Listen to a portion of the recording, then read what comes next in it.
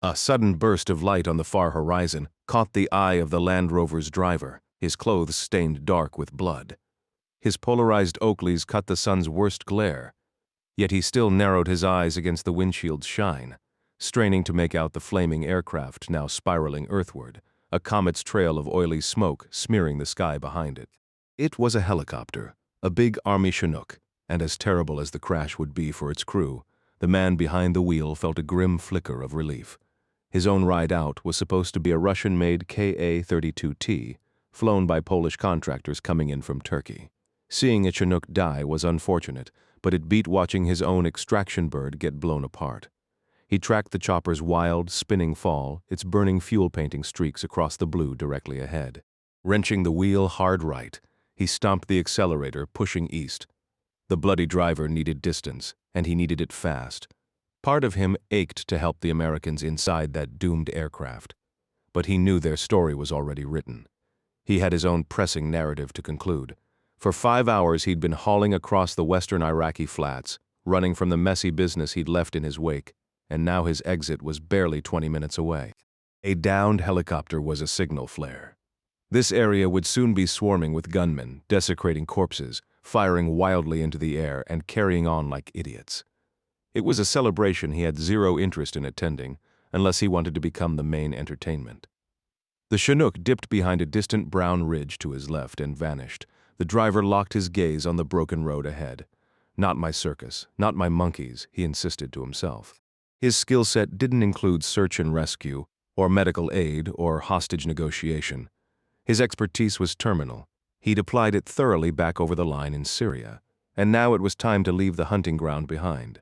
As the Rover surged through the dusty haze at over 60 miles an hour, an argument broke out in his head. One voice, the quieter one, screamed to turn back to race to the crash site and look for anyone left breathing. The louder voice, the one that kept him alive, was brutally practical. Just drive, Gentry. Keep driving. Those guys are toast. You can't fix this. Speaking the words aloud helped, but that nagging inner voice refused to be silenced. The first armed men to reach the wreckage weren't Al-Qaeda and had nothing to do with the attack.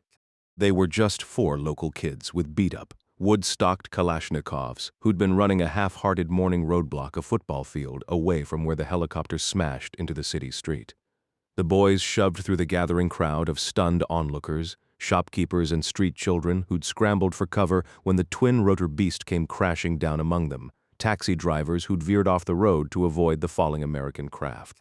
The young gunman moved in cautiously, but with all the tactical grace of a startled herd. A sharp crack from the roaring fire, just a single pistol round cooking off in the intense heat, sent them all diving for the dirt. After a nervous pause, their heads popped back up. They shouldered their rifles and proceeded to empty their chattering, kicking guns into the twisted metal carcass. A figure in a scorched American uniform crawled from the wreckage and was immediately stitched with 24 rounds from the boys' weapons. The soldier's movements stopped the instant the first bullets tore across his back. Emboldened by the adrenaline of killing a man in front of a cheering crowd, the boys broke from cover and edged closer to the inferno. They slammed fresh magazines into their rifles and raised them to fire at the burning bodies of the flight crew in the cockpit.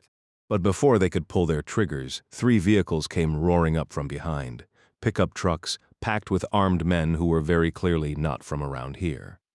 Al-Qaeda had arrived. The local children had the good sense to retreat from the wrecked aircraft, joining the other civilians at a distance as they began a low, rhythmic prayer. Masked figures swarmed the road around the shattered Chinook. From its mangled rear, the lifeless forms of 2 more soldiers tumbled free. These were the initial, jarring frames captured by the 3-man Al Jazeera crew spilling from the 3rd truck. Nearly a mile off, Gentry veered from the road, jolting his Land Rover into a parched creek bed and burying it deep within the tall, sun-bleached reeds. He scrambled out, threw a pack onto his shoulders, and grabbed the long, sand-colored case by its handle. Only, as he moved away from the vehicle, did he notice the dark, drying blood saturating his loose local garments. The blood wasn't his, and there was no question about its source. He knew exactly who it belonged to. Half a minute later, he reached the top of a low ridge by the creek bed and dropped to his belly, shoving his gear ahead as he crawled. Once sufficiently concealed in the sand and dry grass, He pulled binoculars from his pack and trained them on the thick column of black smoke staining the horizon. His jaw clenched. The helicopter had crashed on a street in the town of Al-Ba'aj, and a crowd was already converging on the debris. The binoculars offered little detail, so he rolled onto his side and popped open the latches on the camel-colored case.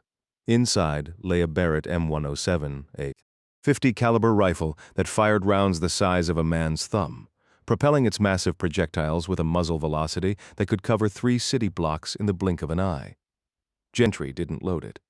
Instead, he shouldered the weapon, using its powerful mounted optics as a high-powered scope. Through the 16x magnification, the scene clarified. The fire, the pickup trucks, the unarmed townspeople, and the armed men. Some faces were bare, local enforcers. Others were concealed by black masks or wrapped scarves. That would be the Al-Qaeda element, the foreign interlopers, here to slaughter Americans and their allies thriving on the chaos. A flash of metal arced through the air and swung down. A sword hacking at a figure on the ground, even with the powerful scope. Gentry couldn't tell if the man had been alive when the blade struck. A fresh wave of cold fury tightened his gut. Gentry was no soldier, had never served, but he was an American. And while he bore no direct duty to the U.S. military years of televised carnage, just like this had seared into his memory. The sight before him now pressed against the very edges of his formidable restraint. The men around the wreckage began to move in a unified, swaying motion. In the heat haze shimmering off the arid ground between his position and the crash site, it took him a moment to process what he was seeing. Then it clicked. The inevitable grotesque celebration from the butchers surrounding the downed aircraft. The bastards were dancing on the graves they'd just made. His finger, which had been resting alongside the trigger guard of the massive Barrett, drifted forward to brush the smooth curve of the trigger itself. His laser rangefinder gave him the distance. A small cluster of canvas tents between him and the macabre party fluttered in the breeze, offering a read on the wind. But he knew firing would be a spectacularly bad idea. Sure, he could drop a couple of those pricks where they stood, but the area would instantly become a hornet's nest. Every kid with an AK and a cell phone would be hunting him long before he got within 5 miles of his extraction point. His planned exfiltration would be scrapped, leaving him to fight his way out of a brand new kill zone alone. Not a chance, Gentry told himself, the thought as clear and final as a slamming door. A small taste of payback would have felt justified, but it would have kicked up a storm far bigger than he was ready to handle. Gentry wasn't a man who took reckless chances.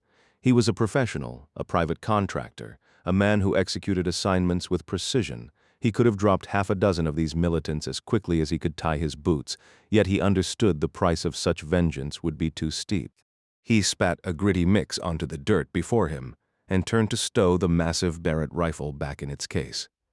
The Al Jazeera crew had been smuggled across the Syrian border a week prior with one goal: to document an Al-Qaeda triumph in northern Iraq.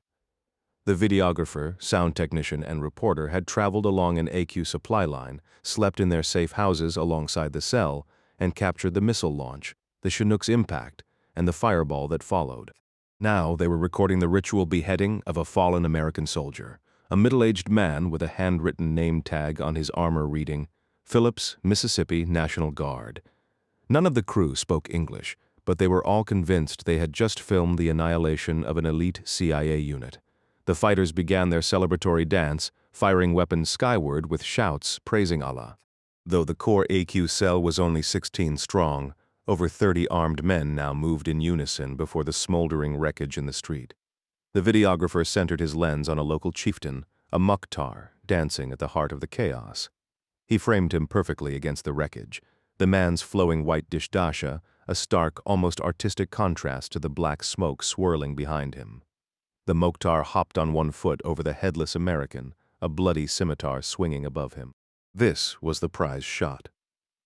The videographer allowed himself a tight smile, fighting the urge to sway with the rhythmic chants celebrating Allah's majesty. The Mokhtar shouted with the rest. Allahu Akbar! He bounced in euphoric sync with the masked foreigners, his thick beard parting to reveal a wide, toothy grin as he glanced down at the charred and bloody remains at his feet. The Al Jazeera crew cheered along in ecstasy. And the videographer caught it all with a steady, professional hand, his subject centered, his camera unwavering. It didn't flinch until the precise moment the Mokhtar's head jerked sideways and exploded like an overripe fruit, spraying tissue, bone, and blood in a violent arc. Then the camera jumped. Gentry simply couldn't help himself. He sent round after round into the crowd of armed men, cursing his own lack of discipline even as he did it, knowing full well he was shredding his own timetable and torching the entire operation. Not that he could hear his own swears even with ear protection. The Barrett's thunderous reports were deafening as he sent massive rounds downrange. The muzzle blast kicked up sand and debris, pelting his face and arms. As. He paused to slam a second heavy magazine into the rifle. He took a grim inventory of his situation. From a tradecraft standpoint, this was arguably the single stupidest move he could make, basically announcing to every insurgent in the area that their worst nightmare was right here. But hell if it didn't feel absolutely necessary. He settled the heavy rifle back into his aching shoulder, sighted through the scope on the downed helicopter site, and resumed his personal crusade. Through the magnified view, he watched a masked gunman's torso disintegrate as another heavy round found its mark. This wasn't strategy. It was pure, simple payback. Gentry understood his actions barely shifted the larger picture, except for turning a handful of bastards from solid matter into a messy liquid. His body kept firing into the scattering killers, but his thoughts raced ahead to his own survival. The landing zone was no longer an option. Another helicopter in the area would be a perfect target for the furious Al-Qaeda remnants. His only choice was to disappear. He'd find a drainage ditch or a shallow gully, bury himself under dirt and trash, and endure the brutal heat all day, ignoring his hunger, the insect bites, and his screaming bladder. It was going to be a miserable experience, yet, as he slammed his last magazine into the overheated rifle, a grim satisfaction cut through the dread. A half-dozen eliminated scumbags were, in the end, still a half-dozen eliminated scumbags. 4 minutes after the final sniper shots, a cautious Al-Qaeda fighter peeked from the doorway of the tire shop where he'd hidden. When his head remained attached after several tense seconds, the 36-year-old Yemeni man ventured fully into the street. Others soon joined him, gathering around the scene of devastation. He counted 7 dead, a calculation made by tallying the number of legs twisted in the bloody mud and dividing by 2, since so few recognizable heads or torsos remained. 5 were his Al-Qaeda brothers, including the cell's leader and his deputy. The other 2 were local civilians. To his left, the Chinook helicopter continued to burn. He moved toward the wreckage, passing men still hiding behind cars and dumpsters, their eyes wide with shock. One local man, overcome with terror, had lost control of his bowels and now lay soiled and twitching on the pavement. "Get up, you idiot!" the masked Yemeni yelled, delivering a sharp kick to the man's side before continuing on. Behind a pickup truck, 4 more of his men stood with an Al Jazeera film crew. The cameraman's hand shook violently as he smoked, his equipment dangling uselessly at his side. "Round up everyone who's alive and get them in the trucks. We're hunting the sniper." His gaze swept the southern landscape of fields, dry hills, and roads. A dust cloud hovered over a ridge nearly a mile away. "There," he pointed. We are going out there?" stammered the Al Jazeera sound technician. "Inshallah," the Yemeni replied, "if God wills it." Just then, a local boy called out from a tea stand barely 15 yards from the helicopter's crushed nose. The Yemeni and 2 of his men stepped over a bloody torso held together only by a shredded black shirt, all that remained of their Jordanian commander. A trail of blood splatter led from where he fell to the walls and window of the tea stand, nearly painting the whole structure red. "What is it, boy?" the Yemeni demanded impatiently. The kid was hyperventilating, but managed to gasp out, "I found something." They followed him into the small cafe, stepping through the gore, moving around an overturned table to look behind the counter. There, slumped against the wall with his eyes open and blinking rapidly, was a young American soldier. In his arms, he cradled a second man who was black and appeared either unconscious or dead.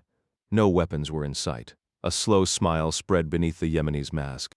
He gave the boy an approving pat on the shoulder, then turned and shouted to those outside, "Bring the truck." 12 minutes later, the 3 Al-Qaeda pickups split at a crossroads. 9 men in 2 vehicles sped south, already calling local contacts for help as they began their search for the lone sniper. Meanwhile, the Yemeni and two others drove the two wounded American prisoners north toward a safe house in the nearby town of Hatra. The Yemeni drove, his mind already racing ahead to the call he would make to his superiors about the unexpected prize in the back. A young Syrian sat beside him while an Egyptian militant kept watch over the two captured American soldiers in the truck bed. Ricky Bayless, 20 years old, was slowly surfacing from the fog of the crash. The numbness in his shattered leg was gone, replaced by a searing, white-hot agony that made him gasp.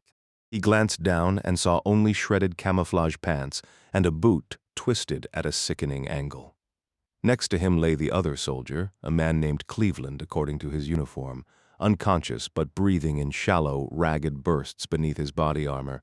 In a blind rush of adrenaline back at the wreck, Ricky had somehow dragged Cleveland with him into a nearby shop, a fleeting act of instinct that now felt utterly futile. For a fleeting second, he thought of his buddies who had died in the helicopter crash, but the grief was distant, numbed by shock. That numbness vanished as he looked up at the Egyptian guard.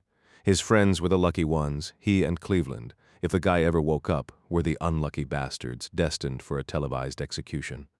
The terrorist met his gaze, a wild grin spreading across his face, revealing broken, fang-like teeth. He slowly placed his sneaker on Ricky's ruined leg and leaned his weight into it. Ricky's scream tore through the air as the truck sped on. They crested a hill outside the town of Al-Ba'aj and quickly slowed for a makeshift roadblock, a heavy chain strung between two posts across the dusty road. The Yemeni scowled at the scene. Two local militiamen, supposedly guarding the entrance, embodied the pathetic state of the insurgency here. One was slumped in a plastic chair, leaning against a schoolyard wall, while the other stood by the chain, casually eating hummus and flatbread, flakes of which clung to his beard.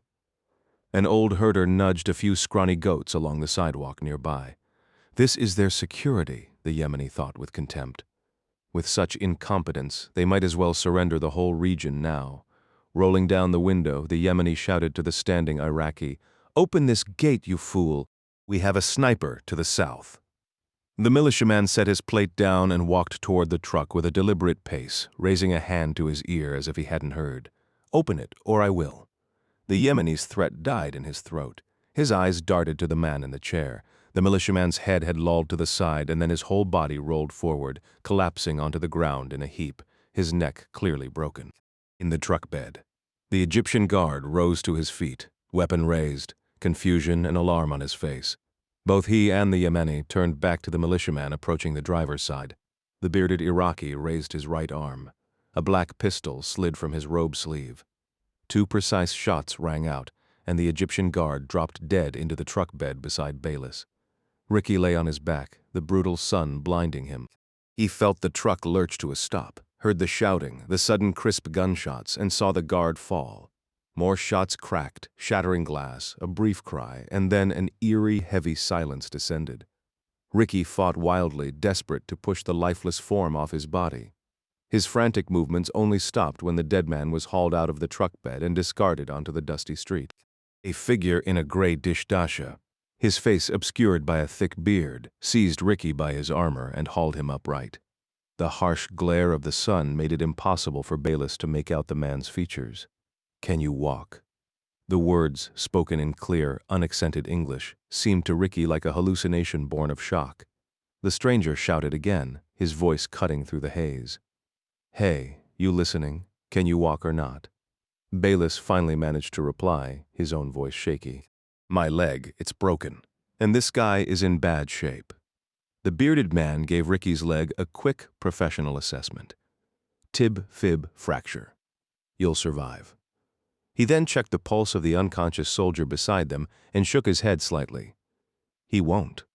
His eyes scanned the surroundings swiftly. "Leave him. We'll do what we can later, but right now I need you in the passenger seat. Cover your face with this."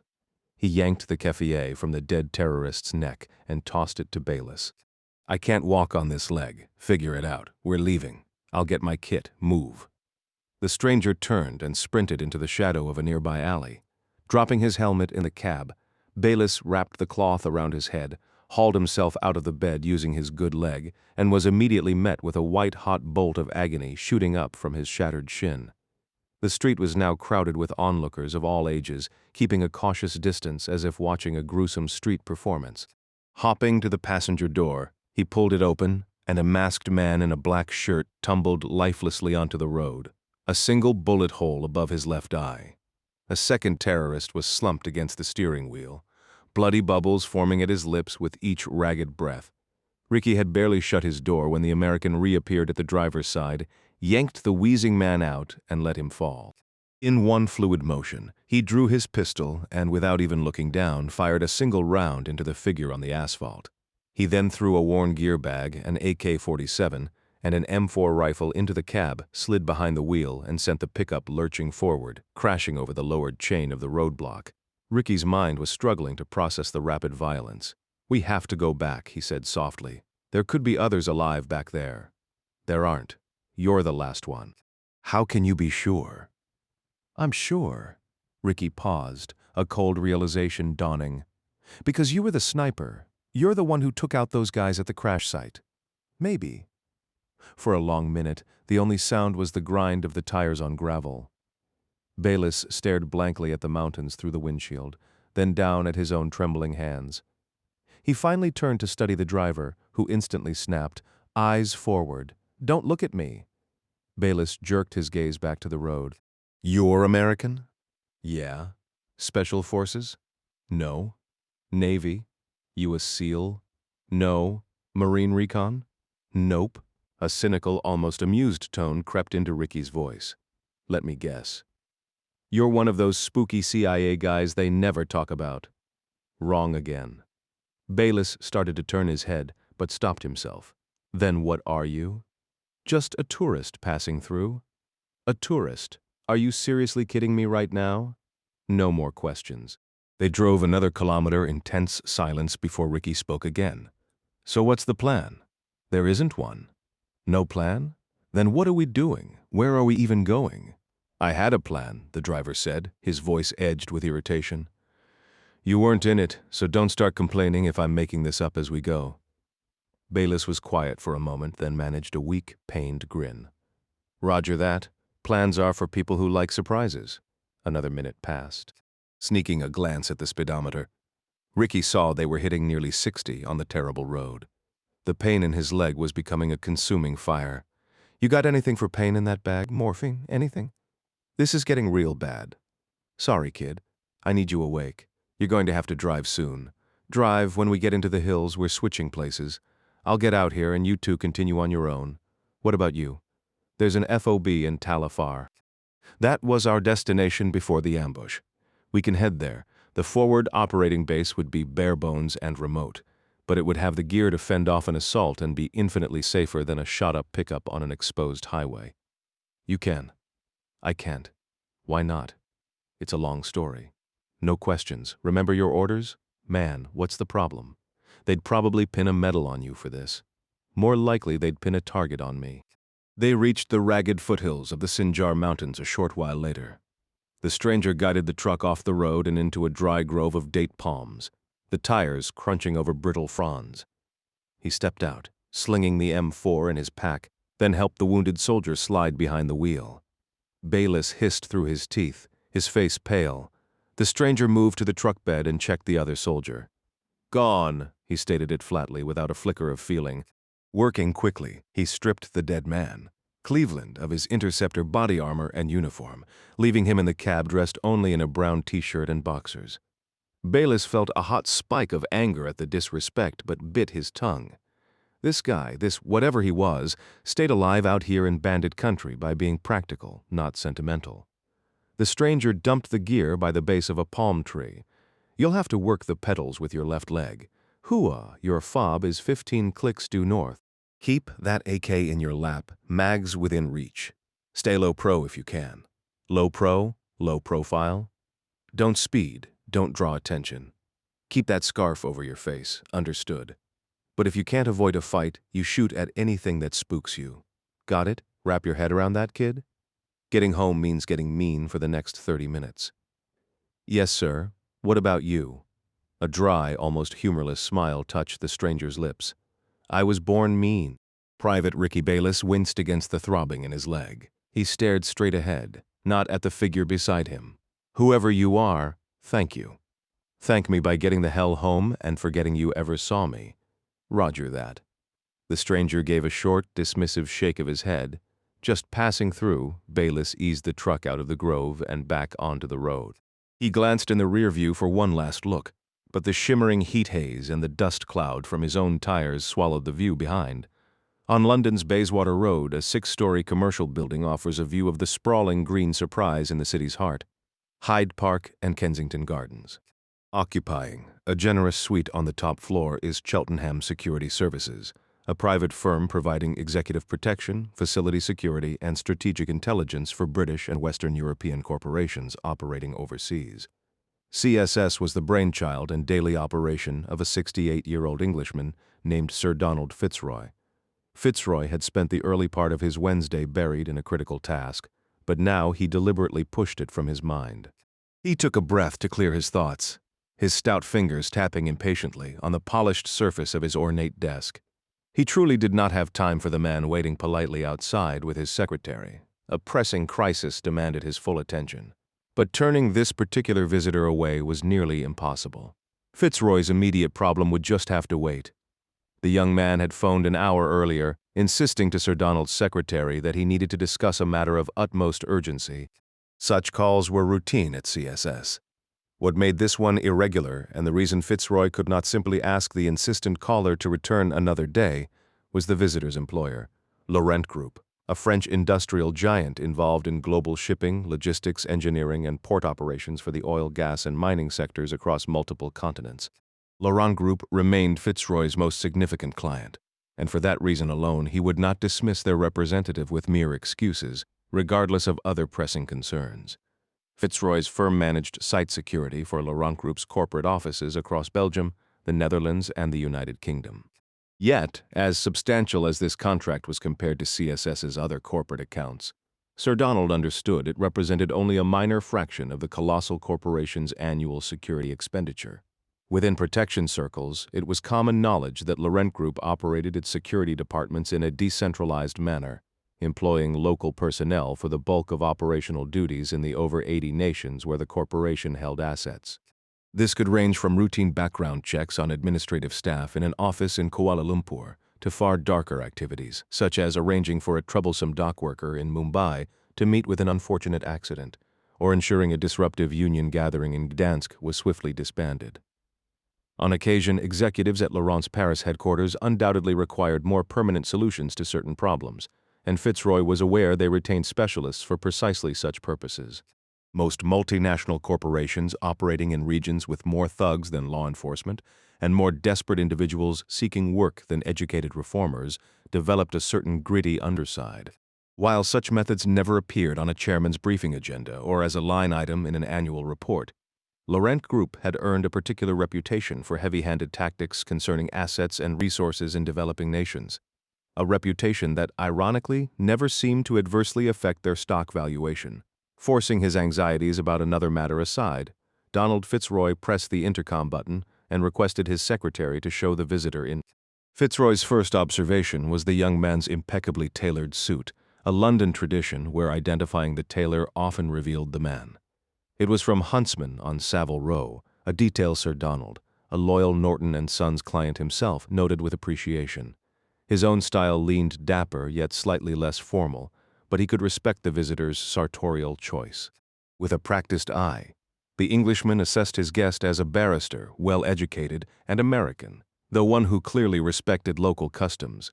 "Don't tell me, Mr. Lloyd. Allow me to guess," Fitzroy called out, crossing his office with a gracious smile. "Law school here in London, King's College, I'd suspect, perhaps after an undergraduate degree back in the States. I'll venture Yale, though I may need to hear you speak first." The young man offered a grin and a firm handshake with a well-manicured hand. "King's College it was, sir, but I did my undergraduate work at Princeton."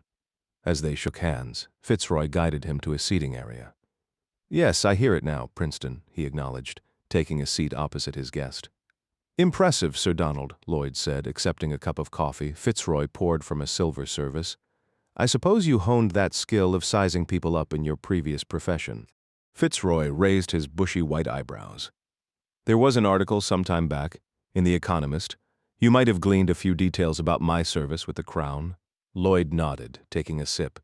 Guilty as charged, your 3 decades with MI5, much of it in Ulster during the Troubles. Then a shift to corporate security. I imagine that favorable profile was rather good for business. Quite so, Fitzroy replied with a polished smile. And I must confess, Lloyd added with a hint of playful candor, I'm fairly certain I've never before met a genuine knight. Fitzroy laughed heartily. It's a title my ex-wife still enjoys mocking to our entire social circle. She enjoys noting that it is a title of refined society, not aristocracy, and given my evident lack of either quality, she considers the label especially misplaced. Fitzroy shared this without a trace of resentment, only amiable humor about himself. Lloyd offered a courteous laugh. I usually handle matters with Mr. Stanley at your London branch. What is your role at Laurent Group, Mr. Lloyd? Lloyd placed his cup back on its saucer. Please excuse my directness in arranging this meeting and forgive me for getting straight to the matter. Not at all. Unlike many of my countrymen, particularly from my era, I admire the sharpness of American business sense. All those endless teas and pastries have undoubtedly hampered British efficiency. So, fire away, as you Americans put it. Fitzroy took a sip of his coffee. The younger man leaned in. My urgency stems less from my nationality and more from the absolute criticality of my firm's situation. I hope I can assist. I'm confident you can. I'm here to discuss an incident that occurred 20 hours ago in Al-Hasaka. Fitzroy tilted his head with a bemused smile. You've lost me there, son. I must admit the name doesn't ring a bell. It's in eastern Syria, Mr. Fitzroy. Donald Fitzroy's polished smile faded, and he fell silent. Slowly, he set his cup down on the table before him. Lloyd continued, Again, I apologize for this haste, but in this affair, time isn't just critical. It has all but evaporated. I'm listening. The Englishman's warm demeanor from moments before was now completely gone. Around 8 o'clock local time last night, an assassin ended the life of Dr. Isaac Abubakar. He was, as you may be aware, the Nigerian energy minister. Fitzroy's tone was noticeably cooler, intriguing. Any notion what a Nigerian energy official was doing in eastern Syria? The only energy there is the zeal of militants gathering before slipping into Iraq to stoke the conflict. Lloyd allowed a slight smile. The good doctor held radical Islamic views. He might have been in the region to provide material support for that cause. I'm not here to justify his actions. My concern is solely with his killer. And as it happens, the assassin survived and fled into Iraq. How regrettable, not for the assassin. He was skilled, exceptionally skilled. He was the best. He is the one known as the Gray Man. Fitzroy crossed his legs and settled back. A fairy tale. Not a fairy tale. A man of extraordinary ability, but in the end, a man of flesh and blood. Why have you come here? All paternal charm had vanished from Fitzroy's voice. I am here because you are his handler.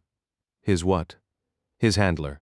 You screen his contracts, manage his logistics, provide intelligence support, collect payments from clients, and forward his fees to his accounts. Where did you hear this rubbish?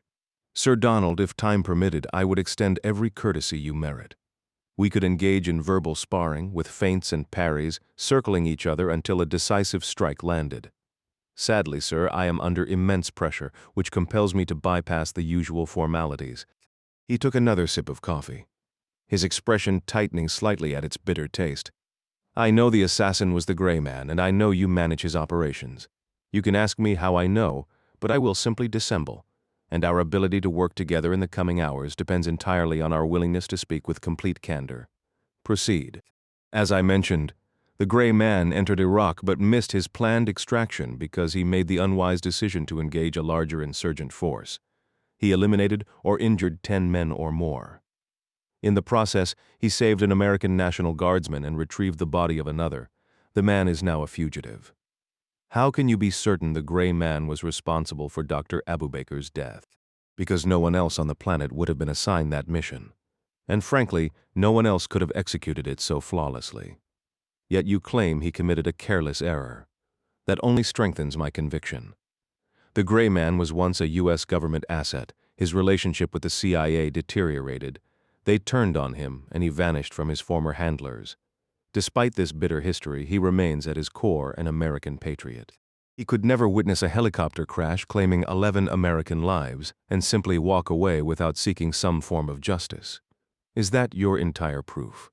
Lloyd adjusted the lapel of his suit.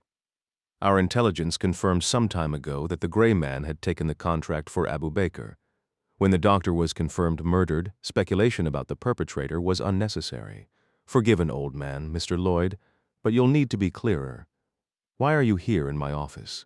My firm is prepared to triple your existing contracts if you assist us in neutralizing the gray man. To put it plainly, the president of Nigeria has requested our help in bringing his brother's killer to justice. Why come to Laurent Group? The specifics are sensitive. You'll find they become quite necessary if we are to proceed. Lloyd paused, then gave a slow nod. Very well, 2 reasons. First, my firm possesses a formidable global security network. The president believes we have the unique capability to manage this situation for him. We've handled other discrete matters for Nigerian interests before. Consider it premium client relations.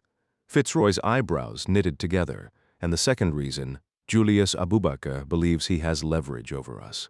A massive contract awaits his signature. It was literally on his desk when your operative killed his brother. The president's term concludes in less than a week. He has given us until then to deliver vengeance. What is the nature of this pending contract? The kind we cannot afford to lose. Are you aware, Sir Donald, that Nigeria is flush not only with oil, but with a staggering surplus of natural gas? It's entirely wasted, venting from their oil wells into the atmosphere, billions of tons annually. A tragic loss of potential energy and profit. And Laurent Group wants this gas? Not at all. The gas belongs to the Nigerian people. But we alone possess the technology to capture it at the wellhead, pipe the liquefied gas to Lagos, transport it via our specially designed double-hulled tankers, and refine it for their benefit. We've invested 4 years and over 300 million in research. We've constructed ships, retrofitted shipyards, and secured land rights for pipelines, all without a finalized export agreement? Sounds like Laurent Group needs a new legal team. Lloyd, who was part of that legal team, stiffened. We had a contract with Abubakar. His advisors found a loophole. We corrected the oversight and required only his signature to commence. Then your man killed his brother. I still fail to see my involvement. The connection, Sir Donald, and pardon my bluntness, is that President Abubakar is being utterly unreasonable. Fitzroy detected a flicker of personal anxiety in the younger man's demeanor. Ah, I understand. The loophole was your department's error. Your superiors have sent you here to clean up your own mess. Lloyd removed his spectacles and slowly massaged the bridge of his nose. A trivial oversight, the kind that wouldn't merit a moment's concern in any respectable court. Yet you are operating in what many consider the planet's most corrupt nation. Technically, it's ranked 3rd, Lloyd corrected, a thin, practiced smile touching his lips after a sip of coffee. But your sentiment stands. Abubakar is threatening to hand the entire operation to a competitor who didn't even submit a bid. It would take that firm a solid decade to build the infrastructure and expertise we already possess, and Nigeria would forfeit billions in revenue during those lost years, and Laurent Group would lose just as much. We are not a charity wing of the Nigerian government, I'll grant you. Our motivation is self-interest, pure and simple. I merely point out the collateral damage. The countless ordinary Nigerians who will suffer if I fail to locate and eliminate the gray man. Given that those ordinary citizens have remained impoverished despite the billions in oil wealth flooding the country annually, I doubt a few more pipelines will alter their destiny, came the dry reply. Lloyd offered a dismissive shrug. We may be veering off topic. What of the person who funded the contract? Why not pursue him?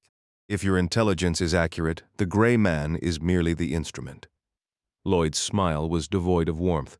As you are well aware, the contract's financier died in a plane crash months ago. The gray man could have and should have kept the initial payment and walked away.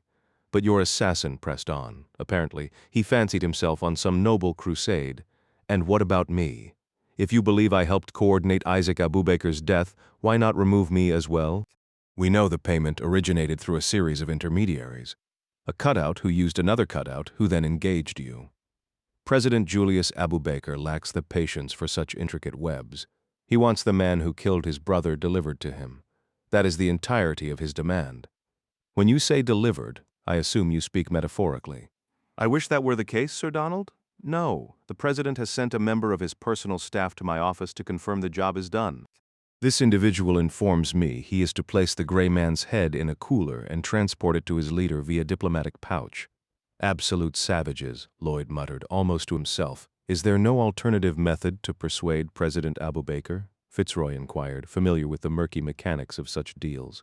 Lloyd's gaze drifted to a point on the wall, his eyes turning distant, weary beyond his years. We are already persuading him, Mr. Fitzroy. Cash, escorts, narcotics, estates, yachts. The man is a bottomless pit. We've paid a king's ransom for the Lagos contract. Even so, he's now entertaining offers from our rivals. Delivering his brother's killer is the one service we can provide that no one else can, and it's the final card he holds over us. If Abu Baker is such a tyrant, why is he willingly stepping down from power? Lloyd waved a hand as if the answer were plain. He's already grotesquely wealthy. He's plundered his nation. Now, he intends to retire and bask in the spoils. Which is precisely why you are here. As simple as that, Mr. Fitzroy.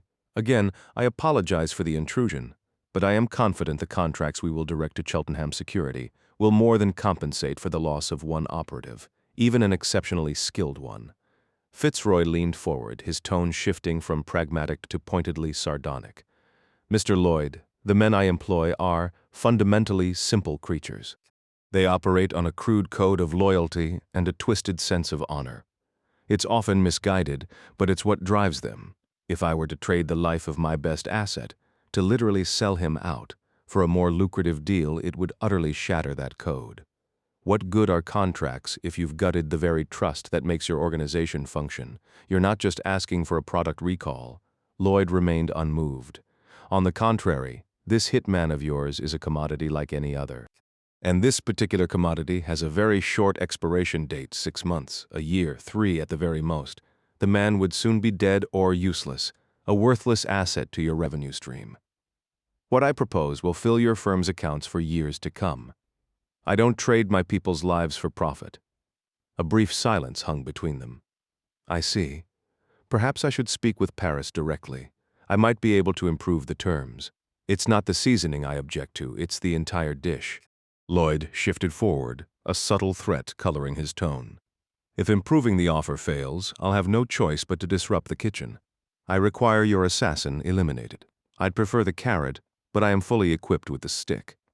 I'd advise caution, young man. I don't care for this conversation's trajectory. Their eyes locked in a tense standoff for a long moment. Lloyd broke the silence. I am aware an extraction team is en route to retrieve the gray man tonight. A single phone call from you, paired with a financial incentive, would resolve this matter swiftly and discreetly. Fitzroy's gaze sharpened. How could you possibly know that? My sources are confidential. You're lying, you know nothing. A cold smile touched Lloyd's lips. Let me offer a sample of my knowledge. Then you can judge if this is a bluff. I likely know more about your operative than you do. His real name is Cortland Gentry, goes by Court. 36 years old, American. His father operated a tactical training facility near Tallahassee, Florida, where Gentry was raised. He trained daily with SWAT officers and was teaching close-quarters combat to teams by 16. At 18, he fell in with a dangerous crowd in Miami, did some work for a Colombian cartel, and was later arrested in Key West for the shooting deaths of 3 Cuban drug dealers in Fort Lauderdale. A high-ranking CIA officer who had trained at his father's facility pulled him from prison and placed him in a covert division within the Operations Directorate. For years, he ran black bag operations globally until after 9/11 he was moved into the Special Activities Division. He joined an irregular rendition task force, officially Special Detachment Gulf Sierra, informally called the Goon Squad by the handful who knew it existed. This is pure fabrication. Lloyd continued, undeterred. It was an ad hoc tactical unit composed of what we term high-speed, low-drag operators, the absolute best, not glamorous spies, but men who favored the dagger over the cloak. For a time, they were the agency's premier wet work team. They eliminated targets we couldn't capture, those who wouldn't yield intelligence, and those whose deaths would instill maximum fear in terrorist networks. Then, 4 years ago, it all fell apart. Some blame politics. Others claim Gentry botched a mission and became a liability. A few insist he went rogue. Whatever the cause, a burn notice was issued. followed by a shoot-on-sight order. His former Gulf Sierra comrades were sent to hunt him.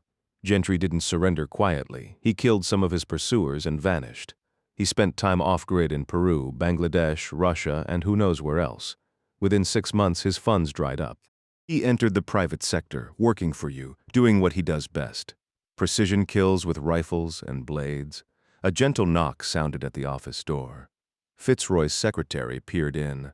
"Pardon the interruption, sir, you have an urgent call." She withdrew, closing the door. Fitzroy stood, and Lloyd rose with him. The younger man offered, "I can wait outside." "Unnecessary. Our discussion is concluded. Sending me away would be a significant error.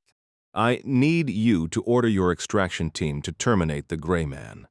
If the terms I've presented aren't acceptable, I can make some inquiries and try to improve them. But understand this, Mr. Fitzroy. I cannot go back to my people without a resolution." Fitzroy had reached his limit. "Your firm has made a serious miscalculation. You cannot buy me off like some two-bit strongman in a forgotten corner of the world." A hard glint appeared in the young American's eyes. "In that case, I offer my apologies." They shook hands, a formal gesture that did nothing to warm the ice in their stares. As Lloyd moved toward the exit, he paused, veering toward a framed magazine feature on the wall. The headline declared, "From Spymaster to Security Mogul." Lloyd tapped the glass with a finger and glanced back. Compelling read, very informative. His gaze then drifted to a nearby photograph of a younger Fitzroy with his family. "Your son has 2 little girls now, doesn't he? Still in London. A nice place over in Sussex Gardens, if my memory serves from the profile. That detail wasn't in the article. Wasn't it?" Lloyd gave a casual shrug. "Must have come up elsewhere."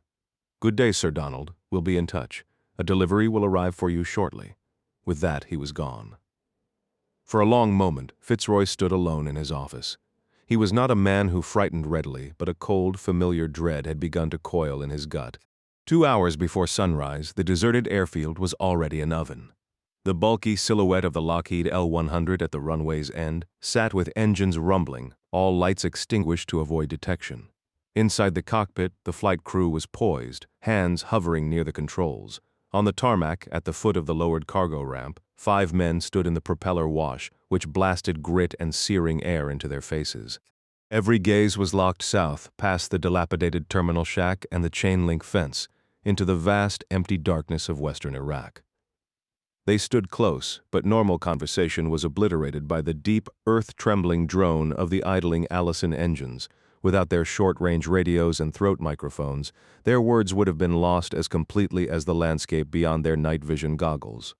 Markham's left hand rested on the heckler and coach, hanging from his chest rig, his right thumb pressing his transmit button. "He's late." Perini bit down on the tube from his hydration pack, took a pull of tepid water, and spat most of it onto the sand-covered asphalt. His Mossberg shotgun was held loosely in his right hand. If this guy's supposed to be such legendary talent, how come he can't manage a simple schedule? He's the real deal. If the Gray Man is late, he's got a reason, said Doolin, hands on his hips, his compact submachine gun held level across his chest. "Stay focused. This is a quick in and out. We grab him, ferry him across the border, and then we pretend this whole night never happened." "The Gray Man," McVie said, a note of awe in his voice. "He's the one who took out Milosevic, walked right into a UN detention cell and poisoned the bastard. His MP5, fitted with a fat suppressor, hung from its sling." Perini shook his head. "You've got the story twisted, man. He whacked the guy who poisoned Milosevic. Slobo was about to sing, name all the UN suits who helped him cover up the massacres. The UN sent a cleaner in to shut him up for good, and the Gray Man took out the cleaner after the job was done. The guy is a ghost. He doesn't feel, he doesn't fear. He took another swig and spat." Markham's voice crackled over the radio again, dripping with sarcasm. "What a phenomenal resume. And yet his punctuality is apparently for amateurs. He's still fucking late." Doolin checked his watch, the luminous dial glowing in the dark. "Fitzroy warned us we might face a delay, or even a fight. Every insurgent within 50 kilometers is hunting the Gray Man." Barnes, who had been quiet until now, finally spoke. "I heard he was the one who pulled off that operation in Kiev." He paced near the tail. away from the aircraft's ramp, scanning the darkness through the night vision scope mounted on his rifle. "That's nonsense," Doolin retorted, and a couple of the others quickly echoed his disbelief.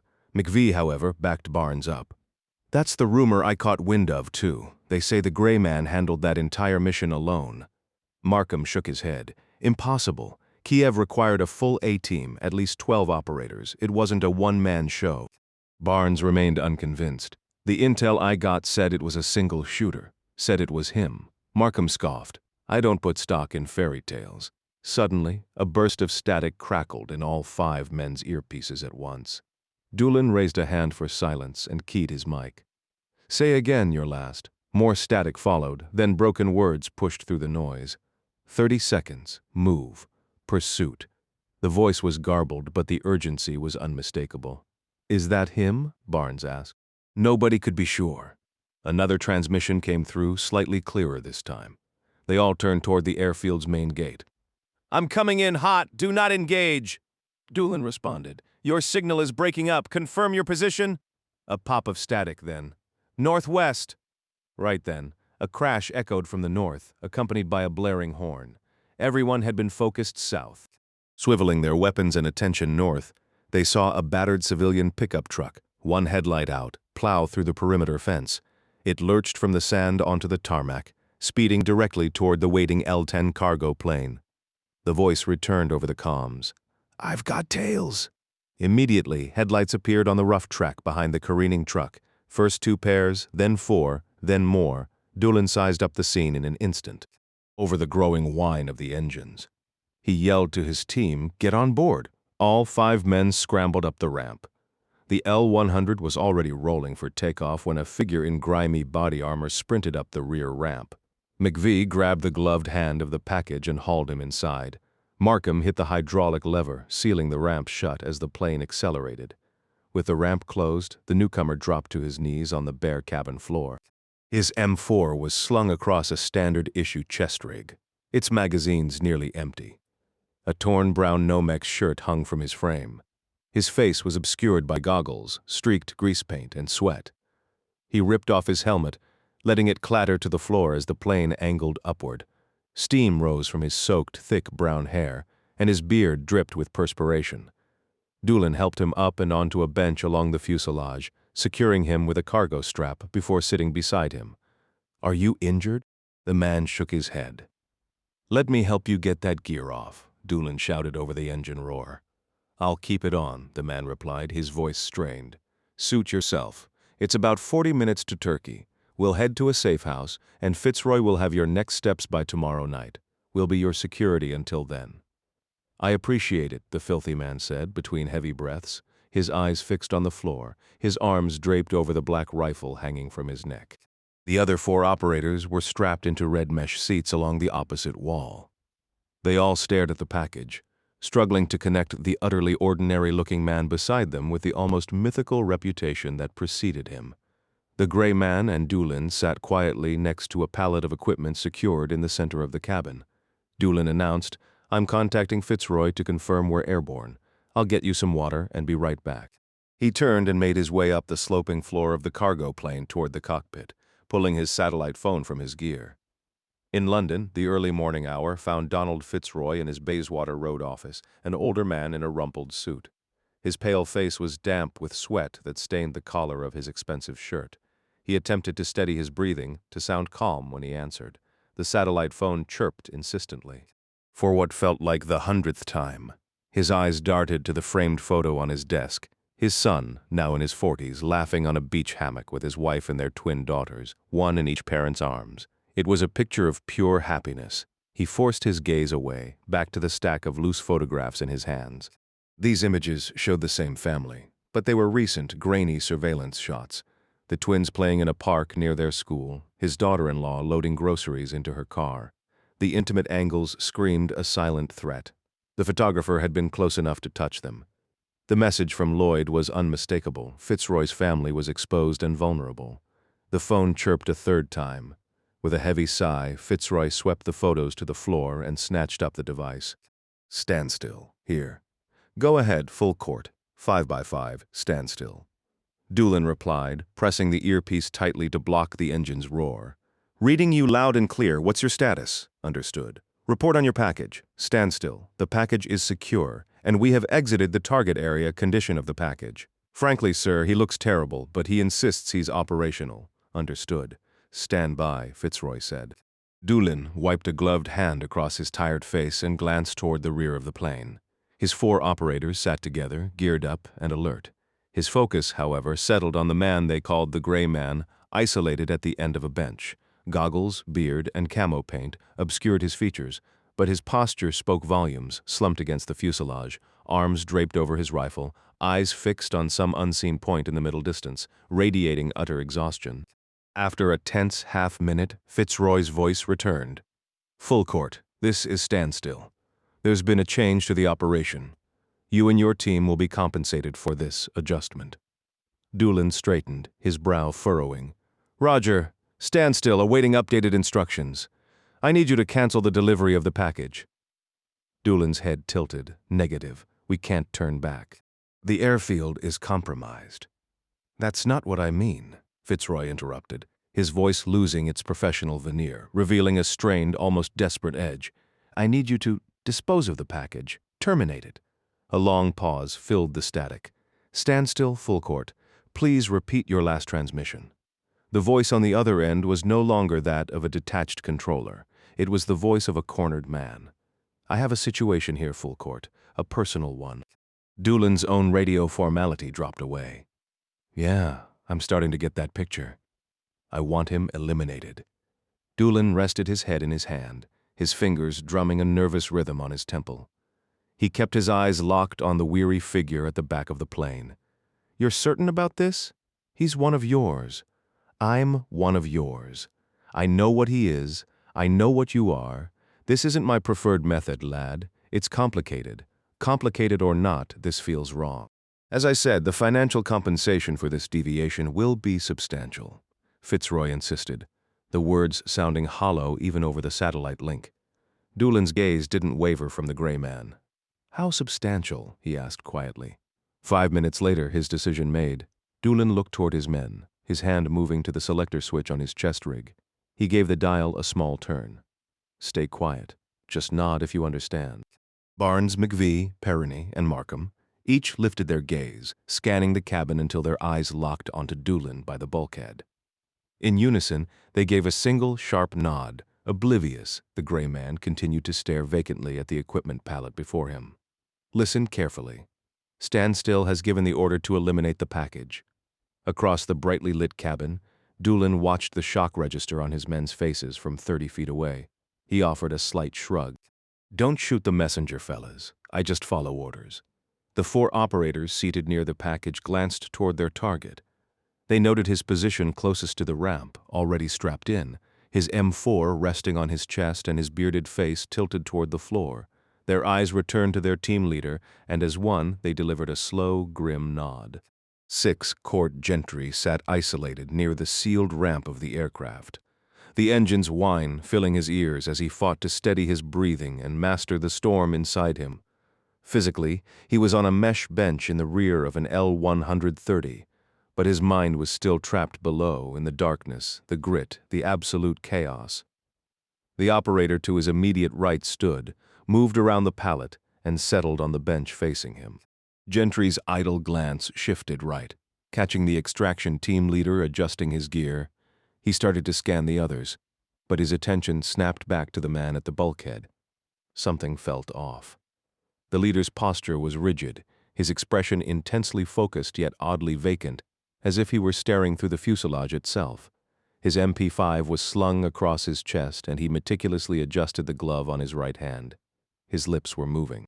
He was transmitting over his close quarters radio. A cold trickle of suspicion ran down Gentry's spine. He looked down at his own Harris Falcon set. He was supposed to be on the same channel, yet he heard only static. That was wrong. Court studied the 3 men beside him. Their posture, the set of their jaws, this wasn't the relaxed slump of operators decompressing after a high-stakes extraction. No, they carried the coiled readiness of men about to spring into action. 16 years in the shadows had taught Gentry to read faces and assess threats as instinctively as breathing. He knew the look of a fight finished, and he recognized with chilling clarity the look of a fight about to begin. With a subtle motion, he released his bench strap and pivoted to face the men surrounding him. Doolin by the bulkhead had stopped transmitting. He was just staring. "What's the problem?" Gentry shouted over the engine's roar. Doolin rose slowly. Cork yelled again, "Whatever you're planning, you need to just Markham spun on the bench, his Sig Sauer already coming up." Gentry drove his boots against the wall beneath his seat and launched himself sideways, scrambling to put the lashed-down pallet of gear between him and the others. The reason for this betrayal was irrelevant. Cork didn't waste a single thought on the why. Cork Gentry was a man who survived by killing other men. These were now other men. The math was brutally simple. Markham's pistol barked, the round whining high overhead. As Gentry ducked behind the cargo, he saw Markham and Barnes frantically unbuckling their harnesses. McVee was now the sole threat on his left flank as he crouched, facing the cockpit doors 30 feet away. Doolin remained by the bulkhead near the doors, with the other 3 operators positioned ahead and to his right. Cort's tactical mind calculated instantly. Neutralize the man on his left to narrow their field of fire. He rolled onto his left shoulder, emerged from cover with his M4 raised, and squeezed off a sustained burst. The operator's goggled head snapped back against the wall, and his HK clattered from his lifeless fingers. McVee collapsed onto the bench. Lifeless Gentry had ended him. The reason a mystery even to himself. Instantly, the remaining men in the L-100's cargo bay opened fire. 4 weapons unleashed a torrent of jacketed rounds toward Gentry's location. Cort pressed himself tightly behind the stacked equipment as the fuselage wall behind him shrieked, the whistle of escaping pressurized air punctuating the barrage of new holes. Up front, the flight crew couldn't hear the compromised skin, but the gunfire was unmistakable. Their response was immediate and violent, a steep nosedive to seek denser air, a desperate attempt to equalize pressure and keep their aircraft from disintegrating. The dive plunged the cargo compartment into a surreal, weightless state. Gentry felt himself lift from the dubious shelter of the pallet, tumbling in a clumsy reverse somersault before his back slammed against what was now the ceiling. He slid toward the rear ramp, which had become the highest point in the cabin. 2 of the gunmen were also adrift, firing wildly upward. A pair of 9mm rounds from an MP5 smacked into the armor plate of his vest, the force spinning him in the zero-G chaos. Completely inverted, he spotted one operator, Perini, still tethered to his bench by a harness, kicking helplessly against empty air. He was an easy mark. Gentry's M4 barked once, and Perini's body went slack, limbs drifting in the macabre ballet of the plane's fall. For 10 long seconds, the 4 surviving men tumbled through the air like laundry in a malfunctioning dryer. The team leader Doolin had managed to snag some webbing on the forward bulkhead, anchoring himself below the others. He struggled to aim his submachine gun at Gentry, now 30 feet above him. But control was an illusion. Markham and Barnes caromed into Gentry as they all spun, a chaotic tangle of limbs and weaponry. They weren't floating. They were plummeting toward the earth at terminal velocity, cocooned in a metal shell falling just as fast, with no visual reference to confirm the terrifying truth. In the screaming confusion, Cort lost his grip on his rifle, the sling slipping over his head as he spun. The weapon pirouetted out of reach. He drew his Glock 19, bringing it up to fire instinctively, but a searing impact tore into his right thigh, kicking his leg back with brutal force. He pushed the white-hot pain aside, his boots finding purchase on the angled surface of the rear ramp. Looking up, which was now straight down toward the cockpit, he fixed Doolin in his sights. The leader had one arm woven into the webbing, his weapon raised overhead, pointed futilely at the gray man. Cort fired 6 rapid rounds, watching Doolin's body jerk as the bullets found his lower abdomen and groin. Gentry swung to locate his final 2 targets, Barnes and Markham, but McVee's corpse sailed across his line of fire. At that moment, the pilot evidently decided he'd had enough of the desert rushing at his windshield and hauled back on the controls. The abrupt pullout from the dive ended the weightlessness with savage finality. Every occupant in the back, living and dead, was slammed down onto the steel flooring, then sent rolling like chaotic pins toward the front bulkhead. The impact tore the Glock from Gentry's hand. He bounced forward with the others, each jarring movement igniting a fresh wave of fire from the gunshot wound in his thigh. The aircraft leveled out, and Court Gentry was thrown toward the front bulkhead's cargo netting. He nearly caught hold, but the pilot abruptly pitched the L-100 into another steep climb. Gentry's forward momentum stalled as the floor tilted past 45 degrees, becoming a sheer incline. His outstretched fingers only brushed the nylon webbing next to Doolin's lifeless body before gravity reclaimed him. He fell back, tumbled, then slid uncontrollably before being launched into the air, crashing painfully onto his hip at the rear of the cabin. That agony was nothing compared to the crushing weight of Markham's body slamming into his chest. Markham, facing the opposite direction and dazed from the impact, was helpless as Gentry's arms encircled his head. A single brutal twist followed, snapping the operator's neck and ending his life instantly. The dead man's rifle, dangling from a one-point sling like a macabre necklace, was tangled in his tactical vest. Court wrestled the weapon free, bringing it to his shoulder to aim at the last surviving team member, Barnes, who was using the bench legs as a ladder to scramble toward the forward galley. Court pulled the trigger, a hollow click echoed, the magazine was empty. Frantically, he felt along Markham's chest rig, found a fresh magazine, and slammed it home. He sighted again, but Barnes had already vanished into the galley. Suddenly, the plane leveled, restoring normal gravity. Court crouched low behind a pallet near the rear hatch, waiting. Without warning, a loud mechanical groan sounded behind him, followed by a roaring gale of wind. Barnes had activated the rear cargo ramp from the cockpit. The aircraft pitched into another violent climb. As Court scrambled for a handhold on the pallet's netting, Barnes reappeared at the bulkhead, now wearing a parachute. He clung to the webbing with one hand and fired burst after burst from his M4 toward Gentry with the other, all while the ramp yawned open into the night behind the gray man. With his free hand, Court ripped the submachine gun from around Markham's neck, just as the corpse rolled past him and out into the void. The climb continued, and McVee's body soon followed, sliding out into the darkness. Only Perini, strapped in his seat, and Doolin, secured in the webbing, remained inside with the two living adversaries. Court gripped the submachine gun in one hand and the cargo net with the other, his twisted glove offering little purchase. His boots scrabbled for traction on the steepening deck. He was moments from being sucked out the back, but he had one final play. He raised the rifle and fired a sustained burst over the pallet. The rounds hammered Barnes's chest plate, whipping his head back against the bulkhead with enough force to render him unconscious. As the plane's angle reached 45 degrees, the stunned operator lost his grip, dropped to his knees, and began tumbling down the sloping cabin floor toward the open ramp. This was Court's ticket out. As Barnes's limp form rolled past, Gentry released the netting, pushed off hard with his boots and knee pads, and launched himself after the falling man. Gentry lunged sideways, seizing the unconscious man by his parachute harness just as they both tumbled out of the open hatch into the dark void. Wrapping his arms and legs tightly around Barnes, Court held on as the aircraft vanished above them, its engine roar fading into the rushing wind. He strained, muscles burning, refusing to reach for the ripcord. If he lost his grip in this blackness, he'd never find it again. He was counting on the rig's automatic activation device to deploy the reserve at 750 feet if they were still falling. The two men spun wildly through the cold air, a tangled mess of limbs and gear. Just as Court shifted one hand to get a better hold on a shoulder strap, a short electronic beep sounded, and the reserve chute burst open. Hanging on with a single hand, Gentry immediately knew this chute wasn't built for two. Their descent turned into a sickening, fast spin, like a toy caught in a vortex. Within seconds, the violent whirling overwhelmed him. He retched, dry, heaving into the freezing air as the ground rushed up. The impact was brutal, but Court's landing was cushioned by the man beneath him. He lay still for a moment, ears ringing, then checked Barnes. No pulse.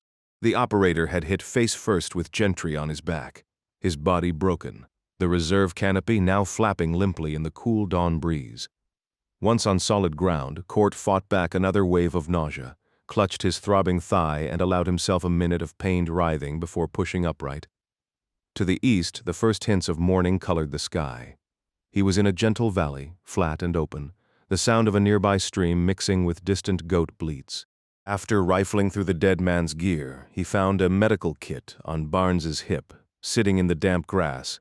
Court did his best to clean and dress the gunshot wound in the faint light, A through and through, clean, no major damage, but it would hurt like hell for days. He vomited once more, bile burning his throat, his body finally processing the sheer chaos of the last 5 minutes. Then, steadying himself, he began a slow, painful walk north toward the border. 7. Fitzroy sat across from Lloyd in his office, the satellite phone pressed to his ear. Even as he listened, his angry gaze remained fixed on the young lawyer. "I understand," Fitzroy said into the receiver. "Thank you." He ended the call and set the phone down gently. Lloyd stared back, a hopeful gleam in his eyes. "Well," Fitzroy looked away, focusing on the carpet. "It appears they're all dead." "Who's dead?" Lloyd asked, a note of optimism creeping into his voice. "Everyone but the flight crew." There was quite a struggle on the plane. Cortland didn't make it easy, no surprise there. The pilot found 2 of my men in the back. The other 4 are missing, blood everywhere, over 50 bullet holes in the fuselage. "My firm will cover the damages," Lloyd stated flatly, clearing his throat. "But they didn't find Gentry's body? Is it possible he survived? It doesn't look like it. A lot of gear is unaccounted for. The cargo door was open for miles. Parachute is missing, but there's no reason to believe." Lloyd cut him off before he could finish. "If our objective was to have the target exit the rear of an aircraft with a parachute, I can't very well present that to the Nigerians as a completed job." He was facing 5-to-1 odds against a top-tier team, all former Canadian Special Forces. "I have clearly upheld my part of our agreement. I now request you honor yours. Cease your threats against my family." Lloyd made a dismissive gesture. "Abu Baker requires proof." He explicitly demanded Gentry's head delivered in a cooler. "For heaven's sake," Fitzroy snapped. "I followed instructions precisely." His anger was palpable, but the underlying fear for his son's family had subsided. Just before Lloyd's arrival, Sir Donald had managed to contact his son, directing him to gather his wife and children and race to St. Pancras Station to catch the morning's second Eurostar to France. By now, they should be arriving at the family's secluded summer home near the Normandy coast, a place Fitzroy was confident Lloyd's people would never locate. "You did follow instructions," Lloyd conceded, "and you will continue to do so. I have a particularly silent yet menacing Nigerian representative in my office who isn't satisfied with mere promises. I need you to determine the pilot's intended flight path." "I'll dispatch a team to investigate." The distinctive double chirp of Fitzroy's desk phone interrupted him. Sir Donald's head snapped toward the device, then back to Lloyd. "It's him," Lloyd stated, acknowledging Fitzroy's clear surprise. "That's his specific ringtone. Answer it, put it on speaker." Fitzroy moved to his desk and activated the console. "Cheltenham Security." The voice on the line sounded strained, each word pushed out between heavy breaths. "You call that a rescue?" "It's a relief to hear your voice. What's your status?" Lloyd swiftly retrieved a notepad from his briefcase. "I was about to ask you the same question. Are you injured?" "I'll survive. No thanks to the extraction team you sent for me." Fitzroy glanced at Lloyd, who scribbled a single word on his pad and held it up. "Nigeria. Listen, I received a report from the flight crew about the altercation. Those men weren't my regular personnel. Just a mercenary unit I'd employed on one prior occasion. I was forced to assemble a team hastily after the Polish contractors withdrew." "Because of the incident in Iraq?" "Correct. That entire region became off-limits following your demonstration yesterday. The Poles refused to enter. The men I sent instead assured me they'd undertake any task for the right price, regardless of the risk. Obviously someone reached them, outbid us." "Who?" "My intelligence indicates Julius Abu Baker, the Nigerian president, is personally targeting you." "How does he know I was the one who eliminated his brother?" "Your reputation, undoubtedly. You've achieved a level of notoriety where certain operations are so complex or high stakes that your involvement is assumed." A frustrated curse came through the line. Fitzroy pressed. "Where are you? I can arrange another extraction." "Absolutely not, Court. I can assist you. Abu Baker's term ends in a matter of days.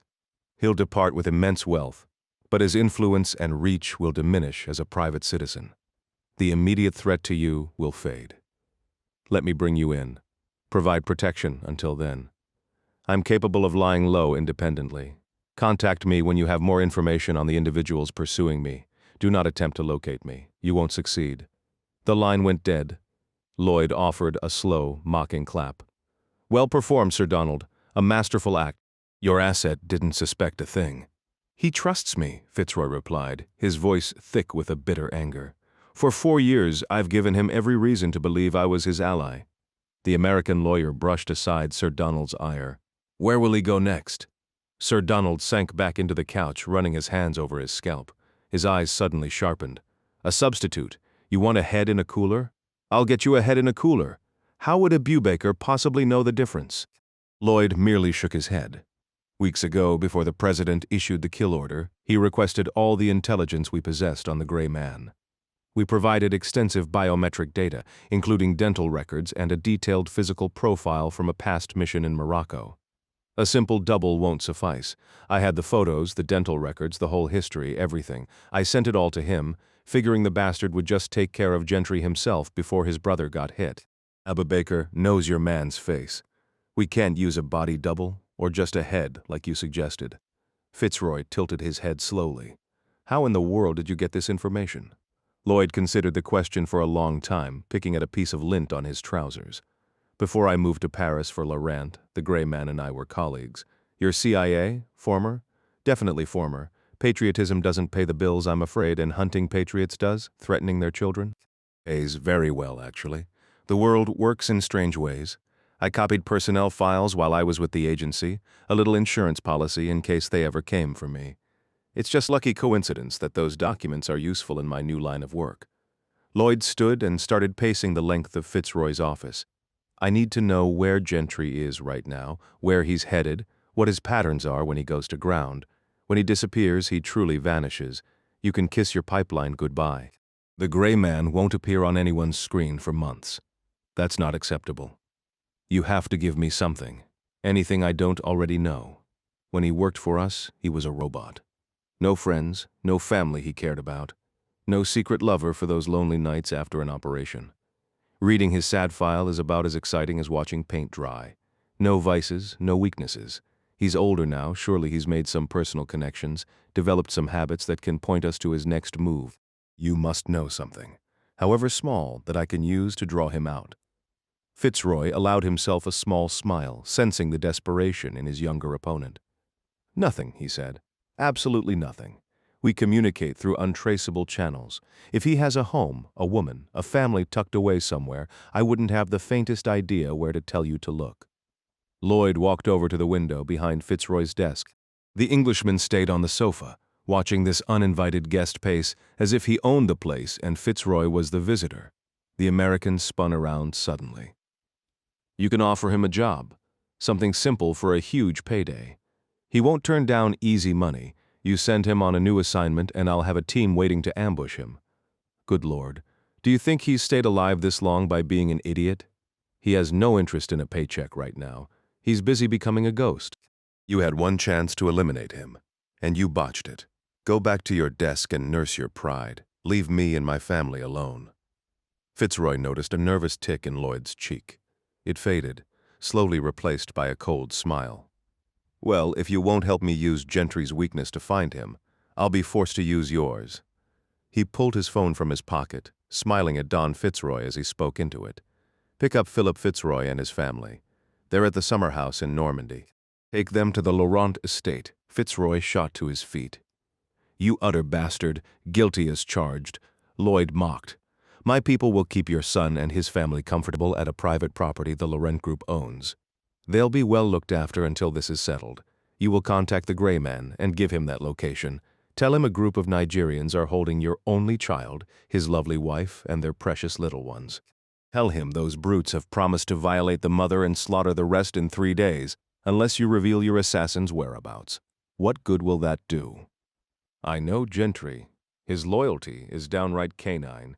Even after a few kicks, he'll defend his master to the end. He won't. He will. He'll decide it's his job to play the hero. Sir Donald would grasp that the authorities were powerless, compelling him to pull out every stop to reach France.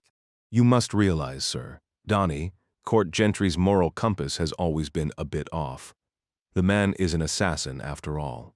Yet every operation he's undertaken, whether for the agency or on his own, has targeted those he personally judges deserving of a bullet. Terrorist leaders, crime bosses, narcotics traffickers, all sorts of wicked characters. Gentry is a murderer who imagines himself a crusader, a blunt instrument of justice, that is his fatal weakness, and that weakness will be his undoing. Fitzroy understood court gentry precisely. Lloyd's reasoning was airtight.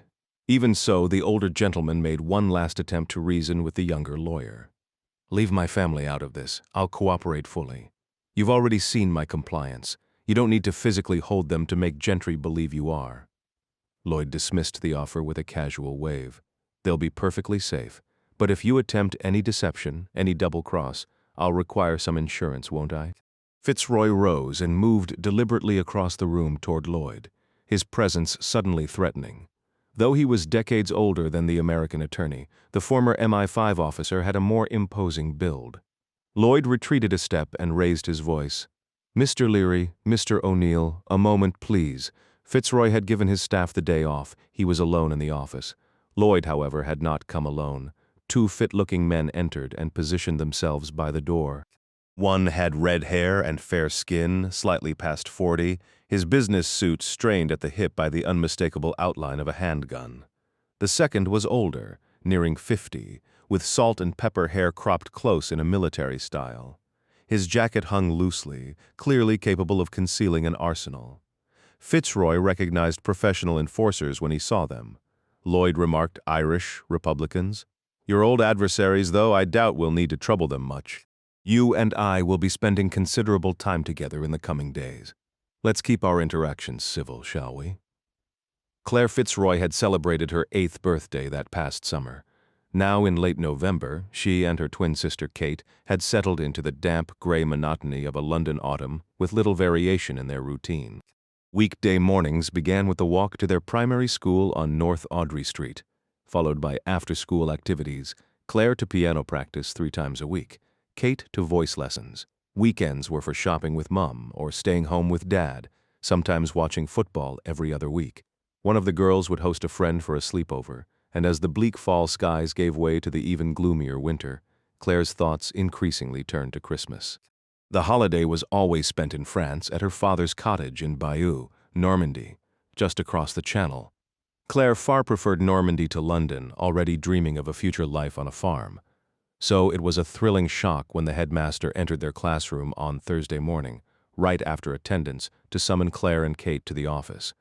"Bring your books along, please, girls." "Splendid. Apologies for the interruption, Mrs. Wheeling. Please continue." Their father was waiting in the office. He took each girl by the hand and led them outside to a waiting taxi, a puzzling sight, since Daddy drove a Jaguar and Mummy a Saab. Their mother was already in the spacious back seat, her expression as solemn and distant as their father's. "We're off on a little holiday, girls, taking the Eurostar down to Normandy. No, nothing's wrong at all. Don't be silly." On the train.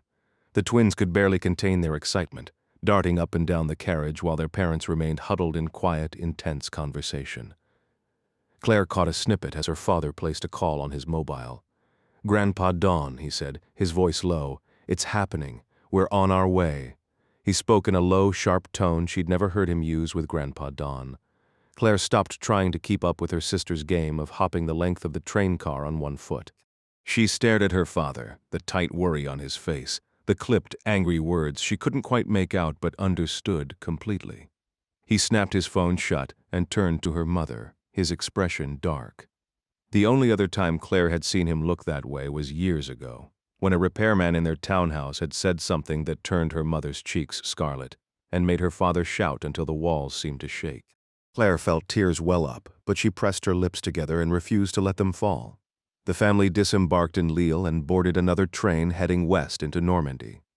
By midday they were at the cottage, while Kate helped their mother wash fresh corn for dinner in the kitchen. Claire retreated upstairs to her room. She sat on the edge of her bed, watching through the window as her father paced back and forth on the gravel drive, phone pressed to his ear. Sometimes he would pause, leaning a hand against the white picket fence that bordered the garden. His visible distress tied her stomach into anxious, complicated knots. Downstairs, Kate hummed a tune, blissfully unaware, but Claire had long considered herself the more observant of the 2 8-year-old twins.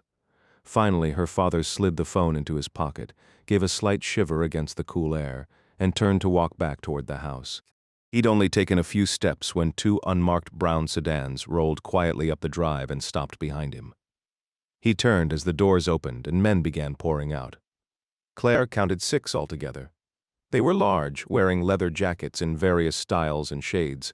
The first one approached her father with a smile and an outstretched hand, which her father shook mechanically. The other men fanned out around him, some starting up the drive toward the cottage. And, as they passed, Claire caught a fleeting glimpse of her father's face. First it showed confusion, then it shifted into something far worse, pure, unguarded terror. Claire sprang to her feet just as all 6 men, moving as one, reached inside their coats and drew out large, menacing black and silver guns. 8-year-old Claire Fitzroy screamed. Kurt Riegel was 52, a tall, broad-shouldered blonde who looked exactly like his Germanic name suggested. He'd joined Lauren Group straight out of the German armed forces 17 years earlier. Climbing from an associate security director in Hamburg through a series of increasingly grim postings in unstable corners of the world, now he was settled in the Paris headquarters as the Vice President of Security Risk Management Operations, a lofty title that masked a brutally simple truth. Riegel was the person you called when you needed something unpleasant to happen. Off-the-books operations, black bag jobs, or human resource issues that required a firm hand. His teams handled corporate espionage, media manipulation, covert entries, and, when necessary, far darker solutions. If Riegel's agents showed up at your door, they were either there to solve your problem or you were the problem they'd been sent to solve. Running what some insiders privately called the Department of Dirty Tricks meant Riegel would never sit in the CEO's chair. Nobody wanted the company's chief enforcer out in the open, running the show. But Riegel didn't mind the invisible ceiling above him. In fact, he considered his position nearly untouchable. He had built a loyal security apparatus around himself. In his 4 years leading SRMO, his operatives had removed 3 political candidates in Africa, 3 human rights activists in Asia, a Colombian general, 2 tenacious journalists, and close to 20 Laurent Group employees who had failed to follow the company's uncompromising line. Only one man above him knew the full scope of these activities. Riegel kept his subordinates compartmentalized, and his superiors knew just enough about his methods to understand they didn't want to know anymore. When issues surfaced, Riegel got the call, and soon enough, those issues vanished, earning him a quiet but profound appreciation. This dynamic solidified Kurt Riegel's position as a man of considerable influence. His spacious, teak-paneled office at the Paris headquarters was a perfect match for him, much like the man himself. It was substantial, light-toned, and solidly constructed, yet understated and private, nestled close to the competitive intelligence and IT departments in the southern wing of the Laurent Group campus. More than a dozen hunting trophies lined the walls. A taxidermist in Montmartre practically depended on the business from Kurt's African safaris and Canadian hunting trips. The glassy eyes of a rhino, a lion, a moose, and an elk gazed blankly from their high perches around the room. It was also here, every afternoon at 5, that he performed his daily calisthenics routine. He was approaching his 100th deep knee bend, the exercise beginning to draw a sweat when his private line rang. He could let other calls wait until he finished his set, but this was the encrypted hotline, and he'd been anticipating it for hours. Grabbing a towel, he moved to his desk and activated the speakerphone. Riegel? "Good afternoon, Mr. Riegel. This is Lloyd, from Legal." Riegel took a sip from a bottle of electrolyte-enhanced water as he settled on the edge of his desk.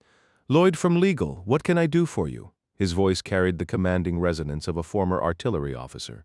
"I was informed you would be expecting my call. I was contacted directly by the CEO. Marc Laurent himself instructed me to drop everything and dedicate my full resources to a project you would outline. He also told me to provide you with some additional manpower and a communications specialist. I trust the technician and the team of Belarusian contractors I dispatched have been useful in your situation." "Yes, thank you for that. The tech is here with me. The security team is currently in France, following instructions," Lloyd replied. "Good. This marks the first time Marc Laurent has personally called to emphasize an operation. I'm curious, what sort of predicament have you gentlemen in Legal managed to create?" "Well, this situation requires a swift resolution for the good of the company." "Then let's not delay further. What else do you require beyond the team I've already sent?" Lloyd hesitated. Then he said, "I regret to be so blunt, but I urgently need a man eliminated." Riegel remained silent. "Are you there?" "I'm waiting for the shocking part. I gather you've handled this type of request before." In risk management operations, we operate on a simple principle. A problem can be managed or a problem can be removed. If it's merely a matter of management, Mr. Lloyd, my phone doesn't ring, Lloyd ventured. Are you at all familiar with the Lagos natural gas contract? Regal responded without pause. I had a feeling this was about the Nigerian situation. The word is some careless attorney in legal failed to review a contract properly, and now the Nigerians are reneging on a $10 billion deal we've already sunk $200 million into. I suspected I'd be brought into this. Yes, but it's a bit more intricate than that. It sounds straightforward enough. Just furnish me with the negligent attorney's address. We'll arrange a suicide. You'd think the fool would have enough corporate loyalty to do the job himself, but you can't expect that level of dedication from a lawyer. No offense, Lloyd, from legal. No, Regal, you misunderstand. We need someone else eliminated. Regal cleared his throat. Proceed, then. Lloyd explained to the Vice President of Security Risk Management Operations about the assassination of Isaac Abu Baker and the President's subsequent refusal to sign the corrected contract without proof that his brother's killer was also dead. Kurt let out a derisive snort. We get into bed with these strongmen, and then we act shocked when they decide to squeeze. Regal's English was flawless, peppered with American idioms. Lloyd settled into the leather chair behind his desk, picking up a pen and sliding a notepad across the smooth blotter. So the objective is to identify and eliminate the assassin. Regal's voice came through the speaker. He's already been identified, Lloyd replied. Just a straightforward removal? After Mr. Laurent's call, I anticipated something with more layers. This isn't some amateur, he's highly skilled. The challenge with freelance operators is always the identification. Once you have a name, finding and finishing the job is simple. I could have it done in a day. That would be perfect. Unless, of course, we're discussing the gray man. He operates on a completely different level. Lloyd said nothing. After a prolonged silence, Regal let out a low chuckle. Ah, so it is the gray man. Does that present an issue? Now it was Regal who paused. A complication, certainly, but not an insurmountable one. He's a ghost, which is how he earned the name. Tracking him will be difficult, but he won't be anticipating a hunt. Lloyd stayed quiet. Or will he? Regal pressed. I authorized an operation against him last night. It was unsuccessful. He's still alive. How many did he take out? 5. Fool, Mr. Regal. The gray man is clearly not a fool. His record demonstrates not him, you, a corporate attorney trying to manage a hit on the most capable loan operator alive. It was probably a rushed, sloppy mess. You should have contacted me first. Now he's alert, waiting for the next attempt from whoever was behind it. I am not a fool, Regal. I have his handler in custody. I've convinced him to help us locate Gentry. Who's Gentry? Cortland Gentry is the gray man. Regal straightened in his chair, his frame becoming as rigid as the desk. How do you know that? I'm not at liberty to disclose that. Who is the handler? Regal disliked being fed intelligence inside Laurent Group. He had his own networks for that. The idea that some American lawyer was tossing this information around like gossip made his hands clench. His handler is Don Fitzroy. British, runs a legitimate operation here in London, even does occasional work for us. Regal's fists tightened further. Tell me, Lloyd from legal, that you did not abduct Sir Donald Fitzroy. I did. And I'm holding his son and the son's family at a company property in Normandy. Regal's broad shoulders slumped. He lowered his head into his hands for several seconds before looking back at the speaker. I have been explicitly instructed that you are leading this operation. My role is to provide personnel, equipment, intelligence, and counsel. Correct. Then let me begin with the counsel. My advice, Lloyd from legal, is to apologize to Sir Donald for this colossal error, release him and his family, go home, put a pistol in your mouth, and pull the trigger. Crossing Fitzroy was a catastrophic blunder. You can skip the advice and just give me more men. I don't know Gentry's current location, but I know where he's going. Fitzroy will send him to Normandy. He'll be moving overland east to west. I don't have his starting point yet, but with sufficient resources, I can flood the routes across Europe and intercept him as he approaches. Why Normandy? To extract Fitzroy's family. Exactly. He'll be told a Nigerian syndicate kidnapped them and is holding them until Fitzroy turns him over. He'll see it as his duty to resolve the situation. Regal tapped his fingers on the desk. I concur with your analysis. He does have that knight-errant reputation, and he won't involve the French police. Precisely. What I need from you is a surveillance unit and a tactical team. Right now your team from Minsk is protecting his family in France, but I want Gentry eliminated before he reaches Normandy. Time is critical. This is the gray man we're dealing with. You'll need more than a simple plan. What are you proposing? Something other than me taking my own life, I hope. Regal's gaze drifted to the far wall of his office, where a mounted wild boar's head seemed to watch him. After a moment of quiet thought, he gave a slow nod. To accomplish this within the time frame, you'll require 100 sets of eyes. You can provide 100 surveillance specialists. We call them pavement artists. Fine, whatever they're called. You can arrange that. Absolutely. Furthermore, you'll need a dozen hunter-killer teams, strategically positioned along every conceivable route, all coordinated from a central command. Each team should be motivated by the incentive of being the one to locate and eliminate the target. Lloyd's voice betrayed his shock at the sheer scale Regal was outlining. A dozen teams? Not our own corporate personnel, of course. That would create too much potential blowback for Lorraine Group, and not local hires either. Local operators would be known to the regional police, which would jeopardize the entire operation. No, we require foreign assets from places off the map, as you Americans might say. Hard men, Lloyd from legal, you understand the type. Hard men for a hard job when all other options are exhausted. You're talking about mercenaries. Absolutely not. The gray man has either evaded or eliminated every pack of hired guns sent after him before. For certainty, we need established field units. Government-sanctioned tactical teams, I don't follow. Which government? We have offices in 80 countries. I have strong relationships with internal security directors across dozens of developing nations.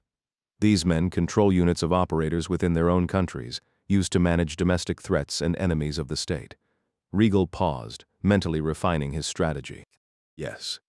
I will reach out to my counterparts in these third-world offices, in difficult places where I am likely to find difficult men entirely devoid of scruples.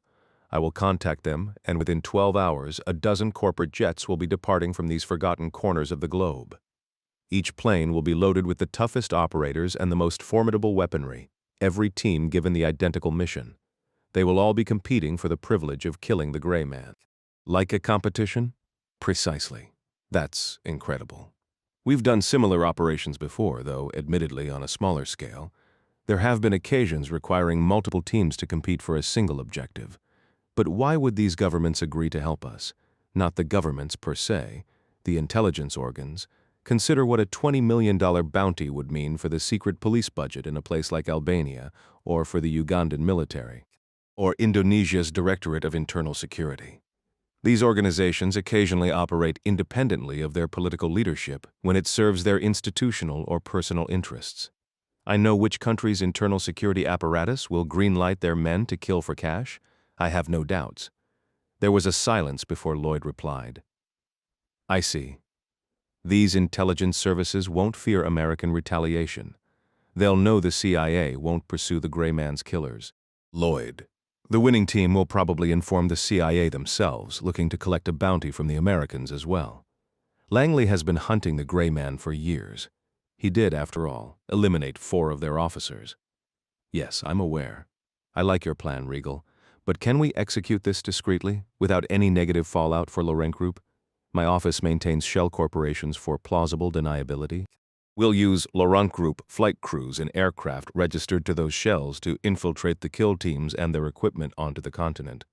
The cost would be significant, but Marc Laurent's directive was clear: success at any price.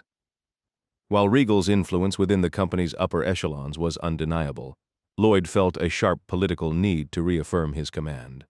I am still running this show, he stated firmly. I will manage the surveillance and the strike teams. Your job is to deliver the personnel. Understood, Regal conceded. I'll set up our competition and position everyone, but you will direct the field operations. Update me regularly, and feel free to ask for my advice. I am a hunter, Lloyd. Tracking the gray man across Europe will be the pinnacle of my professional life. He let a moment pass, his tone shifting to one of dry amusement. My only regret is your decision to meddle with Fitzroy. I'll handle him. Oh, I fully plan to let you do exactly that. Sir Donald and his entire situation are your concern, not mine. Consider it managed. 9, for the first time in days, Court Gentry felt a shift in the wind. After hobbling north toward the Turkish border for under an hour, a patrol of friendly Kurdish police scooped him up. The Kurds in northern Iraq held a deep affection for Americans, particularly soldiers, and Court's shredded uniform and injuries led them to believe he was a special forces operative. He saw no reason to correct them. They transported him into Mosul, where his leg wound was cleaned and rebandaged at a U.S.-funded clinic. Remarkably, within 7 hours of his unplanned parachute-free exit from an aircraft, the American operative found himself in clean trousers and a linen shirt, boarding a commercial flight to Tbilisi, Georgia. This turnaround wasn't purely luck. One of Court's contingency plans involved a self-extraction from Iraq, and for that possibility he had meticulously sewn a forged Canadian passport, visas for Georgia and Turkey, cash, and other critical papers into the lining of his trousers. Gentry accepted fortunate breaks when they came, but he never depended on them. Preparation was his religion. Clearing Georgian customs as Martin Baldwin, a freelance journalist, he purchased a ticket to Prague, Czech Republic. The nearly empty 5-hour flight landed at Ruzin Airport just past 10 in the evening. Prague was familiar territory. He'd operated here before and frequently used its quiet suburbs as a bolt hole. A taxi and a metro ride later, he walked the cobblestone streets of the Old Town district before securing a small attic room a short walk from the Vltava River. After a long, steaming shower, he had just sat down to tend to his thigh when the satellite phone in his new backpack chirped. He glanced at it, saw Fitzroy's identifier, and went back to dressing the gunshot wound. He'd speak to Dawn in the morning. The betrayal by the extraction team still burned. It never crossed his mind that Sir Donald himself had ordered the hit. No, his anger was directed at the glaring compromise of Fitzroy's operation. The fact that the Nigerians had infiltrated a live mission and nearly turned his rescue into an assassination. Fitzroy had vehemently opposed the hit on Abu Baker after the paymaster's death, and now Gentry wondered if the old man had deliberately assembled a slapdash support team as a form of protest. Fitzroy's proper support system was the network, Gentry's essential lifeline in the field. It consisted of legitimate doctors who would treat a gunshot wound without a word, legitimate cargo pilots who would ignore an extra piece of luggage, legitimate printers who could rework a document in an hour. The list was extensive and ever-growing, a silent army of ordinary people enabling an extraordinary trade. Court Gentry kept his reliance on the network to a minimum, far less than the other operatives in Fitzroy's employ. As the Gray Man, he was built for speed and stealth, a ghost in the machine. Yet even someone in his punishing line of work occasionally needed a helping hand, and Court was no exception. His tenure with Fitzroy began roughly 4 years ago, not long after the CIA made it abundantly clear they no longer had use for their premier tracker. He remembered that night vividly. The message of his termination was swiftly followed by a car bomb, a strike team storming his apartment, and an Interpol warrant painting him as a global fugitive. Desperate for both income and a way to stay hidden from his own government, Gentry reached out to Sir Donald Fitzroy. On the surface, Fitzroy's Cheltenham Security Services was a legitimate firm, but Court was familiar with its shadowy side from his days with the CIA's Special Activities Division, making it a logical refuge for a suddenly unemployed asset. In the years since, he'd become a whispered-about phenomenon in the private sector. While almost no one knew his true identity or his connection to Fitzroy, the Gray Man had achieved near-mythic status among covert circles in the West. As with any legend, the stories were often exaggerated or entirely invented. One persistent tale that happened to be true, however, was his personal code. He only accepted contracts against targets he believed deserved their fate outside the law. This bizarre moral compass was unheard of in the world of hired guns. It burnished his reputation, but made him notoriously selective, taking only the most impossible missions. He would venture alone into the most hostile territories, stare down armies of adversaries, and in doing so, built a fortune and a legend unmatched in his discreet industry. Over 4 years, he'd successfully completed a dozen operations targeting terrorists, their financiers, human traffickers, narcotics and arms smugglers, and Russian mob bosses. The rumor mill suggested he'd already amassed more wealth than he could ever spend, implying he was driven by a desire to correct injustices, shield the innocent, and absurdly use his firearm to make the world a nicer place. The myth was a fantasy, of course, but unlike most fairy tales, this one had a real breathing man at its center. His motivations were tangled and human, not the simplistic heroics people imagined, yet at his foundation he did see himself as fighting on the right side. No. He didn't need the cash, and he certainly wasn't suicidal. Court Gentry was the gray man for one straightforward reason. He was convinced there were genuinely evil men walking the earth who needed to be removed from it. Lloyd and his two associates from Belfast bundled Fitzroy into a Laurent Group limousine. The drive through the city was silent, the only sound the hammering of a torrential downpour against the windows. Fitzroy sat motionless, his hat clutched in his hands between his knees, gazing out at the rain-smeared night like a man utterly defeated. Lloyd, meanwhile, was a whirlwind of activity on his phone, fielding and making call after call, constantly updating Regal, who was scrambling to activate assets across the globe for their hastily assembled plan.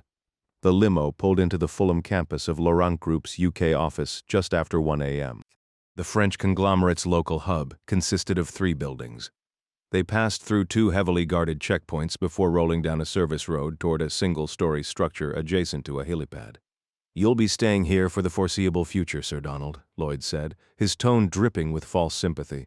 "I do apologize if the accommodations aren't quite what you're used to, but look on the bright side. You'll have plenty of company to keep you from getting lonely. My team and I will remain with you until this entire matter is resolved, at which point we will personally escort you back to Bayswater Road and return you exactly to your starting point, with perhaps a friendly tap on that smooth head of yours." Fitzroy remained silent. He trailed the group through the downpour into the structure and along a lengthy corridor. Passing a small kitchen, he noticed 2 more suited figures and instantly recognized them as undercover security. A brief surge of hope crossed his face. Lloyd anticipated it. "Apologies, Sir Donald. They aren't your people. These are a couple of operatives from our Edinburgh branch. Their loyalty lies with me, not with you." Fitzroy moved further down the hall, muttering under his breath. "I've known 1,000 men of that sort. They have no true allegiance. They're motivated by payment, and they'll flip on you the moment the offer improves." Lloyd swiped a key card by a reader next to the final door. "Then it's fortunate for me that my compensation packages are so generous." They entered a spacious conference room dominated by an oak table and high-backed chairs. The walls were lined with flat-screen monitors and computers, a large LCD display showing a map of Western Europe. "Why don't you take the seat at the head of the table?" Lloyd suggested. "Given your knighthood, I regret we couldn't procure a round table for you. An oval one was the best we could do on short notice." The American allowed himself a quiet laugh. The 2 Scottish security personnel positioned themselves near the entrance, while the Northern Irishman found corners to occupy. A slender black man in a chestnut-brown suit entered, taking a seat and placing a bottle of water before him. "This is Mr. Felix, an envoy from President Abubakar," Lloyd stated, offering no further pleasantries. "He is here to confirm that we eliminate the gray man, Mr." Felix gave a slight nod to Fitzroy from across the table. Lloyd then consulted with a young man sporting a ponytail, a nose ring, and thick-framed glasses that caught the glow from the computer screens. The young man looked up and whispered. Lloyd turned to Sir Donald. "We are proceeding on schedule. This gentleman will manage all communications between our observers, the field teams, and myself. We'll refer to him as the Tech." The young man stood and politely extended a hand, behaving as if he were being introduced at a routine business meeting, rather than to a man being held against his will. Fitzroy pointedly looked away. At that moment, the Tech received a call through his headset. He spoke quietly to Lloyd in a British accent. Lloyd's response was immediate. "Excellent. Dispatch assets there at once. Pinpoint his location." A smile spread across Lloyd's face as he addressed Fitzroy. "It seems my luck is finally turning. Gentry was identified in Tbilisi, boarding a flight to Prague. The plane has already landed, so we missed the chance to pick up his trail at the airport. But we have teams checking hotels. With any luck, a hit squad will be waiting for him when he wakes up tomorrow." The irony of discussing a man's assassination over what felt like a corporate teleconference was not lost on Fitzroy, a bitter twist in what had become a farcical situation. An hour later, Lloyd sat opposite Fitzroy. The room lights were lowered, and the Tech positioned a backlight behind the American. A ceiling-mounted camera whirred to face him. A monitor displayed Lloyd's silhouette, so obscured that he had to raise and wave his arm to confirm he was seeing a live feed. Then, one by one, the LCD screens along the far wall activated. Each displayed a location and local time. Luanda, Angola was first. 4 silhouetted figures sat in a similar conference room. Next, Jakarta, Indonesia appeared, showing 6 dark shapes seated closely together. Tripoli, Libya followed. Shortly after, Caracas, Venezuela, Pretoria, South Africa, and Riyadh, Saudi Arabia, illuminated simultaneously. Within the next 5 minutes, feeds from Tirana, Albania, Colombo, Sri Lanka, Astana, Kazakhstan, and La Paz, Bolivia were live. Freetown, Sierra Leone took another minute for the tech to connect. Finally, the transmission from Seoul, South Korea appeared, featuring a single Asian man sitting alone at a desk. Kurt Riegel had assembled the government-sanctioned strike teams for this operation. Having already coordinated with the leadership of each involved agency, Riegel saw no need to address the operators personally. That responsibility fell to Lloyd, as Riegel had framed it. His role was strictly advisory, handling the logistics and providing counsel. Before the audio connection went live, Lloyd called out to the technician, "I only see one representative from the Korean unit. Where is the rest of their team?" The technician scanned a document on his desk. They opted to send a single liaison. Honestly, it shouldn't impact the operation. Between all 12 teams, we have more than 50 operators mobilized. The technician then confirmed that Lloyd's voice would be digitally and mechanically scrambled, rendering it untraceable. After a final systems check to verify the audio links with the off-camera translators at each necessary site, Lloyd cleared his throat. On the monitors, his shadowy figure raised a hand briefly to his mouth before continuing. "Gentlemen, you've received the preliminary briefing. Our objective is straightforward.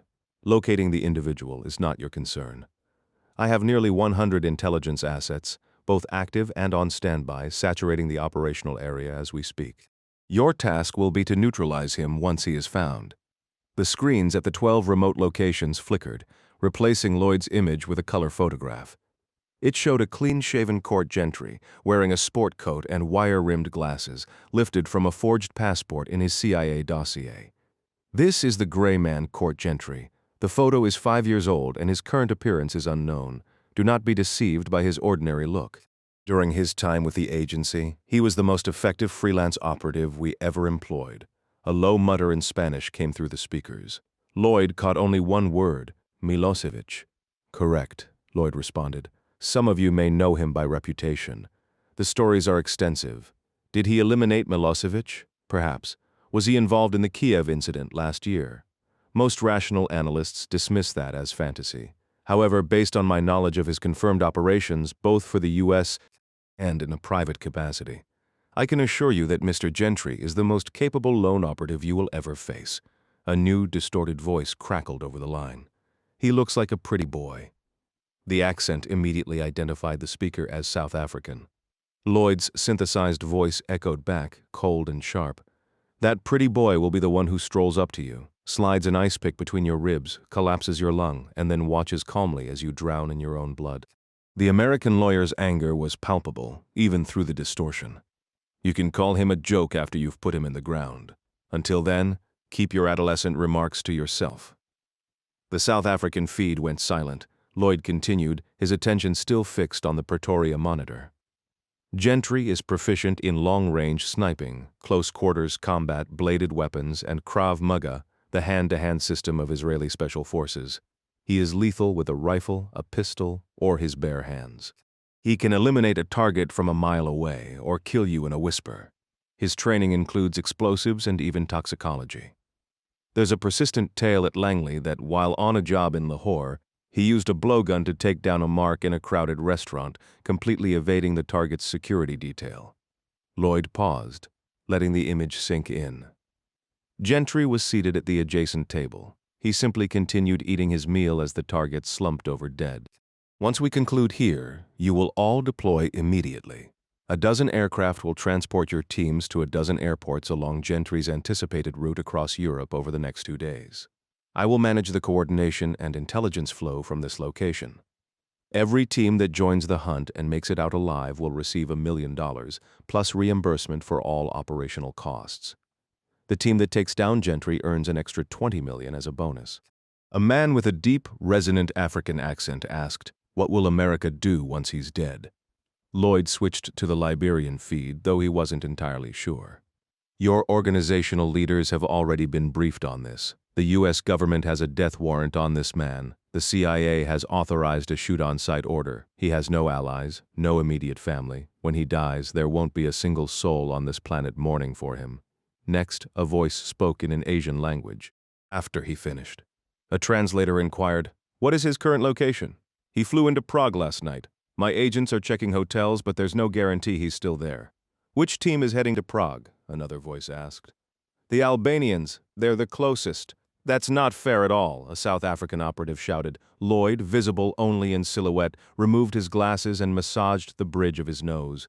"No disrespect to the Albanians, but I doubt the first team to find him will be the one to finish the job."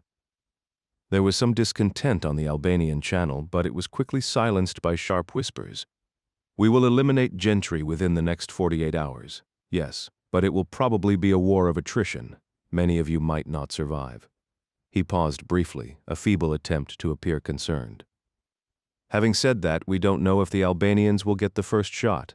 He could have already moved west by the time your plane touches down. If that happens, if we pick up his trail beyond Prague, we'll reroute your flight to a new ambush point closer to his final destination. I assure everyone, being farthest east offers no clear advantage." Lloyd straightened in his chair. His silhouette looked lean and fit. "Let me be perfectly clear. Do whatever is necessary to complete the mission. I have zero concern for collateral damage. If you can't handle the idea of a few dead civilians, elderly folks, or even pets, then don't you dare step onto my airplane. Your only job is to kill Court Gentry. Succeed, and your organization earns millions while gaining the gratitude of the Central Intelligence Agency. Fail, and you'll most likely die by his hand. You'd be wise to focus on nothing else. Any questions?" There were none. "Then, gentlemen, let the games begin."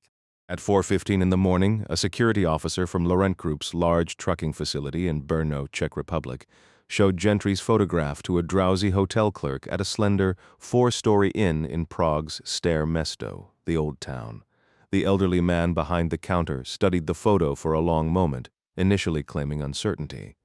However, after accepting 500 crowns from the narrow-eyed stranger, his story changed. He became certain the clean-shaven man in the picture and the bearded guest in the attic room were one and the same. The surveillance agent called Lloyd immediately. Since he was a Laurent Group employee and Lloyd had strict orders to keep company personnel away from direct action, Lloyd told him to go home. "A team is en route," Lloyd said. "If you need him dead, I'll do it for 100,000 crowns. Lloyd chuckled into the phone. "No, you won't. Are you saying I'm not capable?" "Yes. That's exactly what I'm saying. You arrogant American bastard. I'm the arrogant American bastard who just saved your pathetic Czech life. Go home, forget this happened. You'll get a bonus for your help. I hate Americans." Lloyd was still laughing when the call disconnected. 10 Gentry woke at 5 a.m. The bullet wound in his thigh burned and pulsed. It had been a far cry from a restful night. He sat up slowly, wincing in pain, leaned forward to stretch his lower back and hamstrings, then stood tilting sharply to each side. He intended to spend the entire day on the move, putting as much distance behind him as possible. The cold morning air seeped through the old window frame, a stark reminder that every moment of stillness was a risk he could no longer afford. He still hadn't settled on a final destination, but the hotel felt less safe with every passing minute. A quick visit to the bathroom to use the facilities and inspect the bandage on his leg was followed by him pulling on the same clothes from the previous night. Peering through the window blinds, he scanned the street for anything out of the ordinary. Seeing nothing suspicious, he took the stairs down and exited the building just after 5:20. A mental checklist for the day was already forming. First, he needed to reach his local stash here in Prague and retrieve a compact pistol. Commercial flights were a rarity in his life. Court despised being unarmed. The plane trips of the last day were a glaring exception, a necessary evil he avoided whenever possible, having boarded fewer than 15 flights in the past 4 years. Now, walking weaponless through the damp, empty cobblestone lanes of Prague in the pre-dawn gloom, he felt exposed and vulnerable. His sole weapon was a Spyderco folding knife tucked in his waistband, a purchase from a Kurdish police officer years ago. It was a poor substitute for a firearm, but it was something. After securing his gear, he'd have to leave the city immediately, buy a cheap motorcycle with cash, and just ride out of Prague. He pictured drifting through small villages in the Czech countryside or over the border into Slovakia for a week or two, a moving target. He hoped this would be enough to keep him off the radar until the political situation in Nigeria cooled down and, with any luck, they forgot about him. Few could vanish as thoroughly or as fast as this 36-year-old American. As he walked toward the subway, a new priority pushed to the top of his mental list. The rich aroma of fresh coffee drifted from a small cafe just turning on its lights. In that moment, his craving for caffeine felt as urgent as his need for a gun. He was of course mistaken. A thick mist clung to the dark street outside the cafe, and a cold rain began to fall just as Court climbed the few steps and pushed inside. It was only 5:30. He seemed to be their first customer. Court mustered enough check to offer a greeting to the young woman at the counter. He pointed to a steaming urn of coffee and a large pastry, watching as the fair-skinned girl filled a foam cup with dark brew and bagged his breakfast. The door chime sounded behind him. A glance over his shoulder revealed 3 men entering, closing umbrellas and shaking rain from their coats. They looked like locals, but Court couldn't be certain. The lead man's eyes briefly met his as Gentry carried his items to a small stand with milk and sugar.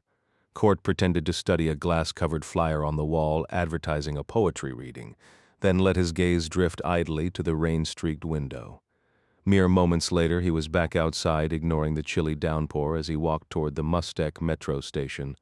The cold, the rain, and the early hour had cleared the streets of pedestrians. Court didn't mind the bite in the air. He welcomed the way it shocked his tired muscles and foggy mind awake. A few delivery trucks rumbled past, and Gentry made a point of looking directly into each wet windshield as they went by. Finding the metro entrance, he descended the steep stairs. His weary eyes struggled to adjust to the harsh fluorescent lights glaring off the cold white tiles. Following the signs, he moved down a winding tunnel. An escalator carried him deeper beneath the quiet city, and another turn led him further into the brightly lit underground maze. Just before a right turn in the passageway, he passed a trash bin into it. He dropped his full cup of coffee and the unopened bag containing his pastry. He made the turn, took 2 more steps, and froze. Every muscle in his body coiled in an instant, his arms, his back, his legs, his neck, even his jaw clenched tight. His hand went to his waistband, retrieving the folding knife. With a motion too fast to clearly see, he flicked the blade open. He whirled on his heel, retraced a single step, then launched himself into the air to close the distance. The 3-inch blade sank to the hilt in the throat of the lead pursuer. The man was a mountain of muscle, his meaty fist clenched around a stainless steel automatic. Court seized the gun wrist, forcing the muzzle down and away to prevent a death spasm from sending a wild shot into the tunnel. He didn't bother meeting the square-jawed man's gaze had he looked. He'd have seen only stunned disbelief, and instead used the embedded knife as a handle. Shoving the first man backward into the tunnel's corner, he crashed him into the second assassin, just as that man rounded the turn, weapon in hand. Court fought for control of the pistol in the first man's stubborn, dying grip, but it wouldn't budge. Over the falling second man, he now saw the third, his own gun coming up. Gentry ducked his head into the chest of the man he was practically embracing, using the body as a shield as he drove forward. A deafening gunshot erupted, the sound magnified by the tight, tiled space. He felt the impact as a round tore into the back of the man he held. A second shot followed, punching into his human shield. With a final desperate heave, Court flung the bloody body at the third operator, yanking his knife free in the same motion and making one last grab for the pistol. He kept the knife, but the corpse, still clutching the gun, slammed into its companion. Now Gentry was caught between 2 armed men, each less than 10 feet away. Behind him, the one on the ground was surely scrambling for a shot. In front, the standing gunman was shoving his gurgling partner aside to reacquire his target. Without a second thought, Court flipped the knife, gripped the blade, and hurled it overhand. It struck home, burying itself in the gunman's left eye socket. A spray of blood, a dropped weapon, and the man fell to his knees, hands flying to his face. Ignoring the threat at his back, Gentry dove forward, arms outstretched for a gun. Another shot cracked out as he hit the cold tile, the round missing him as he slid. His fingers closed around the third man's pistol. Rolling onto his back beside the kneeling, screaming man with the knife in his eye, Court aimed between his own legs at the final enemy. That man hesitated, seeing his partner so close. The gray man did not. From his prone position, he fired round after round, watching the armed figure spin and collapse. When only the whimpering, blinded man remained, Court pressed the pistol's barrel to his temple and ended it. He stood, breathing heavily, over 3 bodies in the stark white corridor. The walls were speckled with red, dark pools spreading on the floor. His ears rang, and the old wound in his thigh burned with a fresh, insistent throb. The whole mess traced back to that slip-up at the coffee shop, a moment of carelessness that had nearly cost him everything. He had them sized up as professionals in the span of a single heartbeat, the moment they stepped inside, catching the faint but undeniable glint of awareness in the lead man's eyes when they briefly locked with his own. Having assessed the danger these 3 represented, Court tracked their movements in the glossy surface of a poetry event poster, in the dark glass of the cafe windows, and later on the street, using the windshields of the occasional passing car. As he descended the stairs into the metro, he felt the distance shrinking. The gap narrowed further in the tunnel's dimness, and by the final bend before the train platforms, he understood the moment for action had arrived. He was quicker, more rigorously trained, and more detached, yet standing there above the 3 fallen forms. He was acutely aware of the single, undeniable reason they were now lifeless, and his own heart continued to hammer in his chest. Sheer, dumb luck. These hunters had merely chosen to grab a coffee before setting up surveillance near his hotel, and he just happened to be in that exact cafe when they walked in. One random decision had set everything else into motion. Luck was on his side. He knew the value of that. But he also knew luck was a temporary guest, capricious and quick to depart. He rifled through their belongings swiftly and without a trace of pity, aware the first wave of morning commuters would be approaching the tunnel entrance any second. In under half a minute after the final echo of gunfire, the gray man had secured a CZ pistol and a modest roll of mixed euros and Czech crowns. 1 minute later, he was back at street level, now wearing a borrowed canvas jacket. The rain that had begun to fall helped conceal the dark stains on his trousers. He moved through the mist with deliberate calm toward a bus stop near the Charles Bridge, affecting only a slight, unremarkable limp that did nothing to set him apart from the growing crowds beginning their daily routines. Fitzroy had been offered a small adjoining room with a cot, but he refused on principle. He spent a restless night dozing in a plush executive chair in the conference room instead. Around his slumbering form, the technician moved between computer terminals, and Lloyd worked his phone relentlessly. Security personnel maintained their posts inside and outside the door through the night. Sir Donald awoke just after 6:30 and was taking his first sip of black coffee when the tech called out to Lloyd. "Sir, the Albanian team has missed their last 2 check-ins." Lloyd, who had been studying a map of Prague, looked up from his chair, gave a slight shrug, and pressed his lips together. "Difficult to check in when you're deceased," the tech ventured a sliver of optimism. "We can't be certain." Lloyd wasn't interested, he muttered, more to himself than anyone. 1 team eliminated. 11 remain. That was faster than expected. A faint smile touched Fitzroy's lips behind his coffee cup, and Lloyd did not miss it. He stood, walked around the mahogany table, and knelt before Sir Donald. His voice was low and measured. "We may appear to be on opposing sides, but our objective here is aligned. If you're taking some private satisfaction in the gray man's survival, remember that each step he takes toward his goal increases the peril. The sooner he is buried, the safer your son, your daughter-in-law, and those cherished little granddaughters of yours will be." The smile vanished from Fitzroy's face. More than an hour later, the chirp of Fitzroy's satellite phone broke the silence. Lloyd and his team instantly stilled. Sir Donald pressed the speakerphone button after the 3rd ring. "Court, I've been trying to reach you. Are you all right? What in God's name is happening over there? I'm not sure I follow. Another team just tried to erase me. You can't be serious. Do I sound like I'm joking?" A fair point. "Who were they?" "Pretty damn sure they weren't tourists. 3 Caucasians. Looked Eastern European. Didn't get a chance for formal introductions. If they were competent, they wouldn't have been carrying wallets anyway. Abu Baker is likely still outsourcing. Given his resources, it's hardly a surprise. Are you hurt?" "Yeah, but not from these guys. Took a round to the leg on the plane yesterday morning." "You were shot?" "It's manageable." Lloyd snatched up a notepad, scribbling furiously. "Son, we've hit a snag." "A snag?" "I've had to deal with 8 guys in the past day because your network sprung a leak." You're telling me there's a snag. The Nigerians know I'm your contact. The line fell silent. Finally, Gentry spoke. Damn, Don, how? Like I said, a complication. Then you're as exposed as I am. They'll come for you too. Concern tinged the younger man's voice. They already have a beat. What happened? They have my family. My son, his wife, my 2 grandchildren, the twins, Court said quietly. Yes. They're being held in France. They tell me I must give you up or they die. 30 minutes ago, they gave me 48 hours to produce you, dead or alive.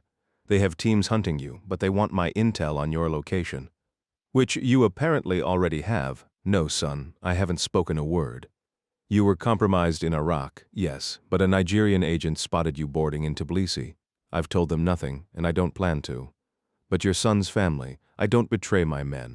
You are family, too.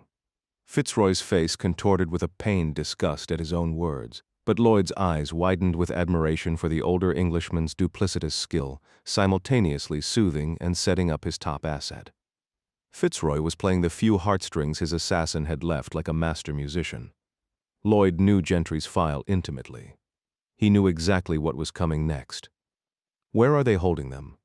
A chateau in Normandy, France, north of Bayeux. 48 hours? Minus 30 minutes. The deadline is 8 a.m. Sunday. They claim to have assets in the French National Police. Any hint of an operation against their location will mean a massacre. Right, the police are worthless. I've got a better shot going in alone. Court, I don't know what you're planning, but it's far too dangerous for you to attempt any sort of… Don, I need you to trust me. The best move is for me to get there and handle this mess myself. Get me all the intel you can on their setup. Don't give them anything on me, and I'll get your family back. How? I'll figure it out.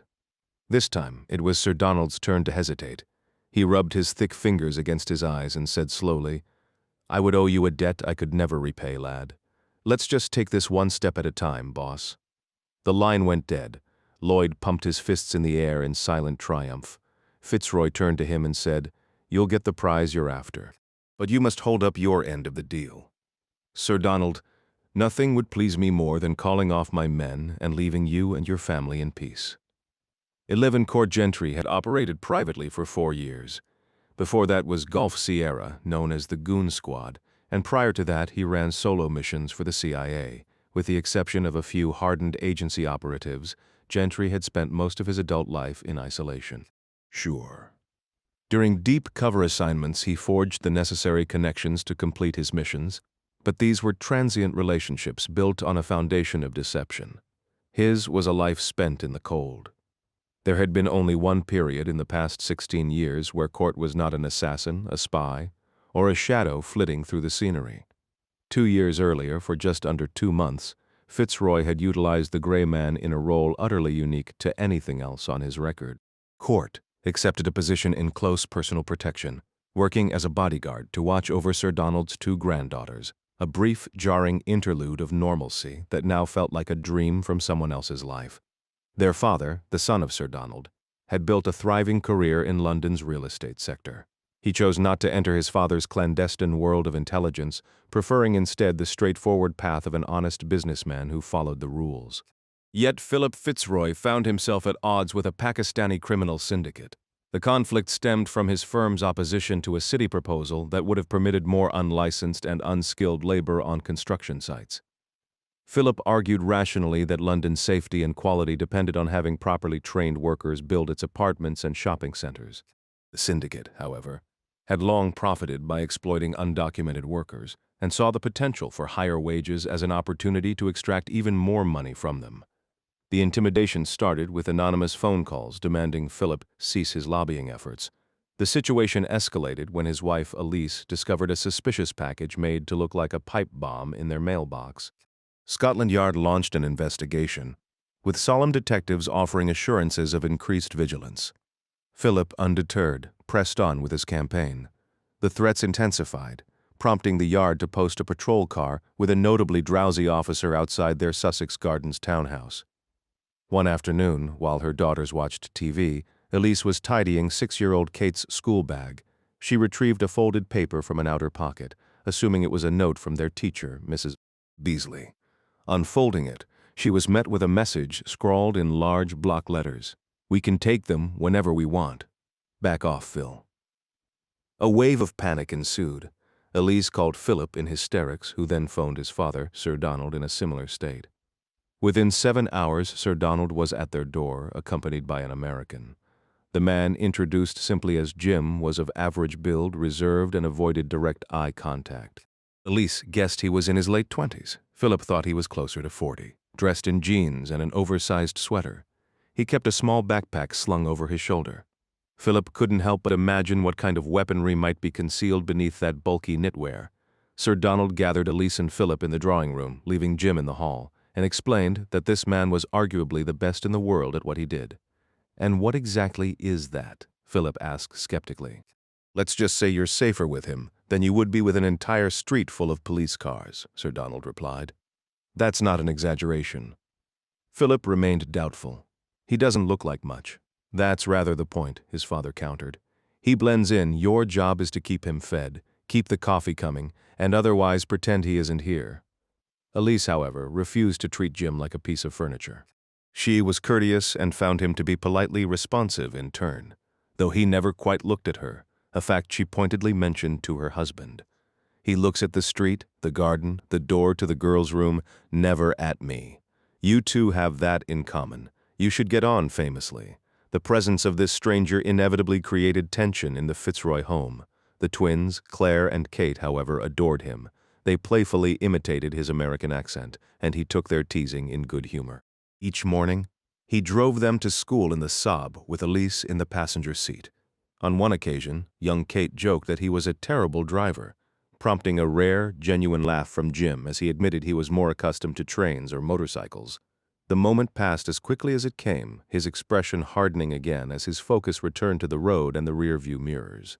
For nearly 2 months, he was a constant shadow, present for every waking moment and sleeping on a cot in the hallway outside the girl's bedroom door.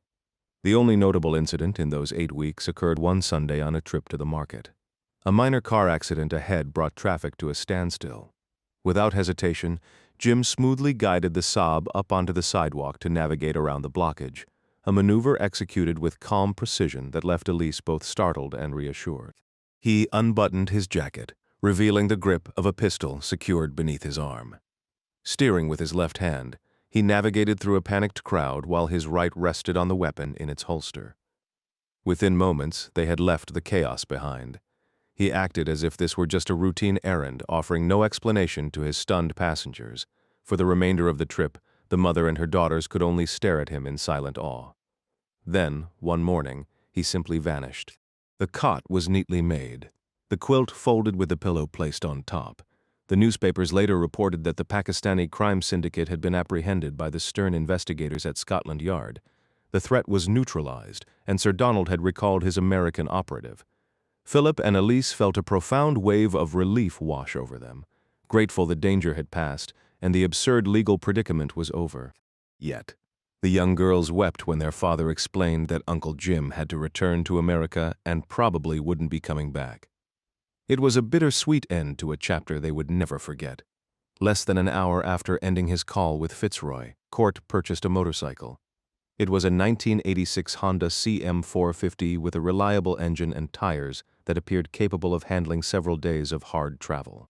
The seller, a local kid who pumped gas at a service station in Seberov, just southeast of Prague, required no paperwork, just cash. Court paid a few hundred extra crowns for a helmet and a map, and then he was on the road. He hadn't paused to second-guess himself since hanging up with Dawn. Normandy was roughly a day's journey away, and he could formulate a plan while moving, checking in with Fitzroy along the way. There was certainly no time to sit on a park bench 600 miles from his objective and ponder his next move.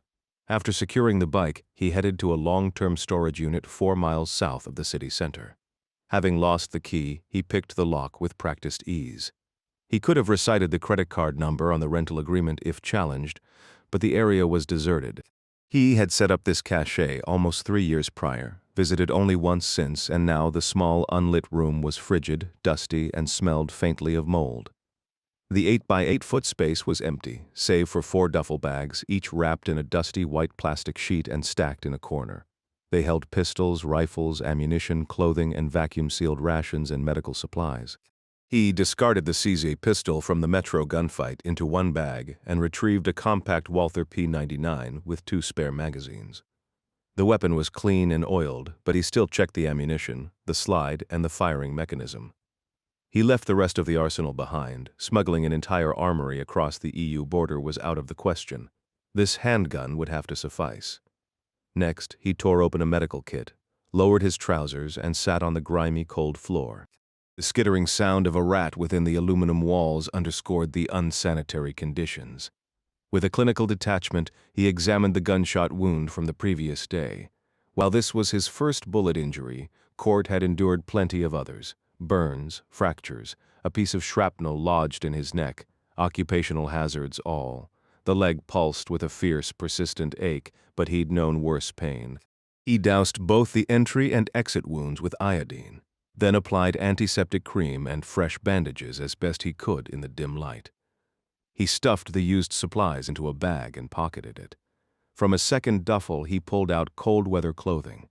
He swapped his light attire for thick corduroy pants, a grease-stained brown cotton shirt, and a heavy canvas jacket. A pair of work gloves warmed his hands immediately. He laced up leather hiking boots and topped it off with a black watch cap that could be pulled down to serve as a ski mask. He secured his luggage, leaving everything exactly as he discovered it, shut the door behind him, and mounted his motorcycle. Soon he was at a junction just south of the urban sprawl. A straight shot west would have taken him to Germany, then France, and finally to the shores of Normandy. A long, weary breath escaped him. Lost in the growl of the engine, his visible breath fogging the fabric of his ski mask. If only it were that simple.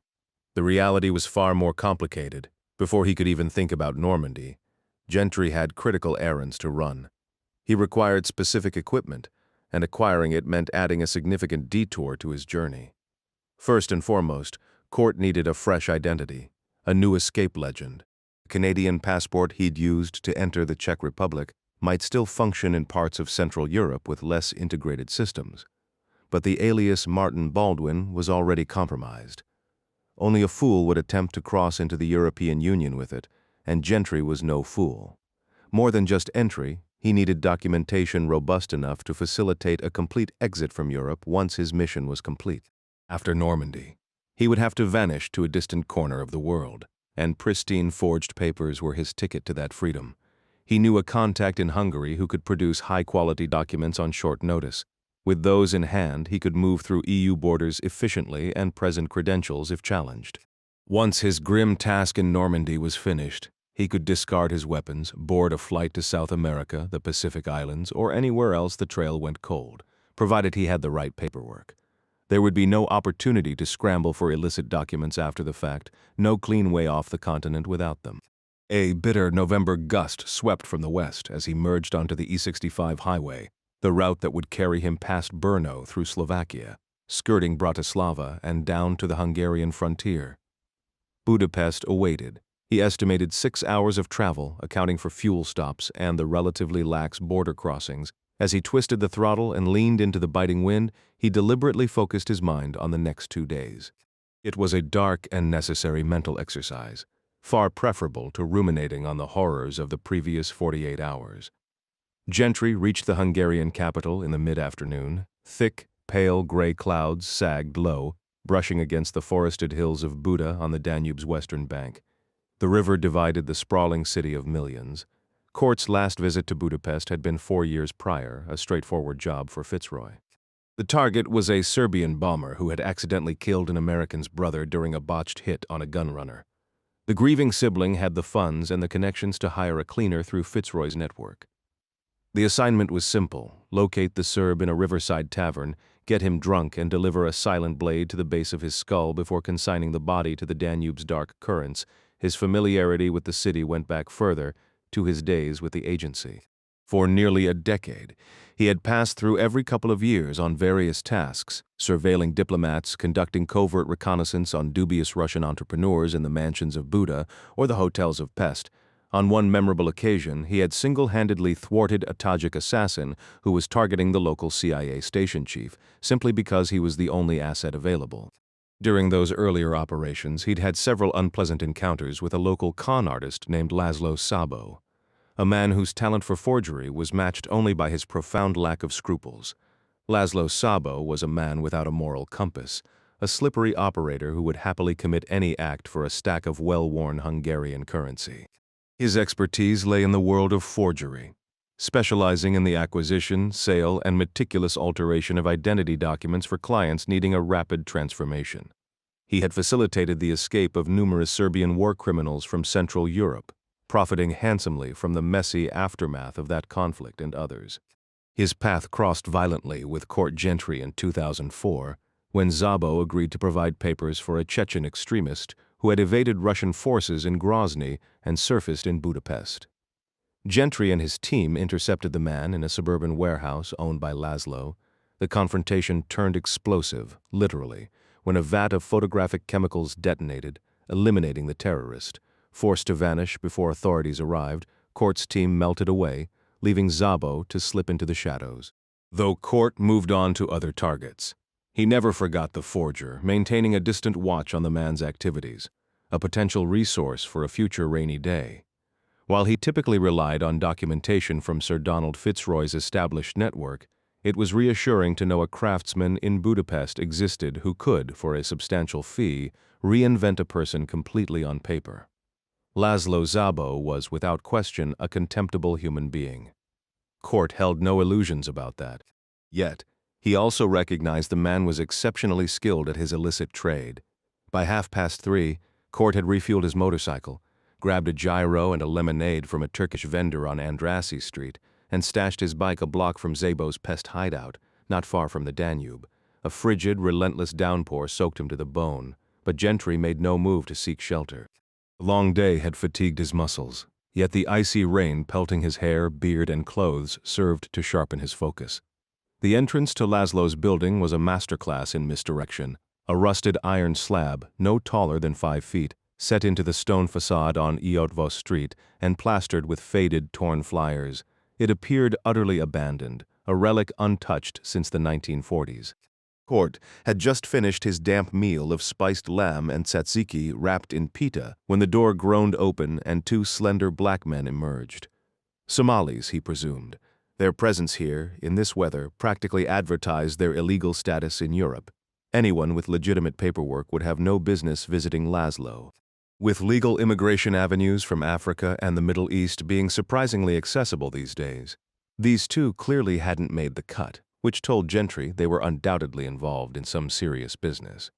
In a moment of darkly amusing self-reflection, the gray man acknowledged that very few people on the planet were more wanted than he was, which, by definition, probably made him a far shadier character than either of these Somalis. Talk about the pot calling the kettle black. Gentry rapped his open palm against the small iron door, his right hand resting near the Walther pistol concealed beneath his soaked jacket. After a minute of silence and a second knock yielded nothing, he finally spotted a discreet plastic intercom button tucked in the doorway's upper corner. He pressed it. "Szabo, I require your services, I can pay." A tinny, bored voice responded through the speaker, the Hungarian accent clear despite the good English. "References?" It was the disinterested tone of a clerk at a hardware store, dealing with just another customer. "I work for Donald Fitzroy," Court stated, though not formally part of the network. Szabo would certainly know the name. A pause followed, just long enough to seed a flicker of doubt, before a buzz sounded and the distinct clunk of electronic locks disengaging echoed from within. Court eased the heavy iron door open with caution, dropping to a knee before stepping into a dimly antechamber. A single point of light beckoned from 50 feet away. He moved toward it, passing through another doorway into a vast, cluttered space that was equal parts laboratory, archive, and portrait studio. Laszlo Szabo was seated at a desk against the far wall and swiveled slowly to face his uninvited guest. The man's long gray hair fell past his shoulders. His attire was a study in Eastern European austerity, faded black jeans and a synthetic shirt, unbuttoned enough to reveal a gaunt, narrow chest. He was 60, but it was a hard-lived communist bloc 60, a face etched with decades of strain perched atop a frame that retained a wiry, youthful toughness. To Court, he resembled an aging musician who hadn't yet accepted his time in the spotlight had passed. Szabo's gaze was unwavering and prolonged.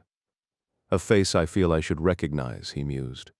Without the scruff and the storm, perhaps it would come to me. Court was certain Szabo had never actually seen him. Their only encounter, back in 2004 when Court's team raided one of his operations, had occurred in darkness and chaos, with Court's features hidden behind a mask.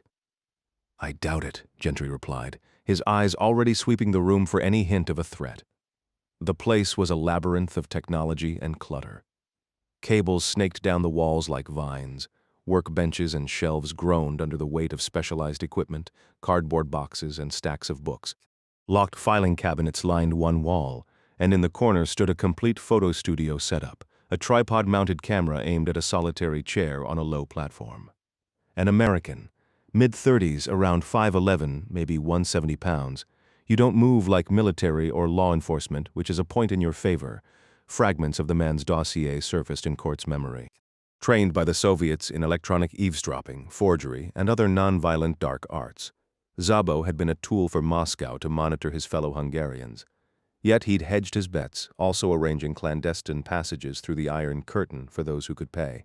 This calculated, minimal loyalty to his countrymen had apparently been sufficient to keep him alive after the USSR collapsed, though Court recalled reports that Laszlo had still endured his share of brutal, back-alley justice for his past allegiances.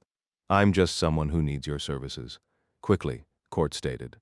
Laszlo rose, gripping a cane propped against his desk. He leaned on it heavily, his body listing to one side as he made the slow journey across the room. Court noted the pronounced slump and the severe limp injuries that hadn't been there 5 years prior. After what felt like an age, Szabo finally stood before him, invading Court's personal space. He raised a hand, gripping Court's chin to turn his face side to side for inspection. What service would that be? A passport. Authentic, not a forgery. I need it immediately. I'll cover any premium for the haste. Laszlo gave a slow nod. How is Norris these days? Norris.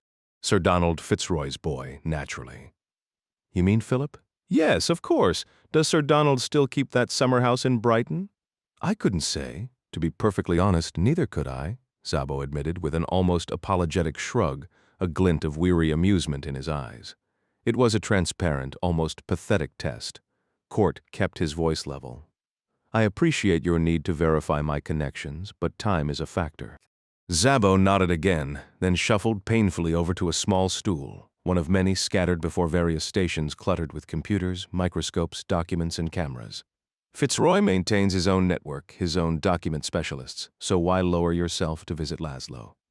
I need someone skilled, and fast. Your reputation precedes you.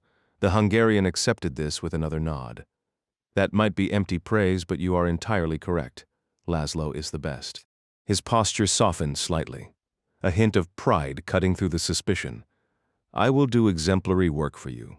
Perhaps you could mention this to Fitzroy? Put in a favorable word for Laszlo, you understand? Nothing grated on Court more than a man who talked about himself in the third person, but desperation demanded courtesy. Get me out of here with flawless documents in under an hour, and I'll make sure he hears about it. Szabo looked satisfied. As it happens, he said, a new, almost theatrical energy in his voice. I recently acquired a small shipment of Belgian passports. Quite serendipitous. The new serial numbers are clean, never reported stolen. Completely legitimate. Court shook his head firmly. Not a chance. Belgian passports make up most of the stolen ones on the market. They attract too much attention. I need something quieter. A knowledgeable client. I appreciate that. Laszlo rose, leaning heavily on his cane as he moved to a different work table. His fingers tapped a rhythm on a small notepad filled with pencil marks before he glanced up. All right. You could probably manage a New Zealander. I've been holding on to a few Kiwi passports for ages. Most of my business now comes from Africa or the Middle East. They can't exactly pass for one, obviously. As I mentioned, these are older books, but I can alter the serial number when I input your details without damaging the hologram. Impossible to link it back to any reported theft. Good. Szabo lowered himself back into his chair, releasing a weary sigh that betrayed his pain and exhaustion to Gentry. 5,000 euros. Gentry gave a curt nod, retrieved the cash from his pack, and displayed it without handing it over. What about your look? I can take your photo as you are, or we can arrange something more respectable. I need to clean up first. There's a shower, a razor, a suit jacket and tie that should fit. You get presentable while I prepare the documents. Court found the bathroom by following the scent of stale sweat and damp mold. The shower stall was stocked with soap, razors, and scissors, a setup designed for operatives, migrants, and fugitives who needed to scrub off their grime just long enough to snap a photo convincing enough to fool some border agent into seeing a respectable gentleman instead of a wanted man. For the first time in 3 months, Gentry shaved off his beard. He'd placed his Walther on the tiny shelf beside the shampoo. By the time he was done, the pistol was speckled with shaving cream. He meticulously cleaned up every hair, viewing each brown strand as potential DNA evidence, spending more time collecting the trimmings than he had actually removing them. Staring into the foggy mirror, he combed his damp brown hair into a side part that would vanish once it dried. His face showed his age, the lines from sun, wind, and a life of tension carved deeper into his skin. He could see he'd lost weight since the operation in Syria began, and dark, puffy circles hung beneath his eyes. He remembered being 26, once going 96 hours without sleep while tracking a target outside Moscow. His beat-up Lada had died in a snowdrift, forcing him to keep moving cross-country just to survive the cold. Now, at 36, 4 demanding days left him looking far more ragged than he had back then, when his extraction team finally hauled his half-frozen body into a helicopter. After drying off, he pulled his rain-dampened pants back on, careful not to disturb the soggy bandage on his leg. He fastened his belt, stepped into his boots, and shrugged on the stiff white dress shirt Laszlo had provided. It was too tight at the neck. He knotted the cheap tie with care, letting the bulky knot hide the unbuttoned collar. The blue suit jacket, which felt like reinforced cardboard, strained across his shoulders. He didn't bother trying to fasten it. Court secured his pistol on his hip, dropped the spare magazines and his multi-tool into a pocket, and returned to the workshop. Szabo was hunched over a drafting table in his wheelchair, carefully working on an open passport with a razor blade. He looked up at his client and studied him for a long moment. Quite the transformation. Yeah, please sit for the photograph. A flimsy plastic chair stood on a low wooden platform before a hanging blue backdrop. A digital camera on a tripod was linked to a computer nearby. Court stepped onto the creaking platform and took a seat, awkwardly adjusting the ill-fitting jacket and tie as Szabo wheeled himself behind the camera. We should pick a name for the passport. Something that sounds authentically New Zealand. Your call, I'm not picky. The camera's flash went off, and Gentry started to rise. Just a few more shots, please. He settled back into the chair. I've got a suggestion. Not sure you'll care for it. Really? Anything. It's bold, theatrical, intriguing. I'm not sure I need. How about we call you the Gray Man? Gentry's expression went flat as the camera flashed again. Damn. Szabo was glaring at him. Gentry began to stand once more. He felt a sudden shift beneath his seat. He'd already transferred his weight to his feet, but the floor seemed to give way. Before he could process it, his arms shot out, his borrowed jacket rode up around his neck, and his knees came up toward his face. He was tumbling backward, the plastic chair sliding with him into the void. The light above disappeared, and he plunged into darkness, landing hard on his side atop something soft and damp. The padding absorbed some of the blow, but it still knocked the air from his chest. Instinct took over. He sprang to his feet, drew the pistol from his hip, and whirled around, ready to confront any threat and orient himself. He was in a brick-lined pit, an old cistern. Craning his neck, he saw the opening 12 feet above where the floor had given way. Before he could grab for it, the chair was yanked upward by a thin chain, clattering over the edge and vanishing. A thick plexiglass trapdoor swung shut overhead, sealing him in the damp, confined space. Slowly, Szabo leaned over the opening, peered down through the plastic at his captive, and offered a thin smile. "You have got to be kidding me," Gentry shouted, his voice thick with frustration. "I assume you're armed, creatures like you usually are. You might want to consider the consequences before firing a weapon in there." Szabo used the tip of his cane to tap the clear lid. 2 inches of hardened plexiglass, you'd be dodging your own ricochets. He then tapped a bony finger against his temple. "Don't be a fool. I don't have time for this, Szabo. On the contrary, time is the only thing you have left." Szabo withdrew from view. Gentry tore off the jacket, the tie, the shirt, and scanned the pit. It was a circular space about 7 feet across, likely an old sewage or water well. The cylindrical stone walls were too smooth and slick with mildew to climb. The moldy mattresses he'd landed on reeked of decay. There was clearly a drainage issue. He lifted one of the mats and found an old iron water pipe. Wrapping his hand around it, he felt heat. Budapest was famous for its thermal baths.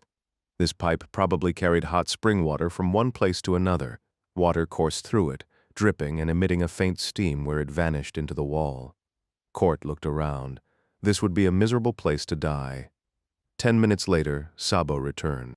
He stood above the pit, looking down at Court with that same infuriating smile. Gentry said, "Whatever you're planning, I remember you. Did you think I'd forget? 2004 Central Intelligence Agency's elite special operations team. Court knew Szabo hadn't actually seen his face during that operation. Still, he bluffed. That's right, and my team knows exactly where I am. Pathetic. You aren't with the agency anymore. Where did you hear that?" The 60-year-old Hungarian vanished for a moment. He reappeared above the pit and placed a sheet of paper face down on the glass, 6 feet above his prisoner's head. Gentry looked up to see his own face, an old CIA headshot used for some shady documentation. Above the photo were the words, "Wanted for questioning by Interpol." It was just a photo and a description. His name wasn't listed. American government men sat in a car on the street outside, 7 days a week. For an entire year after you, shall we say, resigned. They actually thought you'd come to Laszlo for help. Their presence was bad for business, Mr. Gray Man. Szabo, this is serious. Listen, I know you. I know you'll let me buy my way back. Just tell me the number. I can have funds wired immediately. Sir Donald cannot purchase your safety. I have no interest in his money. Gentry lifted his gaze to the figure above. His tone dropped, a low threat threading through the words. I'd really prefer not to harm a man in your condition. You are the one who put me in this condition. What are you talking about? You destroyed my darkroom. Did you think I would forget? I didn't shoot you. No, you were aiming for the Chechen. You struck a container of ammonium persulfate. It spilled into a bath of aluminum water and explosion. The Chechen was painted across the ceiling, and I was left burned, the nerves in my lower body destroyed from the toxic fumes I inhaled. Damn. Court gave a slight shrug. Whose fault is that? You were assisting a terrorist. The CIA should have sent me back to finish the job. Perhaps they should have, but I have since developed a friendship with a gentleman of the Central Intelligence Agency. After the FBI visited, the agency followed. They were the ones who informed me you led the team that destroyed my warehouse and crippled my legs. Believe it or not, these days, the local CIA station and I have a rather productive working relationship. Why wouldn't I believe it? You've always hedged your bets. I believe our relationship is about to improve further. Now that I've called them to report I have you secured, they are on their way here to collect you as we speak. A muscle in Court's jaw tightened. Tell me you didn't do that. I did. I'm trading you to the CIA in exchange for a bit of peace. Our relationship isn't so solid that handing over their top priority won't make my life considerably easier. How long until they arrive? Less than 2 hours. The station chief is arranging a helicopter full of operators from Vienna to take you into custody. I told him your reputation was exaggerated after all. Old, frail Laszlo captured you single-handedly. He was not swayed. You merit a significant operation just for transport. You will have to entertain yourself in the interim while Laszlo, you need to listen to me and listen carefully. Ha! Look at him tremble. Look at the gray man shake like a frightened. They aren't sending a team to arrest me. They'll send a wet team. There's a shoot-on-sight order with my name on it. And when they come here to eliminate me, do not expect them to simply walk away and leave a witness behind. That is not how these people work. Laszlo tilted his head, considering this, then said, They won't harm me. The CIA requires my services. They only required you until you made that call, you incredible fool. Szabo's composure began to crack. He shouted, Enough. If you believe death is coming for you, perhaps you should spend these final minutes asking your God for forgiveness for your sins. You should do the same. Laszlo Szabo's wrinkled, uncertain face vanished from the glass above Court. Sir Donald Fitzroy's phone rang at 3 in the morning. Lloyd activated the speaker, though the call was not from Gentry's satellite phone. Cheltenham Security. Good afternoon, Sir Donald. I am calling regarding a pressing business matter. Do we know each other? Our paths have not crossed, I don't believe. You may call me Igor. Fitzroy was brusque with the caller. He had enough on his mind without being polite to some stranger with a thick accent. And you may call me uninterested. I am occupied. If you have legitimate business, you can contact my secretary and schedule an appointment. Yes. Well, the gray man seems to believe he represents legitimate business to you. He instructed me to call, insisting you will pay generously for his safe return. The gray man is with you? He is. Which team are you with? Which team? I am my own team, sir. Fitzroy and Lloyd exchanged a look. Lloyd pressed the mute button. I don't think this is one of the hunters. Sir Donald tapped the button to reopen the line. Put him on the line, Fitzroy demanded. The response was immediate and dismissive. That is not an option right now. Lloyd silenced the call with a tap of his finger. He swiveled his chair toward the technician monitoring the wall of screens. The young man, his focus locked on the data streaming before him, didn't look up. The signal is coming from Budapest, on the pest side. He's using obfuscation protocols. I'm working to narrow it down. Lloyd's eyes lifted to the large digital map dominating the wall. What the hell is Court doing in Budapest? He muttered, more to himself than anyone. Fitzroy paid no attention to the question. He reached out and pressed the speakerphone button on the console, his voice filling the room once more. Igor, I might be persuaded to meet your terms, but I require proof. Proof that my asset is actually in your custody. A dry, humorless chuckle crackled through the speakers. Such a lack of faith. It is the sickness of our age. Very well. Give me a moment. My legs are not what they were. For nearly a minute, the only sounds were rustling and indistinct movement. Then, a new voice, faint and strained, came through. Lad, is that you? It was Gentry, his voice muffled as if speaking through a barrier. He contacted Langley. A team will be here in under 90 minutes. I'm trapped in. The transmission dissolved into static and scraping noises before the accented voice returned, cold and businesslike. You have 1 hour, Sir Donald. Transfer 500,000 euros. I will relocate your man well before any competing parties arrive. I will provide the account details now. Are you ready to write this down? The line went dead. Both men turned their expectant gazes to the technician. The young man with the silver nose ring shook his head slowly. It's the 6th district. That's as precise as I could get. There are over 250,000 active devices in that area. He could have been using any one of them. Lloyd suppressed a flare of irritation, his mind already racing ahead. He faced Fitzroy. Who does he know there? Who would he seek out? Fitzroy massaged his temples, then his head snapped up. Szabo. Laszlo Szabo. He's not part of my organization. And old forger from the Cold War. Used to work for the Eastern Bloc Intelligence Services. Address? Lloyd cut in. I can acquire it. My nearest available team is in Vienna, over 100 miles out. They can't possibly make that window. Lloyd's jaw tightened. We'll have to pay Szabo, buy his silence to keep Gentry away from the agency. Fitzroy dismissed the idea with a sharp wave. Absolutely not. Szabo is a viper. If he called the CIA, it was to ingratiate himself. He only called me because Court told him I'd pay. He'll take my money and still hand Court over. He'd betray me in a heartbeat before he'd cross them. Will the agency detain him or terminate him? It doesn't matter. Fitzroy's voice rose. If they kill him, they'll make him disappear. We could be waiting weeks for a body. If it ever surfaces without concrete proof of his elimination, Abu Baker will never sign. You will execute my family just the same. We have less than an hour to get shooters to Szabo's location and finish this before the CIA arrives. A dull ache had settled in the base of Court Gentry's skull from staring at the stained plastic panels of the low ceiling.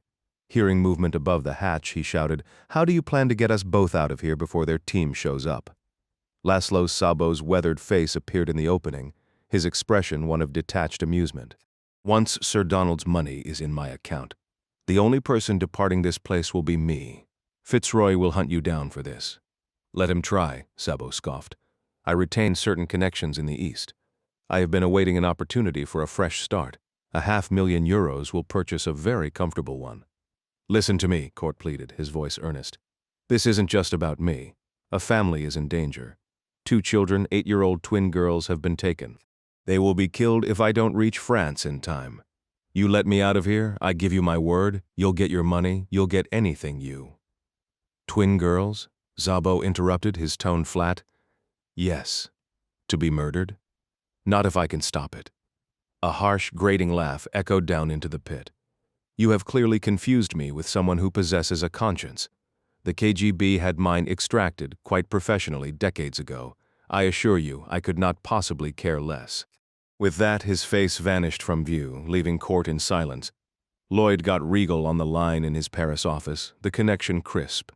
The German picked up instantly. Do you have any people in Budapest? Lloyd asked.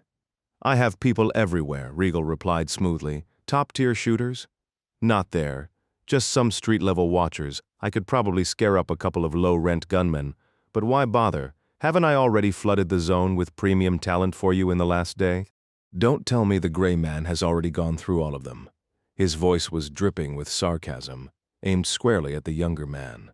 We deployed those teams to the west. Gentry went south into Hungary. Looks like he was trying to secure a fake passport to slip out of Europe after he's done in Normandy. Smart. Maybe a little hopeful, but smart. Yeah, well, it backfired. The forger in Budapest set him up, locked him in a room. He just made a ransom call to Sir Donald. Let me guess. Laszlo Szabo? How'd you know that? Let's just say if you put Budapest and Double Cross in the same thought. Szabo's name is the only one that fits. It's practically his brand. Can you get men to his address in Pest? Obviously. Is it just Laszlo, or does he have muscle? It's worse. Szabo also tipped off the CIA. They have a team en route, maybe an hour out. Regal let out a long sigh, his voice shifting to weary acceptance. If the agency bags him, the Lagos deal evaporates. If they take him alive, we'll have no way to prove to Abu Bakr one way or the other by Sunday.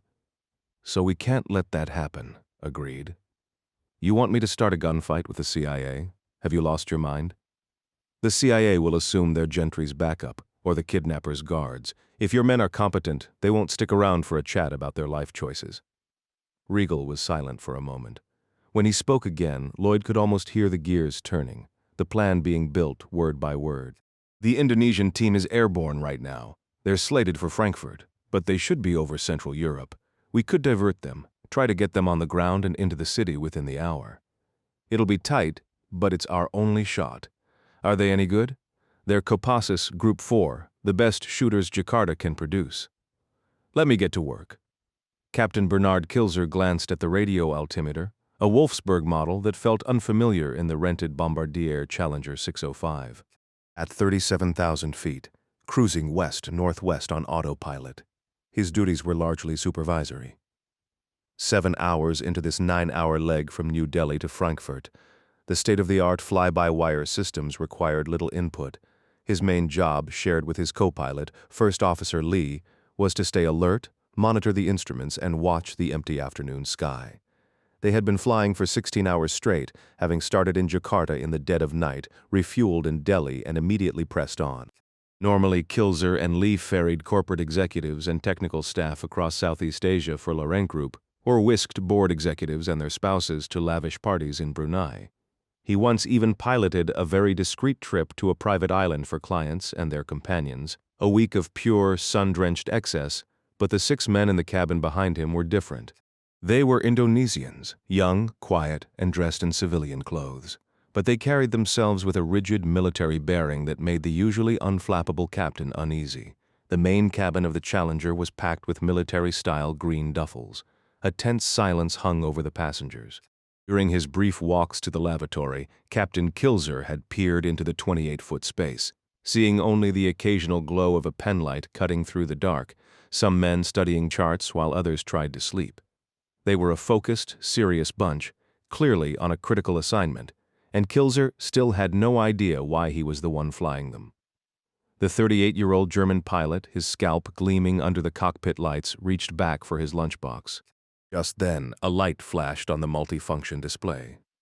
His co-pilot, a British-accented man named Lee, announced, "Incoming secure transmission for you from headquarters." Understood. Kilzer set his meal aside and toggled a switch, routing the call directly to his headset. "November Delta 30 Whiskey. Go ahead." "This is Regal. Do you read?" Kilzer's stomach tightened. Regal was the corporation's vice president of security operations, notorious for his ruthless efficiency. Suddenly, the purpose of the athletic men in the cabin became a lot clearer. "Loud and clear, Mr. Regal. What do you need, sir? What's your distance from Budapest? Stand by." Kilzer glanced at First Officer Lee. "It's Regal. He wants our position relative to Budapest." Lee quickly consulted the navigation system, his fingers tapping the keypad. "We are 66 miles south-southeast, cruising at 39,000 feet. Kilzer relayed the data. Regal's response was immediate. "Plans have changed. You need to set down there as soon as possible." A cold sweat prickled the back of Kilzer's neck. The last person he wanted to disappoint was the head of security. "Sir, I must apologize, but that is not feasible. We have no flight plan filed for Hungarian airspace. Immigration and security will create major complications. Do not lecture me on feasibility. Land the aircraft, offload the Indonesians with their equipment, and depart immediately." The captain held his ground. "And how are we supposed to depart? Landing without clearance will get us arrested. Declare an emergency. You're a pilot. Invent a reason. If you are detained, I will handle your release. We can manage the diplomatic fallout later. That is not your problem. Just ensure the team is off the plane before you even reach a parking area. The security at Budapest Ferihegy is substantial. They will swarm the aircraft, and we will be. Then avoid the main airport. Find a small regional strip nearby, put it down, and release the men. Is my instruction clear?" Kilzer's hands flew across the display, scrolling through digital charts of local airfields. "Tokal is a 40-minute drive from the city center. The runway is sufficient, too distant. I need that team downtown in under an hour." Kilzer kept searching, a sense of dread building. There's Buda hours. The drive is half the time, but the runway is unpaved and at the absolute minimum length for this aircraft. What's the length? This plane, at this weight, requires 3,300 feet of paved runway under ideal conditions. Budar's is exactly that length, but it's gravel, and with this heavy rain, it will be a quagmire. It's practically an invitation to disaster. Then you shouldn't have any trouble stopping before you reach the end. Land the plane. You are ordering a crash landing, sir. The safety margin is non-existent. If you wish to remain safe from me, Captain, you will land that plane at Budar's. Do I make myself perfectly clear?" Kilzer clenched his jaw, the threat hanging in the static-filled silence. Regal added, "A bus and driver will be there for extraction. Sir, I must reiterate, this will cause an international incident. Let me worry about that." "Roger." Kilzer severed the connection.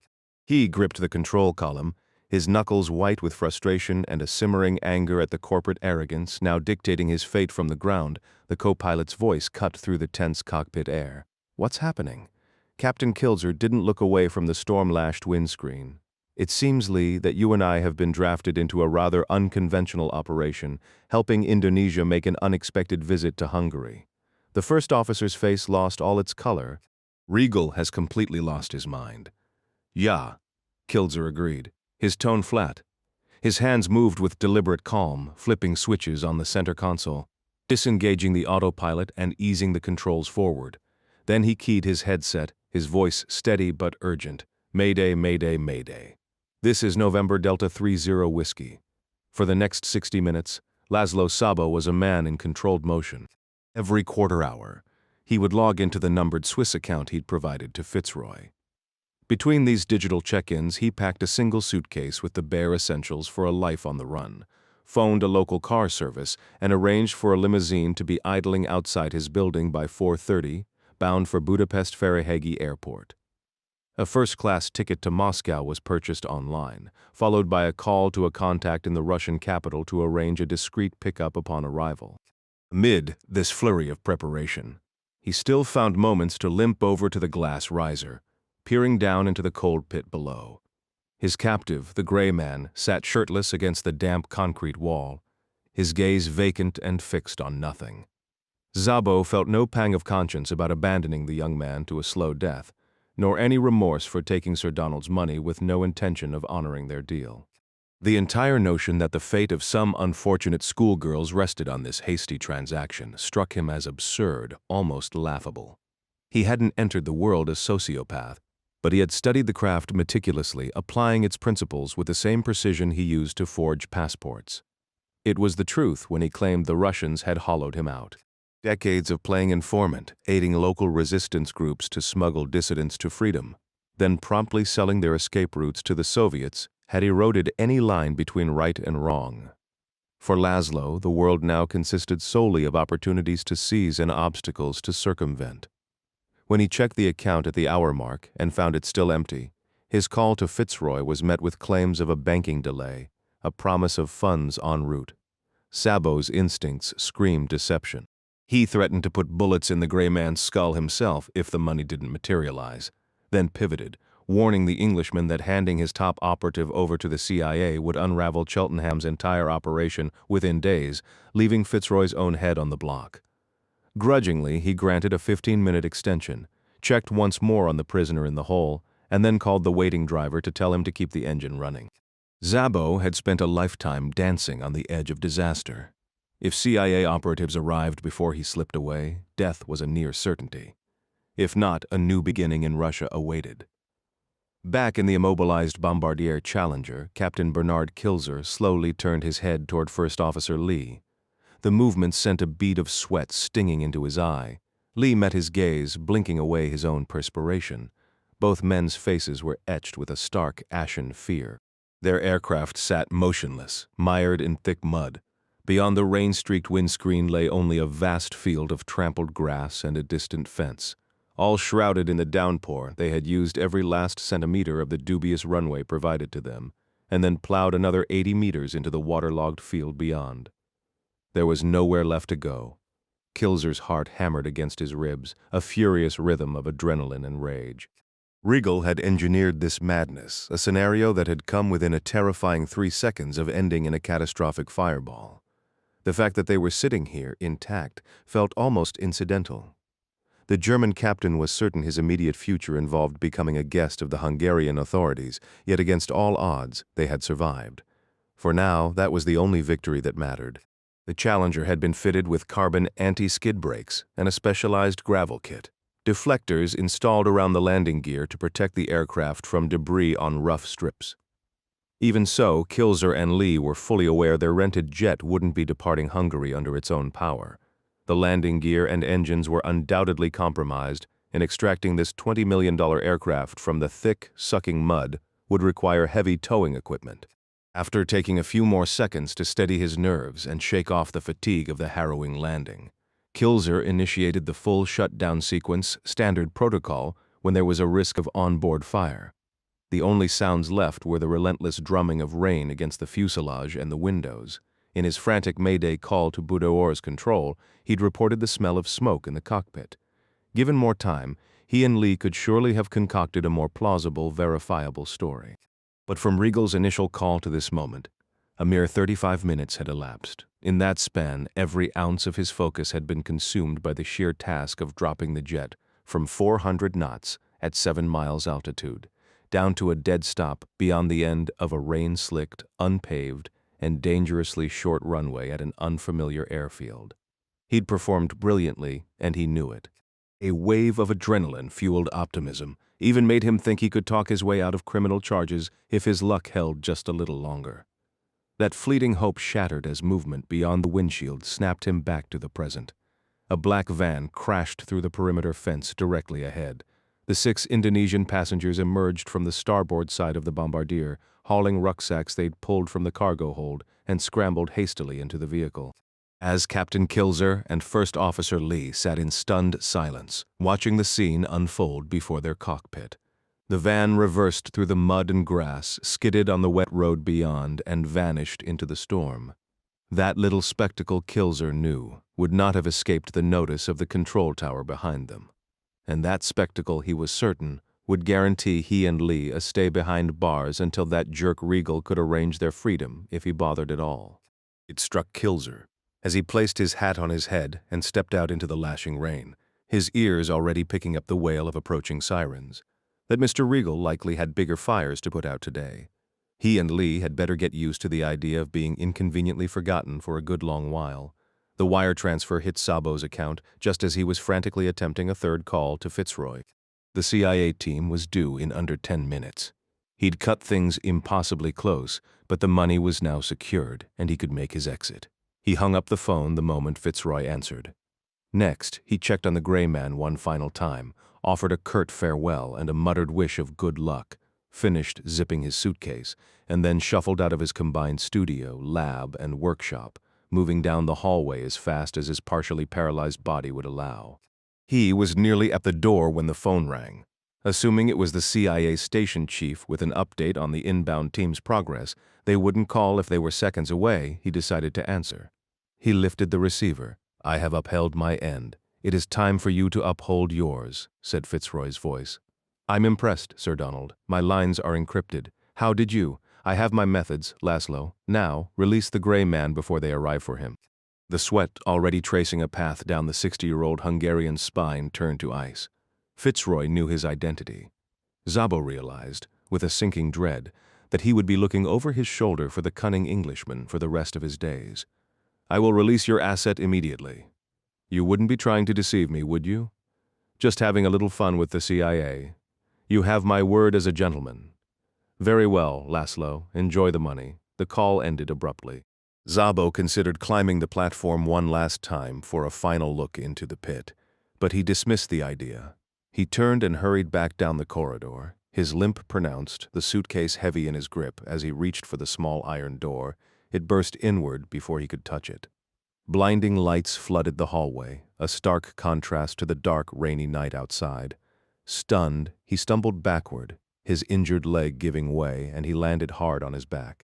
Blinking against the glare, he made out a team of black-clad figures, their faces obscured by hoods, each holding a compact rifle fitted with a powerful flashlight.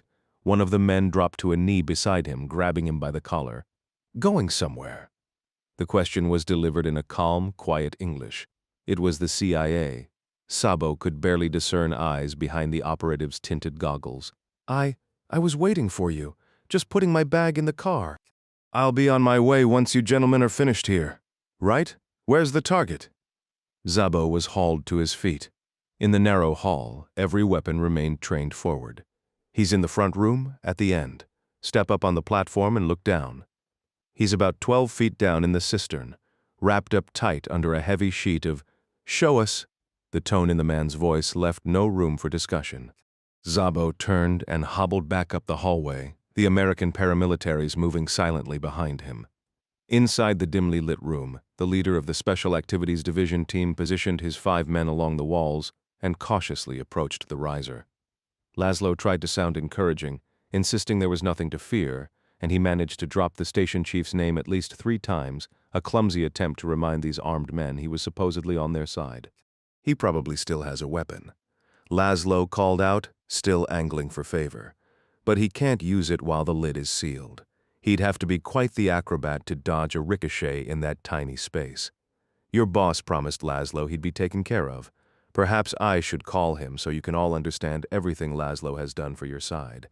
"Laszlo the Loyal, that's what he calls me." The tactical team leader leaned over the edge, then leaned farther still. He knelt directly over the plexiglass lid, then slowly turned to face Szabo. "What the hell is this?" Laszlo was confused. "What do you mean? It's the gray man all wrapped up and delivered for my friends at the—" "Did you kill him?" the American operative asked, standing up now and turning fully toward the Hungarian. "Of course not. Why would you ask that?" Quickly, the master forger shuffled forward on his cane to see what was wrong.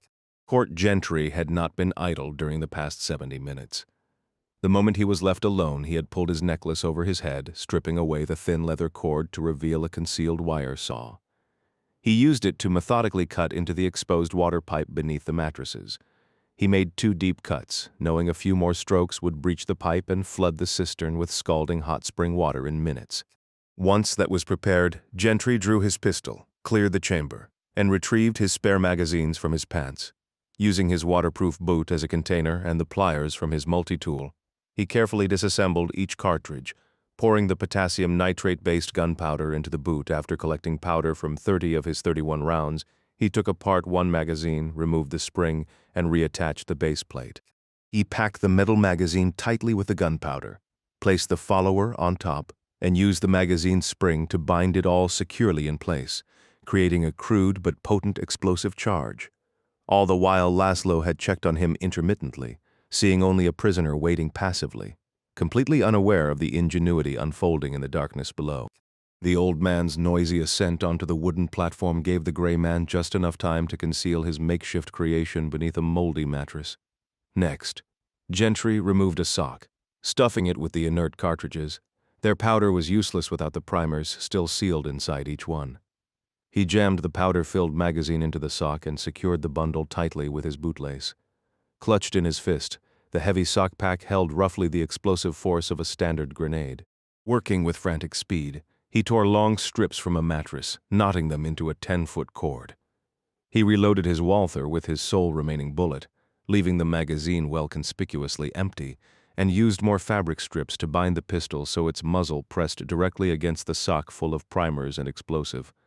The long cord he fastened to the pistol's trigger. Then, in a move born of desperate ingenuity, Gentry removed his trousers. He tied the legs securely at the ankles and again at the crotch, creating 2 makeshift air chambers. They wouldn't remain watertight for more than a few minutes, but a few minutes was all Court required. Using his final shoelace, he attached the grenade assembly to the pants. He sat with the trousers draped over his lap, ensuring Laszlo wouldn't readily notice he was no longer wearing them. As a final touch, he ripped damp chunks of foam from a mattress to serve as crude earplugs. With his preparations complete, Court waited. Soon, Sabo leaned over, muttered a farewell, and vanished. This was the signal. The American sprang into action, severing the water pipe. In under a minute, the cistern was flooded with knee-deep water as hot as a steamy bath. Court stood holding the entire contraption, the grenade with its affixed pistol and the air-filled trousers in his hands. He waited in his underwear as the water level climbed. After 3 minutes, he was treading water buoyed up alongside the floating mattresses. 6 minutes in, the chamber was nearly full. A cold dread fought its way into his mind. There was no guarantee this jury-rigged device would function, or that it would be powerful enough to breach the heavy trapdoor. Talk about a do-it-yourself project gone horribly wrong. Here he was, half naked in a boiling tank, betting his life on a sock bomb. The sheer absurdity of the situation almost made him laugh, a sharp, hysterical edge cutting through the fear. When the water was a mere 3 inches from the plexiglass ceiling, Court forced himself to hyperventilate in the shrinking air pocket. He filled his lungs to their limit, then plunged beneath the surface. He positioned the floating bomb against one of the hinges, shoved a mattress between himself and the device, and swam down to the cistern's bottom. One hand gripped the fabric cord leading to the pistol's trigger, while the other wrapped around the severed water pipe to anchor himself. Glancing up, his heart sank. The contraption had drifted from the hinge. With his air running dangerously low, he shot back to the surface, only to find no breathable air remaining. Shoving the mattress aside, he repositioned the bomb and fought his way back down. The gunshot wound in his thigh, now a day old, screamed in protest with every movement. Panic, exhaustion, and oxygen starvation waged a war inside his chest, each sensation vying to crush his heart. Finally, he regained his hold on the pipe. He looked up. The device was in place. Just before he yanked the cord, he saw a dark figure step onto the platform above and kneel down, turning to speak to someone in the room. The team leader declared he must be dead. This hole is filled with a muffled pop cut him off. The black-clad operator was lifted into the air. The plexiglass shattered beneath his feet, a geyser of white water erupting in all directions as shards of sharp plastic tore into the ceiling above. The operator crashed to the left of the platform, a tidal wave of warm water cascading over him. The other armed men dove for cover. Szabo was thrown onto his back in the center of the room. The leader, still alive, scrambled to his knees and swung his weapon toward the platform. "Jesus, hold your positions," he yelled, the explosion's roar still vibrating in his skull. Immediately, a group of armed men in plain clothes surged into the room from the corridor, and the space erupted with the crackle of gunfire. Laszlo Szabo fell first, even with makeshift ear protection. Court's head throbbed from the concussive force. He kicked hard against the bottom of the water tank, propelling himself upward. He had no clue who might be waiting topside. CIA operatives? Laszlo making one final inspection? It was irrelevant. His lungs burned for air. Gaining speed as he rose, he burst through the surface and shoved the damaged plastic hatch. Both hinges were gone, and the plexiglass was webbed with cracks. He gulped a desperate breath and hauled himself over the side, tumbling from the platform to the floor in a cascade of lukewarm water. He landed in a corner against the back wall. The room echoed with close-quarters gunshots and frantic shouts, but from his position he couldn't see anyone near the platform's edge. Pushing up to his knees, he stayed low and sprinted for the rear hallway. His bare feet slapping loudly on the linoleum, he didn't glance back. Whatever firefight was unfolding here, Gentry wasn't about to jump into it unarmed and clueless about who was shooting at whom. A submachine gun burst tore into the doorframe just ahead of his face, spraying splinters. He charged straight through the debris and the shockwave of the supersonic rounds, diving into the dark hall and scrambling to the bathroom where he'd shaved earlier. He ducked inside, snatched his backpack, and slung it over a shoulder. Clad only in soaked underwear and a thigh bandage, he dashed into a small bedroom at the hall's end, a window with a flimsy wire grate hung over a low twin bed. He smashed the glass with a metal bedside table, then heaved the mattress onto the sill to cover the remaining shards before rolling out into a cramped courtyard. A door to the adjacent building was locked, so Court raced to the courtyard's far corner. Using the iron security bars over a ground-floor window, he climbed to a second-story balcony. After several sharp kicks with his left heel, he finally broke a glass pane. The staccato pops of gunfire continued below. He tried to step carefully through the broken window, but as he entered the apartment, he felt a sharp pain. He'd cut both feet on glass fragments embedded in the carpet. He cried out, dropped to his knees, and cut them too on the hidden shards. Scrambling crab-like through the small bedroom, he finally stood and limped into the bathroom, rummaging through the medicine cabinet. Moments later, he sat on the toilet, tending to his new wounds. His right foot had a minor puncture. He doused it with antiseptic and wrapped it in toilet paper. The ball of his left foot was far worse, a deep, jagged gash. He rinsed it quickly and bound it tightly with a hand towel to slow the bleeding. It needed stitches, but Court knew medical attention was a luxury he couldn't afford. His left knee was only lightly scratched, but his right knee was badly lacerated. Gritting his teeth, he pulled a long sliver of glass from the skin, a cruel barb at the end snagging his flesh as it came free. Blood pooled on the floor. "Damn it," he muttered, cleaning and bandaging the cut as well as possible. 3 minutes later, he noticed the gunfire across the courtyard had ceased. He heard sirens wailing, distant shouts, and a baby crying in the next apartment, startled awake by the chaos. He'd assumed the apartment was empty, but when he hobbled into the living room, still in his wet boxers, with his feet and knees now clumsily bandaged, he found an elderly woman sitting alone on a sofa. She looked at him, her eyes a bright, piercing blue, utterly without fear. He started to raise a hand to reassure her, then slowly let it fall. He assured her he meant no harm, though he wasn't convinced she grasped his words. He pantomimed pulling on trousers, and after a long pause, she gestured toward a room down the corridor. Inside, he discovered men's clothing. A deceased husband, perhaps. More likely a son away at work. He located a set of faded blue coveralls and struggled into them, then pulled on heavy steel-toed boots that were a size too large. He made them work with 2 pairs of thick white socks. Gentry offered the old woman a grateful bow and a tired smile, which she returned with a slow, wary nod. From his backpack, he withdrew a folded stack of euros and placed them quietly on a small wooden table. She murmured something in Hungarian he couldn't understand. With one final nod, he slipped out the door into the dim second-floor hallway. Injured, unarmed, lacking any vehicle, and without the documents he had traveled to Budapest to obtain, Court Gentry stepped outside into a cold, persistent rain. He checked his watch. It was 5 in the afternoon, a mere 8.5 hours since his journey began, yet he felt immeasurably further from his goal than when he started. Across the continent in London, Lloyd and Fitzroy waited tensely in the Laurent Group office for word from the Indonesian team. The news arrived just after 4, but not from the operatives themselves. Sir Donald's phone rang. It was Gentry. "Cheltenham," Fitzroy answered, using the code. "It's me." Fitzroy took a sharp breath, steadying his voice. "Thank God you've gotten clear of Szabo." "Barely." "What happened?" "Not entirely sure. Sounded like a sad field team crashed the party. Szabo must have had his own security. Everything went loud." Lloyd and Fitzroy exchanged a stunned look. "Right. Understood," Fitzroy managed. "How are you holding up? I'm still breathing. Where are you now? Still in Budapest. Both men glanced at the tech, who was hunched over a monitor. He gave a quick, confirming nod.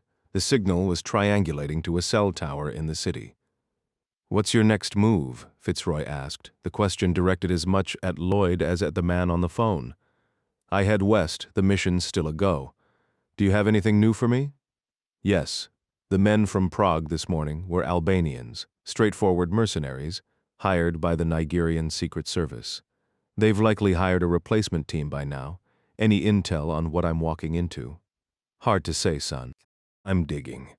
What about the security around your family? 4 or 5 Nigerian secret police types, not exactly top-tier shooters, but they've got my family terrified. I'll need precise coordinates as I get closer. You'll be in position by tomorrow morning? No. I have a stop to make first. Fitzroy's voice tightened. Not another dangerous detour, I hope. This one's on the way. There was a hesitation before Fitzroy replied, Right. Anything else you need from me? Gentry's tone turned icy. What have you given me so far? You're the handler. Handle something. I need to know if I'll face more hired guns on my route. I need to know how the damn Nigerians got my name. Got yours. This whole situation is deeply compromised, and I need answers before I reach Normandy. I understand. I am working on it. Any more contact with the kidnappers? Sporadic. They believe I'm scouring my entire network for you. I'm making the calls, keeping up appearances. Keep at it. I'll stay off the network. Call me if you learn anything. The line went dead. Within minutes, Fitzroy and Lloyd received a more complete picture. Regal called, and the 3 men pieced the story together. The 6 Indonesian operatives had been eliminated. All dead. The CIA had set the building ablaze to cover their involvement. It was unclear if the agency had taken any casualties. Szabo was confirmed dead, and Gentry had burned another of his 9 lives but had escaped. So, where is he now? Regal pressed, heading west from Budapest. By what method? Train? Car? Motorcycle? We don't know, Fitzroy admitted. He called from a cell phone. He'd apparently snatched it from a passerby and ditched it right after the call ended. Anything else? Kurt Regal inquired. Lloyd's voice turned sharp over the line. You report to me, Regal. What happened to your elite Indonesian Kopassus commandos? I was under the impression Gentry wouldn't stand a chance against them. Gentry didn't take them out. CIA paramilitaries handled it. Listen, Lloyd, we always knew the gray man had some fight in him. My strategy from the start was to use 1 or 2 teams to throw him off, force him into reacting instead of planning. That way, he'll walk right into the next team blind. Lloyd stated, We have 10 additional teams positioned for him. I want him eliminated before sunrise. For once, we're on the same page. Regal ended the call. Lloyd then shifted his focus to the Englishman. A flicker of distress crossed the older man's features. What is it? Fitzroy's torment was palpable. What's the matter? I think he let something slip. He didn't intend to, but I pieced it together. Lloyd straightened up, the fine lines of his pinstripe suit easing with the motion. What did he say? I know his destination. A slow, broad smile spread across the young American attorney's face. Outstanding. He grabbed his cell phone. Where? There's a complication. Only 3 people have ever known about this place. 1 is dead, 1 is the gray man, and the 3rd is me. I'll give you the location, but if your little hunting party doesn't finish him there, he'll know I betrayed him. Your men fail this time, and the game is over.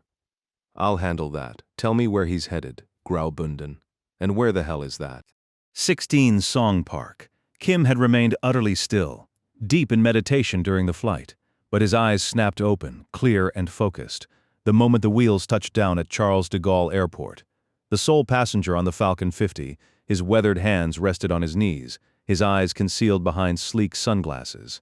His impeccably fitted pinstripe suit matched his surroundings perfectly, the cabin outfitted for corporate travel, presenting him as a somewhat youthful, otherwise nondescript Asian businessman. The jet taxied from the runway, moving past a lengthy row of parked private aircraft before finally turning into the gaping mouth of an open hangar.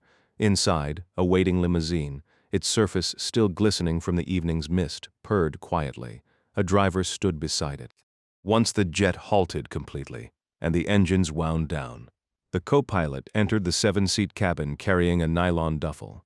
He placed it on the mahogany table between himself and Kim, who remained silent. Instructions were to give you this upon arrival. Immigration is cleared, no customs issues. Your car is ready. The short-haired Korean offered a slight, almost invisible nod. Enjoy Paris, sir, the co-pilot said before withdrawing to the cockpit, the partition ceiling shut behind him. Alone, Song Park unzipped the bag. He withdrew a Heckler & Koch MP7A1 machine pistol. Foregoing the telescoping stock, he gripped it like a handgun, testing its sight picture. 2 slender magazines, each loaded with 24.630mm hollow point rounds, were clipped together. He returned the weapon to the duffel. Next came a mobile phone and an earpiece. He secured the earpiece, activated it, then powered on the phone before sliding it into his coat pocket. A handheld GPS unit went into another. Additional MP7 magazines, a suppressor, and spare clothes were left untouched inside. Finally, he retrieved a folding knife with a black handle and blade, pocketing it swiftly. 2 minutes later, he was seated in the limousine. The driver stared ahead as Kim uttered, "City Center." The vehicle eased forward, rolling toward the hangar doors and the damp Parisian night beyond. Song Park. Kim was a top operative for South Korea's National Intelligence Service, a man whose reputation had been cemented through a series of high-stakes, unsupported missions inside North Korea. His record included numerous operations across China targeting sanctions violators, actions in Russia against nuclear traffickers, and even assignments involving fellow South Koreans whose loyalties had dangerously wavered. By 32. His file made him the undeniable selection when a request came through, a lucrative contract in Paris to eliminate a specific target. Kim kept his own counsel on assignments. Working solo meant there was no one to hear his doubts anyway. Had anyone asked, he would have confessed this job felt fundamentally wrong. $20 million offered by a European corporate entity for the head of a former CIA operative known as the Gray Man, a man rumored to have been betrayed by his own. This was a far cry from the patriotic missions that defined Kim's career. He understood his role as an instrument of state policy, however, and his superiors had judged this trip necessary. His orders were clear: establish himself in Paris, await the target's location, and execute. Meanwhile, in the pre-dawn darkness, a different figure moved through a starkly beautiful landscape. Graubünden, Switzerland's easternmost canton, is a region of deep valleys. One such valley cuts through the lower Engadine, where the tiny village of Guarda clings to a steep hillside. A single serpentine road connects it to the valley floor and a lonely train station, a taxing 40-minute climb on foot. The village is a postcard of half-timbered homes, narrow cobblestone lanes, and water troughs, where farm animals outnumber the few residents who speak Romansh, a language rare even within Switzerland. The town ends abruptly at a meadow that rises into a dense pine forest, giving way to rocky cliffs that watch over everything below. At 4 in the morning, light snow swirled around that winding road. A man in heavy jeans, a coat, and a black knit cap limped upward, a small pack on his back.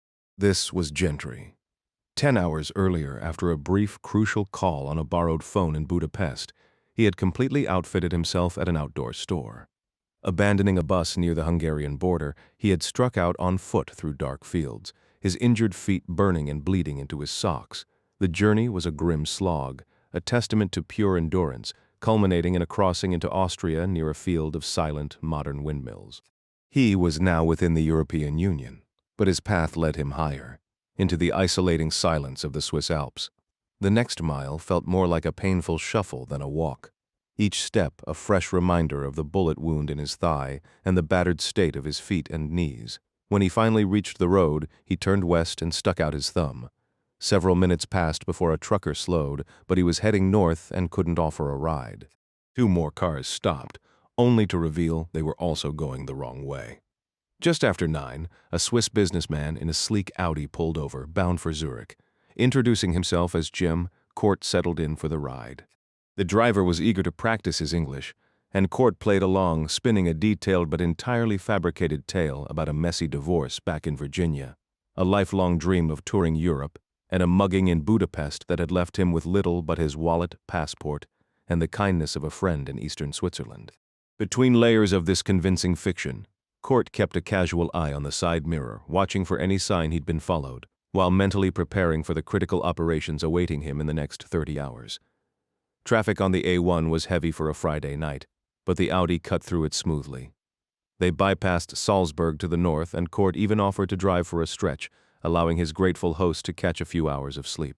By 3 in the morning, they had crossed into Switzerland on the Engadiner Bundesstrasse, encountering no customs check despite Switzerland's non-EU status.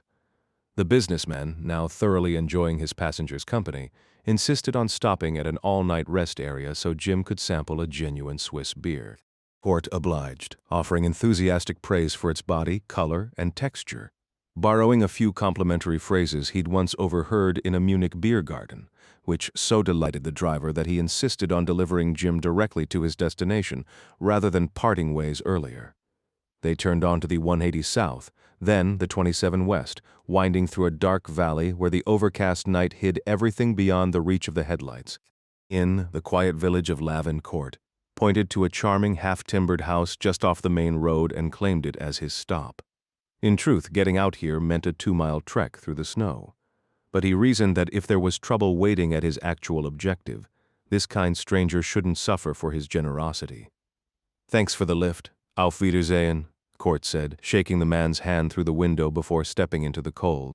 He stood waving in the road until the Audi's taillights disappeared around a distant bend. Then, with a quiet shift in demeanor, the gray man turned west and began walking through a gently falling snow. The adrenaline that had fueled his relentless movement for the past 20 hours had finally drained away, leaving only raw discipline to push him forward. He was exhausted, every muscle pleading for rest, and he hoped to find a few hours of it up the steep road in Guarda. By 4:10, the snowfall had thickened. Kort reached the hilltop village, where not a soul stirred. A few lights still glowed in the small hotel, but the homes of the villagers, the shepherds, the blacksmiths, the innkeepers, the retirees, were all dark, their occupants soundly asleep for what remained of the night. He kept moving upward through the village, passing old stone troughs once used by sheep herds that wandered the car-free lanes, then by the miniature gardens and picket fences fronting the cottages. Soon he emerged from the hamlet and began ascending a steep dirt trail on the hillside. Fresh snow fell onto older drifts, nearly shrouding the slope, though even without moonlight Gentry could make out dark patches, bare ground stubbornly refusing the white blanket. After trekking 300 yards above Guarda through whitened meadows, he switched on his small tactical flashlight. Open pasture land lay behind him. Ahead, a pine forest swallowed the path, the swirling snow and deep night obscuring the way forward. The beam helped another 100 yards on. He found his goal, a small shack set back 30 yards from the trail, which continued upward across unused private land. It was an unlikely place for anyone to wander by, and even less likely a passerby would peer through the dense pines to spot the simple building. A large, rusted padlock hung forbiddingly on the front door. The 3 windows were boarded from within, and untrimmed pines grew thickly almost to the walls. Gentry circled the shack with his light. At the rear stood a utility shed, also secured with a heavy lock, which he checked and found intact. Completing his circuit, he examined the walls, the wooden roof slats, and finally the front door. Removing his gloves, he slowly ran his fingers along the door's edge, and in the top right corner he felt it. A wooden toothpick driven flush with the frame. If the door had been opened, this telltale would have fallen, warning the gray man his hideaway had been visited. Assured the site was secure, Kort turned his back to the door, took 30 deliberate paces into the pines, brushing aside needled branches. At 30 steps, he moved 5 yards to his right and knelt. Buried about 6 inches down in the frozen mulch and dirt was a metal coffee tin. He dug it out with a flat stone, retrieved the key inside, and returned to the cabin to open the lock. The air inside was dry, stale, and just as cold as outside.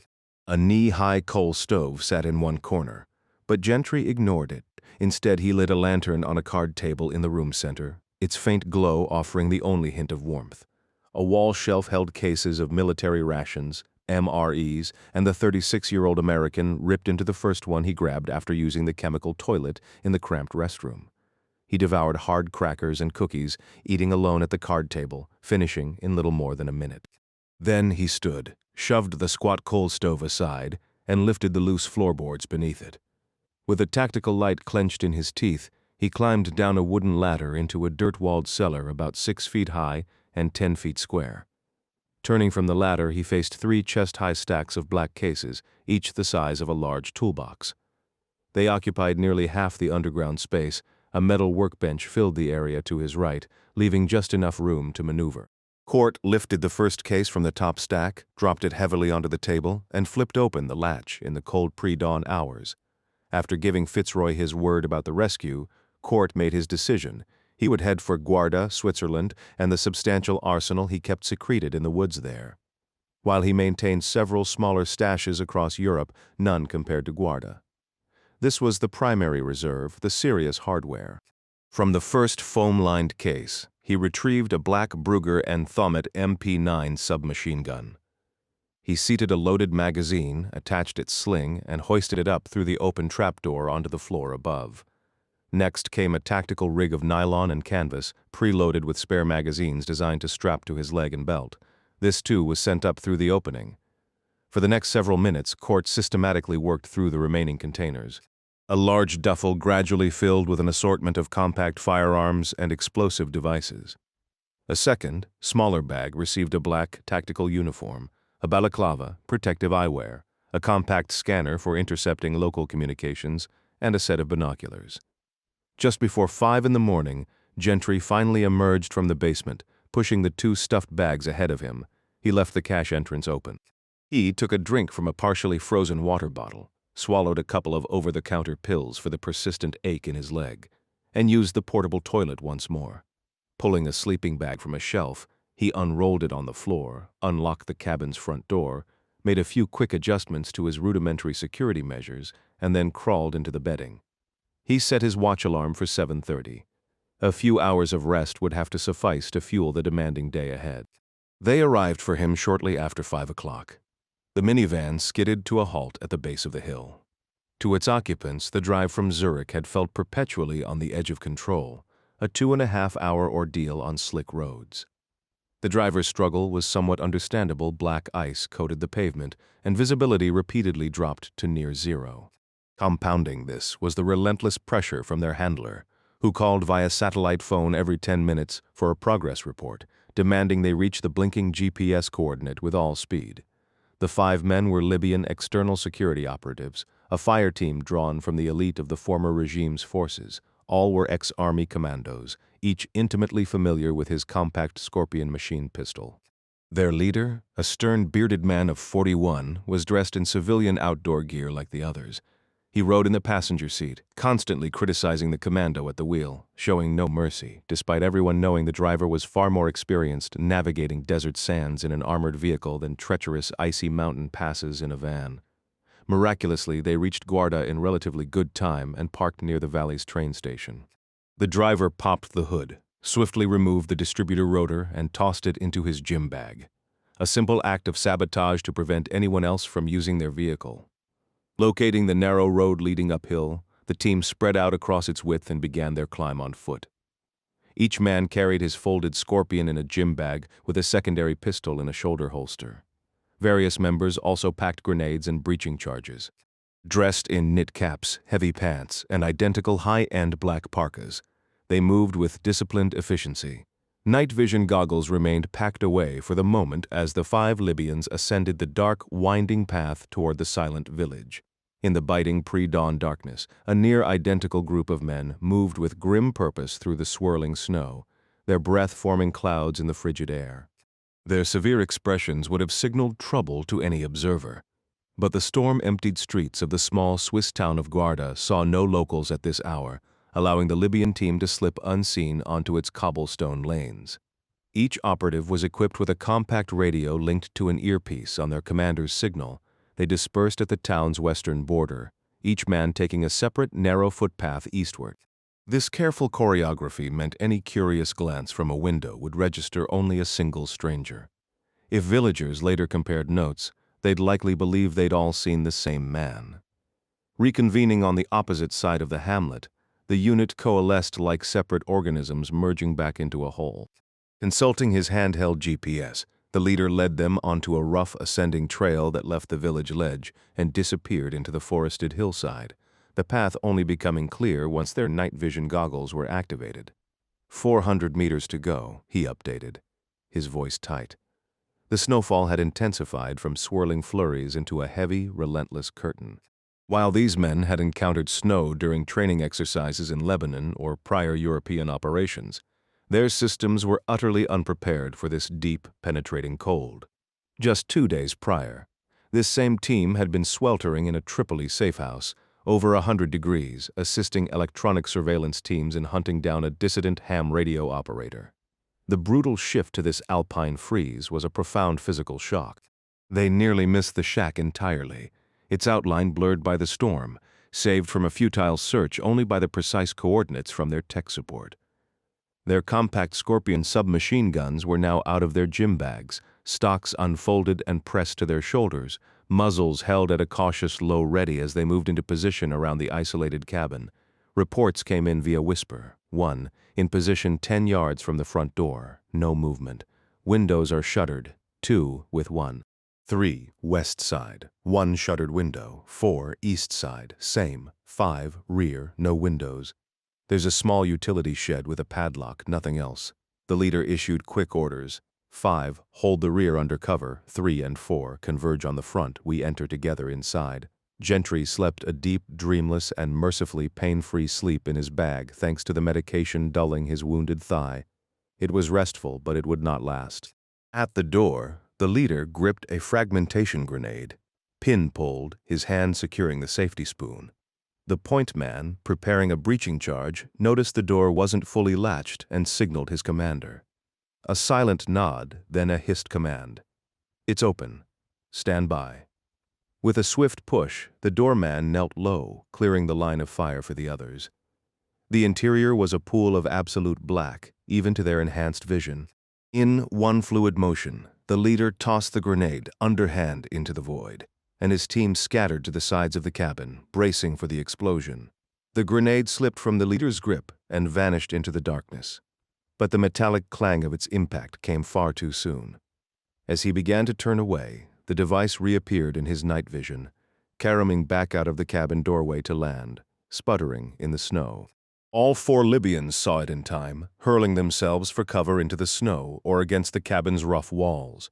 The detonation washed their goggles in blinding white light. One man was struck in the elbow by a fragment and thrown to the ground. Shaking off the disorientation, the leader tore his useless goggles away, moved back to the door's edge, and charged inside, firing blindly. The second and third men followed, but within 2 heartbeats the leader's sharp cry brought them to an abrupt halt. Mantrap. 17. Only moments before collapsing into his sleeping bag, Gentry had dragged the heavy, rusted mesh barrier into place just inside the entrance. This 7-foot-tall contraption, weighing over 200 pounds, slid on a short floor track. Its hinged wings locked into clasps on either side of the doorframe, creating a bottleneck that would force any intruders to cluster at the breach point, the most vulnerable position. Court had inherited the device with the cash and hadn't thought much of it, figuring a determined assault with explosives or even a heavy boot could defeat it. But as the grenade blast outside jolted him from sleep into a defensive crouch, he knew instantly the old rusty barricade had just saved his life. Moving frantically, he kicked his gear duffels down into the tiny basement hole, snatched up his Brugger and Thomet submachine gun, and emptied a full magazine toward the doorway one-handed before sliding down after his equipment. In the 6-foot deep cellar, he reached up and pulled the floorboard lid shut above him. Number 3 knelt in the blood-speckled snow left of the entrance, his elbow shattered by the grenade fragment. A disciplined soldier, he stifled his pain, quickly packing snow onto the wound. The shock of the cold was sharp, a preview of the agony he knew would follow. The leader paid no mind to his injured man, instead barking an order to Number 2 to prime his entire stock of breaching explosives and hurl them through the doorway. Seconds later, a block of Semtex the size of a tissue box came to rest against the Mantrap's slide rail. The 3 uninjured Libyans turned to flee. 2 and 4 hauled 3 up by his arms and scrambled for cover behind a massive fallen oak. For a few seconds, the black forest was still, filled only with the whisper of snowflakes through pine boughs and the ragged panting of the Tripoli kill team. Then the calm shattered. A white flash and an ear-splitting roar erupted, making the earlier grenade blast sound like a party popper. The entire cabin doorway from floor to roof disintegrated. Splintered lumber and shredded evergreen debris were hurled 100 feet into the woods. As burning fragments drifted down with the snow, 1, 2, and 4 advanced through the wreckage, each firing short, controlled bursts into the torn-open front of the shack. 1 veered right, 2 went left, and 4 pushed directly into the small structure. The flickering glow from burning debris illuminated their path as they stepped over a twisted metal fence, a shattered bookcase, a broken table, and a chaotic mix of boxes and kitchenware. After confirming no signs of life in the main room or the tiny bathroom, the 3 men started methodically shifting through the wreckage on the floor, expecting to find a charred and torn body somewhere in the mess. 5's voice crackled in their earpieces, reporting the rear of the cabin was clear, which only heightened the anxiety of the 3 Libyans inside. The shack was so cramped that, despite the dancing shadows from the dying fires, it took mere moments to confirm their target wasn't among the ruins. One's gaze drifted upward, quickly noting the absence of any loft or attic space. His eyes then slowly dropped to the floorboards beneath his boots. "There's a trapdoor here. Find it." 2 located it after shoving a few coal bricks aside, right next to the toppled furnace. As the flames guttered out, 1 switched on an electric lantern that had tumbled from a shelf, but against the odds had survived the blast. He set it down beside the hidden door. "Be cautious. He might have left us a nasty welcome.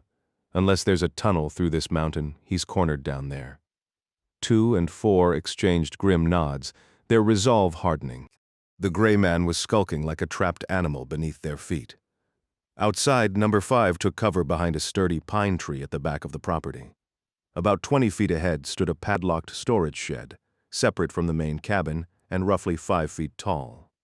He checked in with the team inside just as they were preparing to pry open the trapdoor with a long metal pole. Their plan was straightforward: grenades first, then a barrage of rifle fire, followed by a descent to finish the job. 5 muttered a curse into the cold air, feeling sidelined from the action. His scorpion held ready.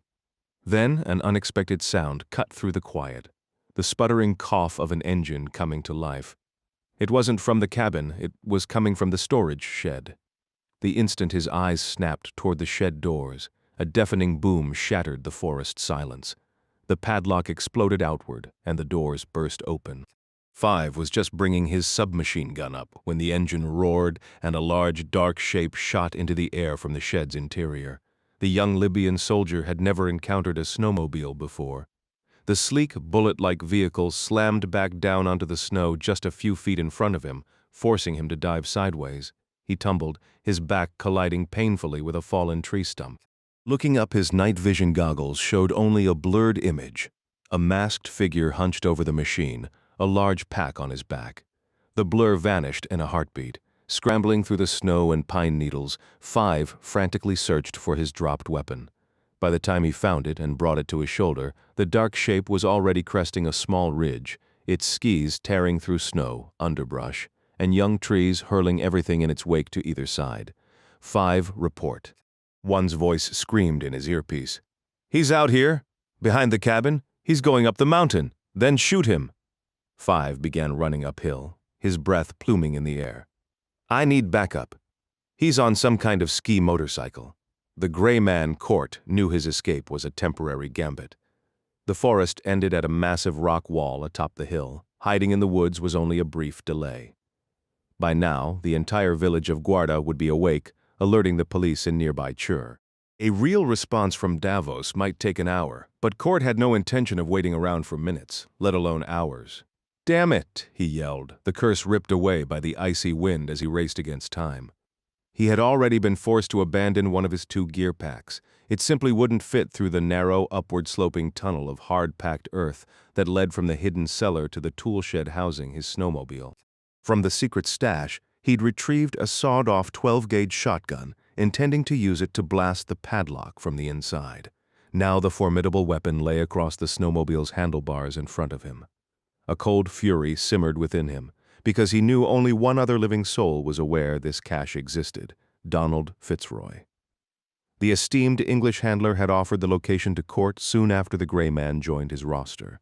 Fitzroy had casually mentioned the previous owner no longer had use for the secluded cabin, having been discovered in pieces in a shallow grave near Vladivostok. Gentry had ignored the ominous backstory, accepting the gift. He'd appreciated the central location, the valley's isolation, and the acoustic advantage. Any approaching vehicle, whether on wheels or with a propeller, could be heard from a great distance. It had been a perfect bolt hole. It would have remained perfect, Court was sure, if Sir Don hadn't betrayed its location to the hunters on his trail. The snowmobile's skis hit bare earth just 40 seconds after he'd raced up the mountain, away from the killers. He wrenched the handlebars hard, narrowly avoiding a sheer granite wall that stretched out to either side. Using his weight and a burst of throttle, he managed to swing the machine back around, now facing the forest, the cabin below, and the distant village. For the moment, the crest of a small hill shielded him. He couldn't see the men with their guns and explosives down below, and they couldn't see him up here. But he could hear them, voices sharp and excited, carrying on the cold air as they undoubtedly picked their way up the icy, rugged road. He had no clue how many there were. He'd caught a fleeting glimpse of one figure at the back of the shack, but for all he knew, a dozen more could be moving through the trees. The main assault had clearly been focused on the front door. Court quickly assessed his dismal options, surveying the terrain, and immediately concluding he was, for all practical purposes, trapped. He might take down a few of them, but the wide open meadow they would cross was a death sentence. If they fanned out in a skirmish line and advanced together, he'd be overwhelmed, unable to engage targets from multiple directions before they cut him down. So much for the tactical advantage of high ground. This particular high ground was utterly useless. To his right, a narrow sheep trail, barely 4 feet wide and treacherously steep, plunged almost straight down through the trees toward the meadow on the far side. The incline was far too extreme for the snowmobile. Attempting it would be a quick trip to a fiery wreck. Perfect. Just perfect. Now the shouts from below grew clearer, wild and eager in the thrill of the chase. They were closing in on his position. "He's boxed in, nowhere to go," a voice yelled. The leader, his hearing already damaged by the earlier explosions and gunfire, didn't bother with his radio. He just shouted to the 3 men jogging beside him up the slippery track. A 4th man had been left behind at the cabin, wounded but alert out of the fight. The 4 Libyans, nearing the hilltop, efficiently dropped the magazines from their Scorpion machine pistols, checked their ammunition, and slapped them back home with practiced ease. Their night vision goggles cast the world ahead in a ghostly, moving green, the falling snow appearing as countless drifting streaks in their enhanced view. They eased their pace as they approached the crest, fanning out silently across the road without needing a command. Abruptly, the snowmobile's engine roared back to life, revving higher and louder until a solitary headlight materialized above and ahead of the 4 Libyans. It shone like an eerie green phantom through their night vision goggles as it charged downward. "Fire!" Number 1 shrieked. The 4 assassins dropped into crouches and unleashed a torrent of rounds at the approaching vehicle. Each of their 4 roaring weapons spat 20 hollow-point bullets per second. Tracer rounds streaked through the darkness, striking and ricocheting skyward like mechanical fireflies. At a distance of 30 meters, the snowmobile launched into the air. It hung for a moment before slamming down hard, bounced once more, and finally came to rest on its side. Its headlight remained lit as the machine slid past the men and halted 20 meters behind them, its engine idling. Hot exhaust fumes clouded their optics. After reloading, Number 1 rushed toward the snowmobile, slipped on a patch of ice, and fell to his knees. Number 2 raced past him as he struggled back up. A swift survey of the road by all 4 confirmed their growing dread. "He's not here." For a moment, Court felt as if he were plummeting at 50 miles an hour. Everything seems quicker at ground level, naturally, and the snow, ice, and debris pelting his face only heightened that illusion. But whatever his actual speed, Gentry knew he was descending the sheep trail far too rapidly.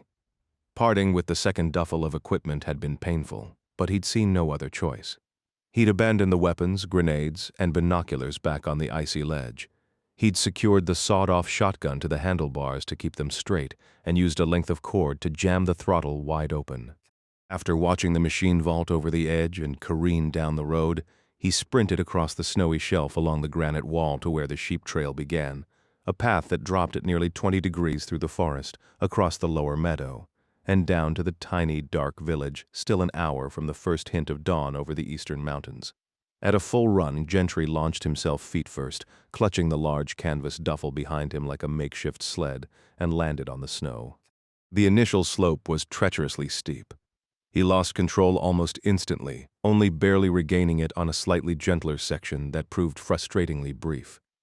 To his left, he could hear the staccato bursts of gunfire and see flashes of light, but he kept his eyes fixed on his feet and the path ahead. For nearly 100 yards, his plan seemed brilliant. He was sledding swiftly out of the kill zone, and honestly, it wasn't a bad plan. It was just the execution that fell hilariously short. When he skidded into the woods, pine roots crisscrossed the trail, and he was moving too fast to stop. He hit an ice-covered root knob and went airborne, his body twisting 90 degrees in midair. He landed on his side, perpendicular to his direction of travel, which sent him spinning and tumbling over and over. His bandaged knees took a brutal, glancing blow as he spun. His feet caught a snowdrift and whipped his body another 90 degrees. Suddenly, he was hurtling headfirst, his duffel sled long gone, shooting out of the forest and into the meadow above the old village of Guarda with his arms outstretched like Superman and with zero control over his momentum. The entire descent lasted just over 45 seconds. To Gentry, it felt like an eternity. When it finally ended, he lay flat on his back in the snow, utterly spent. After a moment spent steadying his spinning head, he pushed himself upright, methodically assessing his body's condition before rising unsteadily into the pitch-black morning. He inventoried his pains. The gunshot wound in his right leg pulsed with a deeper, more insistent ache. He was sure he'd torn open whatever healing had begun over the past 48 hours. His knees burned, the skin likely scraped raw and bleeding. His ankles protested but held his weight. Drawing a sharp breath of frigid mountain air sent a flare of agony through his right side, a probable cracked rib, painful but manageable.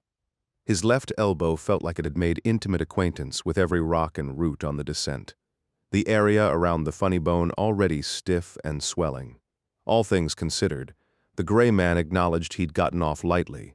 Tumbling down a steep, dark slope could have ended far worse, even without a team of shooters trying to fill him with lead.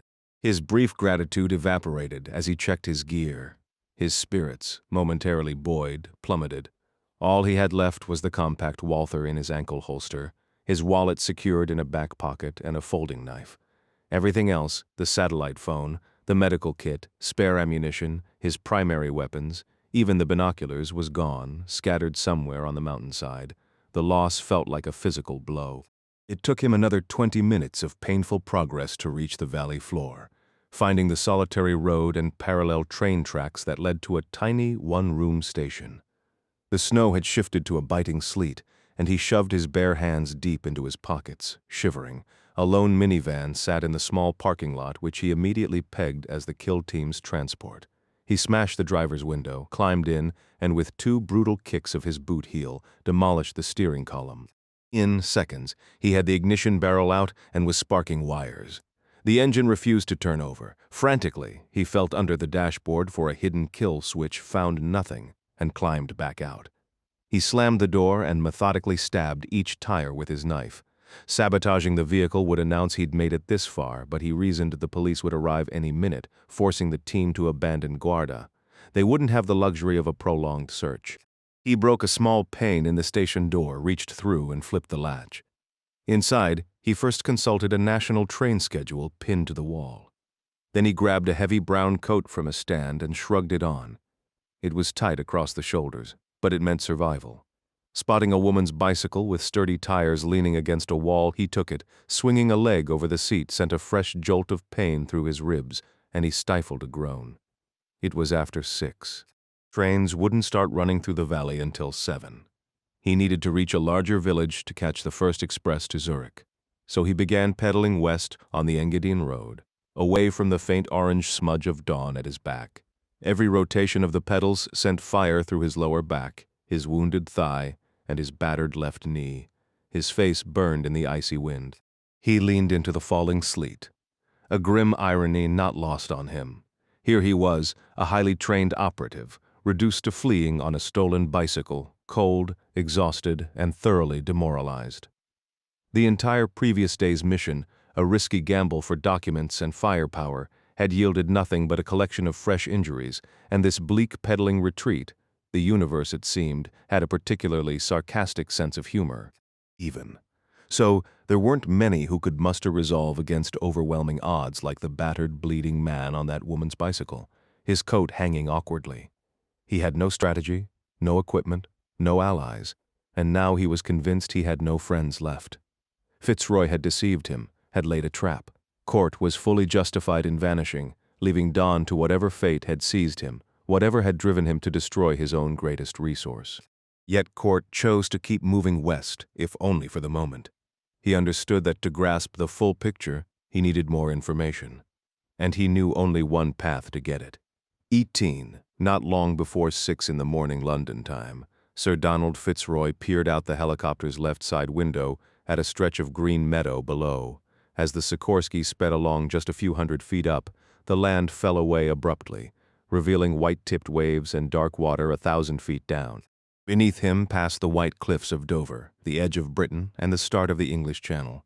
He, along with Lloyd, Mr. Felix, President Abu Baker's representative, the tech, and 4 Laurent Group enforcers, was flying south toward Normandy. The 68-year-old Englishman didn't understand why.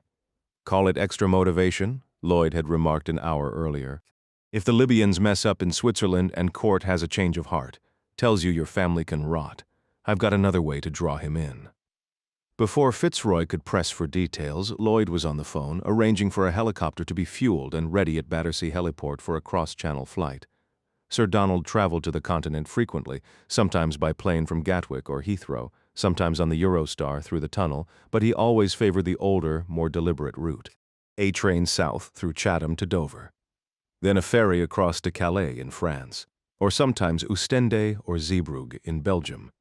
That was the journey of his youth, and neither speedy airlines nor the modern convenience of the undersea tunnel could match the swell of pride and affection he felt returning to England by sea, spotting those majestic white cliffs rising through the distant haze. Was there any sight more stirring to an English heart? Above the cliffs, gulls wheeled greeting Channel travelers, just as they had welcomed home the battered RAF planes decades before. Those frail fuselages scarred with bullet holes, carrying young men who had risked everything in the fight against fascism. Now, with a heavy heart, Donald watched Dover's beauty recede into the moonlit pre-dawn behind him, sensing he might never see that view again. Just heard from Regal, the Libyans came up empty. Lloyd's voice crackled through the headset, squeezing the tufts of white hair at Sir Donald's temples. Fitzroy scanned the cabin's dim red glow and found Lloyd looking back at him from the opposite seat. The American's suit was rumpled after the long day, his tie loose around an unbuttoned collar. How many casualties? Fitzroy asked. None. Believe it or not, 1 man wounded. They're saying the gray man is like a phantom. The description is not entirely inaccurate, Fitzroy replied into his mic. Unfortunately, no. Phantoms are already dead, Lloyd sniffed. I'm redirecting the Libyans to Bayeux as backup, just in case Gentry slips through our net. Fitzroy shook his head. It's pointless. I was the only one who knew about the Swiss cash. He'll realize I gave him up.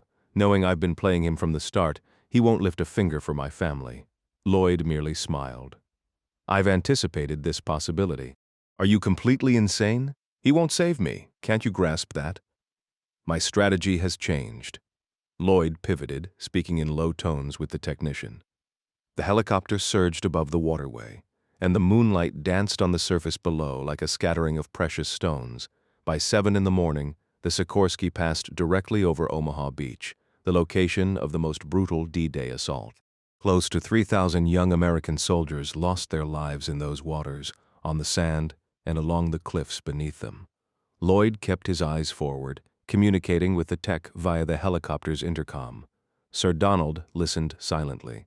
Lloyd issued commands with sharp authority, directing the surveillance teams as if they were pieces in a strategic game. He instructed the tech to redeploy all kill teams currently east of Guarda to positions west of the city: Zurich, Lucerne, Bern, Basel.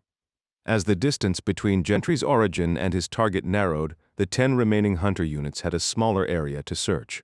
Relocate the Venezuelan unit from Frankfurt to Zurich, send the South Africans toward Bern in case he veers south, who's stationed in Munich, then Gentry has already evaded the Botswanans. Pull them all the way back to Paris. They can reinforce the Sri Lankan team on location. The Kazakhs are in Lyon, correct? Lyon is too far south, But we'll keep them there until we have better intelligence. Ensure their position near the highway and prepare to move north. Dispatch an additional surveillance detail to Zurich and re-examine Gentry's list of known contacts. Who else is in Paris? I don't care about his reputation. One man isn't sufficient.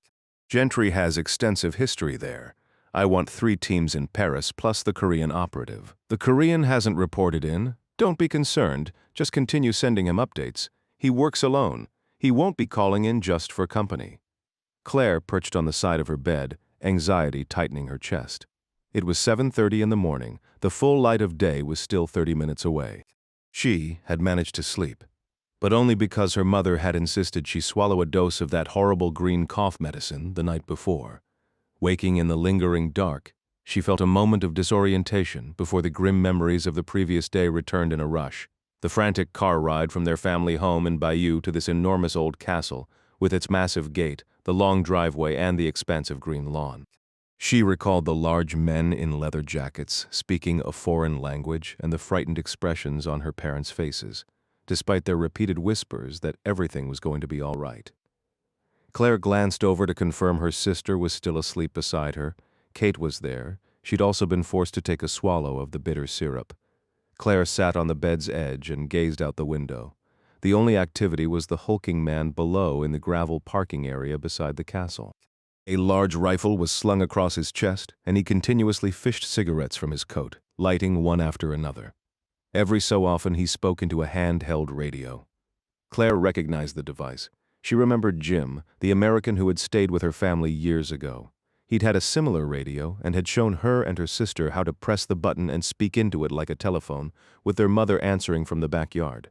These men surrounding them now were nothing like Jim. Though her memories of his visit were fuzzy, she remembered his kindness and easy smile, a stark contrast to the angry, grim faces of these strangers. The previous evening, before their mother administered the medicine, Kate had been eager to explore the castle. Claire reluctantly followed, but she wasn't playing games like her carefree sister. The hostile men barely acknowledged them as they passed through the kitchen. Kate banged a spoon against pots and pans, delighted by the wild echoes in the vast chateau. They wandered down seemingly endless corridors with wooden floors, turning back from some passages because they were too shadowy and frightening. They discovered a cellar packed with old wine bottles, their surfaces coated in a thick layer of dust. Next, they wandered into a vast library, its shelves straining under the weight of enormous leather-bound volumes. The exploration continued through a series of chambers, each one more unsettling than the last, their walls adorned with the mounted heads of imposing fur-covered beasts sporting formidable horns and sharp teeth. A flash of orange, a cat darted down the corridor, and the girls gave chase, trailing it down to the basement. They watched, fascinated, as the feline nimbly pushed open a small high window above a shelf and vanished into the garden outside. Their adventure led them to a narrow spiral staircase that seemed to ascend forever. Breathless, they reached the top of a secluded tower. Flicking on a light, they were met with the startling sight of a man seated at a table, his gaze fixed on the darkness beyond an open window. A radio crackled softly beside him, and a large rifle lay on the table before him. He spun around, shouting at them in a harsh, unfamiliar tongue. Kate just laughed, the sound echoing as she bolted back down the steps. Claire followed, her heart hammering against her ribs. The man barked commands into his radio, and it wasn't long before several men arrived, firmly taking the girls by their arms and escorting them to their parents' room. One of the large men addressed their father in English, instructing him to put his daughters to bed. Daddy shouted back, telling him to keep his hands to himself, before storming out onto the balcony in a fury. Mummy, her face pale with worry, quietly ushered Kate and Claire into the bathroom for their medicine. It had been a terrifying day, followed by an equally dreadful night. Now, fully awake, Claire knew it had been no nightmare, and the dread of another horrid day settled over her. Sitting on the edge of her bed in the dim morning light, a faint, familiar noise caught her attention in the distance. It grew steadily louder, drawing closer to the chateau. Having grown up in London, where the skies were often filled with helicopters, she quickly recognized the distinct thwump, thwump, thwump of rotor blades. She rushed to the window, pressing her face against the cool glass. The helicopter emerged over the tree line beyond the large fountain in the expansive rear garden. Its white body gleamed under the black spinning rotors as it approached the far end of the gravel parking area. It pivoted sideways, settled onto its wheels, and descended with a final gust. The side doors slid open, and 4 men in dark suits emerged. The rotor wash whipped one man's suit jacket open, and even from 60 meters away, Claire could clearly make out the pistol holstered against his white shirt. More men with guns, she thought, a cold knot forming in her stomach. As the blades continued to whirl overhead, 4 more figures exited the aircraft. The first was a black man in a sharp brown suit. The next struggled with 2 heavy suitcases, his long ponytail flying behind him as he hurried toward the chateau. Then came a slender man in a black suit, a raincoat draped over his arm, clutching a briefcase.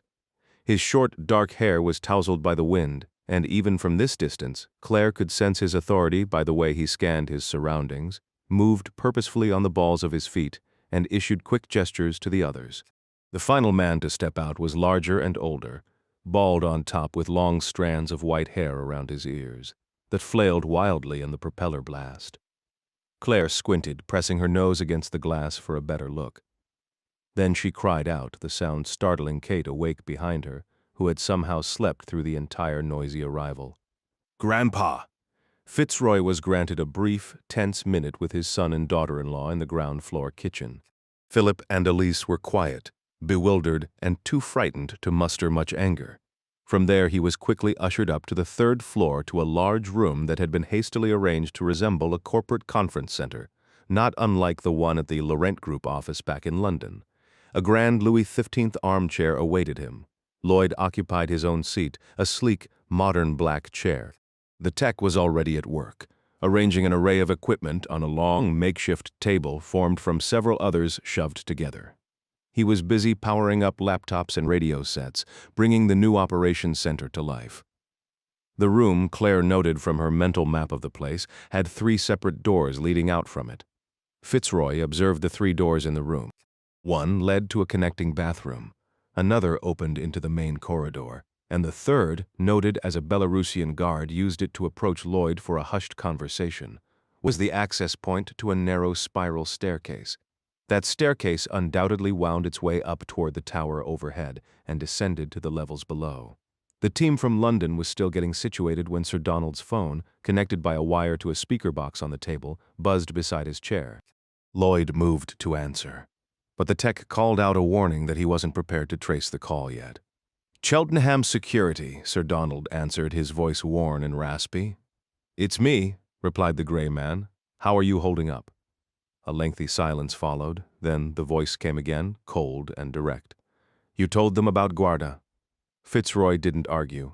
He responded quietly with clear regret. "Yes, I did. I am deeply sorry. You'll be sorrier when your family is gone. Goodbye, Dawn." Lloyd, who had been standing across the room, strode quickly to the table. He leaned over the phone and spoke. "Good morning, Cortland." The line stayed silent for so long that Lloyd lifted the handset to check if the connection was still live. "Who is this?" A voice finally demanded. "Court, perhaps you shouldn't be so harsh on our knight here. I'm afraid I placed him in an impossible situation. Identify yourself. You don't recognize my voice? No. We were colleagues once. It's Lloyd." Nothing but static. Lloyd pressed on, from Langley. "Back in the good old days, you understand, Lloyd." "Correct. How have you been?" "I don't recall a Lloyd." "Oh, come now, Mr. Gentry. It hasn't been that many years. I worked under Hanley, helped manage you and the other field assets during the Goon Squad era. I remember Hanley. I don't remember you." Fitzroy could see Lloyd was genuinely put out. "Well, you boots-on-the-ground types were never celebrated for your social graces," Lloyd said, glancing almost apologetically at Sir Donald before waving a hand. "No matter what does matter is that, even if you have no desire to come to Normandy to assist your former commander, you might want to reconsider your travel plans, because let me be clear, there is still something here you will want. There's nothing I want enough to step into an obvious trap. Goodbye, Floyd." "It's Lloyd, Lloyd, and you might want to hear my offer before hanging up." "Were you the one who issued the burn notice on me 4 years ago?" Gentry asked. His tone was controlled and flat over the speaker, but Fitzroy knew a question like that, simmered with raw feeling. "No, I didn't burn you. I actually disagreed with that decision at the time. I believed you still had value." "So who did, Hanley?" That's a conversation for another time. Perhaps we can discuss it when you arrive. Looking forward to it. Bye. Right now, you should be less concerned about who burned you in '06 and more concerned about who will eliminate you tomorrow if you don't pay us a visit. Gentry gave a derisive snort over the line. Can't get burned twice. Oh, you certainly can. When I left the agency, I acquired a bit of insurance. I saw what happened to you and others. I understood the brutality the politicians running the show were capable of whenever a previously successful operation lost favor with those who had to answer to Congress. I told myself, Lloyd, you're too clever to end up like poor old Court Gentry. So I took steps to guarantee my survival. You stole classified material. Like I said, I'm a survivor. You're a traitor. It amounts to the same thing. I copied documents, operational details, sources and methods, personnel files. Personnel files? Yes, I have them right here with me. I don't believe you. One moment. Fitzroy watched as Lloyd sifted through papers in a metallic folder on the table. The young American lifted a single folder from a stack of identical ones. Cortland A. Gentry, Lloyd recited. Born April 18, 1974, in Jacksonville, Florida. Parents Jim and Lila, one deceased brother. Grammar school in, that's plenty, Gentry's voice cut through the line. Oh, I have far more, Lloyd countered. Your entire agency history with the Special Activities Division and the Autonomous Asset Development Program, every Gulf Sierra operation. Your known associates, photos, prints, dental records, the whole file. A heavy silence followed before Gentry's flat question. What's your play? I want you in Normandy. Why? We'll discuss that upon your arrival. The pause stretched out, long enough for Sir Donald Fitzroy, listening from the chateau's second floor, to catch the muffled sounds of an argument below. Elise's sharp voice rising against Philip's. He knew their marriage was strained. This pressure was the last thing they needed. Finally, Gentry responded. Do what you want, Lloyd. Leak my files. I don't care. I'm finished with all of it. Splendid, Lloyd said, his tone chillingly cheerful. I'll broadcast your life to the world. Within a week. Every mobster you've crossed, every enemy intelligence service you've operated against, every disgruntled contract killer you've undercut, they'll all be hunting you. The last 2 days will seem like a relaxing spa retreat. I can manage. And Fitzroy dies. His family dies. Can you manage that? A slight hesitation. He shouldn't have betrayed me. All right, Court. You're a tough man. I understand, but I neglected to mention one minor detail. Yours weren't the only files I liberated from the agency. If you refuse to come, I will publish the names, photographs, and associate files of every operator in the Special Activities Division, active, inactive, retired, or otherwise indisposed. Every corporate triggerman will share your fate. Burned, hunted, hung out to dry because their covers are blown and their names are flashing on every search engine from here to Silicon Valley. The line was silent for a long time. When Gentry finally spoke, his voice was a low growl. What the hell is this about? Why would you do that just to reel me in? This isn't about you, you arrogant bastard. You're a minor piece in a much larger game, but I need you here. If you're not, I will scorch the earth and leave America's best covert operators exposed as hunted animals. Every sad asset and everyone they've ever known will be a target. Gentry said nothing. Fitzroy tilted his head, thinking he could hear the distant, rhythmic clatter of train wheels in the background of the call. Lloyd continued, his voice dropping to a conversational, almost bureaucratic tone. Naturally, it will take a few days to upload all that personnel data, yours and the Sad Boys. There's just so much of it. I'll have to start with something more immediate. If you're not here by sunrise tomorrow, the Fitzroy family downstairs will be the first to check out. I think I'll begin with the children. First in, first out. Understand. I'll kill the babies, then the parents, and cap off my morning with old man Fitzroy himself. Gentry's voice returned, cold and precise. If you lay a finger on Claire or Kate, I will find you. I will take my time with you, and your only prayer will be for a death that never seems to come. Lloyd actually clapped his hands. Now that's the spirit, emotion, passion. You'd better get here in time for eggs and biscuits then, because wringing the necks of those pretty little girls is my first scheduled task after breakfast. Fitzroy had remained silent and sullen throughout, seated to the side like a forgotten pet, but at Lloyd's final words, Sir Donald erupted from his Louis XV chair. He launched himself at the American, hands clawing for his throat, freshly run wires to the computers and speakers tangled around their legs, ripping equipment from the table. Lloyd's swivel chair flipped into the air as the two men crashed to the hardwood floor. Fitzroy tore the wire-rimmed glasses from Lloyd's face and drove his fists into the man's taut cheekbones. It took the two guards from Northern Ireland nearly 10 seconds to rush into the room and haul the heavy Englishman off the young American lawyer.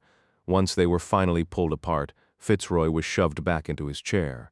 The two Scottish guards quickly followed, securing his head and arms. Shouts and cries echoed across the third floor as one of the Belarusians arrived with heavy chains discovered in the garage next to the greenhouse. Fitzroy was roughly strapped into the seat, fighting against them the entire time as the cold steel links were looped over the arms and legs of the Louis XV chair, and then tightly around Sir Donald's own limbs. Another loop was cinched around his neck, and a final one secured his forehead, everything fastened with a large padlock. Throughout the commotion, Lloyd remained on the floor. He sat up, breathing heavily, smoothed his hair back into place, and retightened his necktie. Locating his glasses, he bent the arms roughly back into shape and put them on. His face bore a few scratches, and his arms, chin, and neck were bruised, but he was otherwise unharmed. Finally, he climbed back into his wheelchair and rolled up to the desk near the telephone. "Sorry, Court, we had some technical difficulties. Are you still there?" But Gentry had already hung up. Lloyd turned to Fitzroy. Fitzroy could only look back at Lloyd as the chains immobilizing his head left him no other direction to face. "He'd better stay on course, Don. He'd better, or you and your family are going to die slow, miserable deaths. You think I'm some Ivy League pencil pusher?" The CIA thought the same thing. I was pushing papers while the door kickers got the medals. Well, screw them and screw you. I can play as dirty as the best in the business. E will do whatever it takes to see this through. Abu Baker will sign that contract, and we'll be launching our natural gas operation by noon tomorrow. You and yours will be an afterthought. Until then, you can live or die. I truly do not care which. It's your choice, Donny boy. Try another stunt like that, and see if I offer a third chance. Court will stay on course. He will come, and he will kill you. He won't make it here. But even if he does, the gray man who arrives will be a shadow of the one you know. He'll be wounded, exhausted, running on fumes, and stripped of his toys. Toys? Yes, men like that are helpless without their equipment. Sir Donald let out a bitter, angry chuckle. You have no idea what you're talking about. Court's most vital piece of kit is his mind. That's the only weapon he truly needs. Everything else, guns, knives, explosives, they're just tools. Nonsense. You've bought into the operator fairy tale. He's just a glorified thug.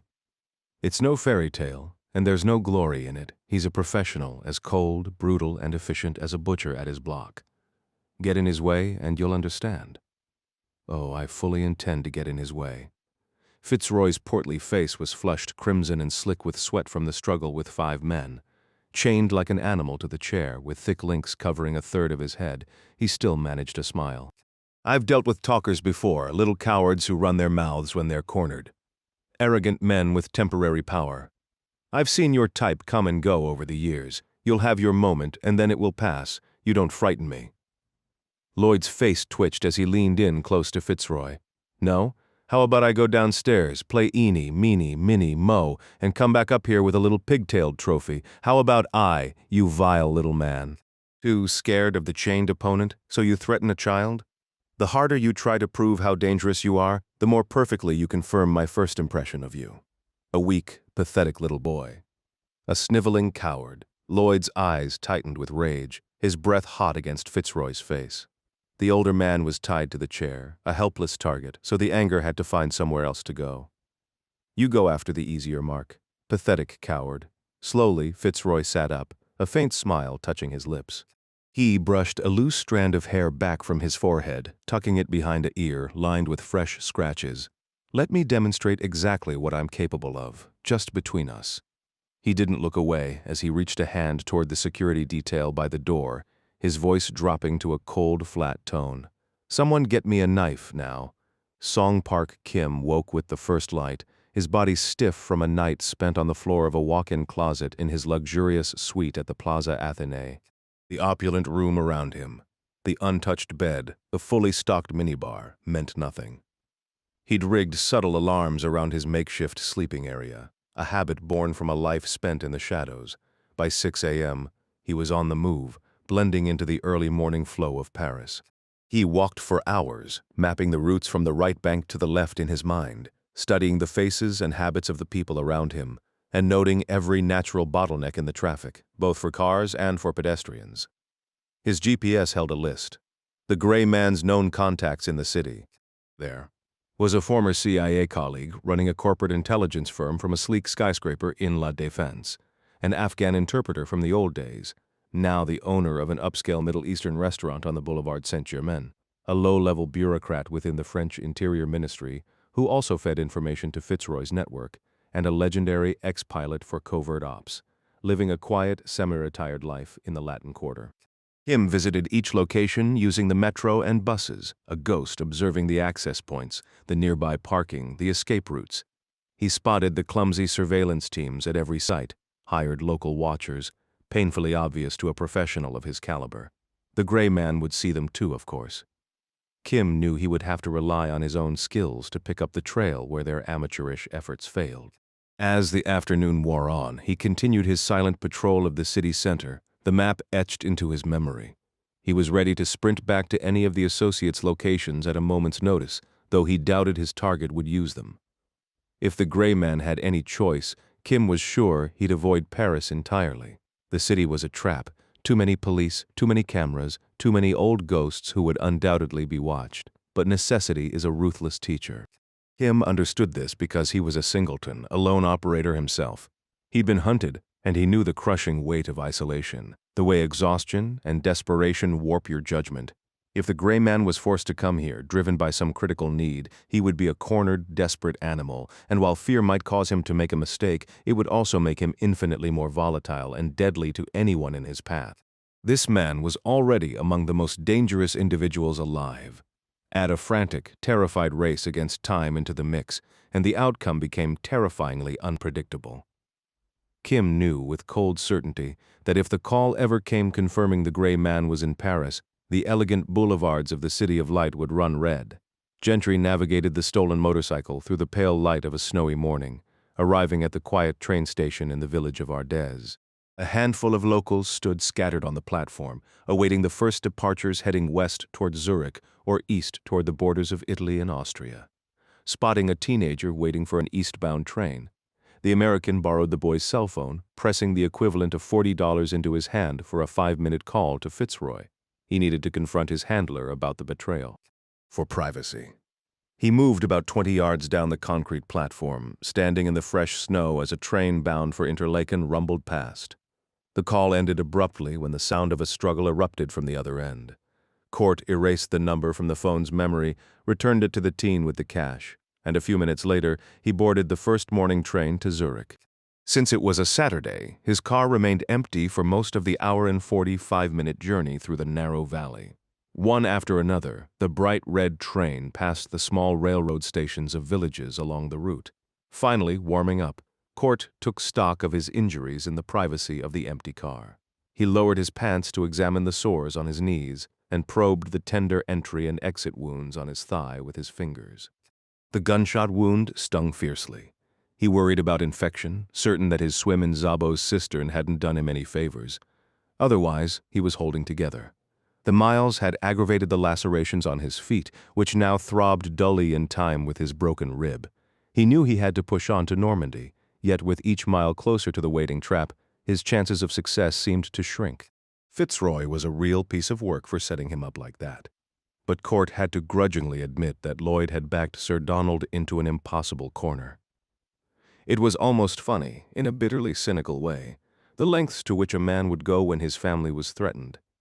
Court wondered what he would have sacrificed, who he might have sold out if it were his own children in the crosshairs of some ruthless bastard with a small army and no qualms about harming the innocent. But thinking of Lloyd just made his blood pressure spike. The truth was, Court couldn't place the guy's face. The CIA had never suffered a shortage of lightweight desk jockeys who orchestrated things from the cozy rear of covert ops, while men like the gray man worked the sharp edge. He couldn't recall specific introductions, but every so often some Langley suit would be paraded through. Lloyd must have been one of those before he stole top-secret SAD files and jumped to the private sector. What a champion! Court strained to remember something. anything about Lloyd that might offer a way out of this mess, but the rhythmic clatter of the train on the tracks began to lull him towards sleep. With all his cuts, bruises, strained muscles, and new holes, relaxing was a tall order, yet he felt almost too exhausted to register the pain. He drifted off just minutes before Zurich, jolting awake as the train slowed and a recorded announcement signaled their arrival. Standing to exit. He cursed his own lack of discipline for dozing while hunters were so close behind. Inside Zurich's main station, he purchased a ticket for Geneva, which meant another 2 hours on the rails.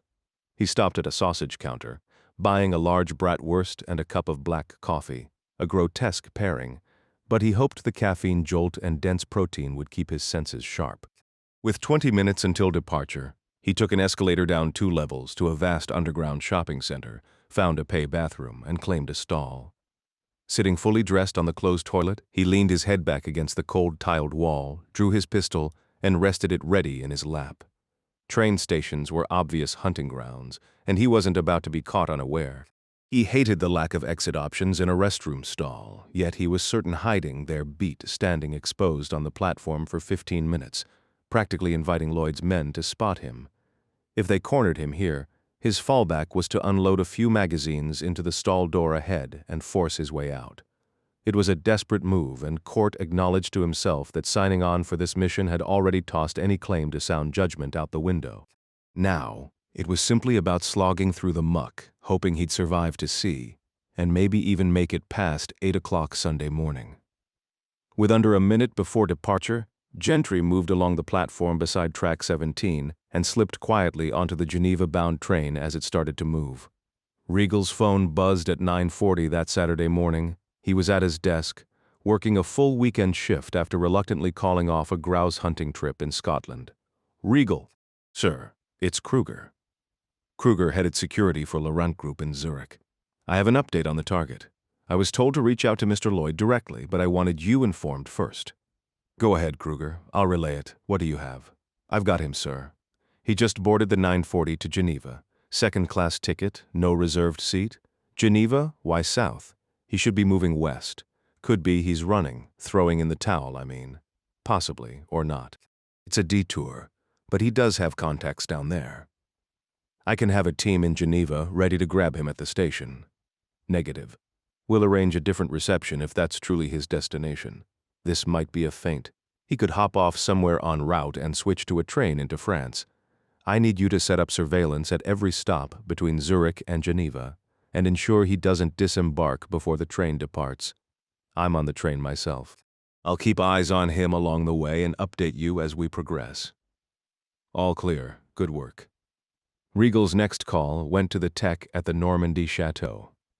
Redirect the Venezuelan team south to intercept the 9:40 from Zurich to Geneva. The gray man is aboard, but he may try to exit mid-route. The Venezuelans need to be prepared to engage immediately. Understood. Regal studied a large map of Switzerland on his desk. Get the South African team from Basel to Geneva. If Gentry reaches the station alive, they'll need to tail him out and handle him on the street. Too many cameras and police inside the terminal. Court didn't even make it 15 minutes. He'd taken a window seat on the upper level at the rear of the last second-class car. He removed his coat and spread it over himself. Beneath it, he drew his pistol and rested it in his lap, his hand on the grip. Then he drifted into an uneasy sleep. Pass. He stirred slowly, his head pressed against the cool window. Though his vision was bleary from exhaustion, he watched snowflakes tap dancing against the glass beside his cheek. For a fleeting, almost childish moment, he imagined sticking his tongue out to catch a fat flake through the pane. The countryside was blanketed in white.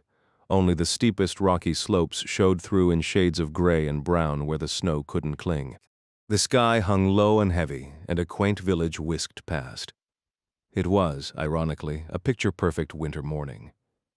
Identification, a voice demanded, close on his right. Court turned sharply. He recognized the tone of authority. 4 uniformed Swiss police officers stood in the aisle above him.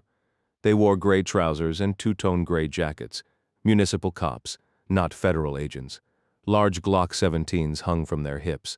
The oldest officer, white-haired, extended his hand. Identification, please.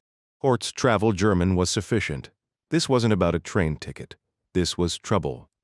Gentry shifted the pistol concealed beneath his coat, wedging it firmly between the plastic seat cushion and the wall of the train car as he straightened up.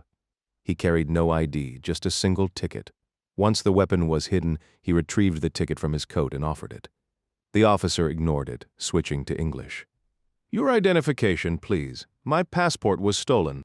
I'm on my way to the embassy in Geneva for a replacement." All four policemen clearly understood, their expressions collectively broadcasting profound skepticism. "You're American?" inquired the senior officer. "Canadian." Court sensed the situation deteriorating. The pistol was stashed, but a leather holster remained strapped to his ankle. These men looked competent. A pat-down was inevitable. Finding the empty rig would lead them straight to his seat and the hidden gun. "Where is your luggage?" "Stolen, like I said." Making nice was pointless. Court braced himself for the likelihood of having to fight his way out. The idea of tangling with these officers didn't sit right, but alternatives were vanishing. In the confined train aisle, surprise and aggressive action could tip a 4-on-1 confrontation in his favor. He'd relied on that calculus before. Then the car door slid open and 3 additional officers entered, positioning themselves by the entrance. Fantastic. 7-1. They weren't taking any risks. Gentry harbored no delusions about overpowering 4 men, then covering 25 feet to engage 3 more before being shot to pieces. "Please stand," instructed the silver-haired policeman before him. "Why? What's the charge?" "Stand up, and I will explain. I'm just traveling to I will not ask again." Court let his shoulders slump, rose, and stepped into the aisle. A younger officer moved in, spun him around, and swiftly cuffed his hands behind his back. Other passengers watched, captivated. Camera phones emerged, and Gentry angled his face away. The frisking began immediately, the young cop quickly discovering the folding knife in his pocket and the ankle holster. A search of his seat followed, the pistol held aloft like a prize for the entire car to see.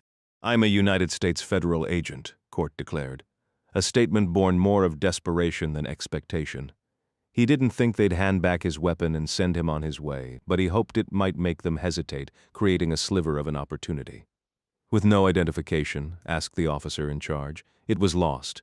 "So you claim? Were you in Garda this morning?" One cop pressed. The gray man, acutely aware of the recording phones and gaping stares that made him feel anything but inconspicuous, remained silent. One of the new officers at the door spoke into his radio.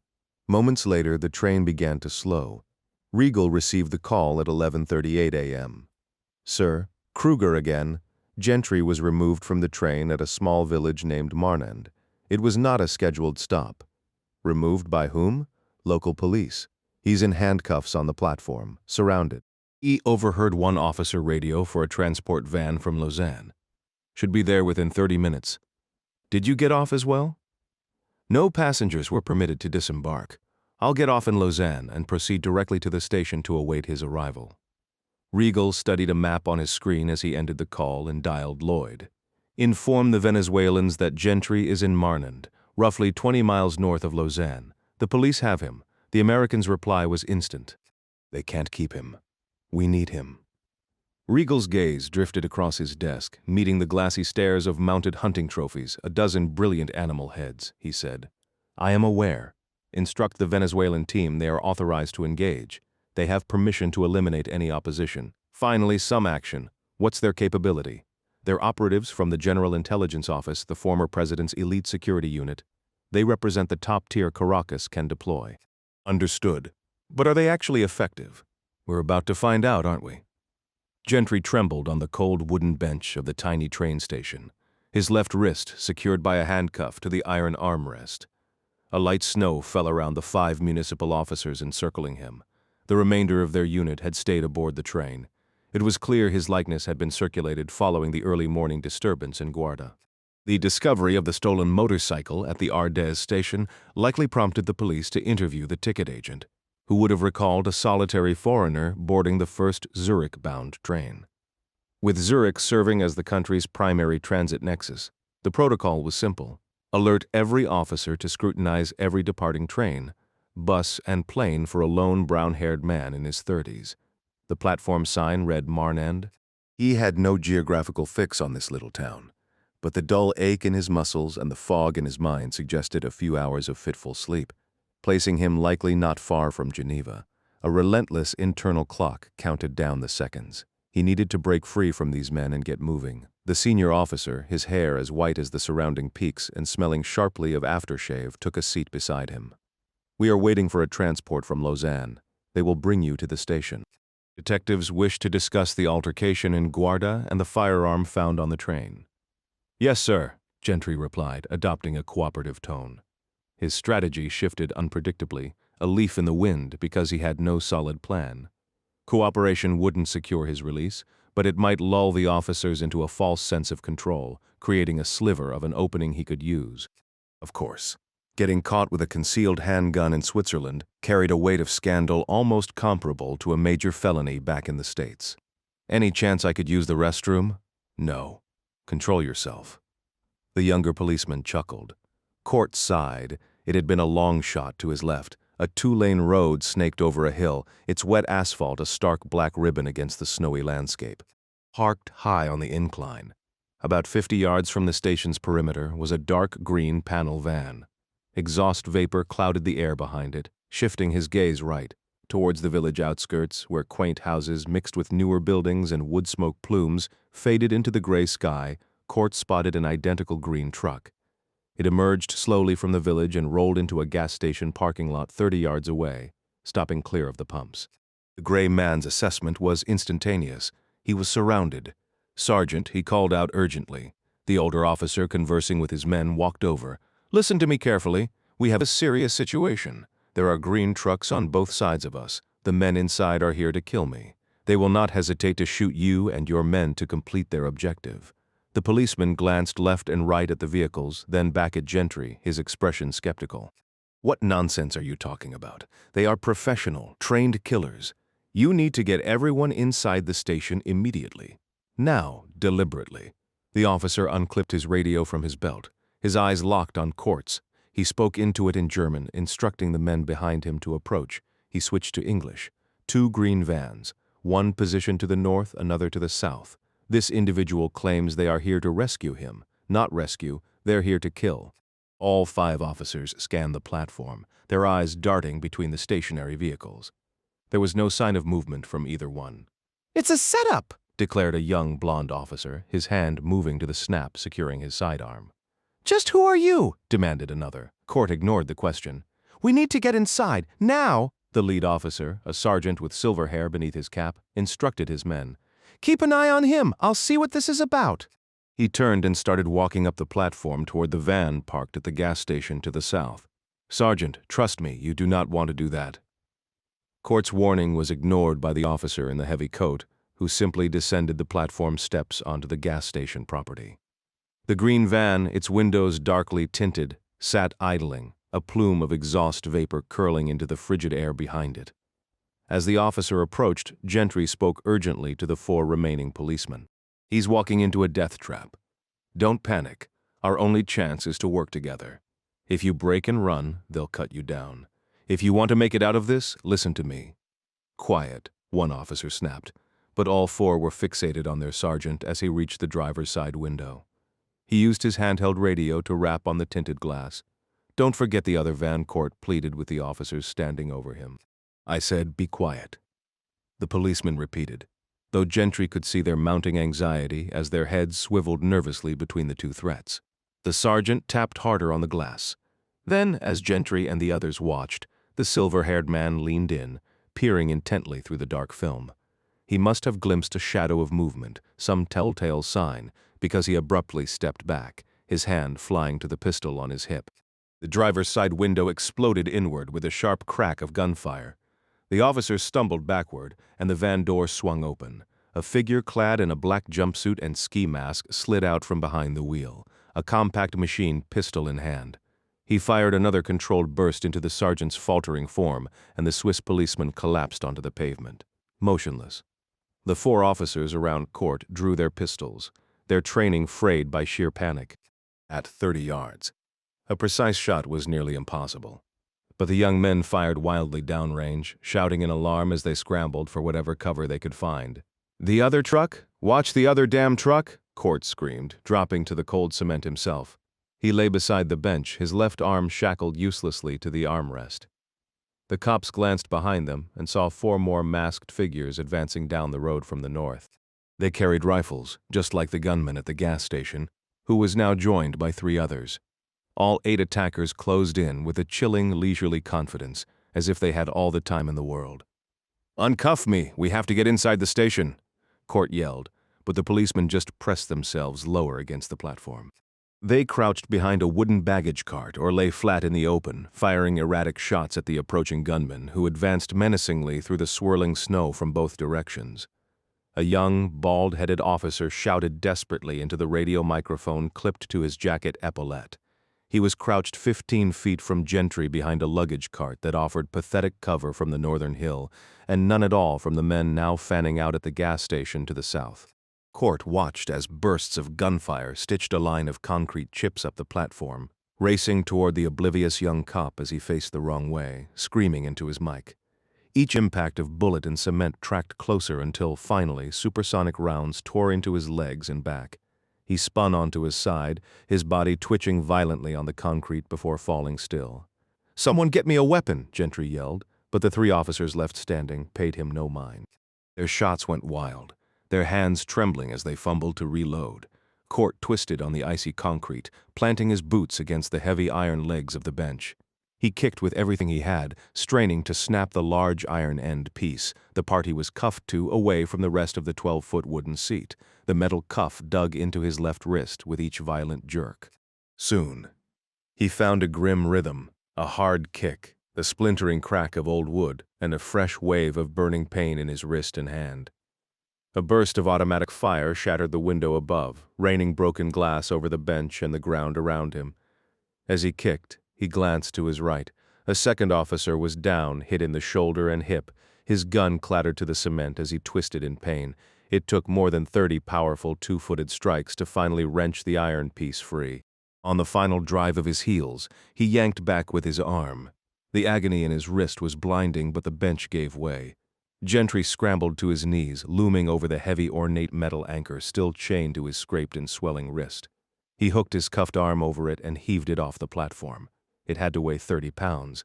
Then, with gunfire coming from both sides, he charged toward the wounded cop thrashing on the platform. When he was still several yards away, he hurled the iron piece forward, letting it crash down beside the injured man as he slid in after it. The clang of metal on cement rivaled the gunshots echoing around them. His swollen wrist pulsed inside the tight cuff. Kneeling over the Swiss officer, Court reached for the man's utility belt. The cop cried out, "My hip! It's bad! Sorry!" Court cut in, his fingers closing around the handcuff key on the chain. It was slick with the young officer's blood, ducking lower as a bullet whined past his ear. The American operative shoved the iron armrest toward the platform's edge, crawling behind it. The wounded policeman made a feeble grab for Court's leg as he moved away, a desperate, confused gesture, part plea for help, part attempt to regain control of a prisoner, as if that mattered any more. Gentry shook off the dying man's grip, snatched the cop's Beretta from the platform, and kept crawling.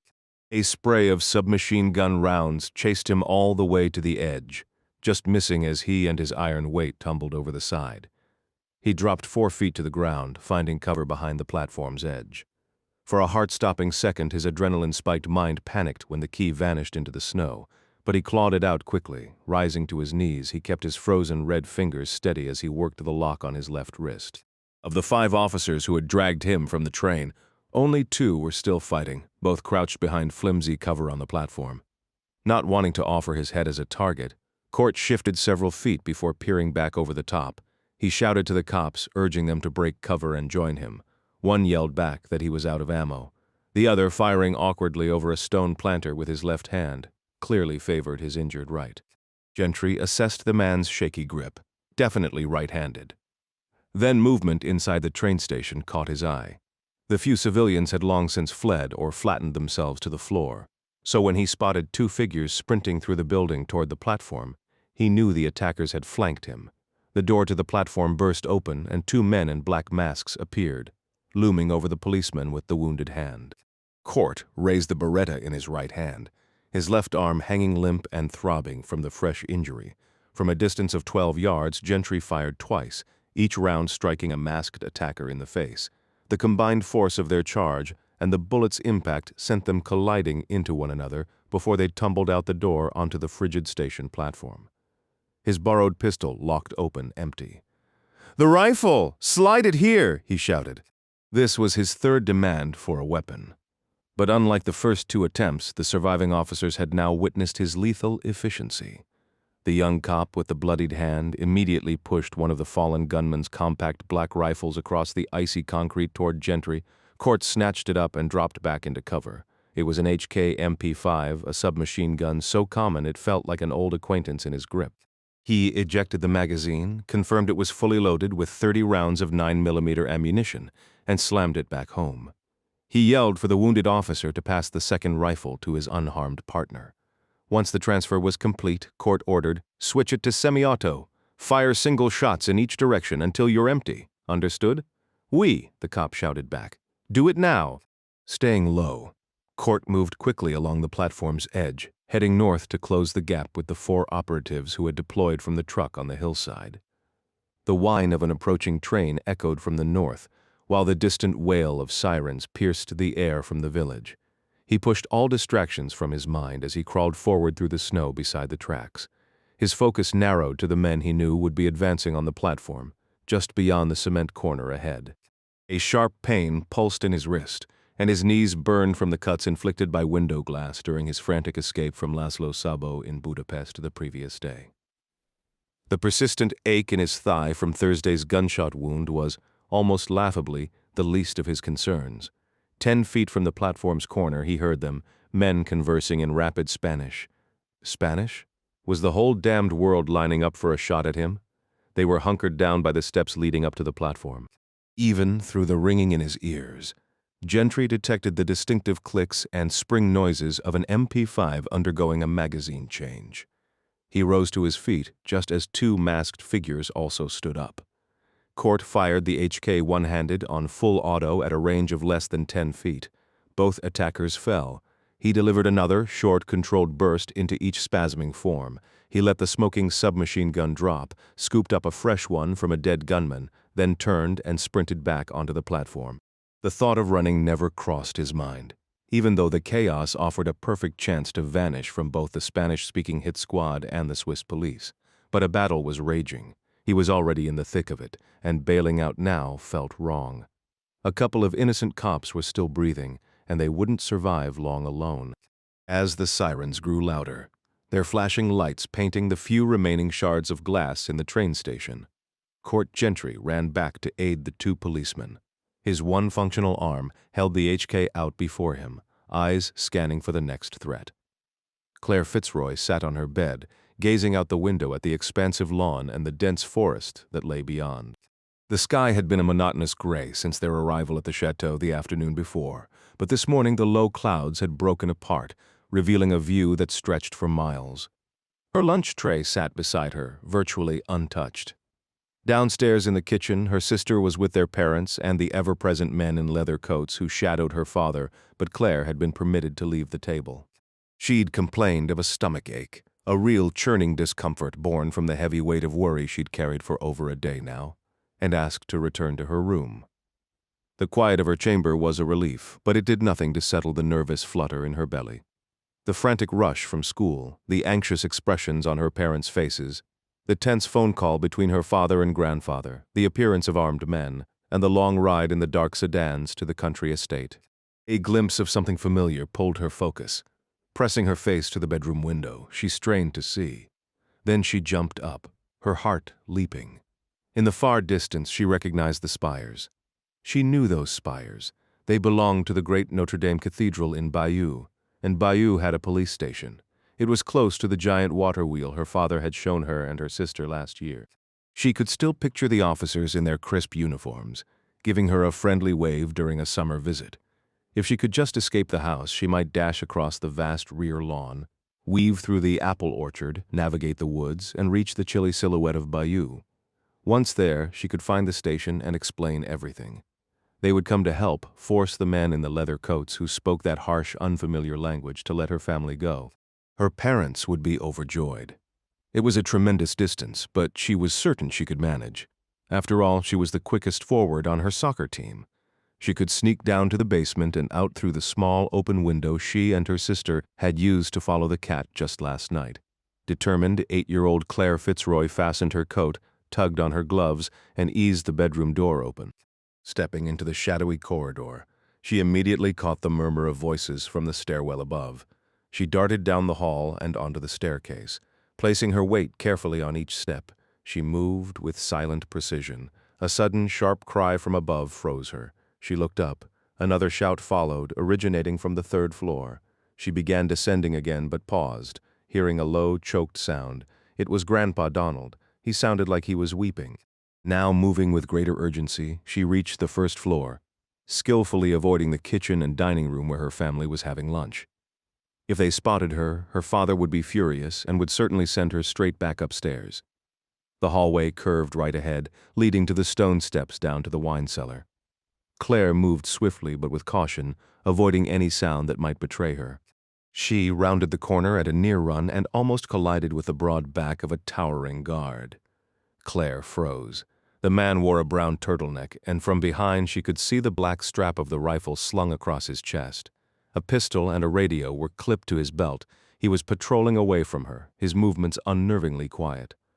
Little Claire didn't dare retreat or turn to flee. She simply stood motionless in the center of the hallway behind him. He continued his slow walk. 5 feet away, then 10, then 20. The guard opened a door to his left, which Claire knew from her previous evening's adventures with her sister was a small bathroom. He pulled it closed behind him. From behind her, she heard more men conversing. Instantly, she hurried past the bathroom door and reached the cellar steps. A minute later, she had climbed onto a storage shelf, wriggled her small frame through the window, and squeezed out onto the back lawn. She rose into a crouch, scanning left and right, and spotted a man walking a large dog on a leash far across the grounds. Like the guard in the hall, he was moving away from her. Claire gazed out past the white stone fountain, past the rows of apple trees to the distant horizon. There they stood, the twin steeples of Bayeux Cathedral. One final sweeping look assured her, and then she was gone. She sprang up and sprinted with every ounce of speed in her legs.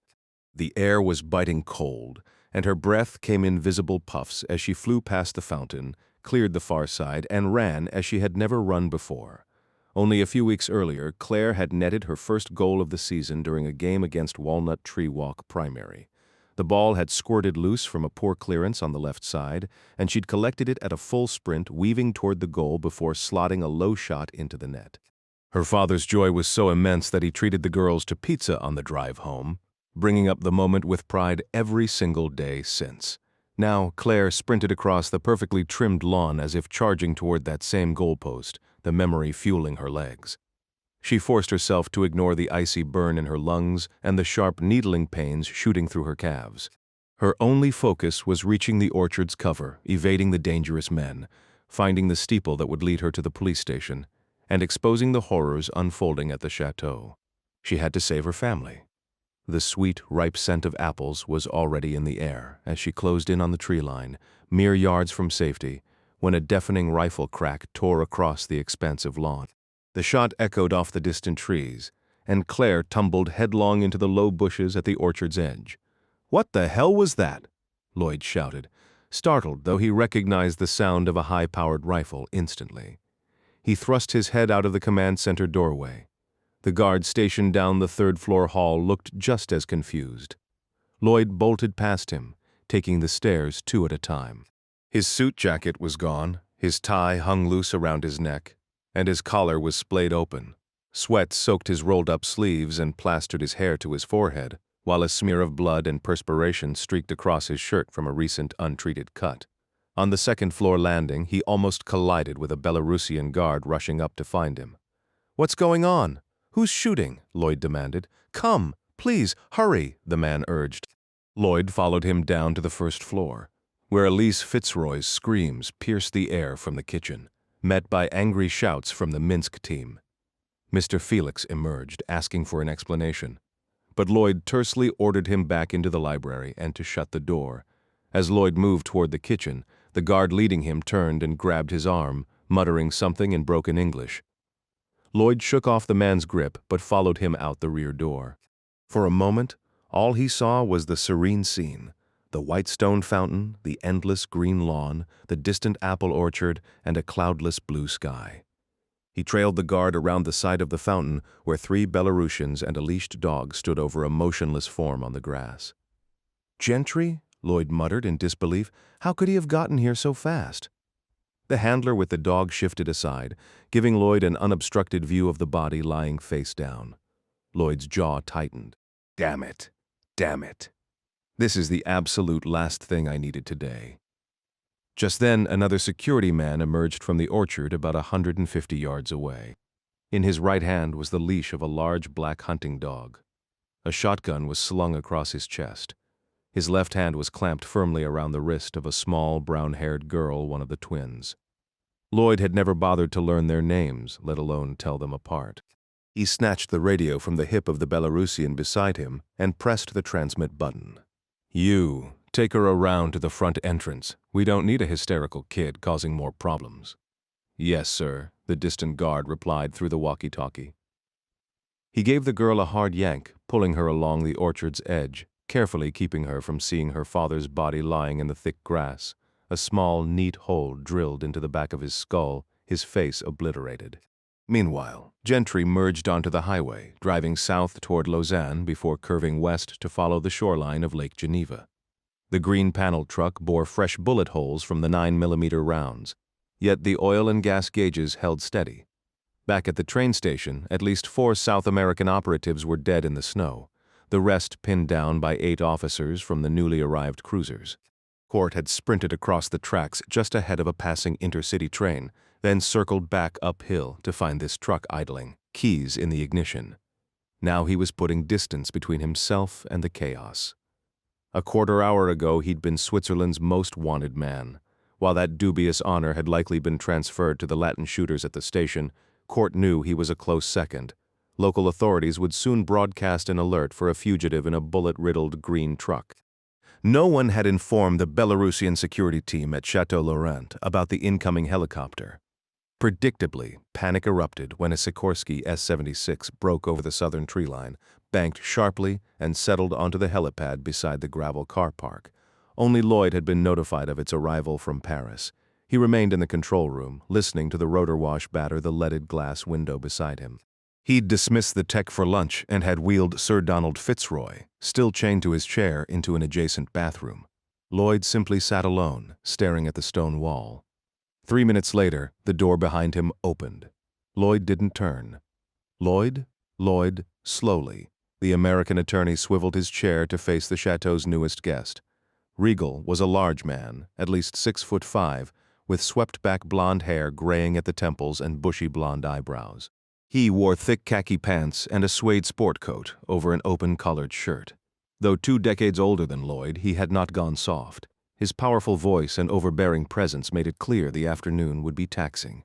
Lloyd did not stand. "Mr. Regal, welcome to Chateau Laurent." Regal was furious. "Did it not occur to you to tell the guards I was coming? 3 Belarusians just informed me they nearly opened fire on my aircraft." "That would have been inconvenient," Lloyd replied flatly. Regal seemed ready to argue further, but let it drop. "Where is Abu Baker's representative?" "Mr. Felix is downstairs in a room adjoining the library. I told him I'd call if there was news. You heard Gentry slip the noose again." "I heard. We have Geneva covered. If he shows his face there, we'll get him. So you keep saying," Lloyd said, a weary edge in his voice. "You may not have dropped him with a single shot, but we're grinding him down through sheer attrition. He'll run out of weapons, ammo, escape routes, time, and eventually blood. Let's hope you're right. I'm running out of hostages here." Regal took the tech's chair.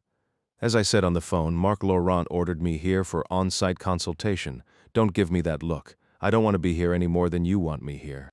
This mess you've made, and worsened, won't help my career regardless of how it ends.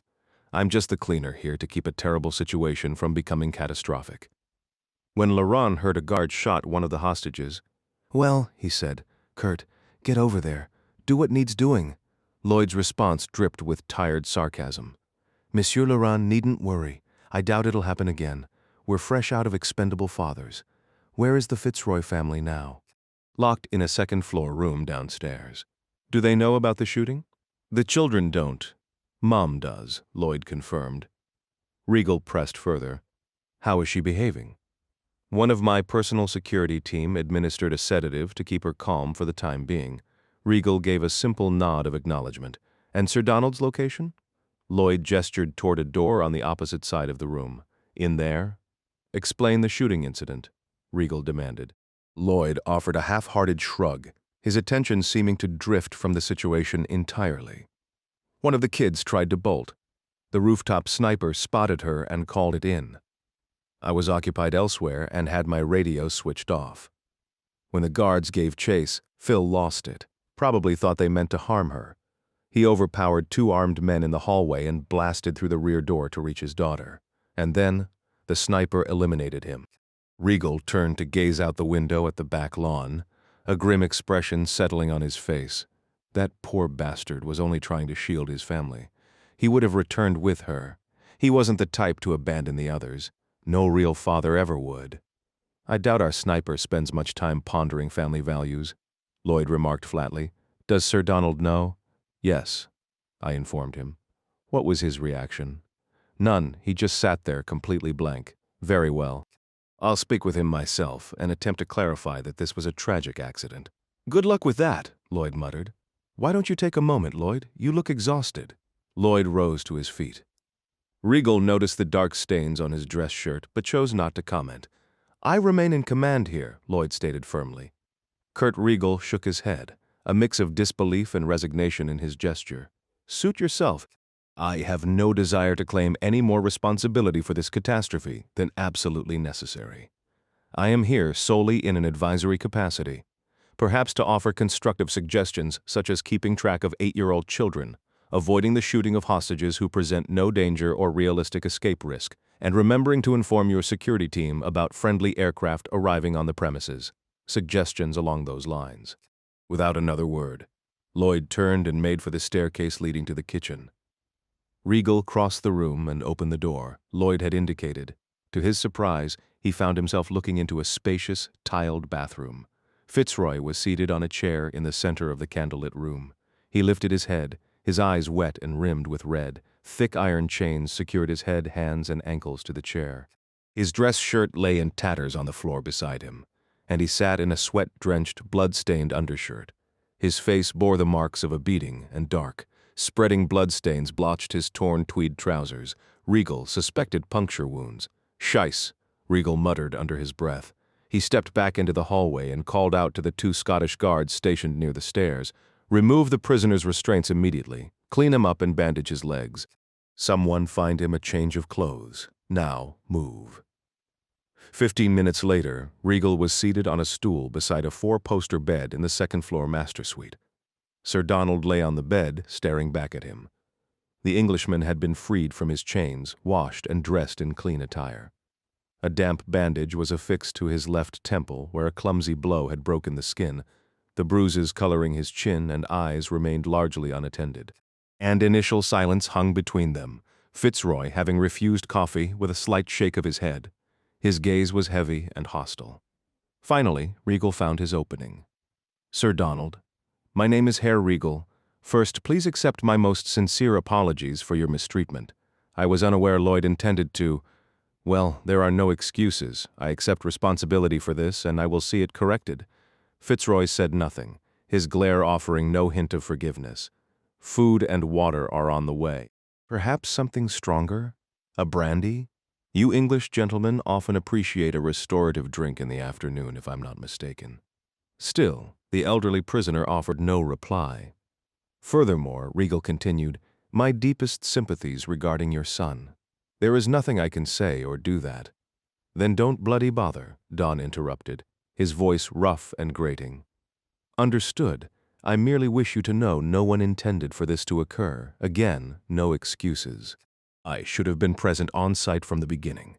The moment I learned of the incident, I came directly. Your son acted as any father would. He should never have been shot. Fitzroy appeared to consider this, but remained silent. From this point forward, I will be personally managing the security for you and your family. Mr. Lloyd will lead the operation to locate and eliminate the gray man. I will also oversee the defensive preparations here, ensuring we are ready should Mr. Gentry somehow evade the teams actively hunting him. He's coming, Fritz, and soon. Riegel offered a faint smile as he straightened. He has already dismantled the Albanian, Indonesian, and Venezuelan units. The Libyan team also sustained a loss during his escape from their custody.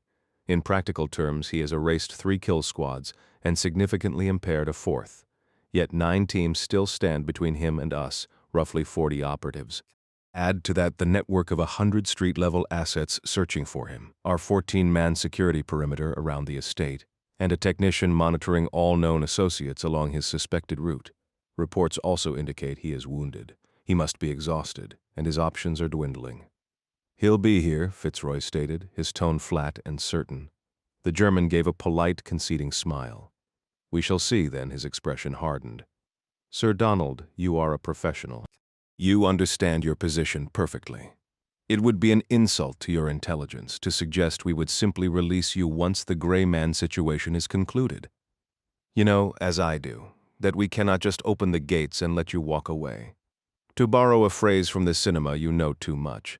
So, regardless of how things unfold with Gentry or the Lagos contract, you will not be leaving Chateau Laurent alive. Ah, you already knew, I can see it in your eyes. But I will offer a promise, one professional to another. The twins and your daughter-in-law will come to no harm. They have endured enough. I merely need to keep them here until Mr. Gentry makes his appearance. After that, they are free to go, provided the gray man does not involve outside authorities and bring a storm down upon our quiet little estate.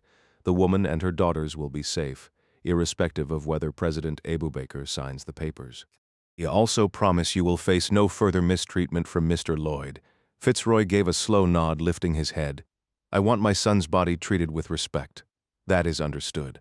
I will arrange for a proper casket. We'll transport Philip back to Britain by helicopter. He will be delivered to wherever his wife designates upon her return home." Fitzroy nodded again, deliberately. "You do that, and you ensure the girls are kept well away from the firing line when the gray man arrives tonight, and I will be cooperative and pose no difficulty for your operation. When he arrives tonight." Riegel suppressed a slight smirk. "You have my word as a gentleman. Is there anything else I can do to make you more comfortable until the battle for the castle commences?" He allowed a trace of sarcasm to color the question. "I would very much like to speak with Claire, if possible. She tends to worry. I hate to imagine what must be going through her mind. Just a brief, private chat between a grandfather and his granddaughter. Claire is one of the twins? I'm certain that can be arranged. That would be most kind, thank you." 10 minutes later, Riegel faced Lloyd in the kitchen. Both men held mugs of coffee, ignoring a platter of sandwiches on the large stone island between them. "Why did you torture Fitzroy?" He wasn't taking the situation seriously. "You are completely insane, Lloyd. I assume this madness was officially diagnosed, probably when you were a kid, and you somehow kept that little detail about your mind hidden from both the CIA and Mark Laurent. Name-calling doesn't bother me, Riegel. Leave Fitzroy out of this. You've got a more pressing issue than me, Kurt. We require someone on the ground in Switzerland to handle the situation Gentry left behind." "What are you saying?" "Our technical team just received a report from an observer in Lausanne. He informed us that 2 of the Venezuelan operatives were captured alive by Swiss authorities. We need guarantees they won't speak." "So you want them eliminated? How else can we be absolutely sure they stay quiet?"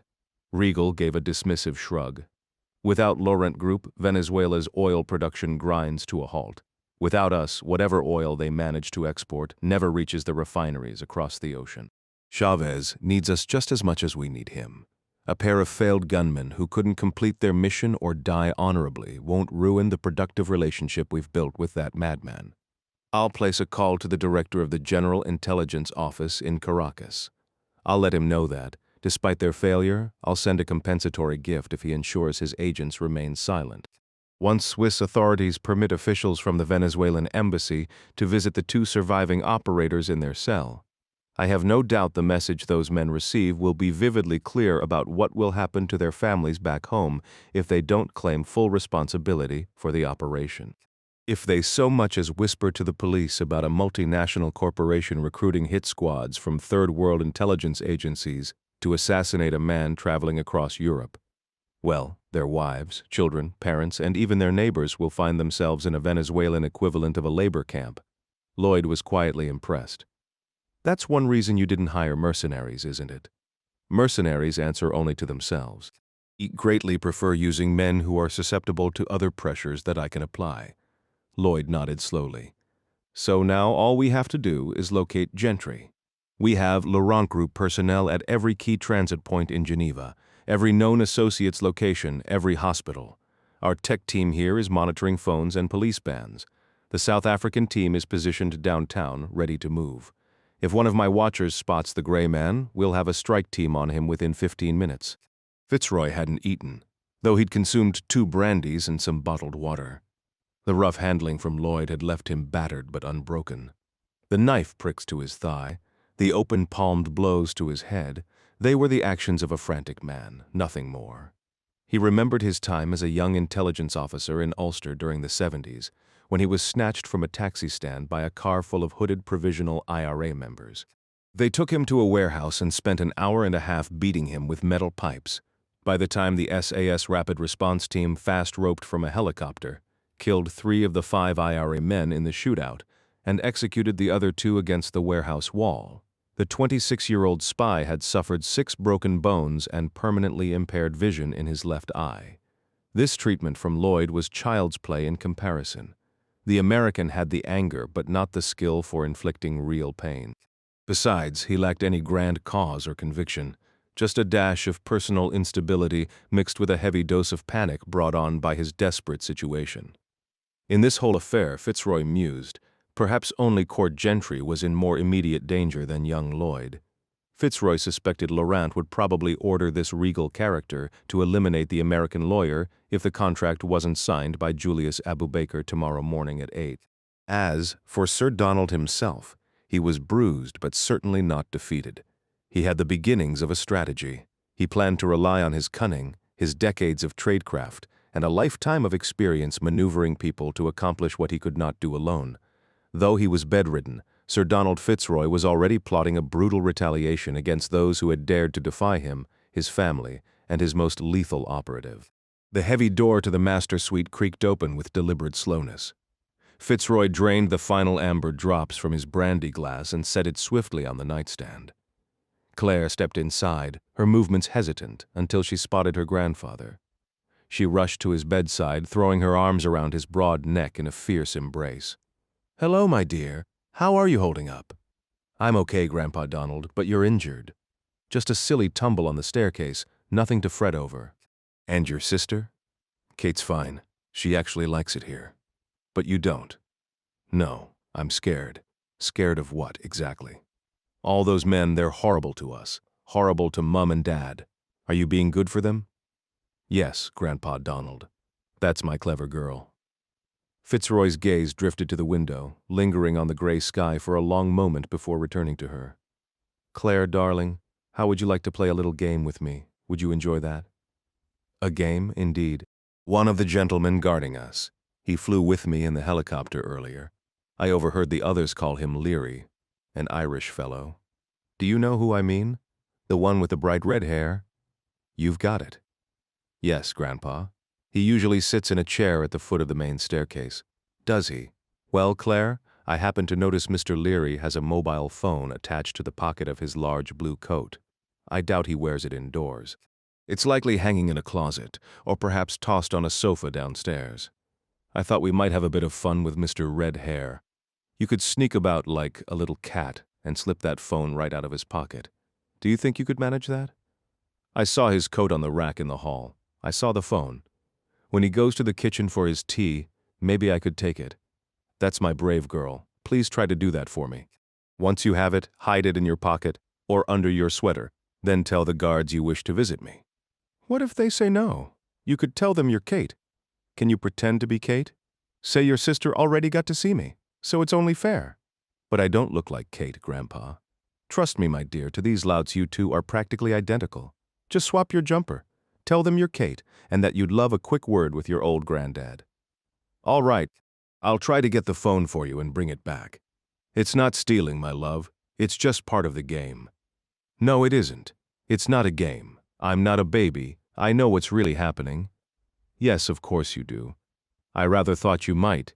Please don't worry yourself. Everything will be sorted soon. Where's Daddy? Fitzroy's hesitation was barely perceptible, his expression remaining perfectly calm. Sir Donald had spent decades deceiving his agents. Lying to his own granddaughter was hardly a challenge. He's back in London, sweetheart. You'll be home before you know it. Off you go now, and be careful.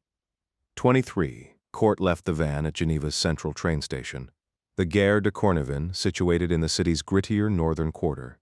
Parking at a major transit hub was basic tradecraft.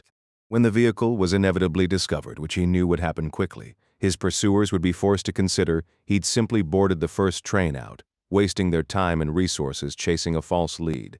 It was a minor delay, but avoiding the obvious move of parking directly at his real destination was worth the effort. The day was crisp and clear, the last brittle leaves of autumn skittering across the wide boulevards. From the station he headed south on foot, moving past the daytime streetwalkers and adult shops of the red light district, over a bridge spanning the canal that fed into the vast expanse of Lake Geneva, weaving through a crowd of well-dressed bankers and diplomats who were, ironically, heading in the opposite direction toward the very vice he'd just left behind. Just 5 minutes south of the bridge, the broad modern avenues dissolved into a maze of uneven cobblestone lanes. The sleek storefronts vanished, replaced by ancient stone walls as the ground rose steeply, climbing away from the contemporary city and into the historic heart of the old town. In a hotel lobby, Gentry quickly studied a tourist map pinned to the wall, keeping his bruised and swollen left wrist tucked close to hide it from a nearby Japanese couple before stepping back into the cold air. A short climb up a narrow alley brought him into the square facing the Cathedral Saint-Pierre, where a cluster of Saturday tourists stood frozen, their gazes and cameras lifted toward the cathedral's ancient, imposing facade. Court slipped past the sightseers and ducked down a side street running along the south flank of the church. To his left ran a white wall about 6 feet high, punctuated by a heavy iron gate. As he passed, he glanced through the bars into a small front garden flanked by 2 large chestnut trees, their branches straining upward for light in the long shadow of the looming cathedral. He continued down a cobblestone passage that veered off the narrow lane, following a winding footpath through a dim tunnel that curved around to the rear of the same white house. Here the wall rose 2 stories high, pressed between more modern neighbors, an apartment building with a nail salon on one side and a small nursery school on the other. A few visitors ambled toward a tight shopping street descending the hill behind. Gentry spotted the watcher instantly, an attractive woman with long, braided blonde hair, seated at a picnic table in a little playground beside that shopping street, though he was 25 yards away. Her attention was fixed on the White House to his right. Turning back, Gentry retraced his steps through the foot tunnel, emerging near the white wall. An iron handrail was built into the stone to help with the steep incline. Court stepped onto it and, using his good right arm, hauled himself up to the top of the wall.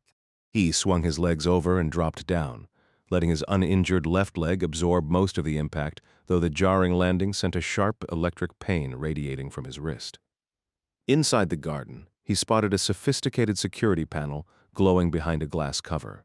He knew his way around countermeasures, but this system looked too advanced for a quick, tool-less entry. He'd need schematics, gear, and time he didn't have. Moving low beneath a window, he rose beside a side door.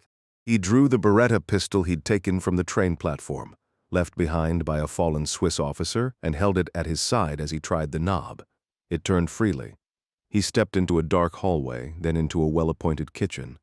The lights were off, but the sound of a television murmured from the next room. Its flickering glow reflected off a mirror down a hall across the kitchen, providing just enough light to navigate by. On the kitchen counter, he noticed a pistol, a full-sized 1911, .45 caliber.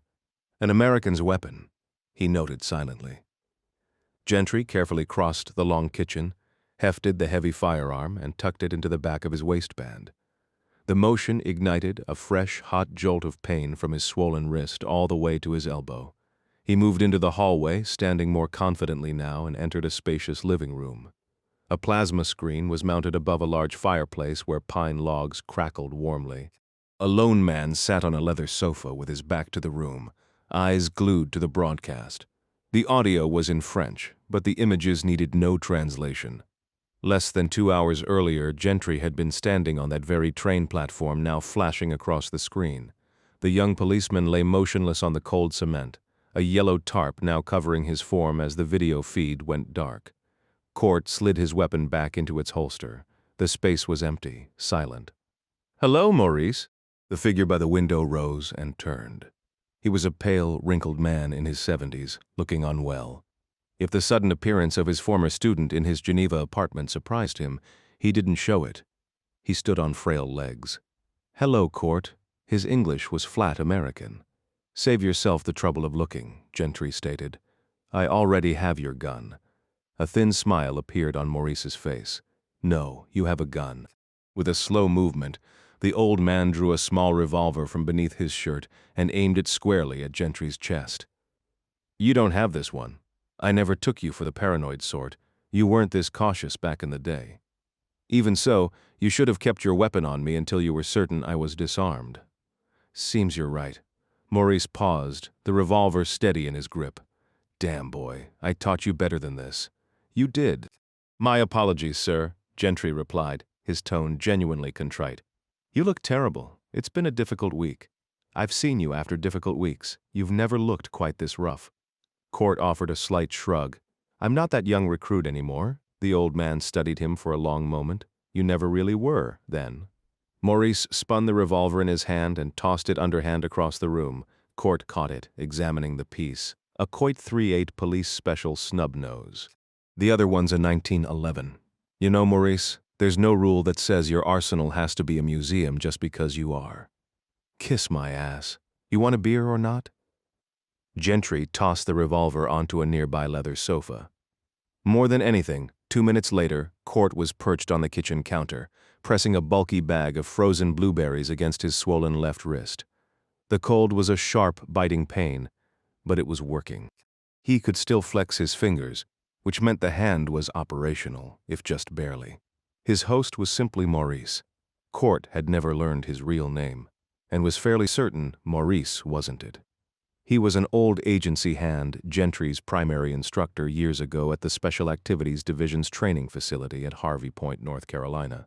Court knew only fragments of the man's story, cutting his teeth in Vietnam with the Phoenix program, followed by 2 decades as a Cold War operative in Moscow and Berlin. After being demobilized, he was working as a CIA trainer when a 20-year-old convicted murderer was brought into his prefab classroom near the Atlantic. The kid was a raw, quiet mix of arrogance, intelligence, and fierce discipline. Maurice shaped him in under 2 years and declared to the leadership that this one was the finest operative he'd ever built. That was 14 years ago, and their paths had rarely crossed since. Like many retired assets with a pulse, Maurice was drawn back after 9/11s. Given his age and declining health, they stationed him in Geneva to work in the financial wing of the Directorate of Clandestine Services. His decades of experience using Swiss-numbered accounts for CIA fronts made him a capable paymaster for global operations. It was clean work compared to his past, but not without its own perils and disputes. Not long after Court was cast out of the agency, Maurice himself was pushed out by the brass. The official line cited misappropriated funds, a story Court never believed for a second. The word from Langley was that Maurice was now completely, finally, retired. Court wasn't entirely sure Maurice wouldn't betray him, which accounted for the student's lingering wariness toward his mentor. Maurice passed Gentry a bottle of imported beer, so the younger man settled the frozen bag of blueberries in his lap, letting his throbbing wrist rest on the icy pack. The biting cold began to dull the persistent ache. "Are you hurt badly?" the older man inquired. "It's manageable," Court replied. "You always were a stubborn son of a gun. I learned from the best not to complain. It never got me anywhere with you." "It's been 6 years, Cypress, wasn't it?" "That's right." "You spotted the lookout outside?" "Yeah. The woman with the braids. Good eye, she's decent, blends in with the tourists. This part of the old town is flooded with them. I can't stand tourists." "Just passing through," Court said. "Take some advice, Court. If you ever make it to retirement, find a place so utterly remote no tourist would ever dream of going there." "I'll keep that in mind." Maurice cleared his throat with a rough cough. "There's chatter circulating, unconnected pieces, just drifting in the ether, waiting for someone to link them. Prague, Budapest, then this morning near the Austrian border. I sensed something major was happening, but I didn't think I knew anyone involved until surveillance on my place started around 11:30. About an hour after she arrived, every local news channel broke the story about the shootout just north of Lausanne. That's when I knew you were coming my way. How could you be certain it was me? I put the pieces together. A man on the run who just wouldn't die, a trail of chaos following him. As the violence crept closer, I said to myself, Court's on his way, and here I am. Gentry confirmed quietly, studying the label on his bottle. Tell me you didn't shoot those officers. You know, I wouldn't do that. I knew a version of you. People evolve. I haven't changed. The police had me in custody when a hit squad arrived. I tried to warn them I wasn't their primary threat anymore. They didn't listen. A lot of folks want you dead, Court. You're not exactly popular either, Maurice. The agency threw you under the bus, too. There's no shoot-on-sight order for me. You're the one they truly screwed over. Even so, how they set you up was wrong. You were one of the few honest ones. They should have left your name clean. Maurice offered no reply. What are you up to these days? Court asked. Finance, private sector work, no more spy games. Court's gaze swept the tastefully expensive room. Seems like you're doing all right for yourself? There's money in money, haven't you heard? Court detected a hint of defensiveness in the tone. He took a swig of beer and adjusted his arm to better distribute the cold against the swelling. Do you remember a guy from Langley named Lloyd? Sure. A sharply dressed little jerk with a law degree from London. King's College, I believe, he interfered with a financial op I was running in the Caymans not long before I was shown the door. Clever, but insufferable. He's at the heart of everything I'm tangled in now. You don't say? He was only about 28 back then. Can't be more than 32 now. I heard he left Langley about a year ago. What happened to all the good guys? Court mused, more to himself. Before 9/11, we were a basket with a few rotten apples. After 9/11, we grew into a whole orchard. Now there are enough bad apples to fill truckloads. Same story, just a bigger stage. No shock there. They both drank their beer in a comfortable silence for a moment, two old comrades falling back into an easy rhythm as if they did this every week. Maurice began to cough, the sound escalating into a harsh, wrenching hack. When the fit subsided, Gentry asked, "What's going on with you?" Maurice looked toward the window before answering, his voice flat. Lungs and liver, pick your poison. Is it serious? The upside is I might not die from the lung cancer because the liver failure could beat it to the punch. On the other hand, I could be buried with a perfectly functional liver if the cancer takes me first. A lifetime of drinking and smoking will do that. I'm sorry to hear that. Don't be. If I could go back, I wouldn't alter a single choice. He chuckled, the sound dissolving into a rough, rattling cough. How long do I have? There's an old joke, doctor says 6 months. Patient says he can't pay. Doctor says, all right, I'll give you another 6. Maurice's laughter became a strained wheeze, then a harsh hack. So, 6 months, that's what they told me, 7 months ago. Then don't pay them, Court offered, the dark humor feeling awkward on his tongue. Joking about mortality with his mentor left him uneasy. Let's focus on you. What trouble have you stepped into now? Tied to a job from last week. Apparently I annoyed the wrong person, the man in Syria, Abu Baker. That was your work, wasn't it? Court didn't confirm or deny, simply offering the corrected name. Maurice shrugged his bony shoulders. He was a necessary removal. I've kept track of your private work. Your operations aren't just clean, they're righteous. Just. Try telling that to Lloyd. Many believe the Kiev incident was you, so they say. Well, Maurice's phone rang, a jarring interruption. The old man stretched a frail arm to the wall-mounted handset. His ashen eyes flickered with surprise as he glanced at his visitor. It's for you, damn, Court took the receiver. Yeah, Court, it's Dawn. What do you want? They aren't aware of this call. I had Claire snatch a phone from one of the guards at the estate. She's a proper little operator, isn't she? Gentry's jaw tightened. Maurice passed him a new chilled bottle of beer. What is wrong with you, Don? Claire isn't one of your Belfast informants. You can't handle her like an asset. She's a child, your own family. Desperate times, mate. She was brilliant. I hate it. Do you want the intelligence or not? How can I trust anything from you? How do I know you're not still? They killed Philip Court. Claire ran. The bastards shot my boy when he went to check on his daughter. Good God. We can only pray. I'm sorry. Court hesitated. How did you find me here? Lloyd knows you're in Geneva. I assumed the firefight on the road from Zurich might clue him in. Precisely. I puzzled over why you were there, knew you were too sharp to contact anyone in my network. Then I recalled an old agency financier in Geneva, ex-special activities, ran intense field training. Yes, you'd have crossed paths in your past life. Made a few calls, got a number. How are you calling without them knowing? They think I'm broken. I'm in a bed, stabbed, teeth knocked out by that bastard Lloyd. He tried to rough me up, made a proper mess of it. Can't even interrogate a man competently. They've written me off as a compliant, shell-shocked wreck upstairs. But I haven't quit court. When I believed the only hope for my family was your death, that was my aim. I'll admit that. Now I know the only real hope is to get you here, to help you hit this place with everything you have. Keep the girls out of it from now on, can you promise that? They're just kids. You have my word.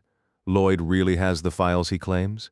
He has your CIA personnel record, dozens of others, papers and digital drives. He brought us from London as extra incentive to ensure you'd come. Why is he doing this? Fitzroy laid it all out for court. He told him about Laurent Group, about Abu Baker's ultimatums, about Regal, the Minsk security team, and the surveillance experts, about the Gauntlet, a dozen hit teams from a dozen intelligence agencies across a dozen third-world nations, all hunting him for the $20 million prize on his head. Sir Donald finished relaying the details of the operation against Gentry. As he spoke, Maurice retrieved a blue case from a cabinet and brought it to the kitchen table.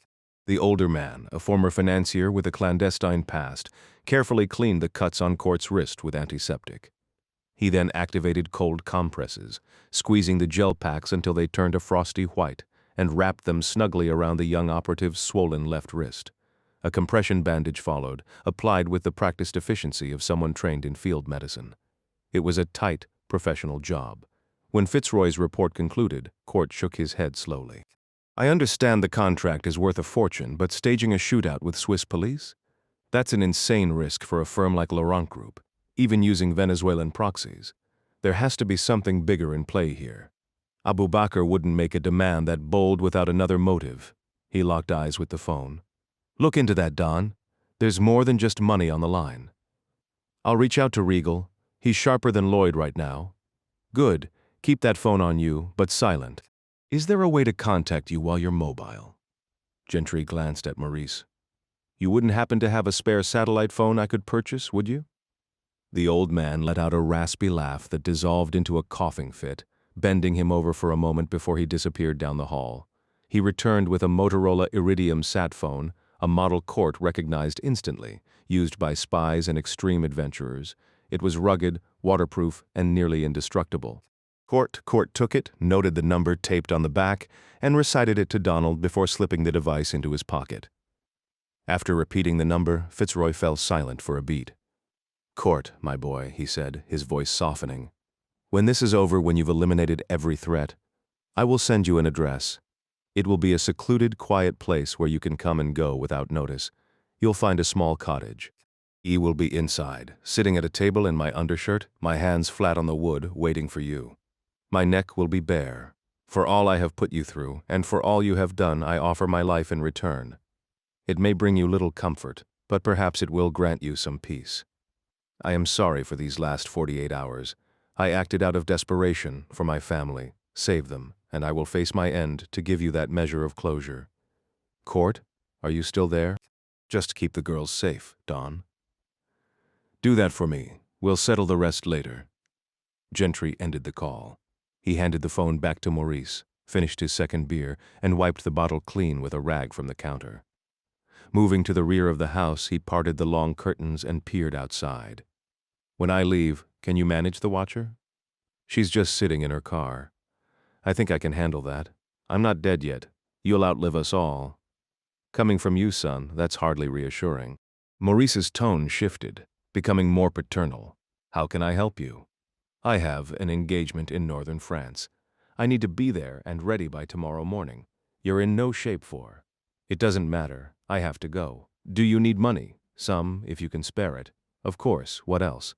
I'll take the 45 if you have extra magazines. Maurice chuckled, the sound breaking into another dry hack. The tightness in his chest seemed to intensify as they spoke. A heavy piece like that would likely do you more harm than good. The craftsmanship isn't what it was. That one's my pride and joy. Let me set you up with something more modern.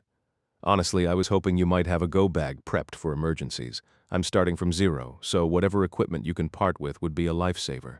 I've got a stash for when everything goes sideways, just a few blocks over. Based on your story, I'd say that day has officially arrived. I can't thank you enough. For my star pupil, anything. Maurice vanished into a rear corridor, returning moments later with a thick envelope of cash and a key on a ring. He scribbled an address on the envelope and passed it over. I think you'll find the selection more than adequate. Court stashed the items. Another round? I wish I could, but I need to be on my way. Of course. Maurice shook several strong pain relievers from a kitchen cabinet bottle into Gentry's palm. Court washed them down with the last of his beer. As they moved toward the rear exit, Court said, I wish I could promise I'd be back. If I survive tomorrow, I'll need to disappear completely. Maybe if you skip a few medical bills, we can share a drink down the line.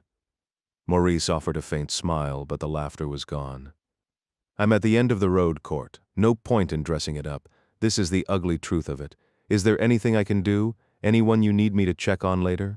There's no one. No family. No real friends.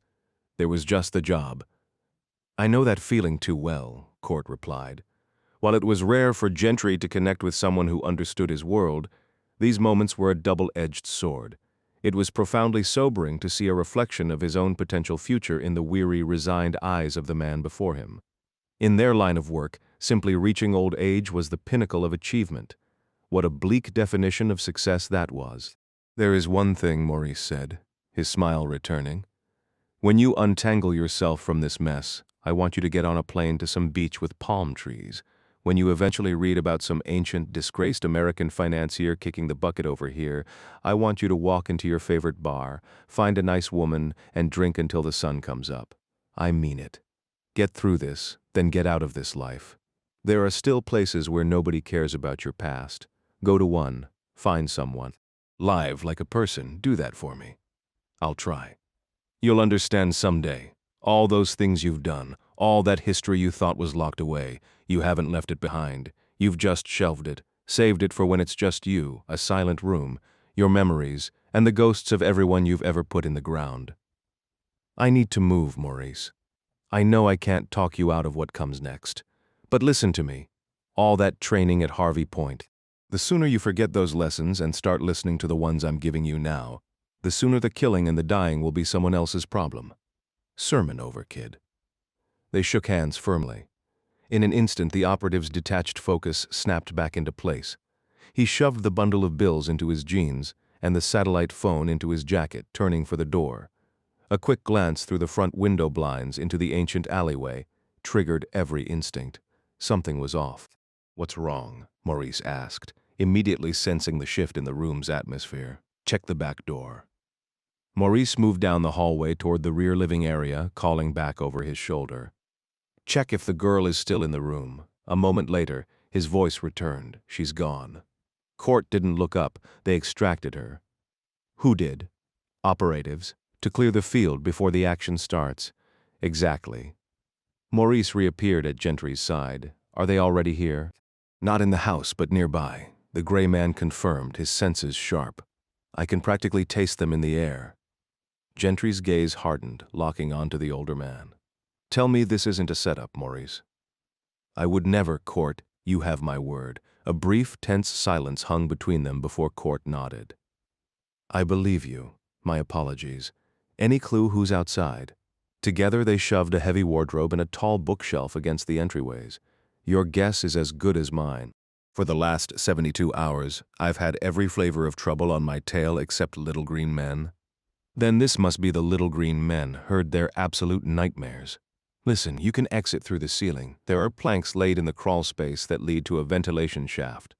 Push the grate out, you should be able to squeeze through. It'll drop you into the attic of the daycare behind this property. They're closed on Saturdays. From their basement. You can access the nail salon next door. You look like you could use a spa day, but resist the temptation. Exit through the salon's front door onto Purgatory Street, then cut down the narrow lane called Hell Street. That should get you to a clear zone. What about the police? The nearest precinct is at the courthouse, but we're not dealing with their top tier here. It's better we don't involve them at all unless we want a massacre. Gentry stood perfectly still, just studying Maurice's face. The old man let out a hearty, wheezing laugh. I set that route up years ago, for myself, back when I was still spry enough to use it. Had a local kid test the crawl space a few months back. No issue. Get moving. Come with me. You won't get my ancient bones into that tight space. I'm not running from anybody. Now go. Maurice, in minutes, a direct action team is coming through that door. They'll know you aided me. They'll do anything to get information from you. Maurice offered a faint smile and a shrug. Dying never scared me, Court, but the idea of dying for nothing, that really grinds my gears. If I'd caught a bullet in Vietnam like every other poor bastard I served with, that would have meant something. If I'd bought it on a mission for the agency, that would have been an honorable exit. Well, depending on the mission, you know how it is. But sitting here in my Geneva home, clicking through TV channels and waiting for my lungs to give out, or my liver to quit, there's no dignity in that. What are you saying? I'm saying I'll die for you, kid. You've taken out more legitimate targets in the last 4 years than the whole damn organization combined. You deserve a hand when you're cornered. Gentry was speechless, so he remained silent. Don't waste it, son. Get out of here. I'll delay them. Maybe rough up a couple in the process. No guarantees, but I'll try to trim their numbers. I won't forget you. Maurice grinned and pointed a finger toward the sky. If I slip past the pearly gates and make it upstairs, I'll put in a good word with the big guy. See if I can't save your skinny hide in the afterlife, too. They shared a brief, clumsy embrace, two men steeling themselves for the violence to come. Maurice added, "One last thing. I hope you'll remember me fondly. Don't think too poorly of me if you ever find out I made a bad call or two in my time. You're a hero to me. That won't change. Thanks, kid." Outside, the screech of truck brakes cut through the quiet. "Go!" Gentry gave a sharp nod. He gave the frail man's shoulder a firm squeeze and, without another word, jumped for the overhead beam. He hauled himself up into the attic, his broken rib and swollen wrist screaming in protest. He had just slid the ceiling tile back into place when a tremendous crash against the front door sent the wardrobe skidding a full foot into the room. Maurice turned and hurried toward the kitchen, moving as fast as his aged legs and damaged lungs would allow. Another impact shuttered the door at his back. He seized the massive commercial stove, wrenching the old gas appliance backward with a desperate heave. Straining, he reached behind it, his aged frame stretched to its absolute limit, yet his objective remained just beyond his grasp. His eyes swept the room for anything to extend his reach. Outside, the leader of the 6-man squad stood in the front yard of the White House, a Benelli shotgun resting casually on his shoulder as his team finally breached the barricaded door. They moved through the 2-story building with a well-practiced, tactical precision, splitting into 2 units upon clearing the first room. One team entered the kitchen to find an old man seated at the table, hands laced on top of his head, facing the far wall, a picture of surrender. The first operative yanked him to the floor of the narrow breakfast nook and searched him roughly, finding an antique pistol in the man's waistband and tossing it into the sink. "That's a collector's item, you moron." The elderly man snapped as 2 South Africans shoved him back into his chair. They dragged him chair and all into the main room, waiting until the rest of the house was pronounced clear. When the full team regrouped around their prisoner, the old American studied their faces. "South Africans," he stated, having clearly identified their accents. The leader demanded, "Where is the gray man?" "Look at you all," Maurice replied, ignoring the question. 3 black, 3 white, ebony and ivory. Back in the bad old days, you pale fellows would be the ones cracking the whip, wouldn't you? He received only stony silence. "Bet you white boys get nostalgic for apartheid sometimes, huh?" the leader repeated, his voice tighter. "Where is the gray man?" "Ah, but the boss is white. Some traditions die hard, I guess. The plantation owner puts the house slaves in nicer clothes, but he still calls the shots. Am I right?" One of the black operators unclipped his Uzi from his chest rig, raising it to drive the stock into Maurice's jaw. "Enough," the leader barked. "He's stalling so his boyfriend can get away. It won't work. Now where is the gray man?" Maurice offered a thin smile. "Is this the part where I play dumb and say, 'Who?'" The leader's brow furrowed, his Afrikaans accent thickening. "No, this is the part where my man teaches you some manners for that attitude." He gave a slight nod. The Uzi's stock smashed into the old American's jaw, snapping his head back. Let's try again. Where did he go? Maurice spat a mixture of blood and a piece of his lower lip onto the floor. Memory's not what it used to be at my age. Terribly forgetful. The golden years are vastly overrated, after a tense pause. The leader leaned in, shouting into his face.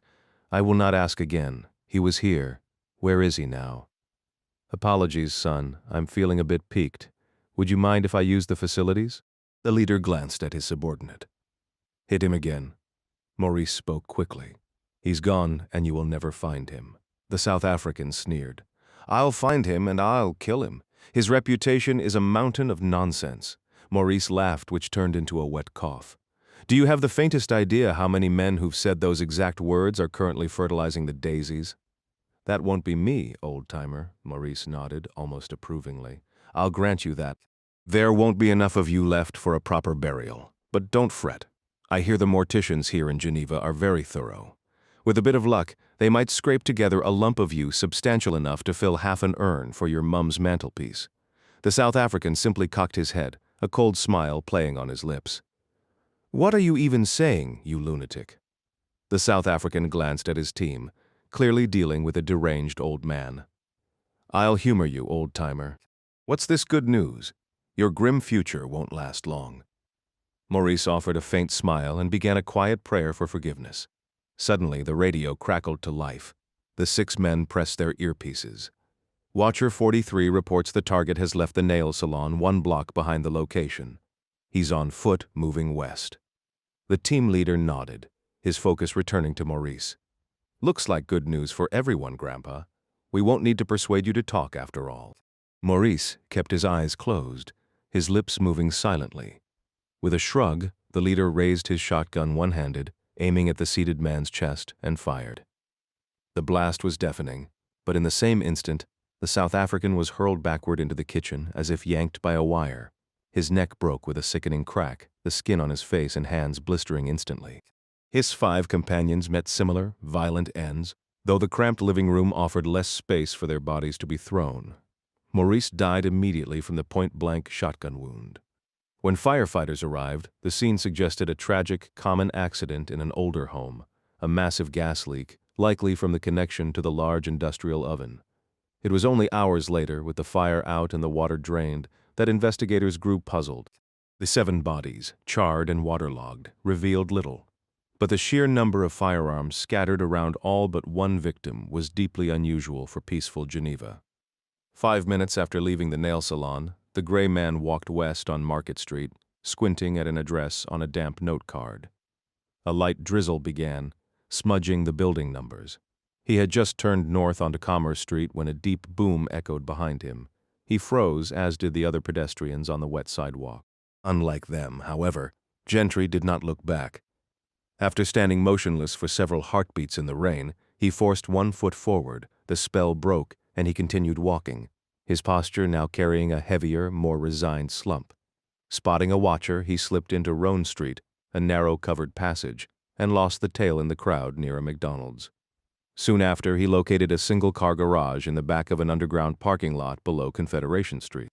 On a quiet Saturday afternoon, the place was deserted.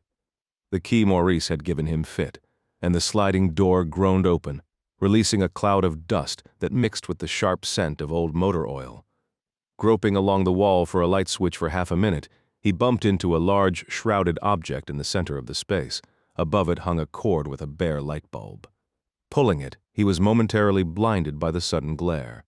He quickly shut the garage door, sealing himself in, and turned back to the mystery in the middle of the room, an automobile concealed under a heavy tarp.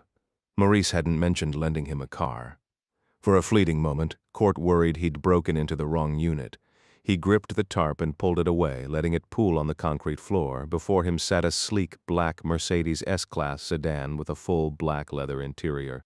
Court estimated the car's value at well over $100,000. Thanks, Maurice, he whispered to the empty garage. The driver's door was unlocked, and the keys dangled from the ignition. The gray man slid inside, his eyes scanning the dashboard. The odometer read just under 4,000 miles. This sleek machine would turn the long haul to Normandy into a comfortable cruise. but fast cars were easy to find in Europe.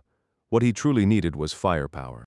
With a sense of purpose, he moved to the rear of the Mercedes and released the trunk. 4 polished aluminum cases were lined up neatly within. He lifted the first, setting it atop the others before cracking it open. A faint smile touched his lips. "Good old Maurice," he murmured. Inside, cradled in custom foam, lay an immaculate HK MP5 submachine gun, 4 magazines each loaded with 39mm rounds, and a pair of fragmentation grenades. He worked the action, chambering around, then placed the weapon and the spare mags on the passenger seat. The second case revealed a tactical assortment: 2 more fragmentation grenades, 2 flashbangs, breaching charges, and a compact brick of Semtex paired with a remote detonator. He left these in the trunk for the moment. The third case held a GPS unit, a set of walkie-talkies, and a laptop, all of which he transferred to the back seat. The final container offered up 2 Glock 19 pistols with extra magazines, along with a utility belt and dual thigh rigs for carrying both a sidearm and additional ammunition. On a sudden instinct, he peeled back the trunk's carpet liner. His hunch paid off. There, secured beside the spare tire, was an AR-15 carbine, accompanied by a plastic box containing 3 loaded magazines, 90 rounds of .223 caliber. As distant sirens continued to scream from the direction of Maurice's estate, Court took a few minutes to power on the satellite phone and get his bearings with the GPS.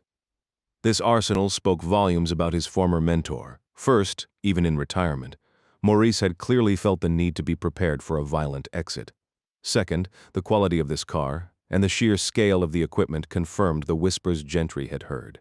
Maurice had almost certainly been skimming from agency accounts. The old spymaster must have known this conclusion was inevitable.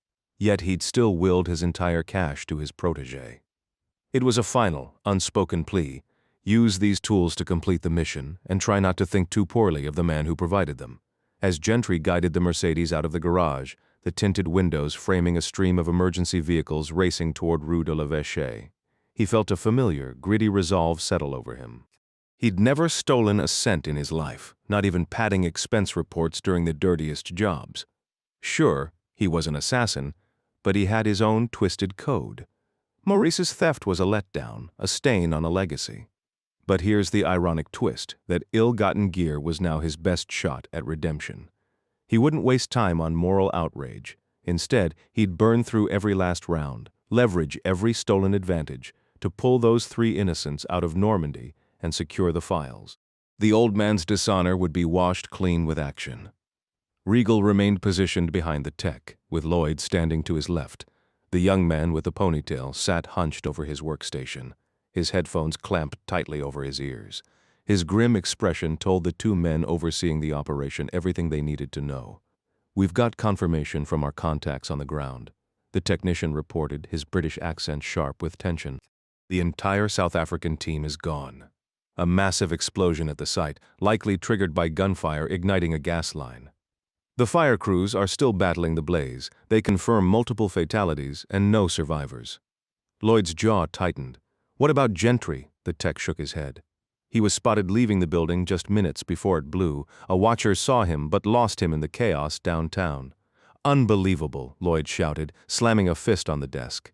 "Do I have to handle this myself?" Regal, calm amidst the storm, pulled out his phone and dialed. After a brief pause, he began issuing orders. "I need a helicopter, have it loaded and here before nightfall. List: thermal imaging gear, motion sensors, remote detectors, monitors, and all necessary cabling." "Got it. Also locate Serge and Alan. They are to be on that bird. Instruct them to bring any additional equipment required to establish a full electronic perimeter around Chateau Laurent." He ended the call. Lloyd stared, bewildered. "What's all that for?" "Surveillance, and the men to run it." "Why? For Gentry, for tonight," Lloyd scoffed, a dismissive wave of his hand. "There are still hundreds of miles and over 3 dozen armed men between him and this place. You can't possibly think he'll actually get here." "My responsibility is to ensure he dies," Regal stated flatly.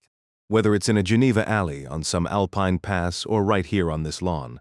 My job is to salvage your operation. I will use every tool, every technological edge, and every available asset to stop him." The technician swiveled in his chair, his face pale. For the first time, the cool English composure cracked, revealing raw fear. "Nobody said he was coming here. I'm an analyst, not field personnel." Regal fixed him with a stern gaze. "Consider your role expanded." The young man turned back to his screens, his hands trembling slightly. Next, Regal contacted the watchtower, summoning the Belarusian sniper to meet him and Lloyd in the rear garden. The sniper joined them by the stone fountain, his long Dragunov rifle held casually across his chest. The three men walked slowly across the pristine lawn, past a dark, rust-colored stain in the grass, and toward the sprawling apple orchard that began at the property's edge. The orchard stretched for several hundred yards before meeting the high stone wall encircling the estate. Regal and the sniper paused, both men inhaling deeply, then kneeling to feel the dampness of the grass. They studied their surroundings with a hunter's intensity. Lloyd, meanwhile, looked profoundly bored and irritated, as if forced to attend a tedious garden party. Regal addressed the sniper in Russian. Lloyd gazed absently toward the trees. "You understand the engagement parameters? If it moves toward the chateau, I eliminate it." "Correct. Simple." Regal's boots pressed into the soft, manicured turf. He sniffed the air again. "Did you have fog this morning?" "Yes." "Visibility under 200 yards. Could not see the tree line until nearly 10 o'clock. It shouldn't be a factor. If he arrives, it will be before dawn." The Belarusian merely nodded, his eye glued to his rifle's scope as he swept it across the shadowed orchard. A strange, almost sarcastic note entered Regal's voice. Then, "You shouldn't have shot the old man." The sniper gave a slight shrug, never breaking his scan. "If you had been present, I would have waited. I was without orders. I made a tactical decision. That is my function, unless instructed differently." Regal nodded slowly, appraising the man. "I saw the body, the entry wound. Good decision or not, it was an exceptional shot." The Belarusian finally lowered his eye from the scope but continued his visual sweep of the orchard. His face remained an impassive mask, utterly devoid of emotion. "Yeah, it was." Lloyd was sick of being dismissed. "Listen, Regal, you're just spinning your wheels. Even if Gentry somehow manages to get here, which he absolutely won't, do you honestly believe he's going to charge right up the center of the lawn like some action hero? It's a potential scenario. He'll pursue whatever course he deems most advantageous." "That's ridiculous. He's not a one-man army." "I must prepare for that contingency. His choices are narrowing by the minute." "Fine. Why don't you just plant the whole damn flower bed with explosives then?" Lloyd's tone dripped with contempt. Regal studied him for a long beat. "Would you happen to know a good supplier for that?" At that moment, Lloyd's phone buzzed in his jacket. "What is it?" "Tech here. Gentry is calling on Sir Donald's line." "I can patch it through." Lloyd stabbed the speakerphone button. "Do it. Hello, Lloyd." Gentry's voice sounded weary. "So you dodged another bullet. I was hoping to be admiring your crispy remains by nightfall. Not today, your hired guns just murdered a 75-year-old American legend. Please, a dying retired spy on the payroll. You'll have to excuse me if I don't shed a tear. Go to hell, Lloyd. You're in Geneva. You know I am. Do I need to send you a map?" Northern France is, shockingly, in the north of France. Not southern Switzerland. I don't care why you went to see Maurice. Cash, papers, guns, another shooter. None of it matters. The only thing you should be thinking about is the clock, because tomorrow morning at 8 o'clock sharp, it's open season on a certain little British girl up here. Don't lose any sleep, Lloyd. I'll be there. Why are you calling? I was sitting here getting concerned you might start to relax. You might think I bought it in that blast. The idea of you having a pleasant afternoon was really starting to irritate me, so I thought I'd call. Leave a light on for me." Lloyd gave a derisive snort into the receiver.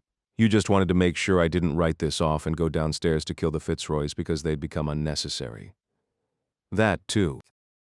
Don't know how many more teams you've got between us, but all the hired muscle in the world won't keep me from wrapping my hands around your neck in a few hours." The tech jogged up, out of breath, holding a notepad where he'd scribbled, "Sat phone, untraceable." Lloyd scowled.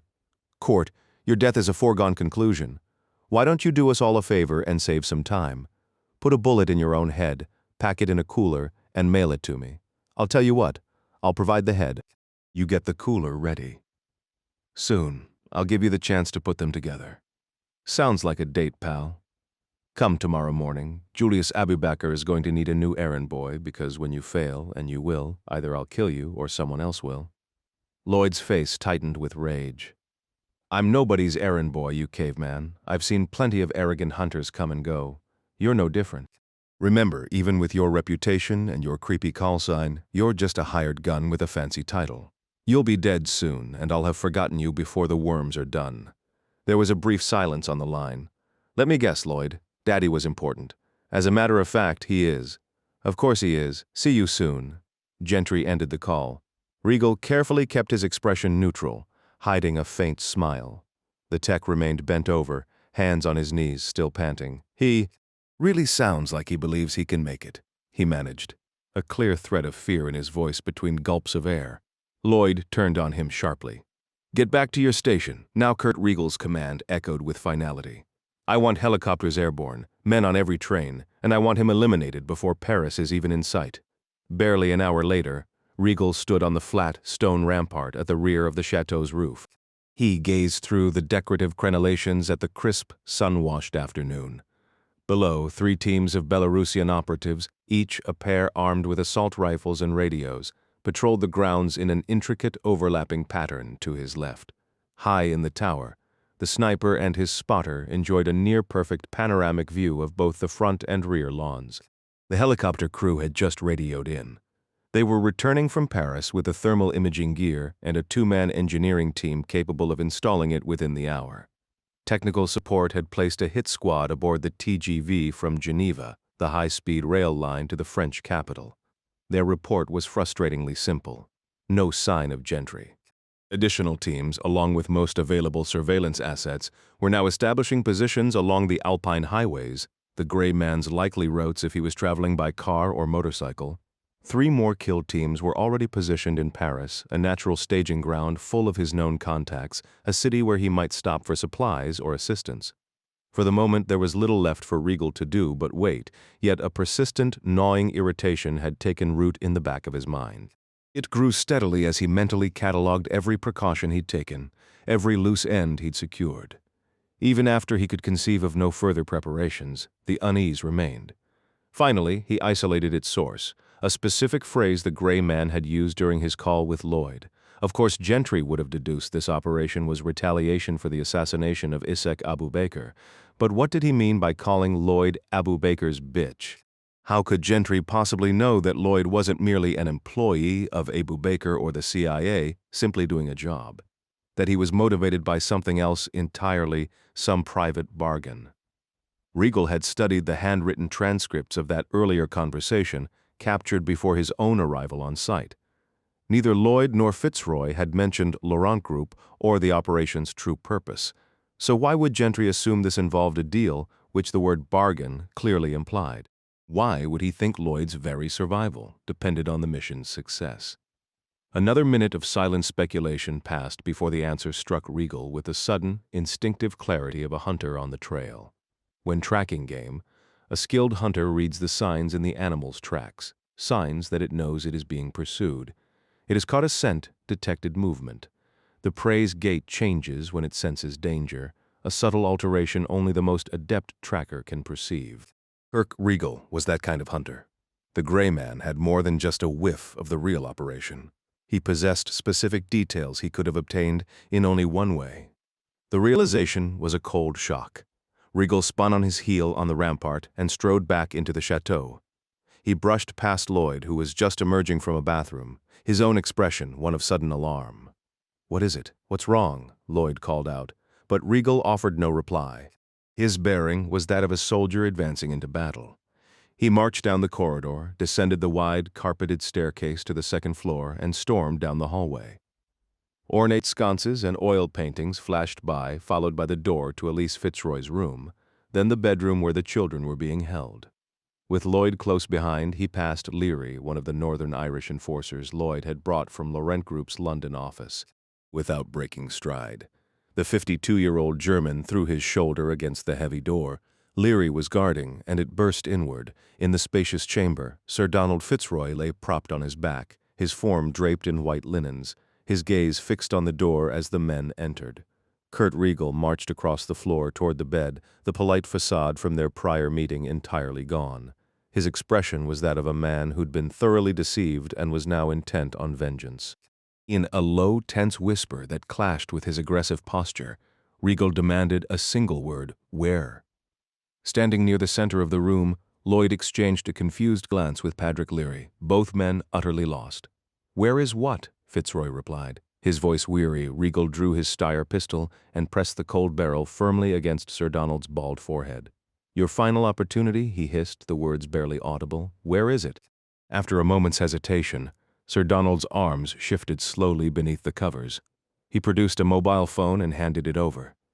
Riegel didn't bother to look at the device, simply pocketing it. "Who?" he pressed, his hushed tone dripping with rage. Sir Donald remained silent. "It will take me minutes to trace this number. You can spare yourself considerable pain by telling me now." Fitzroy's eyes drifted away from Riegel, moving first to Lloyd, then settling on the Northern Irish Guard. "Patrick Leary served under me years ago, back in Belfast. You were one of my most reliable informants, Paddy." He looked back at Riegel. "Even so, the fool extorted a small fortune from me just to place a few calls." As Riegel's fury pivoted from the Englishman to the Irishman, Fitzroy called out to the stunned guard, "Apologies, old chap. It seems I won't be able to deliver that £10,000 after all.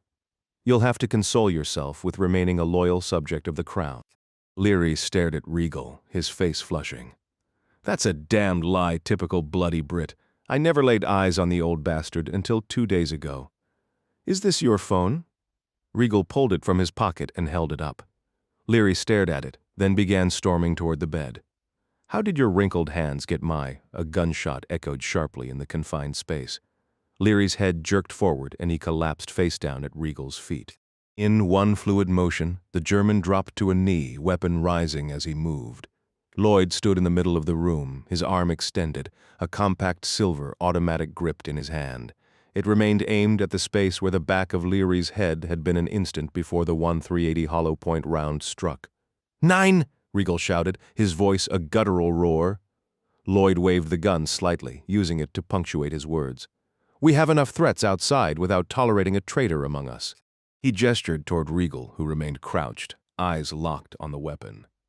"You insisted on treating Donnie with kid gloves, and this is your reward. Your weakness was exploited. He's been pulling strings longer than I've been alive. That's his specialty. Now trace that call and find out what was said. Do it immediately, or I'll contact Mark Laurent and inform him you're obstructing this operation." Lloyd lowered the pistol, turned and strode from the room. Riegel remained on his knee for several more seconds, weapon ready, scanning the area. Finally, he holstered his gun and looked back at Fitzroy. "I'm disappointed," he stated flatly. Fitzroy's voice emerged surprisingly firm. "I recognize the desperation, Riegel. I see it in your eyes and in Lloyd's. This isn't merely about a gas contract anymore, is it? Abu Baker has something else on Laurent Group. Some secret from your past, some questionable practice he's leveraging." Riegel glanced at his reflection in the ornate mirror above the armoire, smoothing a strand of graying blonde hair. "Sir Donald, we've managed to get ourselves into a rather sticky situation. My father had a saying, 'Lie down with dogs and you'll get up with fleas.' Well, we've been bedding down with every stray in the yard for decades. Abu Baker is a particularly nasty one, and he knows exactly what Mark Laurent is willing to do for wealth and influence. Ever since Africa's decolonization, the continent's riches have been there for the taking, provided you're willing to waltz with a tyrant. We've kept Abu Baker in our pocket for years, and now, ironically, we're in his. He's threatening to expose the extremes to which Mark Laurent has gone to extract resources from Africa. It's not a pleasant tale. We would very much prefer the outgoing president keep his mouth shut." With that, Riegel turned toward the door. Without looking back, he called to his captive, "I'll have someone sent to deal with the body." The reply was cold and assured. "Save the effort. When court arrives, this house will be littered with them." 5 operatives from Saudi Arabia's General Intelligence Directorate flew westward over the Alps in a stolen Eurocopter EC-145. The helicopter had belonged to a local charter pilot who made a living shuttling skiers and snowboarders to remote peaks around Mont Blanc. That pilot, a former French Army officer, now lay dead in his own hangar, a single silenced round through his heart.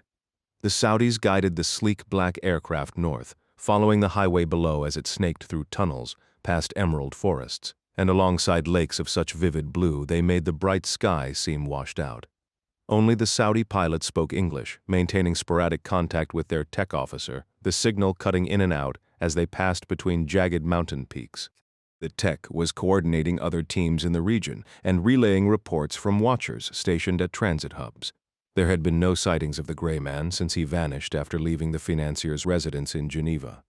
The A40 highway was the logical route for anyone traveling from Geneva through southwestern France toward the interior. From there, at Viriat, one could continue on to the A6 or head northeast on the A39 toward Dijon. Either way, it was about a 5-hour drive to Paris, far quicker than any alternative route.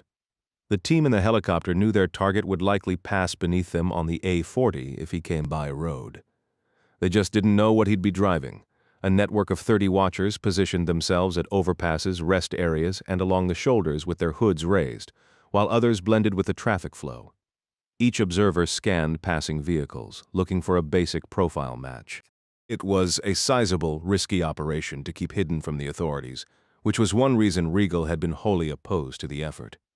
Once it was clear Gentry hadn't taken a train or bus, Regal wanted all teams pulled back to Paris. He was convinced the gray man would not bypass the city entirely. Regal assumed, and Lloyd didn't argue, that the CIA financier in Geneva had likely provided Gentry with gear, weapons, a vehicle, medical supplies, and probably cash. Furthermore, Regal reasoned that if the gray man had time to take a call from Sir Donald Fitzroy, he'd also had time to reach out to other well-connected contacts from the ex-CIA banker's circle. If Court had any intention of recruiting additional men or gathering equipment, his schedule left no room for detours. Paris stood as the final major hub along his path, a city teeming with every resource a man in his position might need: mercenaries, expert forgers, illicit arms dealers, and pilots with shadowy pasts. All of these could prove invaluable in his mission to rescue the Fitzroys and recover the stolen intelligence files Lloyd had taken. Regal was adamant about focusing all their assets on the capital, but Lloyd insisted on one last attempt to intercept Gentry on the northern highway before he could get any closer to the chateau. Gentry, however, avoided the obvious routes.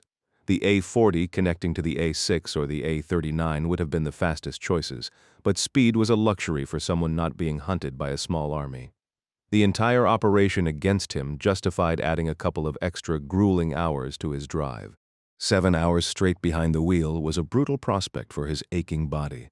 But with the gear in his trunk, buses and trains weren't an option. At least he was traveling in comfort. The Mercedes S550 handled the road with a quiet solidity, its cabin filled with the rich smell of leather. Cruising at 85 miles per hour, the powerful engine was a subdued hum, and the premium sound system provided a steady backdrop. He occasionally switched to local radio, straining to parse French news reports about the shootings in Budapest, Guarda, and Lausanne, and catching something about an explosion in Geneva's Old Town. By late afternoon, fatigue was becoming a real danger, threatening to send him off the pavement. He pulled into a rest stop near Saint-Nazaire, refueled, and grabbed a classic French ham and cheese baguette. After a quick break, he gulped down 2 sodas and a large bottle of water and was back on the road in 15 minutes. His dashboard GPS estimated a 9 p.m. arrival in Paris. Factoring in everything he needed to accomplish there before pushing on to Normandy, he calculated a grim ETA at the chateau of around 2:30 in the morning, assuming, of course, nothing went wrong in the city. Which, let's be honest, was a pretty laughable assumption at this point. "We need to consolidate everyone in Paris," Regal stated, having just returned to the command center after hours spent with French engineers tightening the electronic security around the chateau. Lloyd nodded, relayed the instruction to the technician beside him, and then turned back to the security VP. "So where is he?" "We anticipated he might choose an alternate route. The countryside is full of them. It will slow him down, but he'll still reach the city, if he even goes to Paris. He's not going to storm a fortified location alone, not in his condition. He needs help, and Paris has the highest concentration of his known contacts. If he stops anywhere, it's there. We have eyes on all of them, given his injuries. I also have men watching the major hospitals. He won't risk a hospital." "I agree. It's unlikely. He won't make himself that vulnerable. A private doctor, maybe someone from Fitzroy's old network. It's possible." but our surveillance teams are positioned at every likely location. Lloyd's voice was flat and final. I don't want him leaving Paris alive. Riegel's reply was equally devoid of emotion. That was my understanding. 27 Gentry reached the eastern outskirts of Paris just after 9 o'clock on Saturday night. Every muscle in his body screamed in protest, a chorus of agony from his feet to his ribs. But it was the bone-deep exhaustion that truly threatened to pull him under. He forced himself onward, navigating into the city's heart and securing a ridiculously expensive spot in an underground parking garage adjacent to the Saint-Lazare station. After transferring all the firearms to the back seat and locking the car, he emerged onto the damp, chilly street. The long drive had given him ample time to finalize his strategy for Paris, and he'd already identified a few key stores via GPS. Cutting through the misty evening, he ducked into a bustling McDonald's, weaving past a noisy crowd of international teenagers to reach the restroom. Inside, he spent a frantic 90 seconds splashing water on his weary face, taming his disheveled hair, using the facilities, and dabbing a travel-sized air freshener on his clothes. It was a pathetic excuse for a cleanup, but it had to suffice. His timing was impeccable, arriving at a menswear shop on Rue de Rome just as the clerk was flipping the sign to closed. With efficient haste, Court selected a sleek, off-the-rack black pinstripe suit, a crisp white shirt, a subdued blue tie, a belt, and a pair of dress shoes. After paying, he crossed the street to a sporting goods store, suit bag slung over his shoulder, and purchased a complete set of durable outdoor attire in muted earth tones. Emerging back onto the sidewalk, he watched the final boutiques shutter for the night before, spotting a pharmacy opposite the station. There, he gathered an electric razor, a straight razor, scissors, shaving cream, and a handful of chocolate bars. A rack of cheap eyeglasses offered a pair with simple black frames. Trying them on, he nodded to himself. They would work perfectly. As he approached the counter to pay, his eye was drawn to a sleek, elegant black umbrella hanging by its curved handle. It looked like something a diplomat might carry. Juggling his new purchases, he grabbed the umbrella and paid the disinterested clerk. A little after 10, Gentry hauled his assortment of bags back toward the train station, sticking close to the walls and consciously keeping his face tilted away from the security cameras dotting the vast hall. He ignored a small group of women pleading for spare change and slipped into a deserted restroom down a corridor from an inactive platform. Securing himself in a stall, he laid out plastic shopping bags on the floor and got to work. Stripping to his undershirt, he began shearing off his hair, trying to direct most of it into the toilet bowl. Next, he ran the electric razor over his scalp, reducing everything to coarse stubble before finishing the job with the straight razor and cream. He ducked out of the stall twice to inspect his progress in the mirror, retreating quickly each time to avoid drawing attention if anyone entered. With the transformation complete, he meticulously bundled the hair clippings into the waste bin and flushed the remainder. After rinsing his freshly bald head at the sink, he swiftly dressed in the new suit, shirt and tie, fastened the shoes, and donned the glasses. Taking a final look at the distinguished umbrella in his hand, he collected his remaining bags. 18 minutes after a tired, battered man had entered that bathroom, a completely different individual exited. The new haircut and clothes were obvious, but the change went deeper.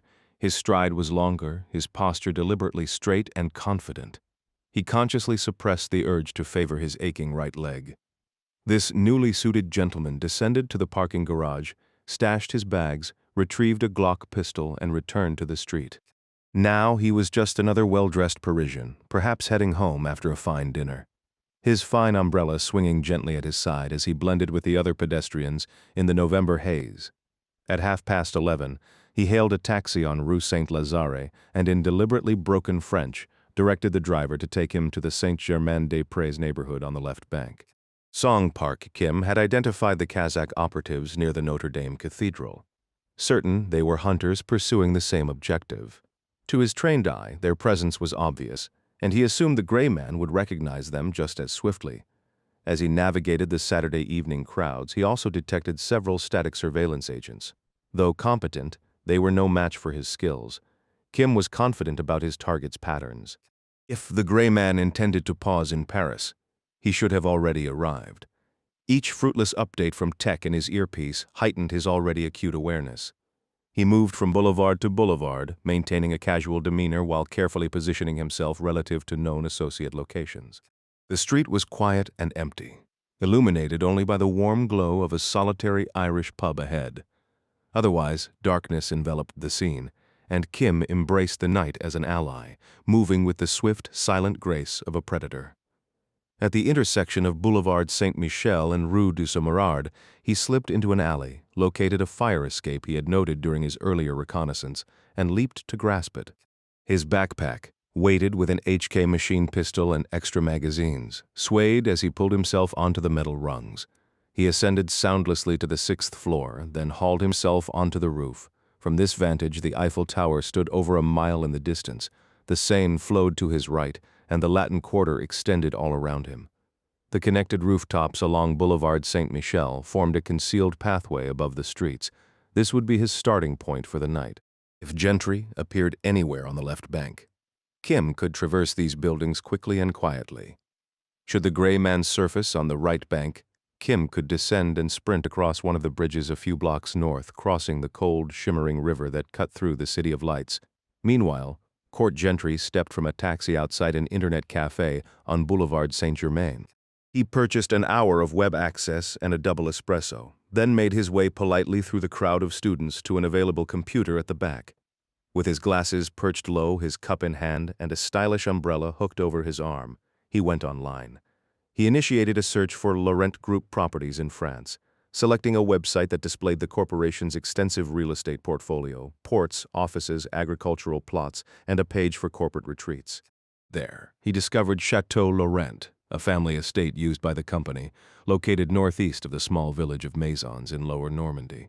After noting the name, he dug deeper, finding a site featuring European private chateaux and reviewing glamorous photos of the squat 17th-century manor.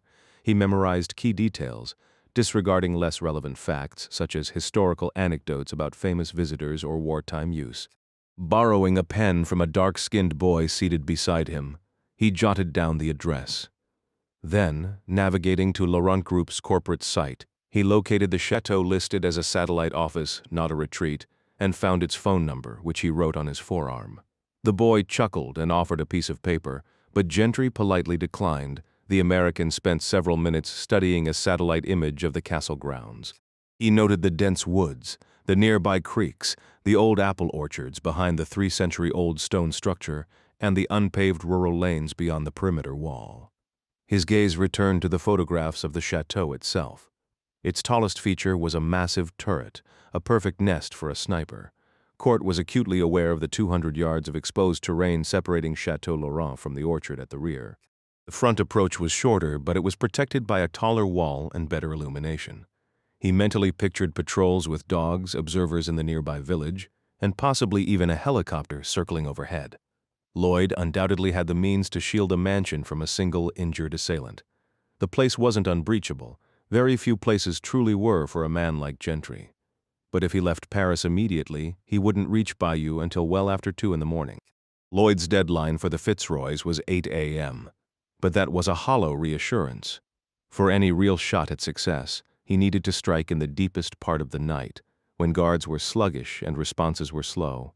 So while there were certainly vulnerabilities in Chateau Laurent's defenses, Court knew exploiting them required a lengthy, patient reconnaissance to learn the security rhythms. He didn't have that luxury. A couple of hours of observation at most before dawn. And again, that timeline only worked if he left Paris right now, which wasn't his intention.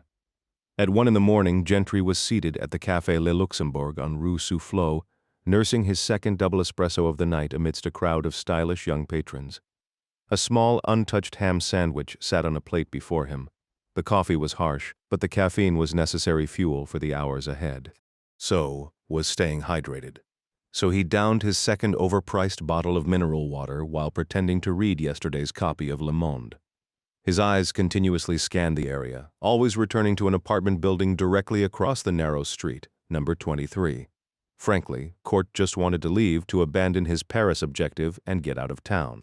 He understood visiting the man in that building was a colossal gamble, but he needed assistance not just for himself, but to secure a clean escape for the Fitzroys.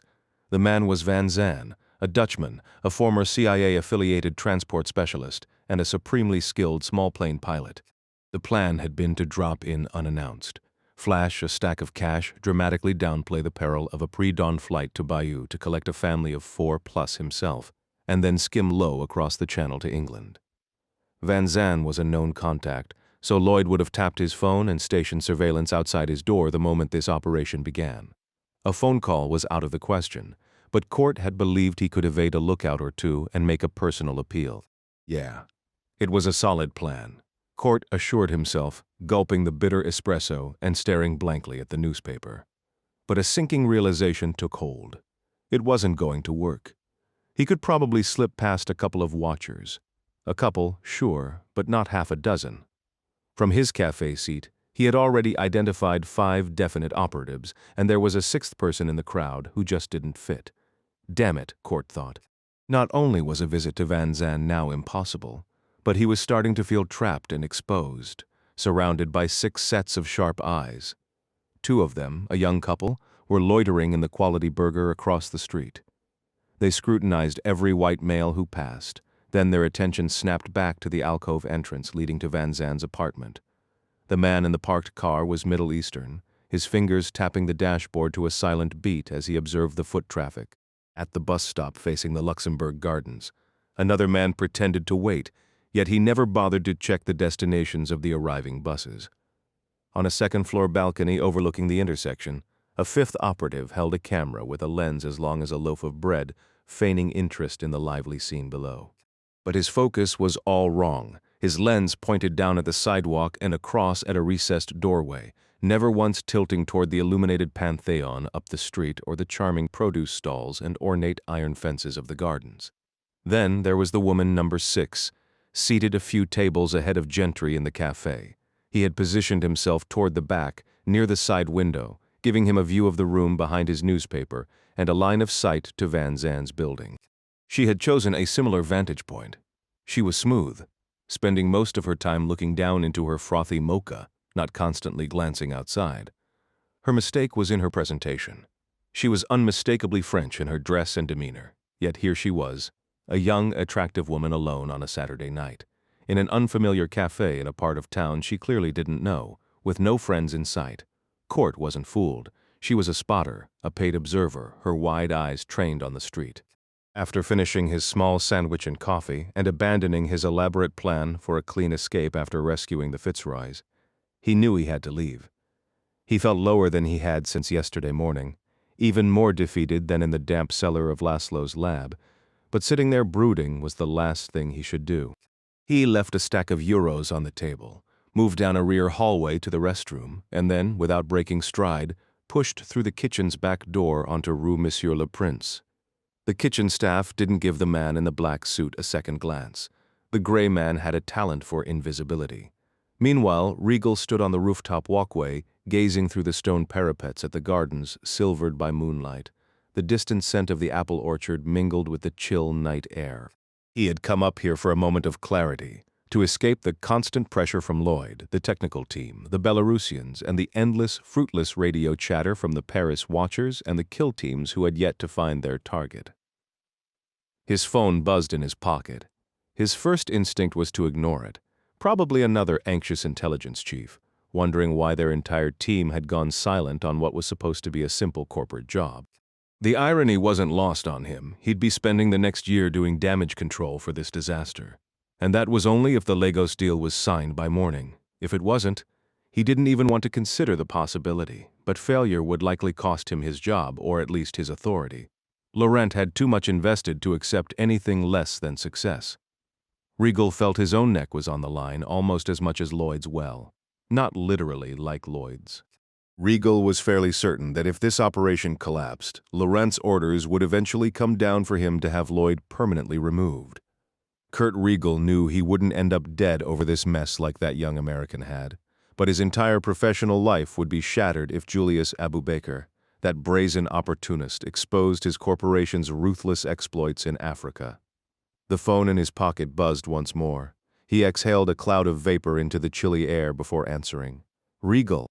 Sir, it's tech support. There's an incoming call on the landline. I can patch it through to your mobile. The landline? You mean the estate's phone? That's correct. The caller refused to identify himself. He's speaking English. Proceed. A soft click signaled the connection. Who am I speaking with, please? I'm the man you just can't seem to finish off. A cold shiver traced Kurt Riegel's spine. He hadn't realized Fitzroy had divulged his name to the gray man. Taking a second to steady his nerves, he replied, Mr. Gentry, this is an unexpected privilege. I've studied your work and consider you a remarkably capable opponent. Save the compliments. They're worthless. I've been reviewing your dossier. Find it enlightening, extremely. Then keep studying, Kurt. I plan to take that file right out of your lifeless hands. Riegel let out a genuine laugh. What exactly do you want from me? Just thought I'd check in. A courtesy call. In all my years of tracking game, both animal and human, I've never had a casual chat with my target right before the end. This is a first. Funny, same for me. A brief silence hung between them. Then Riegel laughed again, the sound echoing across the shadowed expanse of the chateau's rear gardens. So, I'm the prey now, am I? You know I'm coming? You'll never get here. Even if you miraculously reach Normandy, you won't get anywhere near me. We'll see about that. We know you're in Paris. Paris? What gave you that idea? I'm actually standing right behind you. The line was delivered with such dry calm, it was almost comical. You have a sense of humor, I admit. That surprises me. Riegel said it with a chuckle, but he couldn't resist glancing over his shoulder at the empty stone walkway lining the chateau's roof. A sudden, irrational image flashed in his mind.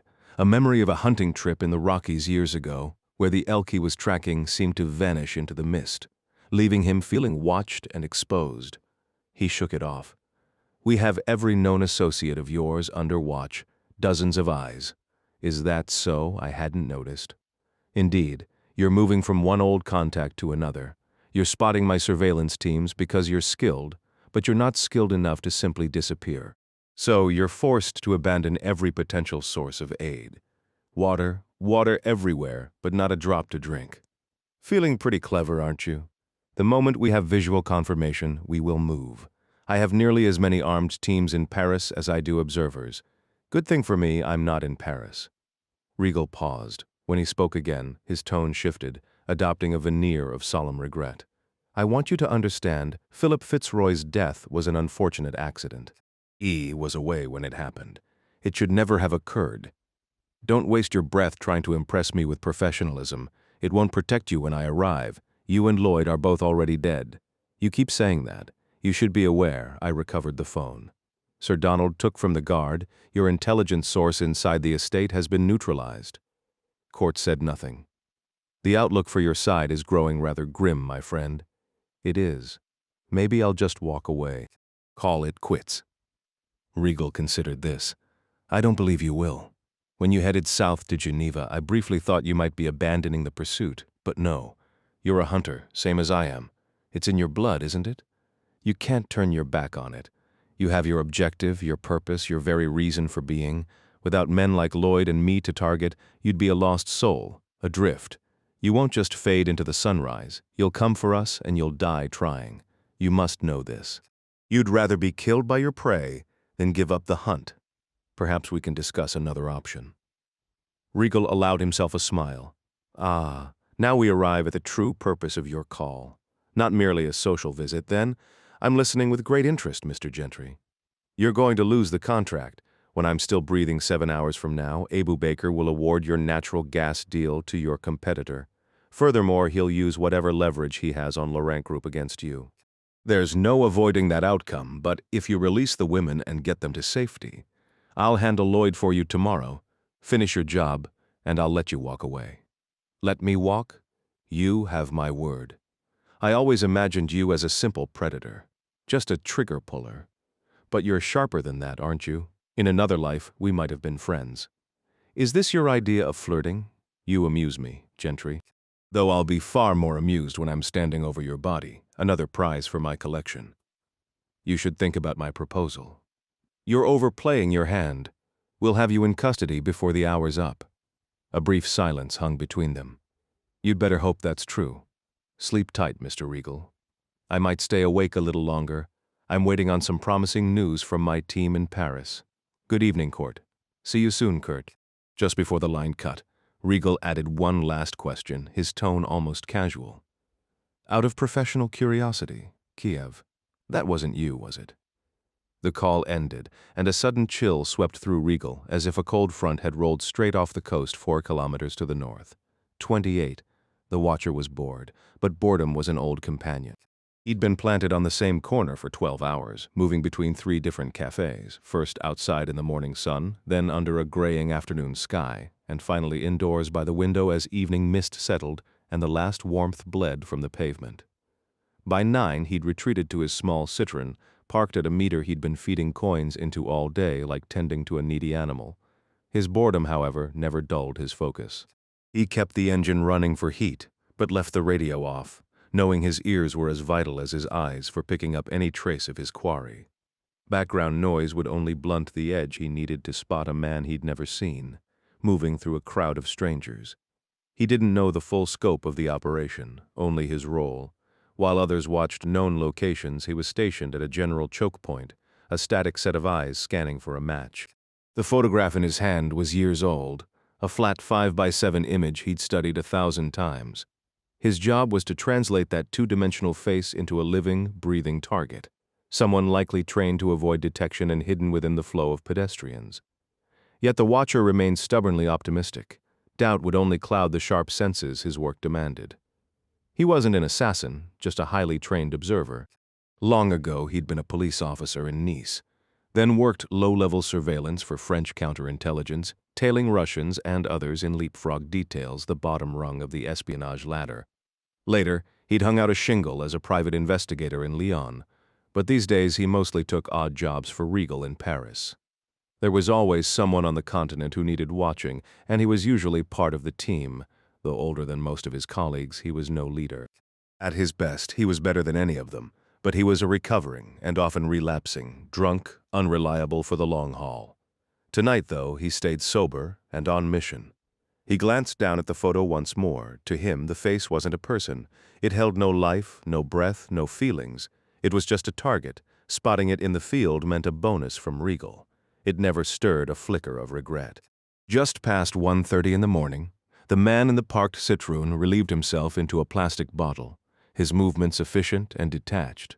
He felt no shame, even as well-dressed couples strolled by on the boulevard Saint-Germain, oblivious to his presence just feet away.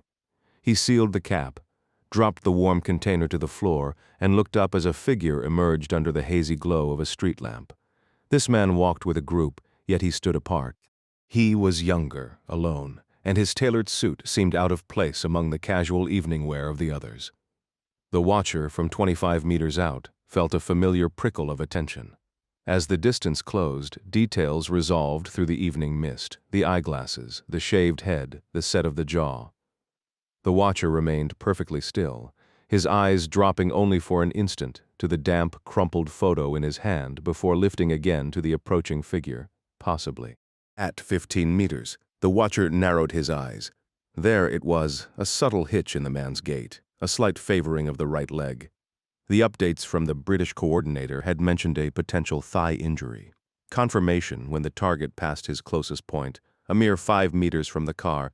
2 final details erased all doubt. A faint, almost imperceptible wince tightened the man's cheek with each step of his right foot, and then there were the eyes. The watcher was a professional, trained to notice such things. While the man's body language projected the casual saunter of a carefree tourist, his eyes were in constant darting motion. He was scanning, vigilant, watching for anyone who might be watching him. Recognizing this, the watcher immediately broke his gaze, looking down at his own hands until the man had fully passed. His heart hammered against his ribs. He waited several beats, then let his eyes flick up to the rearview mirror without moving his head. The suited figure continued west. With a surge of adrenaline, the watcher shifted the car into gear and pressed a button on his earpiece. A beep, then a voice. "Tech, go ahead." Try as he might to sound controlled, a thread of exhilaration vibrated in his reply. This moment, more than any payment, was his true reward. "Tech, this is 63. I have him. He's moving west on foot." No more was needed. The tech would see the GPS location. This success was a tonic, a reason to stay sober, at least until the job was done. Later, he would celebrate with a bottle of wine in the same solitary manner in which he worked. The tech, a young Brit operating from a cramped London flat, broadcast the call to all 5 active teams in Paris simultaneously. It was a tactical error, born of frayed nerves. This move guaranteed confusion among the competing units and left no clear protocol for backup or covering escape routes. But after half a day with no solid lead, and with the target's presence in Paris still only a calculated guess, the confirmation had been too much. He sent every armed asset racing toward the location. He would never confess it to his superiors, but ever since the target had vanished in Geneva, a cold, quiet panic had been tightening its grip. He had run black ops, wet work, managed logistics for hard assets, but always from a safe, insulated distance. The personal jeopardy he felt now was a new and unsettling sensation. For the first time, his superiors had deliberately constructed a scenario where the target, a master killer, was fully aware of the operations control center and exactly how to reach it. Sending a golden invitation right to the tech's doorstep was, frankly, a boneheaded move. Yet, the man with the ponytail, surrounded by his banks of monitors, had to concede it sharpened his focus like nothing else. He had a very personal stake in stopping this bastard before he reached the chateau, which was why he'd broadcast the target's coordinates the instant they were confirmed. The sudden presence of Lloyd right behind him made him flinch. He'd just been mentally kicking himself for that impulsive transmission. This whole operation had his nerves on a razor's edge. Regal caught it on the radio. "Do we have him?" Lloyd's voice was tight.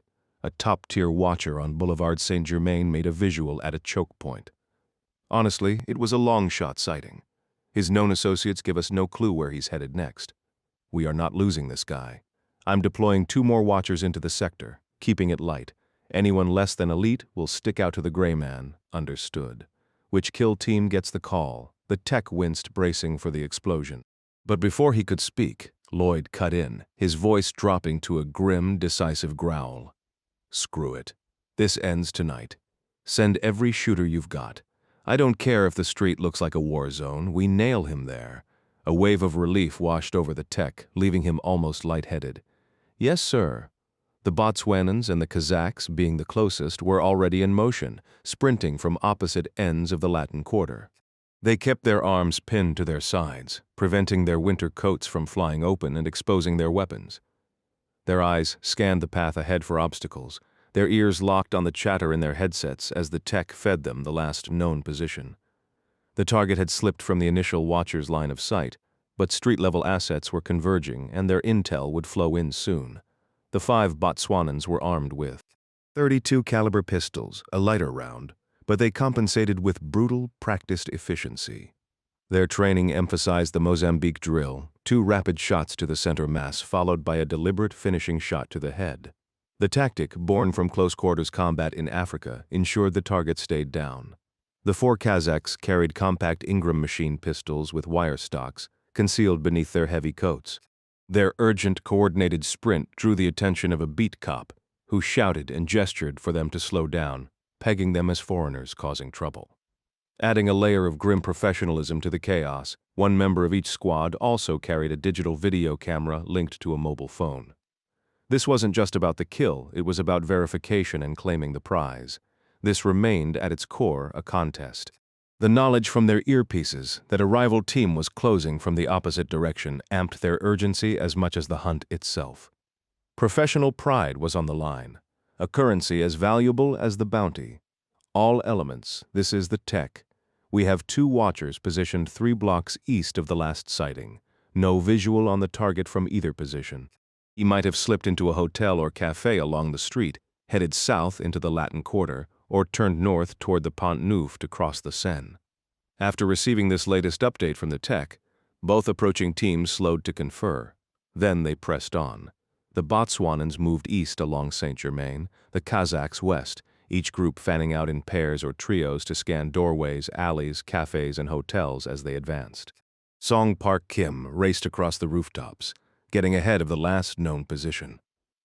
His earpiece crackled with a private signal. The distinct beeps told him this transmission was for his ears only. Tech to Banshee 1. Do you copy? I copy. Get down to street level. I'll guide you to him. He'll spot the other teams and the watchers and try to bolt. They'll flush him, and he won't be ready for a lone shooter. I'll position you to stop him. Understood. Kim stepped off the six-story apartment roof, his foot finding a windowsill with fluid ease. He lowered himself, reached for a drain pipe, and swung his legs over. The pipe was loose, so he used it only to reach a fire escape, descended swiftly, and dropped the last few feet to the ground, 6 floors down in under a minute. Banshee 1 is on the street. Tech, guide me to the target. 2 teams are closer. Banshee 1, we believe he's turned onto Rue de Bucci using the crowd for cover. Move 2 blocks north, and you can cut him off if they miss him. Yes, Kim replied, but he had no intention of obeying. The Korean felt he could read the gray man's mind. Having been hunted himself countless times, Kim believed he could anticipate every move of a pursued man. If foreign teams were tailing him through central Paris on a Saturday night, Kim would notice, and so would the gray man. If static watchers were planted along his route, Kim would sense them immediately, and the gray man would too. He might not identify every adversary, but the tech had thrown so many bodies into the operation that any operator as skilled as the gray man would recognize a full-blown wet operation, all rules of engagement discarded, no restraint left. A crowd would offer no safety. The gunman the gray man had surely already spotted would take the first chance to eliminate their target. Bright lights and bystanders would be more of a hindrance than a shield. Kim could feel what the gray man was feeling in that moment, and he let this strange symbiosis guide him, not the tech's directives. This mental fusion between hunter and hunted led the Korean assassin through the misty night 3 blocks east to a shadowed alley just half a block from the noise, lights, and swarms of diners and revelers. He knew the Seine was 100 meters north, meaning if the gray man detected the heavy surveillance, he'd need to turn south to vanish into the night. Heading north would only lead to bridges, natural choke points he'd avoid at all costs. Song Park. Kim found the darkest spot in the little alley, 25 meters north of Boulevard Saint-Germain and 20 meters south of Rue de Bucci. He could move in either direction in seconds if watchers spotted the target nearby, but Kim had a feeling this little alley would be the site of his final confrontation. Restaurants and nightclubs brimmed with patrons just yards from his hiding place, their laughter a stark contrast to the silence around him. Competing kill teams were close, but in that moment, it felt like a private duel was about to begin. He chose not to use the firearm in his backpack, wary of the noise drawing unwanted notice. Instead, his hand went to the folding knife in his pocket, the matte black blade snapping open with a soft click as he pressed himself further into the shadows, waiting. Court Gentry moved east along the Rue de Bucci, the fabric of his dark suit clinging to his back with a damp chill. In his right hand, his umbrella swung lightly with each step. He resisted leaning on it like a cane, despite the raw ache in his feet from the cuts he'd sustained in Budapest. The discomfort of the walk wasn't the source of his tension. It was the constant searching gaze he cast over the street ahead. Some 30 yards away, a young couple sat huddled on a bench, their conversation a thin veil for their active scrutiny of every man who passed. Court had positioned himself behind a bald man, roughly his own age, using him as a shield, his own eyes fixed ahead to detect any unusual interest. That would be the signal he'd been made and his description radioed to the network of watchers saturating the area.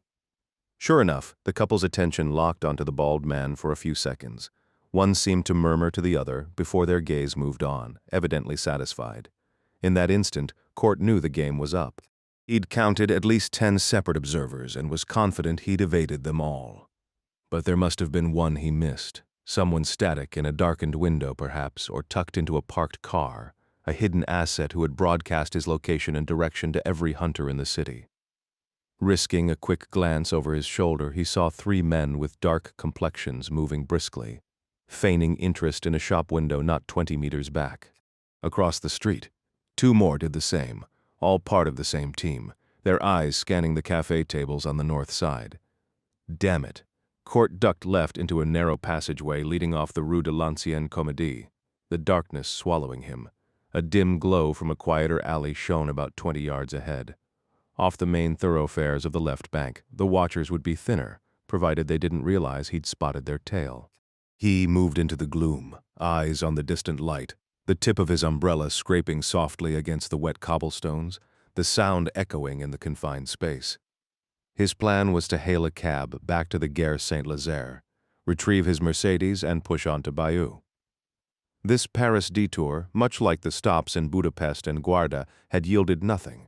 At least he'd escaped unscathed so far. A small consolation, though he desperately needed a real lead before. A sudden blur of motion erupted from the tight dark on his left. A man's figure lunged.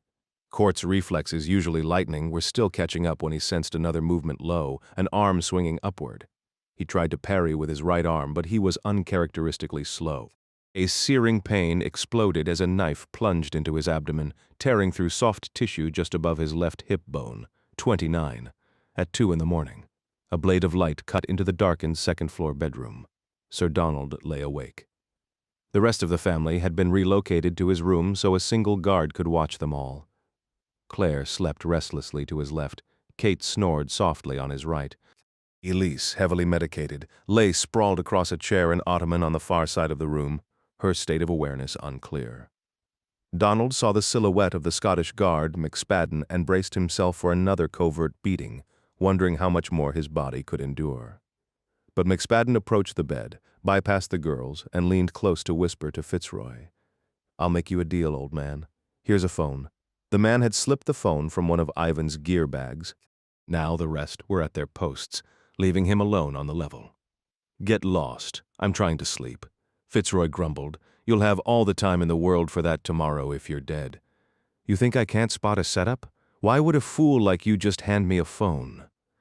"Because I want a little consideration when this is over." Fitzroy tilted his heavy head, pressing it into the pillow to study the figure looming over him. "What kind of consideration?" "The gray man. He heard he handled Kiev. If he did that, and half the other jobs they talk about, Prague, Budapest, the teams in Switzerland. Hell, he might actually make it here. If he does, my rifle's hitting the ground and I'm running. I'm not facing off against that ice-cold bastard. I've got a few things worth living for, you know, so if he shows, I'm gone. And I don't want Sir Donald Fitzroy or his rabid attack dog coming after me later, understand?" The Scot extended the phone, and Fitzroy took it. "You serious about this?" Fitzroy asked. "You'll likely be dust by morning, Sir Donald. I'm not risking my neck too far, but if you do pull through, remember it was Ewan McSpadden who helped you." "I'll remember, Ewan. Call your dog. Tell him if he makes it. I'm the one in the green shirt and black trousers. My weapon will be on the ground, he won't need to worry about me. Good man, McSpadden." The Scot faded back into the shadows. The sliver of light returned, then narrowed and vanished as the door shut. The blade pressed deeper into Gentry's abdomen. The agony was overwhelming, threatening to buckle his knees and empty his bowels. Something unexpected was happening, so he glanced down and realized he'd somehow caught the attacker's wrist with the curved handle of his umbrella. Gentry pulled down and away on the shaft. He lacked the strength to wrench the knife free, but his effort kept the blade from sinking more than a couple of inches deeper. It was torturous, excruciating pain, yet far better than letting it plunge to the hilt, or, worse, carving upward through his intestines. Summoning every ounce of strength, Court yanked down on the umbrella with his right hand. With his left, he struck out weakly at the attacker's chest, his reserves drained by the strain on his right arm and the searing hurt in his gut. The assassin retaliated with a punch and tried a headbutt, but Court leaned away just in time. Court reached across his body with his left hand, fumbling for the Glock at his waist. He managed to pull it free, but the assassin knocked it away before he could aim. The pistol clattered loudly on the cobblestones, skittering off into the darkness. Their free hands battled, the dark-clad man blocking an attempt to gouge his eyes, while Gentry deflected a palm strike aimed at his throat that would have finished him, even with the tempered steel still buried in his side. The attacker abandoned trying to drag the knife upward toward the sternum or force it deeper. The umbrella's hook on his arm made both moves impossible. Instead, he angled the blade downward where it grated against Gentry's hip bone and dug in. Gentry choked back a scream. He was nearly delirious with pain, but he knew more killers were only yards away. Any faint hope of surviving this blade and the man wielding it would vanish if others heard his cries. Court shifted tactics. He drove forward with his legs, shoving his chest into the smaller man, an Asian he could now clearly see, and slammed him against the wall. The impact drove the knife a fraction of an inch deeper. Without hesitation, Court followed with a brutal headbutt, their foreheads cracking together with a sound that echoed louder than anything else in the alley. Since the struggle began, the umbrella kept the Asian man's right hand pinned down. Court drove his weight forward again, sending his attacker stumbling backward across the alley until he crashed hard against the opposite wall. Still connected by the blade buried in his gut, Court was pulled along with the motion. The lighting was slightly better here, and through the haze of pain threatening to overwhelm his senses, Court spotted the straps of the backpack. He realized the man was now fumbling behind him with his free hand, trying to grab something from the bag. Court seized the Korean's wrist with his own free hand and slammed it back against the rough brick. "What have you got?" Court demanded, his voice trembling with pain and strain. "What's in the bag?" There was just enough light on this side of the covered passage for their eyes to lock. A tense, unblinking stare as both men's eyelids flickered with the immense effort. One pushed forward, the other resisted. "What's in the bag?" Gentry jerked the umbrella sideways, pulling the Asian off balance, and used that split second to reach behind the man for the pack pressed against the wall. Tightening his abdominal muscles sent a fresh wave of agony, and a pained groan escaped his cracked voice. The Asian twisted the knife. The 2-inch-deep wound tore open with the movement, and Gentry felt a warm rush of blood flood across his groin and down the insides of both legs. A low, guttural "ah" escaped him, quieter than a scream but echoing sharply in the confined space. Court had the bag now, his fingers finding a zipper. Kim knocked his hand away with a sharp jerk of his head. Gentry responded with another brutal headbutt that dazed the assassin, giving Court just enough time to yank open the top of the backpack and plunge his left hand inside. "What's this? What is this?" he sobbed, tears now streaming down his face and mixing with the spit flying from his mouth as he spoke, spraying his attacker. "Is this what you want? This what you're after, huh?" His hand closed around the stock of a compact black submachine gun, and he pulled it partway from the bag, staring at the fresh terror in his adversary's eyes. Kim reached back and wrapped his hand around the weapon's short suppressor, then shoved harder on the knife hilt. Court tried to pull away from the blade but couldn't, feeling it sink another fraction of an inch into his abdomen. Court slid his finger into the trigger guard and fired the MP7. Kim, in a grim bit of professional courtesy, had left the selector on semi-auto, just as Gentry would have. The barrel was aimed at the brick wall behind Kim, and rounds exploded against the masonry, sending chips of debris whizzing around them. Gentry pulled the trigger as fast as he could. Each cartridge's ignition caused a recoil that jerked his body, making the knife in his gut carve into new tissue and bone. 3 rounds, 5, 10, 20. Kim shrieked in pain and released the weapon's suppressor, now nearly white-hot from the rapid fire. He wrapped his scorched hand around the one holding the knife, and with both clenched fists and all his remaining strength, he tried to drive one final, powerful thrust of the blade through to the gray man's spine. The American's blood pumped over his burned fingers. In one swift motion, Gentry brought the now empty HK down, smashing the searing hot barrel into Kim's face and shattering his nose. The connection between them finally broke, and both men collapsed onto the cobblestones. Kim lay on his back, his head against the bullet-riddled wall, blood gushing from his nose, his burned hand cradled in his lap as his chest heaved. Gentry lay on his side in the center of the alley, his own chest heaving, the black hilt of the knife protruding grotesquely from his lower abdomen. Court tried to pull the knife free and cried out at the attempt.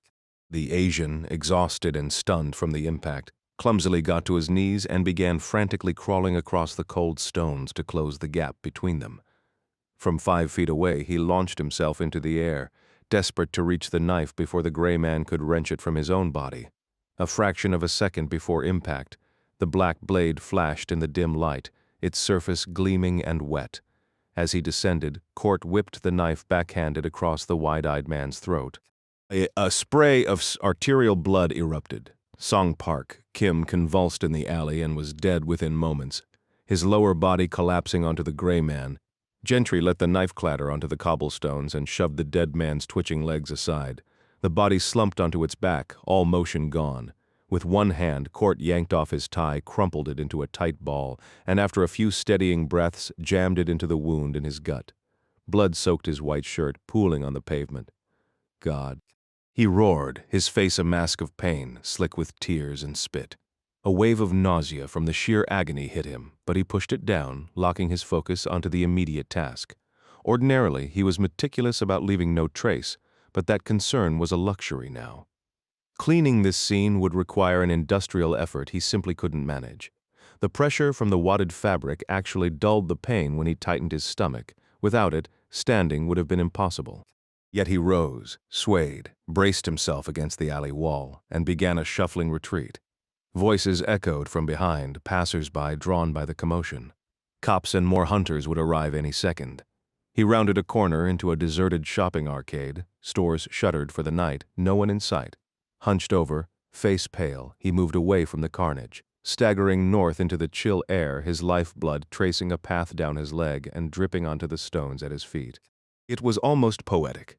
In a brutally grim way, here he was, bleeding out in the city of light, while somewhere people were probably drinking wine and laughing.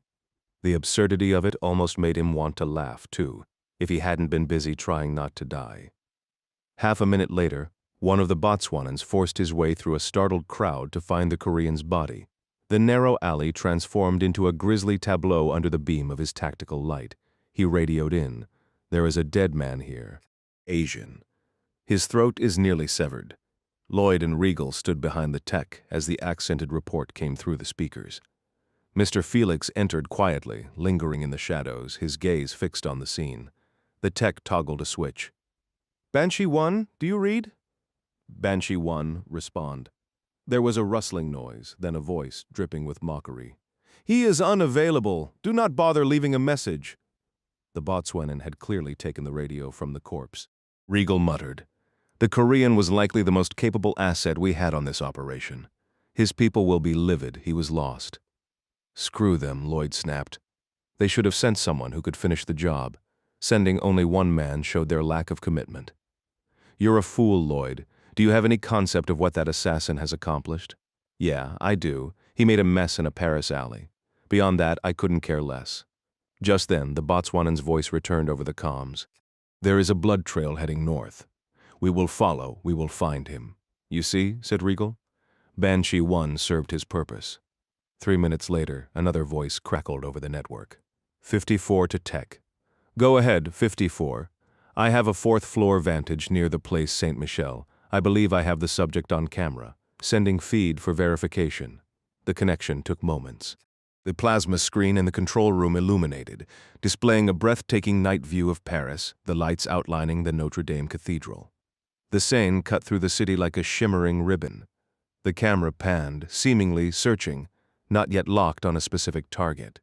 "Where is he?" Regal the hunter yelled, his voice raw from the chase as he scanned desperately for his prey. 54, get a tighter shot." "Yes, sir." The camera view shifted, zooming in on the Pont-Neuf bridge, spanning the river toward the cathedral. A solitary figure in a dark suit was visible, limping, staggering to a halt, and bending over at the bridge's midpoint. The man was clearly hurt, attempting to flee from the left bank across to the Ile de la Cité, the small island in the Seine where Notre Dame Cathedral stood.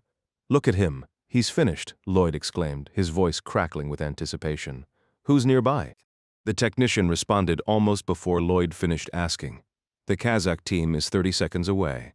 You'll see them approaching the bridge from the south. The Botswanans are right behind them, and the Bolivians are positioned north of the Seine. The Sri Lankan unit is still 10 minutes out to the west." The video feed widened to show the buildings lining the Quai des Grands Augustins, the road along the left bank. Several men dashed along the road, turning onto the bridge. One slipped on the damp cobblestones and tumbled, but the others kept their balance and charged up the incline of the Pont-Neuf. "This is it," Regal declared triumphantly. "Order them to take him out, get the body into a vehicle, and head to the heliport. We'll have it flown here for Mr. Felix to examine personally." "That would be acceptable, Mr. Regal. Thank you," Felix stated, standing motionless like a statue behind the agitated men gathered before the monitors. The camera tightened its focus again on Gentry. He had turned and was now facing the Kazakhs, who were less than 40 yards away. The wounded American straightened up, though the effort was visibly painful. He glanced back over his shoulder toward the opposite end of the bridge. Lloyd said, "You're not going to make it, Court. You can't run anymore. You are so utterly screwed." Amusement colored his tone, but Regal muttered, "Damn it, what's the problem?" asked Lloyd. "Scheiß," Regal repeated in German, his earlier excitement turning to dread. "What's wrong with you? We have him." At that moment, the gray man moved the concrete railing. He looked back at the men closing in, now only 25 yards distant. "No," said Lloyd, suddenly grasping Riegel's concern. "No, no, no, no."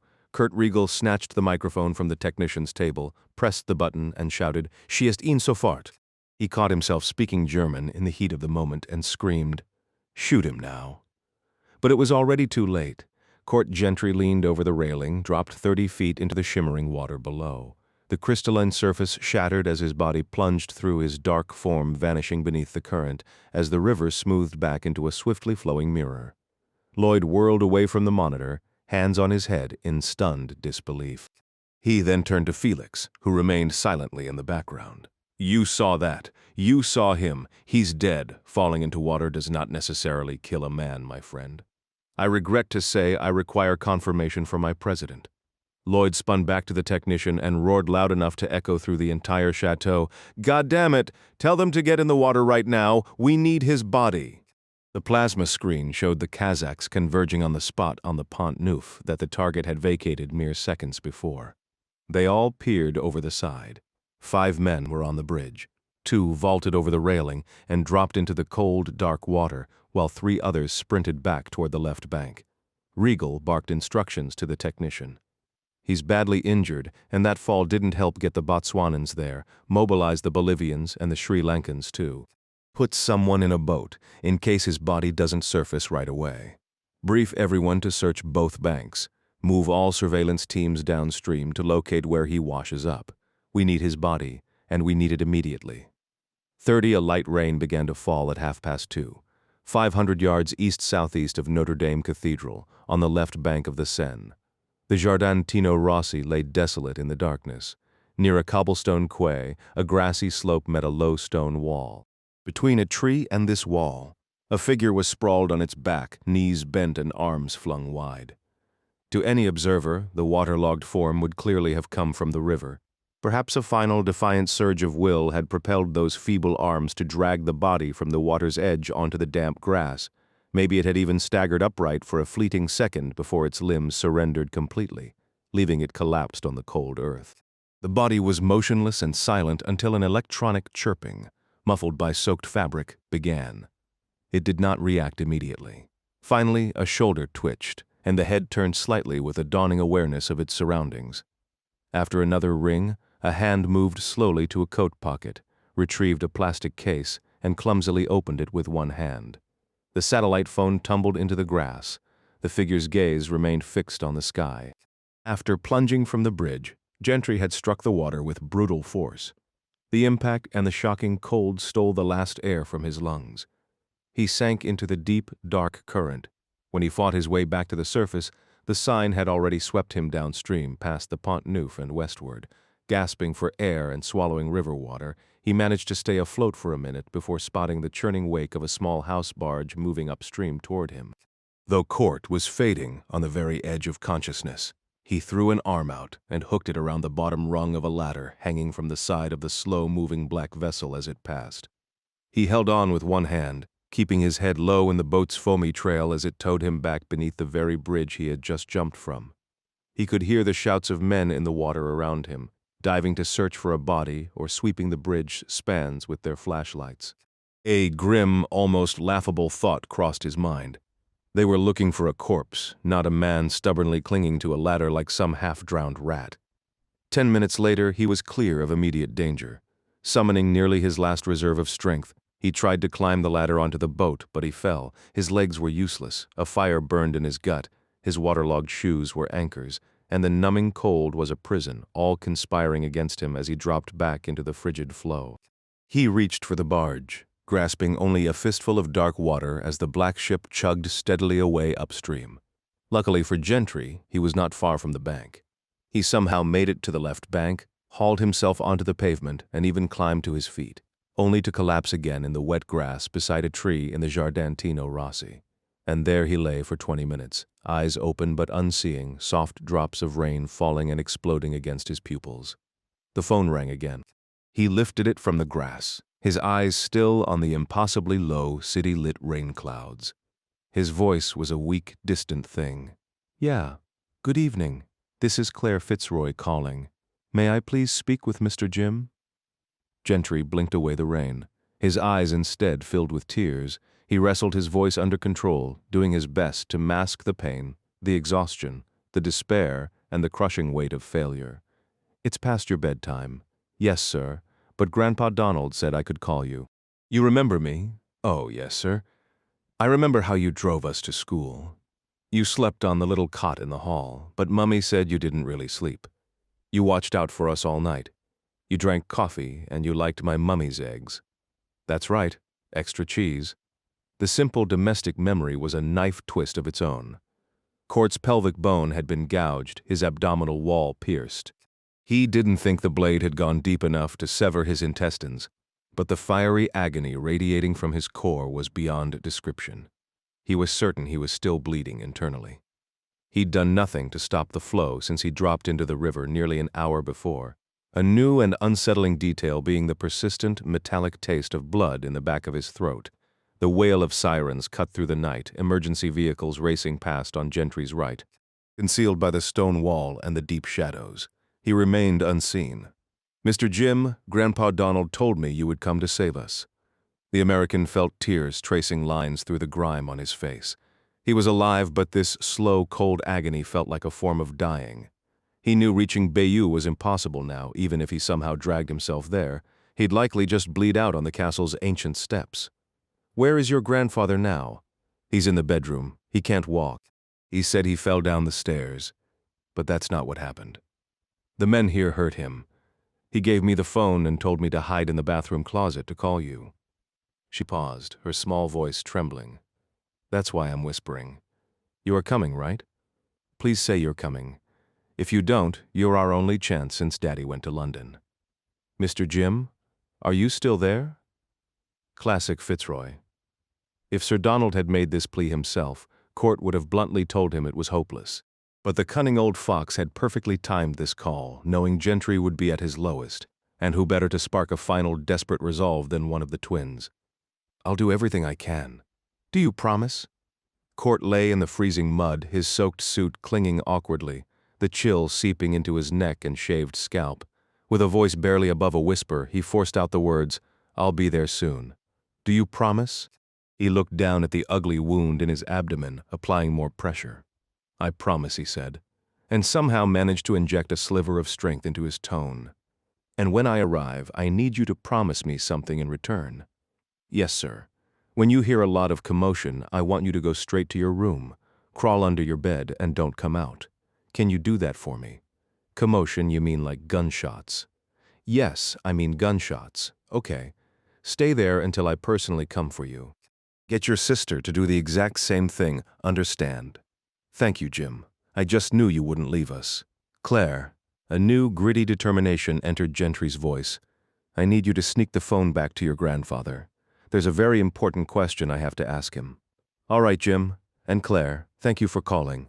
It was good to hear your voice." 16 minutes later, Gentry was a stumbling specter on Rue du Cardinal Lemoine. The rain had intensified, and the deserted street was a small mercy for the gray man. He moved with both hands clamped to his left side, his left leg stiff and mechanical with each forced step. Every 20 yards or so, he would stop, bracing himself against a wall, a parked car, or a lamppost, doubling over from the pain. After a few seconds of ragged breathing, he'd push off to cover a few more paces before again seeking a moment's refuge from the draining fatigue of blood loss. He located the address Fitzroy had provided. The door was securely locked, as he'd anticipated. He found a dark recess a few doors down, settled onto a discarded piece of cardboard like a common vagrant, and let his head rest against the cold stoop. The melodic, almost cheerful sirens of the French police echoed in the distance, perhaps a mile away now. No doubt cops, hitters, and watchers were swarming along the Seine, searching for him, though he hoped their focus was downstream and that their conflicting agendas were causing as much chaos for each other as for him. He was on the very edge of unconsciousness, his fist jammed into his bloody stomach when a sound came from the direction of the address. Peering from his alcove, he saw the locked door swing slowly open. He'd expected a vehicle, but apparently whoever operated this place lived in an apartment above. A woman appeared on the sidewalk, her form faintly illuminated by a street lamp 20 meters away. Court pushed himself to his feet and lurched forward. "À l'aise," she hissed in an urgent whisper. "Quickly, He staggered past her into a long hallway, using the walls for support. His weak and swaying body left dark, smearing handprints of his own blood as he moved. The woman ducked under his arm and lifted, her tall, slender frame surprisingly strong. With each step, he surrendered more of his weight to her. They passed through a doorway into a dark room before she could reach for a light, burdened by his 170 pounds. Court was jolted by a sharp bark nearby. Then another, then a chorus erupting all around him. When the bright overheads flickered on, the truth hit him instantly. The emergency clinic Donald had directed him to was, in fact, a veterinarian's office. His legs buckled, his full weight sagging against the young woman. With a determined grunt, she shoved him forward into a small chair. "Do you speak French?" she asked, looking down. He looked up and with a sudden irrelevant clarity noted she was quite pretty. "Do you speak English?" "Yes. Some. You are English?" "Yeah," he lied, making no attempt at an accent. "Monsieur, I tried to tell Monsieur Fitzroy. The doctor is out of town, but I called him. He is on his way. He will be here in a few hours. I am sorry I did not realize how badly you were injured. I cannot help you. I must call an ambulance. You need a hospital." "No, you're in Fitzroy's network. You must have medicine, blood, bandages." "Not here, I am sorry. Dr. Le Pen has access to a nearby clinic, but I do not. I only work here with the animals. You need a hospital, you need emergency care. My God, you are so cold. Let me find you a blanket." She left and returned with a thick wool blanket that carried the distinct scent of cat urine, draping it over his shoulders. "What's your name?" Court asked, his voice barely a whisper. "Justine. Look, Justine. You're a vet. That's close enough. I just need some blood and—" "I'm a veterinary assistant. Well, that's close to close enough. We can make this work. Please help me. I give baths. I hold the dogs for the doctor. I cannot help you. The doctor is coming, but you cannot wait. You are completely pale. You need blood fluids. I don't have time to wait. I know battlefield medicine. I can talk you through it. We just need some O-positive blood, antibiotics, and your hands. When the weakness gets worse, I won't be able to do what needs doing myself. Battlefield medicine? This is not a battlefield. This is Paris." Court grunted. "Tell that to the guy who did this." He opened the blanket and removed his hand from the knife wound. His blood pressure was now low enough that the bleeding had slowed to a dark, steady ooze glistening under the harsh lights. Justine gasped. "That looks terrible." "Could be worse. It went through the muscle. I'll be okay if I can get some O-positive. If you help me, I'll be on my way. Fitzroy will pay you and your doctor for the trouble. Monsieur, are you listening? Work with dogs." He closed his eyes, seeming to drift for a moment, then said, "Just picture me with fur." "How can you joke? You are bleeding to death. Only because we're arguing. Where is this clinic? We can go there, get what I need. I can't go to a hospital. It has to be this way." She let out a long sigh, nodded, and quickly tied her brown hair into a ponytail. "Let me at least put a bandage on that so you do not lose more blood." The frantic barking of the dogs began to settle into a low, sporadic whining. The small surgical area was untidy, clearly not cleaned since the end of business on Friday. A forgotten coffee mug sat on a counter, a stark reminder of the ordinary world that felt miles away. "I am sorry, monsieur, if I had known you were coming. It's fine." Court tried to pull himself onto the metal examination table, but Justine stopped him. She grabbed a spray bottle and quickly wiped down the brushed aluminum surface while he leaned against a shelf of bandages. She hurried out and returned with a cushion from the waiting room sofa. "You must let your legs hang off the side," she instructed, her voice shifting from frantic worry to a focused, no-nonsense tone. The absurdity of the situation, a trained operative being patched up by a dog groomer in a room that smelled of antiseptic and pet dander, struck him with a dark, almost laughable clarity. Survival, it seemed, had a terrible sense of humor. It's not designed for people. All right. With a final surge of effort, he tore his shirt open, buttons scattered across the tiled floor. Justine removed his waterlogged shoes and carefully cut away his trousers with a pair of shears, leaving him in his boxers. I don't have much experience with human patients," she admitted. "You're doing fine." She pushed past her hesitation and gave Gentry a thorough once-over. "What on earth happened to you? Took a bullet to the leg a few days ago. A gunshot?" Her eyes darted from the angry, days-old wound on his thigh to the blood-stained hip. She hurriedly pulled on a pair of rubber gloves. Good heavens! After that, I got my legs and feet sliced up on some broken glass. I can see that. Then I cracked a rib tumbling down a mountainside in Switzerland. A mountain? Yeah. Then I wrecked my wrist breaking out of a pair of handcuffs. Justine fell silent, her mouth slightly agape. And your stomach? Knife? Where did that happen? Right here in Paris, maybe an hour ago. Then I took a swim in the Seine. She shook her head slowly. Sir, I have no idea what you do for a living, and I truly do not wish to know. But whatever it is, you might want to consider a career change. A short laugh escaped Court, sending a fresh wave of pain through his abdomen. My particular talents don't exactly lend themselves to an honest day's work. I'm sorry, I don't follow. Forget it, Justine. We can manage the knife wound with this bandage for now, but if I don't get some blood back in me, I'm going to black out. The clinic is nearby, but it's closed. We'll open it, Court stated. Let's go. I need to be on the road in less than an hour. Justine was cinching a compression bandage tightly around his midsection, securing a thick gauze pad over the stab wound. On the road? You shouldn't be moving at all, for days. Do you not comprehend how severely you're injured? You don't understand. I have somewhere I absolutely must be. I just need to be patched up enough to get there. She clenched her jaw, her eyes widening. Sir, I am not a doctor, but I can assure you the only place you need to be is under proper medical care. You could die within the hour. I'll manage. I have to. Justine knelt, unlocked a low cabinet, and started pulling out supplies. That's impossible. If we give you a transfusion, the blood will just seep from your stomach if you move. You need stitches. And if you try to move, those stitches will tear open. Court considered this. He glanced at his wristwatch. It was 3 a.m.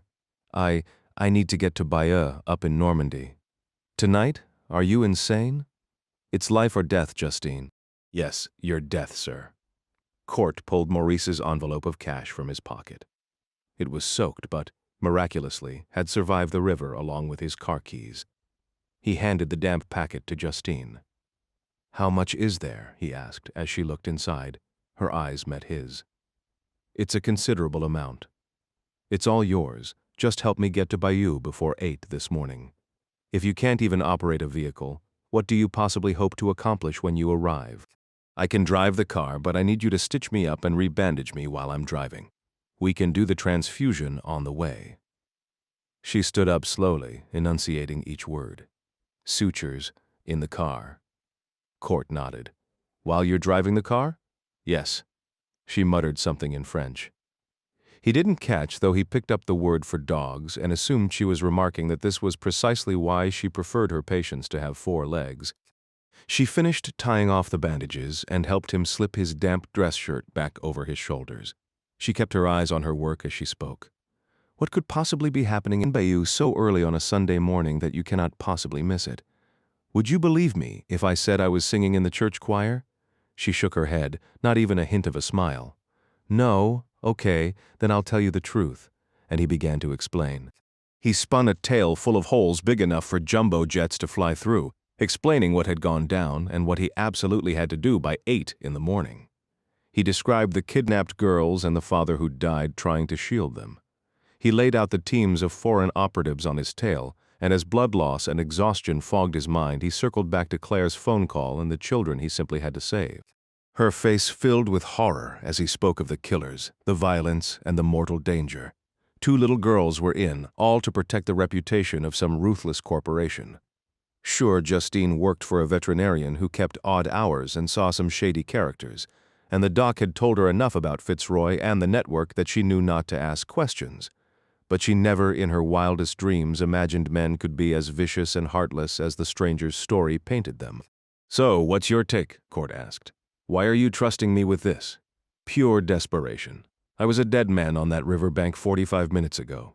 Right now, you're my only shot. If you betray me, I'm no worse off than I was lying there dying. What about calling the police? Lloyd swears he'll kill the hostages if anyone but me shows up. I know his type. They make a threat, they follow through. I have to go alone with your help. I'll drop you in Bayeux. My stop is a few miles north of the village. You can catch the first morning train back to Paris. You'll be miles from any danger. I give you my word. What should I call you? She asked Jim. All right, Jim, We'll do this on one condition. Name it. Let me give you something for the pain. Just for the procedure. We'll find something at the clinic we can give you once the transfusion stabilizes your blood pressure. We'll take my car. I'll drive to Gare Saint-Lazare to get your vehicle. Then we go. The roads will be empty once we're out of the city. I can work on your injury while you drive. Court mulled it over. Every instinct screamed against taking anything that might cloud his judgment or dull his edge, leaving him less than fully focused on the mission. He was convinced he could tough out the pain. No, he didn't like Justine's plan one bit, but for reasons he couldn't quite name, he did trust her. And as he looked up at the lanky, cute girl standing over him, her ponytail messy from sleep, no makeup on her face, a bead of sweat on her upper lip from the frantic work of keeping a frightening stranger alive. He had to admit he was in no position to negotiate. Justine helped Court back to his feet, and the two of them shuffled slowly out of the treatment room and down the hall toward the clinic's rear exit. Gentry grimaced with every step, his head dipping once as if he might black out. Justine propped him against the courtyard wall while she fumbled with her keys. "What in the world is this?" Gentry asked, eyeing the vehicle. "It's my car." "That's a car. What's wrong with it? It's tiny. When I bought it, I didn't plan on transporting patients in the passenger seat." "Point taken. It's fine. One thing's for sure, it won't draw any attention." They shared a faint, weary smile, but it faded as she tried to help lower him into the seat. Court let out a sharp cry of pain that dissolved into shallow, ragged breaths. It took her nearly a full minute to get the little engine to turn over. By then, Court was asleep. She'd reclined his seat so he was nearly flat and, with considerable effort, managed to prop his legs up on the dashboard to help stave off shock. As she turned north onto Rue Monge, she spotted helicopters in the distance, their searchlights sweeping over the river. Justine parked her car a few doors down from the clinic. Just off the Rue des Écoles, at 3:30 in the morning, the street was deserted. Court stirred, glanced around blearily for a moment, and then asked her for a pen and a piece of paper. She rummaged in her purse briefly before handing him an envelope and a pencil. "There's one more medication I need you to locate. It should be with the children's prescriptions. Is one of the twins sick?" "No, it's for me." He scribbled a note and returned the envelope to Justine. She examined it. "Dextrostat? What's it for?" "It will help. It's critical. Find it." With a shrug, she agreed to search for it. Without another word to Court, she stepped out of her small Uno and returned to the trunk. Gentry couldn't turn to watch what she was doing. Moments later, she approached the building's glass door, glanced swiftly in both directions, and swung a tire iron in her right hand, shattering the glass. Reaching through the jagged fragments, she unlocked the door from inside. As Court watched, utterly powerless, she vanished into the dark clinic while a shrill alarm erupted into the street. Despite the looming threat, exhaustion pulled Court back into a fitful sleep in the car. He woke abruptly as the little two-door jerked forward under the flickering glow of street lamps as they sped away from the blaring alarm. He caught a flash of the young woman's face, all fierce resolve. "What did you get?" he asked. 3 units of O-positive blood, 2 bags of dextrose, morphine, Vicodin, transfusion supplies, antiseptics, and a suture kit. And the medicine you wanted. Good work." "Yeah," she said with a slight grin. That was actually kind of thrilling. In the parking garage beneath Gare Saint-Lazare, Justine and Court settled into the large Mercedes. Gentry took the driver's seat, swaying slightly and grimacing in pain. Justine began transfusing blood and nutrients while they sat together in the dark, empty garage. She hung the bags from the dome light to maintain the drip, and the soft black leather yielded as she knelt beside Court, liberally dousing his waist with antiseptic to soak through his bandages and into his wounds. Justine told Court to lie still and rest. Then she slipped out of the car. She disappeared from sight while he sat alone, trying to focus on the mission ahead. He knew these setbacks meant he wouldn't reach the chateau before 6 in the morning. He'd have almost no time to scout the area or get a sense of the terrain. As things stood, if he wanted to move under cover of darkness, he'd only have time to drive straight to the front gate and start his assault immediately. Damn! Court understood his odds of success had never been high, but after the stabbing in Paris, they had just plummeted into the realm of near impossibility. Just then, Justine reappeared, carrying a bag of pastries and 2 large coffees. Court grabbed one foam cup from her hand and gulped the scalding liquid until his mouth burned. "Arrête! Stop!" she insisted. "Sip it slowly. Court snatched a croissant and tore into it ravenously. She tried to butter it for him as he ate, but he just took the small pat of butter from her fingers and swallowed it whole. Justine scolded him. "Your mother would not approve. Relax. You're getting fluids and nutrients through the IV. Too much food with the morphine and you'll be sick. Drink the coffee slowly." "Can you drive? We're about to find out," Court replied with a look of hardened resolve. He reversed the Mercedes out of the parking space, exited the underground garage cautiously, and rolled out into the night. They took the A15 north out of the city, and true to Justine's prediction, there was almost no traffic at 4 on a Sunday morning.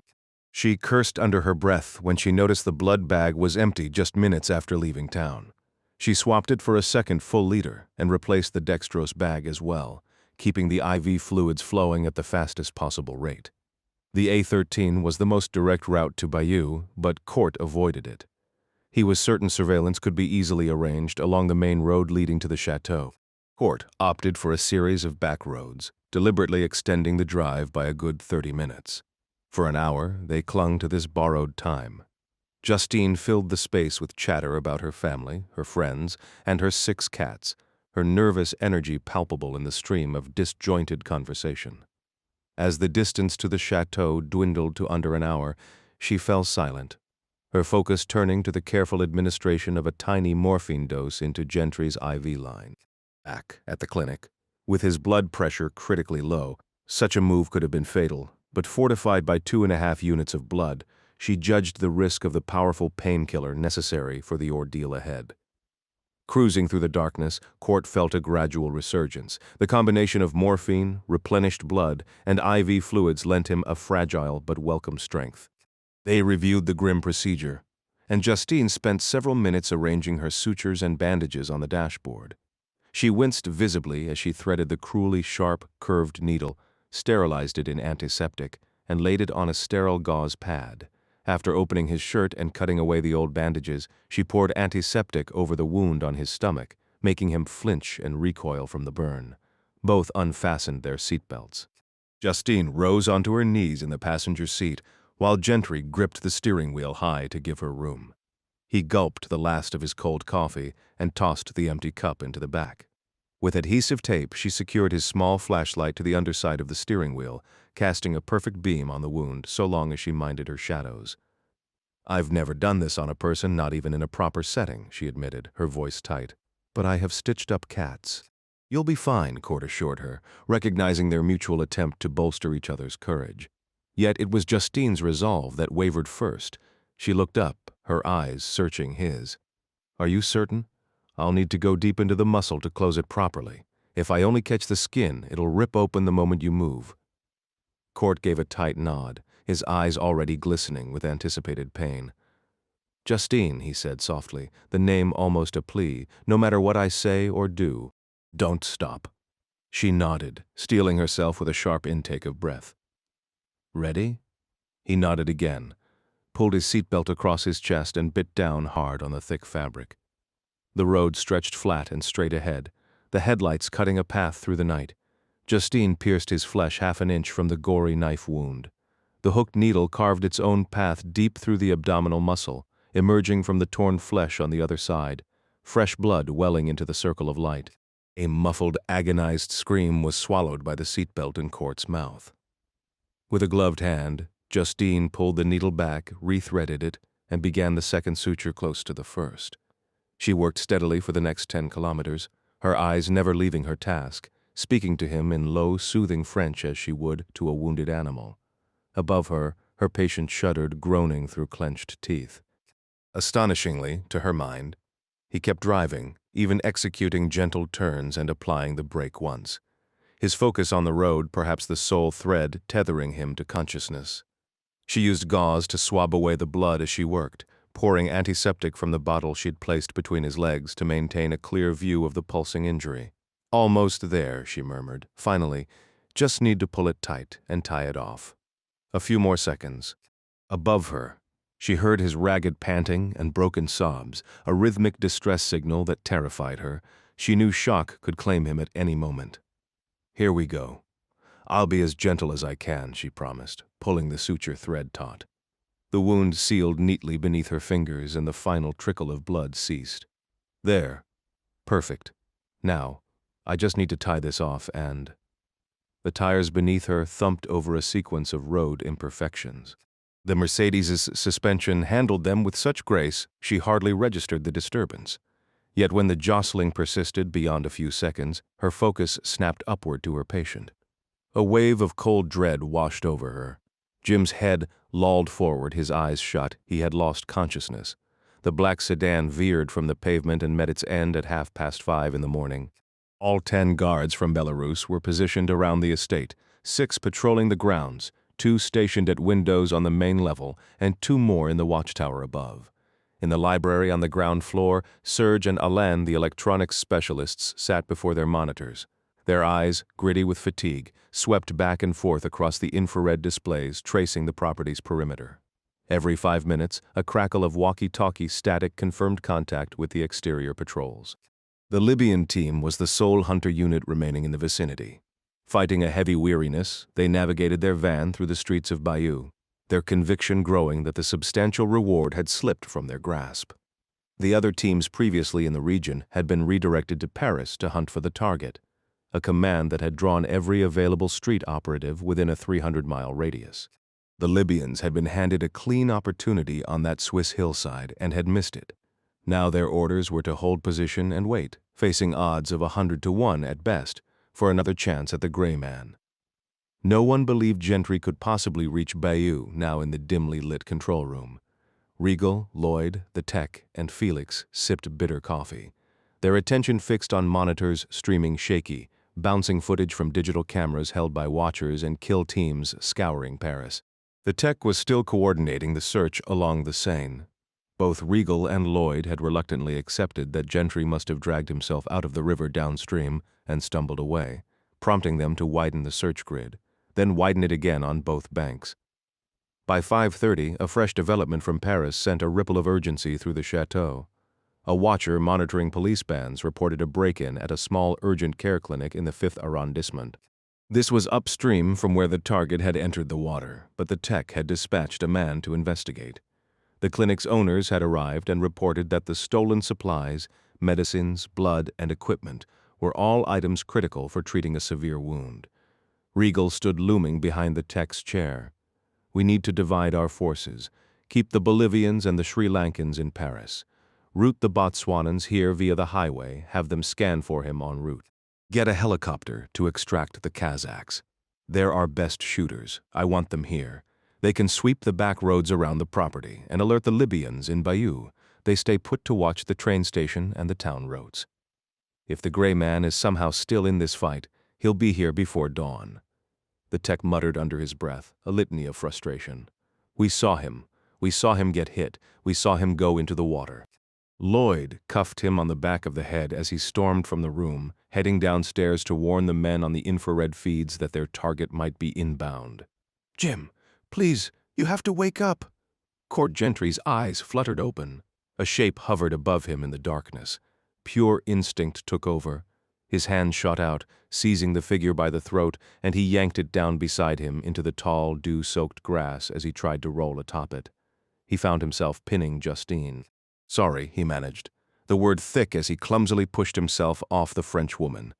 His movements were leaden, bogged down by medication.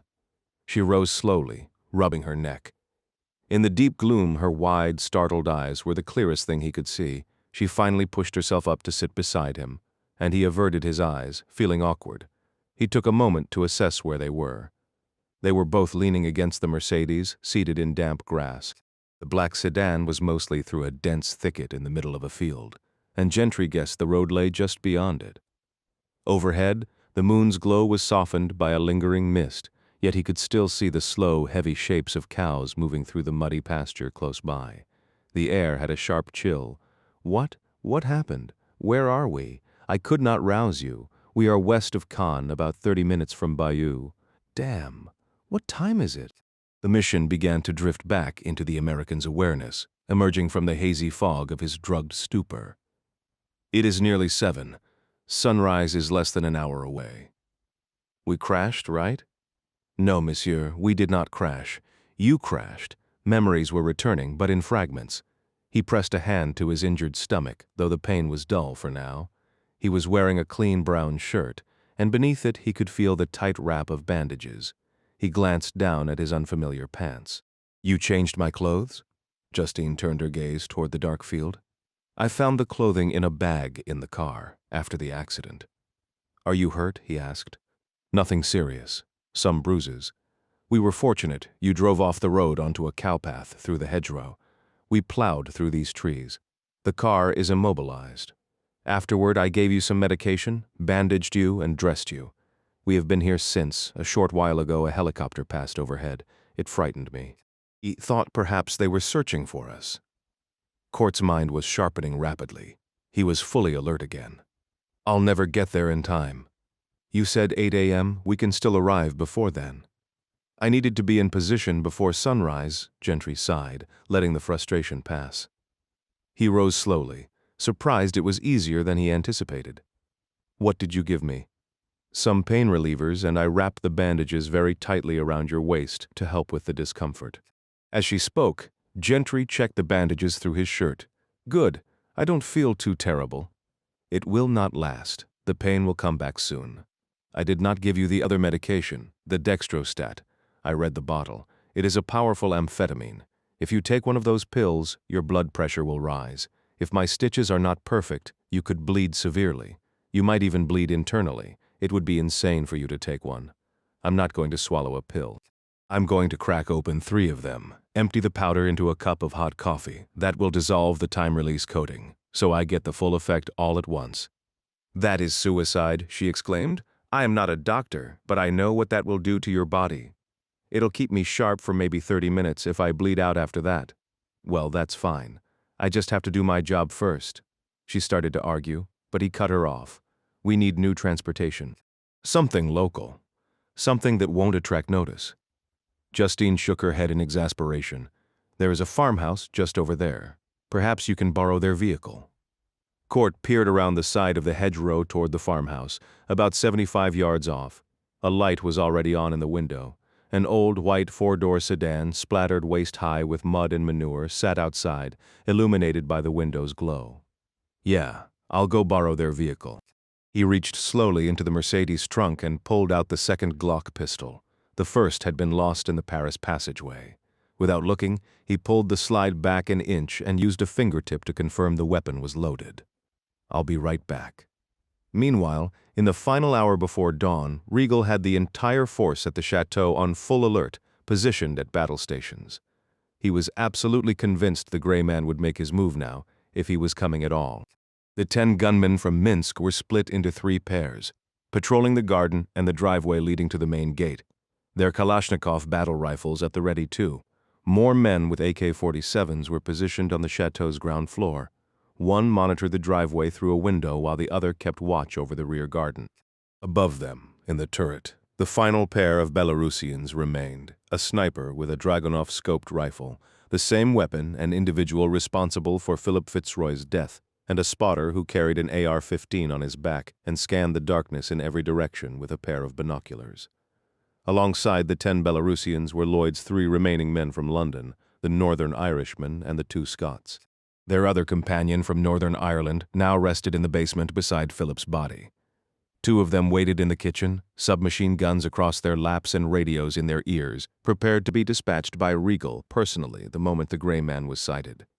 The third, McSpadden, stood guard in the hallway outside the second-floor bedroom where the Fitzroy family was being held. Down in the first-floor library, 2 French engineers, both former infantrymen in their 40s with pistols on their hips, monitored the feeds from infrared cameras placed around the property. In the control room were the Tech, Lloyd, Felix, and Regal. Of these 4, only Regal could truly be called a combatant, his pistol concealed in a shoulder holster beneath his suede jacket. Lloyd, dangerous or not, carried his small automatic, and a charged Uzi had been placed on the Tech's desk, though the ponytailed Briton had never been this close to a live firearm before. This brought the immediate defensive count to 19 against 1 intruder, but that was only the inner perimeter. 4 operators from the Libyan Jamahiriya security organization maintained constant radio contact with the Tech from a position 10 kilometers away in Bayeux. watching the road from town and the soon-to-open train station, the most logical route from Paris. High above, a sleek black Eurocopter performed lazy circles, carrying 5 Saudis who monitored the roads from Cannes to the east and even the coastline to the north, as if expecting the gray man to materialize on a Normandy beach in some bizarre, solitary reenactment of D-Day. Meanwhile, 4 Kazakhs, freshly arrived from Paris, patrolled the countryside in a small blue Citroën. With folded stock Kalashnikovs on their laps, they pulled over early morning drivers, checked license plates, and shone bright lights into vehicles to scrutinize the occupants. The Kazakhs operated in radio silence. They listened to the text communications with the other teams but never acknowledged or responded to his check-ins. They were there for one purpose: to kill the gray man, collect their money, and leave. They would only communicate with the chateau when they dumped Gentry's body at the front gate and demanded payment. Regal coordinated the entire operation from the third-floor control room. He would freely admit this was no fair fight, over 30 armed men against a severely wounded adversary, operating on scant resources and little sleep. But Regal was a hunter, and fair fights were not part of his strategy. The first glow of morning reflected off the English Channel, and the earliest hints of daylight touched Justine's shoulders as she drove a dirty white sedan west along the coastal road. She maintained the posted speed limit, reading each sign with care. Her passenger and back seats were empty save for several aluminum suitcases. Driving alone, she turned left in the coastal village of Longues-sur-Mer. She neither accelerated nor slowed when a black helicopter made a pass a couple hundred feet above her. It circled back for a second and then a third look before vanishing from view, heading southwest into the breaking dawn. For a brief moment, the road belonged only to her. The solitude didn't last. Soon after the helicopter's drone faded, a blue sedan emerged from a side road on her left, its tires spitting gravel and a cloud of dust billowing in its wake. A quick check in the rearview mirror showed only the blinding glare of its headlights. It tailed her for several hundred yards before pulling alongside. Justine's knuckles turned white on the steering wheel, her grip so fierce she feared the plastic might snap as a flashlight beam cut through the darkness, first painting her face, then sweeping across the empty back seat. As suddenly as it appeared, the light vanished. The car accelerated past her, and she braced for the flash of brake lights for the confrontation. It never came. The vehicle simply sped off, its red taillights swallowed by the misty gloom ahead. Driving south for another couple of miles, she glanced at the map on the passenger seat, tracing the route Jim had penciled in. An upcoming left turn, she flicked off her headlights and took it, the little car rolling onto a narrow lane. Dense hedgerows rose like walls on either side, closing her in. After 3 minutes of navigating the black tunnel, the road curved southward. Instead of following it, she slowed, guided the car off the pavement, and gave the engine a short rev to push it into a deep, shadowy thicket. On the other side loomed a stone barrier, a good 10 feet high. From her vantage point, it filled the entire windshield, a massive ancient thing stretching toward the starless sky. She nudged the front bumper against the cold stone and killed the engine. Darkness, profound and nearly complete, enveloped her. Tall trees canopied the narrow track. She slipped out of the driver's seat, careful to close the door without a sound. Moving to the rear, she rapped 4 slow, deliberate knocks on the trunk, the all-clear signal. The lid popped open. Jim looked up from his cramped quarters, a crumpled paper coffee cup beside him and a black rifle cradled in his arms. "Any trouble?" he asked, unfolding himself with a visible wince, the movement aggravating his wounds. He left the rifle in the trunk and walked around to the side of the car, stretching his limbs after the long confinement. "There are men everywhere," Justine said, standing behind the car on the road. "In a car? In a helicopter? I'm sure there are more waiting at the property. They must think you're public enemy #1 to have this kind of welcome committee." Jim, who had pushed through the bushes to open the back door, offered a dry chuckle. "My press clippings are overly dramatic." "What? Forget it. Listen, I need to thank you. You've more than earned that money. This wouldn't have been possible without you."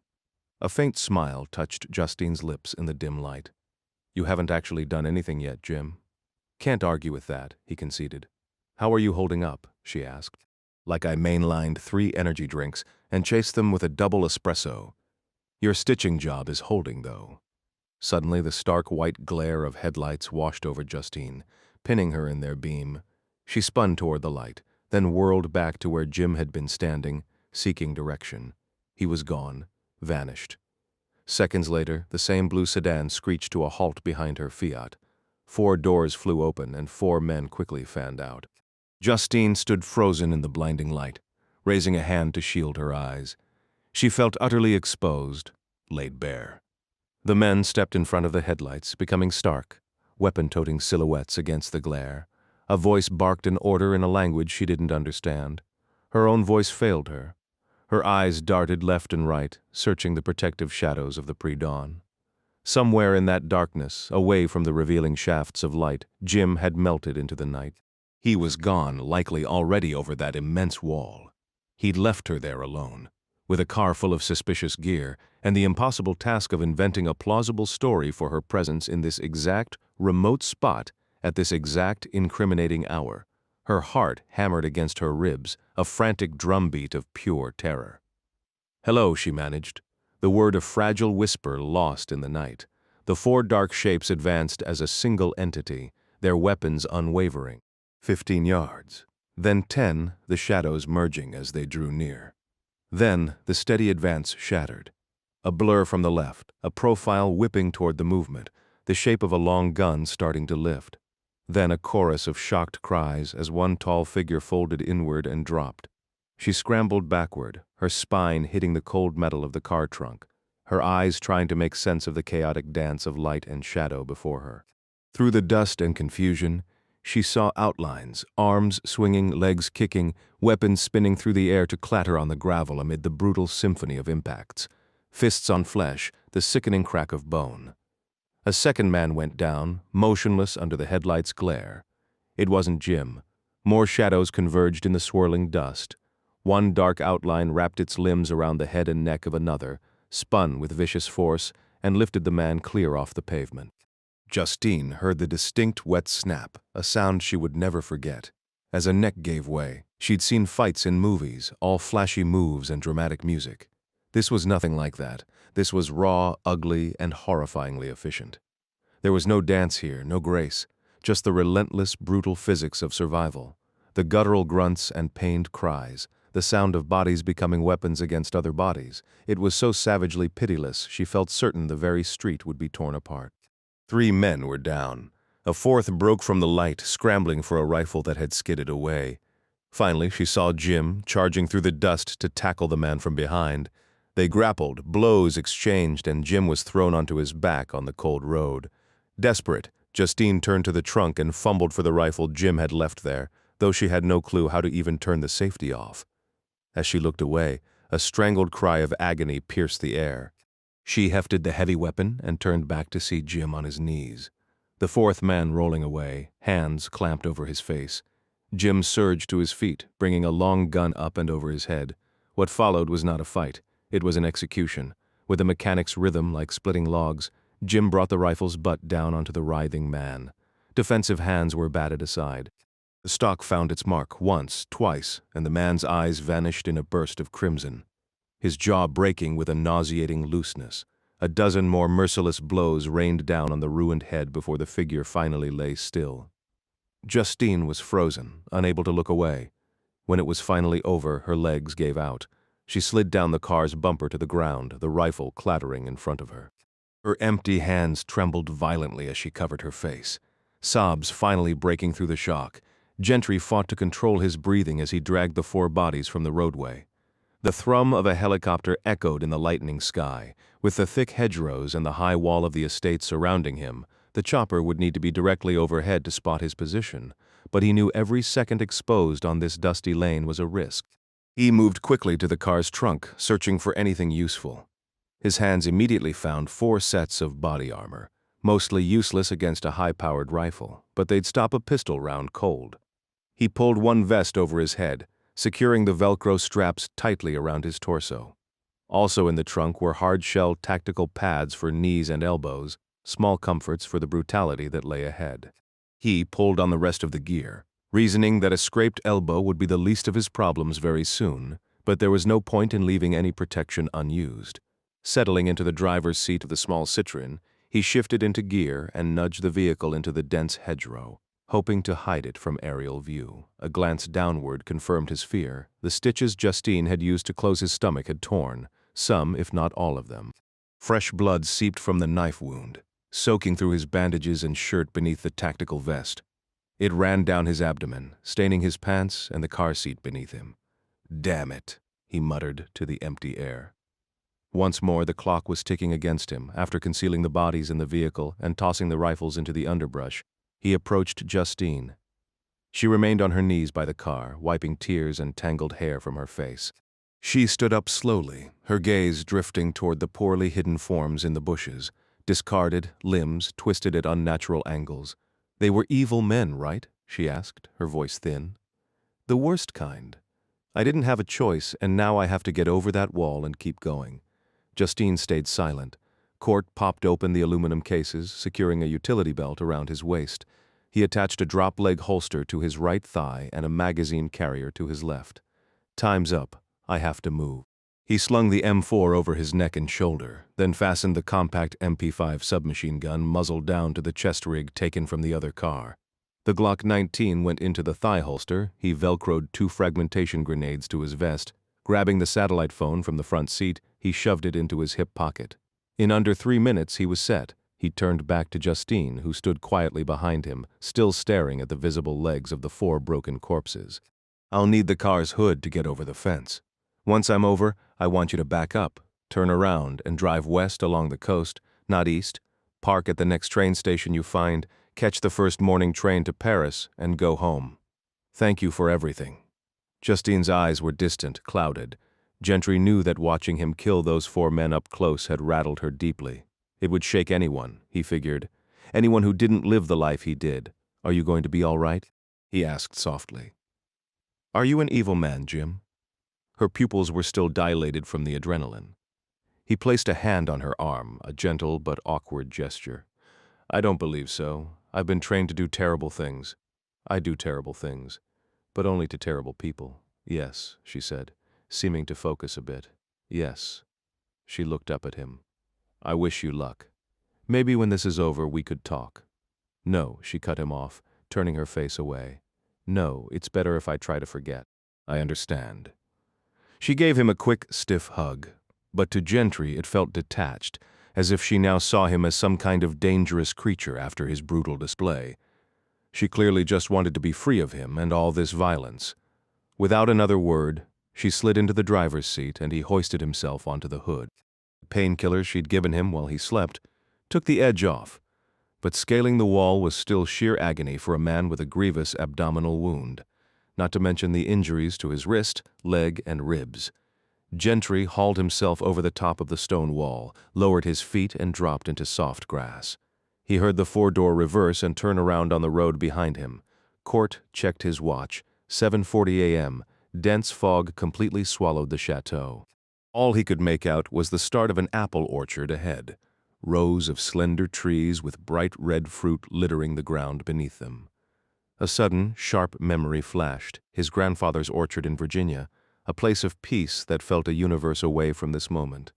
He pushed the thought aside and moved forward, each step a quiet rebellion against the pain. Court gave his equipment a final inspection, drew a steadying breath to push through the lingering soreness, and broke into a sprint, weaving through the orchard before vanishing into the thick, gray fog. "Power it all down," Regal ordered. The 2 French technicians, who had been fixed on the monitor bank in the library for a solid 12 hours, complied without question. They started toggling switches in sequence, one by one, cutting the feed from every infrared camera positioned around the estate. Lloyd materialized in the library doorway behind them. "What's going on?" he demanded. "Infrared is for darkness, Lloyd," Regal replied evenly. "It's not dark anymore. You were certain he'd come under cover of night." "I was, yes. So he's still coming, isn't he?" "It would seem not," answered Regal, the hunter's usual confidence edged with clear bewilderment and a hint of defeat. "We have 15 minutes to deliver a corpse to Felix. What in hell are we supposed to do now?" Regal turned to face the younger American. "We have a helicopter in the air and more than 100 personnel scouring the area for him. We have 30 armed individuals right here at the chateau, positioned and waiting. We've shot him, we've stabbed him.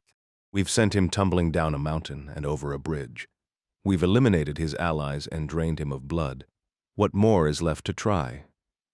At that moment, the tech's voice crackled over the walkie-talkie function on both men's phones. We've run into a couple of issues. Report, Regal said. The Bolivian team has withdrawn from the operation. They just called from Paris to formally quit. Good riddance, Lloyd snapped, and the Kazakh unit has stopped responding to check-ins. Regal lifted his phone from his belt. They never were reliable with communications. The Saudis' helicopter can't locate them on the designated route. Lloyd spoke into his own phone now. If they were engaged with the gray man, we'd have heard the firefight. Don't waste energy on it. They probably cut and ran, just like the Bolivians. The irony wasn't lost on him. Here they were, the mighty hunters being ghosted by their own hired help. Lloyd and Regal made their way back up the 2 flights to the 3rd floor. Both men were exhausted to the bone, but neither would grant the other the satisfaction of seeing any vulnerability. Instead, they bickered about missed opportunities and debated any last-ditch maneuvers they could still attempt. They entered the control room and immediately spotted Felix standing by the window, his mobile phone pressed to his ear. After a brief moment, the slender, well-dressed man ended the call and turned to face the room. He had been silent for hours. "Gentlemen, I regret to inform you that your time has expired." Lloyd charged toward him, eyes wide with desperation. "No. We have 10 minutes left. You have to give us a little more time. You saw him go into the water. We practically killed him. We just need to find whatever hole he dragged himself into to die. El President Abu Bakr, you witnessed the fall yourself. Your directive was to produce a body. You have failed in this task. I have relayed this outcome to my president. I'm sorry, it is my duty. You must understand." Regal's broad shoulders slumped, and he looked away, staring blankly at a map on the wall. He simply could not reconcile that the gray man, if he were still breathing, would not have come for the children. It defied every profile, every instinct. Lloyd pleaded. He could appear any second. Abu Bakr doesn't have to finalize the other contract until he leaves office in 1 hour. The point is now academic. I informed the president of your progress, or perhaps I should say, your distinct lack of it. He executed your competitor's contract while we were still on the call. My instructions are to return to Paris and await further orders. Regal gave a slow, resigned nod. He addressed Felix. You can return to Paris with the French engineering team. They will be departing within the hour. Felix nodded, a gesture of polite acknowledgement. I am sorry this venture did not conclude successfully for you. I appreciated your professionalism and hope our interests may align again in the future. The German and the Nigerian exchanged a formal, slight bow. Ignoring the American entirely, Felix exited the room to prepare for his departure. Regal looked to the tech. Notify all teams it's over. They have failed. Inform them I will be contacting their agency heads this afternoon to discuss potential consolation arrangements. The tech carried out the instruction. Then, with a final decisive motion, he switched off the bank of monitors before him. Plunging the screens into darkness, Lloyd slowly removed his headphones and placed them on the table, running his fingers through his unkempt hair. The 3 men left in the control room sat in heavy silence, each lost in their own thoughts, as morning light crept across the floor. A cruel reminder of their failed deadline. They were supposed to have their target by sunrise, and now the dawn itself felt like a taunt. Lloyd glanced at his watch. It's almost 8, no point delaying any longer. Kurt Regal stared blankly into his empty coffee cup, exhaustion weighing on him. Delaying what? He asked, without looking up. Our obligations on the 2nd floor. Sir Donald Regal straightened in his chair. I'll deal with him. You'd take forever. Lloyd shook his head. Not just him. All 4 of them. Regal's eyes snapped up. What are you saying? You intend to kill the woman, the children? I warned Gentry. He didn't show. Don't act so shocked. If he didn't show, he's likely dead. Why punish a ghost, you fool? He should have tried harder. Lloyd drew the silver automatic from his hip, letting it dangle at his side. Step aside, Regal. This is still my operation. Not for long, the large German growled, a clear threat in his tone. Maybe so, Lloyd replied, but I still have a job to finish, and you're not stopping me. You can play the saint about that family, but you know they can identify us. Identify this location. They have to go. He shoved past Regal into the hallway. Just then, Sir Donald Fitzroy's phone rang on the technician's desk. Lloyd immediately reappeared in the doorway. The young tech scrambled back into his seat and put his headphones on. Felix re-entered the room, curious, his briefcase in hand and a tan raincoat draped over his arm. The technician patched the call through the overhead speakers. "Yes," Lloyd answered. "Morning, Lloyd. How's everything?" "You're too late, Court. We lost the contract, which means you failed. I don't need the Fitzroys as leverage anymore. I was just heading down to put bullets in them." "Want to listen? You need them alive now more than ever?" Lloyd smirked. "Oh, really? Why's that? Life insurance? Is that so, Court? I watched you go off that bridge last night. I don't know where you are, but you're in no position to. Forget the contract with Abu Baker? Stop worrying about your boss firing you? Don't think about Regal's men showing up at your door one cold night."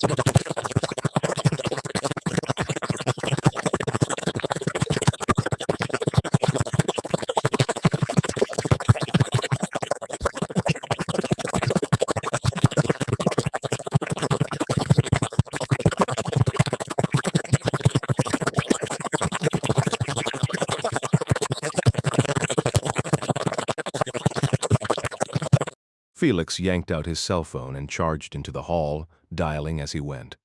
Only Lloyd remained still, rooted to the spot. "You're bluffing? You expect me to just let the Fitzroys go because you claim to be outside? What kind of idiot do you think I am? The kind with an expiration date. And I assume Laurent Group's Grim Reaper is listening, Regal. That goes for you too. You harm a single hair on those kids or Mrs. Fitzroy and you'll die in this house." Regal spoke up. "Good morning, Mr. Gentry. If you're outside, why not come to the front door? The Lagos contract is lost. We have no reason to kill you anymore. We've called off the teams. The game is over. If you're really here, why not join us for coffee? If you doubt I'm nearby, maybe you should check in with the 4 unpleasant gentlemen in the blue Citroën." The words hung heavily in the air for a moment. Regal had no idea what vehicle the Kazakh operatives were using, but the technician frantically attempted to re-establish contact. Getting only silence in return, he glanced up at his 2 superiors, his expression one of pure dread. Finally, Regal spoke. "Truly remarkable. A man in your state, yet capable of neutralizing 4 elite operators without firing a single shot. As I stated, we no longer have a dispute with you. Please, come inside, and we can. You release the Fitzroys and surrender the SAD files, or I swear I will end every single life in that house." Lloyd had been silent, hands on his hips, his shirt sleeves rolled up and damp with sweat. But now he sprang into motion. He charged across the room to the technician's station, leaning aggressively toward the mobile phone's microphone. "Bring it on, you crippled bastard. While you're trying, I'm going to take a blade to those 2 foolish girls downstairs." Regal yanked the American lawyer back from the phone, slamming him forcefully against the stone wall. He then leaned in himself, clearing his throat. "Court, would you permit us a brief moment to confer on your terms? You understand corporate bureaucracy. We require a meeting for every decision. Take your time, Regal. No hurry at all." The line went silent. Lloyd shrieked at the technician, "Get every team here, immediately." Regal raised a hand, halting the technician. His voice was calm and measured. "To what end, Lloyd? The contract is void. The operation is concluded, but the gray man is still out there. That is our concern, not Laurent Group's. Mark Laurent will not authorize a single cent for foreign assets to protect us. The $20 million bounty is no longer on the table." This was a reality Lloyd clearly hadn't considered. He gave a dismissive shrug. "We don't have to inform the contractors of that." Regal shook his head slowly. "So, instead of confronting one injured man now, you propose angering Mark Laurent and the intelligence services of half a dozen nations. You want to battle our own corporation in multiple countries later? I'm aware you are insane, Lloyd. That is a settled fact. But are you also suicidal?" The technician watched his bosses, awaiting orders. Suddenly, he tilted his head, pressing a hand to his headset. "Wait. All the teams are converging here anyway." "Excellent," Lloyd said. "Pleased the issue seemed resolved." "Why?" Regal demanded. "Felix reached them. He's offering $20 million in cash from Abu Bakr to the unit that eliminates the gray man." "Perfect," Lloyd shouted. "How long until they—" "Not perfect," the technician interrupted, his voice rising. "He's ordered them to eliminate anyone who interferes. That includes the other teams. It includes us. They're going to turn on each other fighting for Gentry's head right here at the chateau." Kurt Regal acted without pause. "Bring all the Minsk security inside the building immediately. Alert Serge Alain and the 3 UK guards. We must defend this position against all threats, whether it's the gray man or the kill teams." The technician looked up at Regal, who was already gazing out the window one last time, the morning mist clinging to the distant tree line. "The Libyans will arrive any minute. The Saudis are already in the air above us. Contact Laurent Group, Paris," Regal commanded. "Scramble an evacuation helicopter to extract us. Then get back on the line with the kill teams. Tell them we can still cooperate. Inform them Court is outside the walls. Assure them we will secure the castle. They need to eliminate him before he breaches the perimeter." The technician swiveled in his chair and began dialing the home office. Gentry had no plan to call Regal back. Every moment he delayed his assault on the chateau was another moment the defenders could fortify their position, sweep the grounds for him, or summon additional support. More critically, it was more time they could use to harm the girls. He had to act immediately. The estate was bathed in the soft, early light as he lay concealed in the apple orchard at the rear of the property. A thin, gray mist hung in the air, through which he could barely discern the faint, imposing silhouette of a large structure on a rise ahead. He had covered a significant distance since scaling the wall, yet he remained a good 200 yards from Chateau Laurent, the ancient stones seeming to taunt him from the distance. The open field ahead was his greatest immediate threat. Once he left the cover of the trees and the dense morning fog, he would be a clear target. A helicopter thrummed somewhere high above, unseen but heard, its rotors beating the air over the estate. This dash would be difficult even without his collection of injuries, but time had run out. Court pushed up from his knee pads into a low crouch. A fresh, warm wetness spread down his left leg. The knife wound was bleeding freely again, a flow accelerated by the stimulants coursing through his veins. "Screw it," he muttered to the cold air. He brought the M4 to his shoulder, took a deep, burning breath, and stood. Then he ran, pouring every shred of his remaining strength into the sprint. The moment the tech alerted the security perimeter that the gray man was outside, Serge bolted from the kitchen back to the library monitors. The infrared would cut through the vapor. His eyes darted from screen to screen, searching the grainy images until he saw it, a blur of motion resolving into a running figure. He snatched his radio. "Movement in the back, one man, moving fast." Lloyd's voice crackled back instantly, sharp with panic. "Where? Give me a location. He is coming straight through the orchard. My God, look at him go! Where in the orchard?" Lloyd screamed. "Right up the damn middle." Serge shouted. The spotter in the tower broke in, his voice a calm Belarusian accented counterpoint to the chaos. "I do not have visual weight confirmed. One target approaching at high speed. We will engage." Maurice had provided a veritable arsenal, but his tastes were decidedly traditional. The Colt rifle in Court's hands was fitted with simple iron sights, lacking the advanced optics he preferred. As he burst from the mist, the chateau looming clearer with each agonizing stride, he picked out the sniper's turret high above. That man would have the best gear, the best position, and the best chance to end this suicidal charge right here, so Court did the only thing he could. Still at a full sprint, he raised the rifle and began firing wildly toward the tower. Accurate aimed fire was impossible. His goal was sheer volume, to pour enough bullets at that opening to make them duck and buy himself a few more seconds. He just had to reach the wall. Once inside, in close quarters, it would be a different fight. He knew no one in that house could match him there. Survival now was just a matter of closing the distance. The sniper saw the target erupt from the fog, a phantom given sudden, desperate form. He adjusted his aim, the crosshairs of his Dragunov settling on the man's center mass. Noting the tactical vest and likely armor beneath, he lowered the stock a fraction, placing the reticle on the runner's head. His finger began its steady press on the trigger. Then he sensed, more than saw, the muzzle flashes from below. The sharp cracks of rifle fire reached him an instant before rounds began impacting the ancient stone and wood of the turret. Chips and dust exploded around him. His spotter yelled in alarm, but the sniper held firm, cheek welded to the stock, eye locked in the scope, discipline overriding the instinct to flinch. He squeezed the trigger without hesitation as the figure charged toward him. Gentry had already emptied nearly a full magazine at the stone tower rising ahead, closing the distance as fast as his legs would carry him, hoping to finish the clip with a few more precise shots. He raised the black rifle, trying to get a sight picture through the ghost ring mounted on the carry handle. In that instant, the weapon was violently torn from his grasp, smashing into his face before cartwheeling through the air. Court kept running, now unarmed. After just a few more strides across the soggy grass, his cheeks stinging from the stock's impact, he understood a high-caliber round had struck his M4. The rifle was gone, but it had just saved his life, intercepting a sniper's bullet meant for his skull. Without breaking stride, he yanked the compact MP5 submachine gun from its harness on his chest and fired again at the tower, now barely a football field away. The little 9mm was about as useful as a water pistol for a man sprinting across open ground at a distant window, but he hoped the noise might make someone duck. Up in the tower, the sniper saw his target stagger and lifted his eye from the scope to check on his spotter, who was wiping blood from a cut forehead caused by flying stone fragments. More gunfire crackled from the garden below. To the sniper's shock, the man he was certain he'd hit was still charging.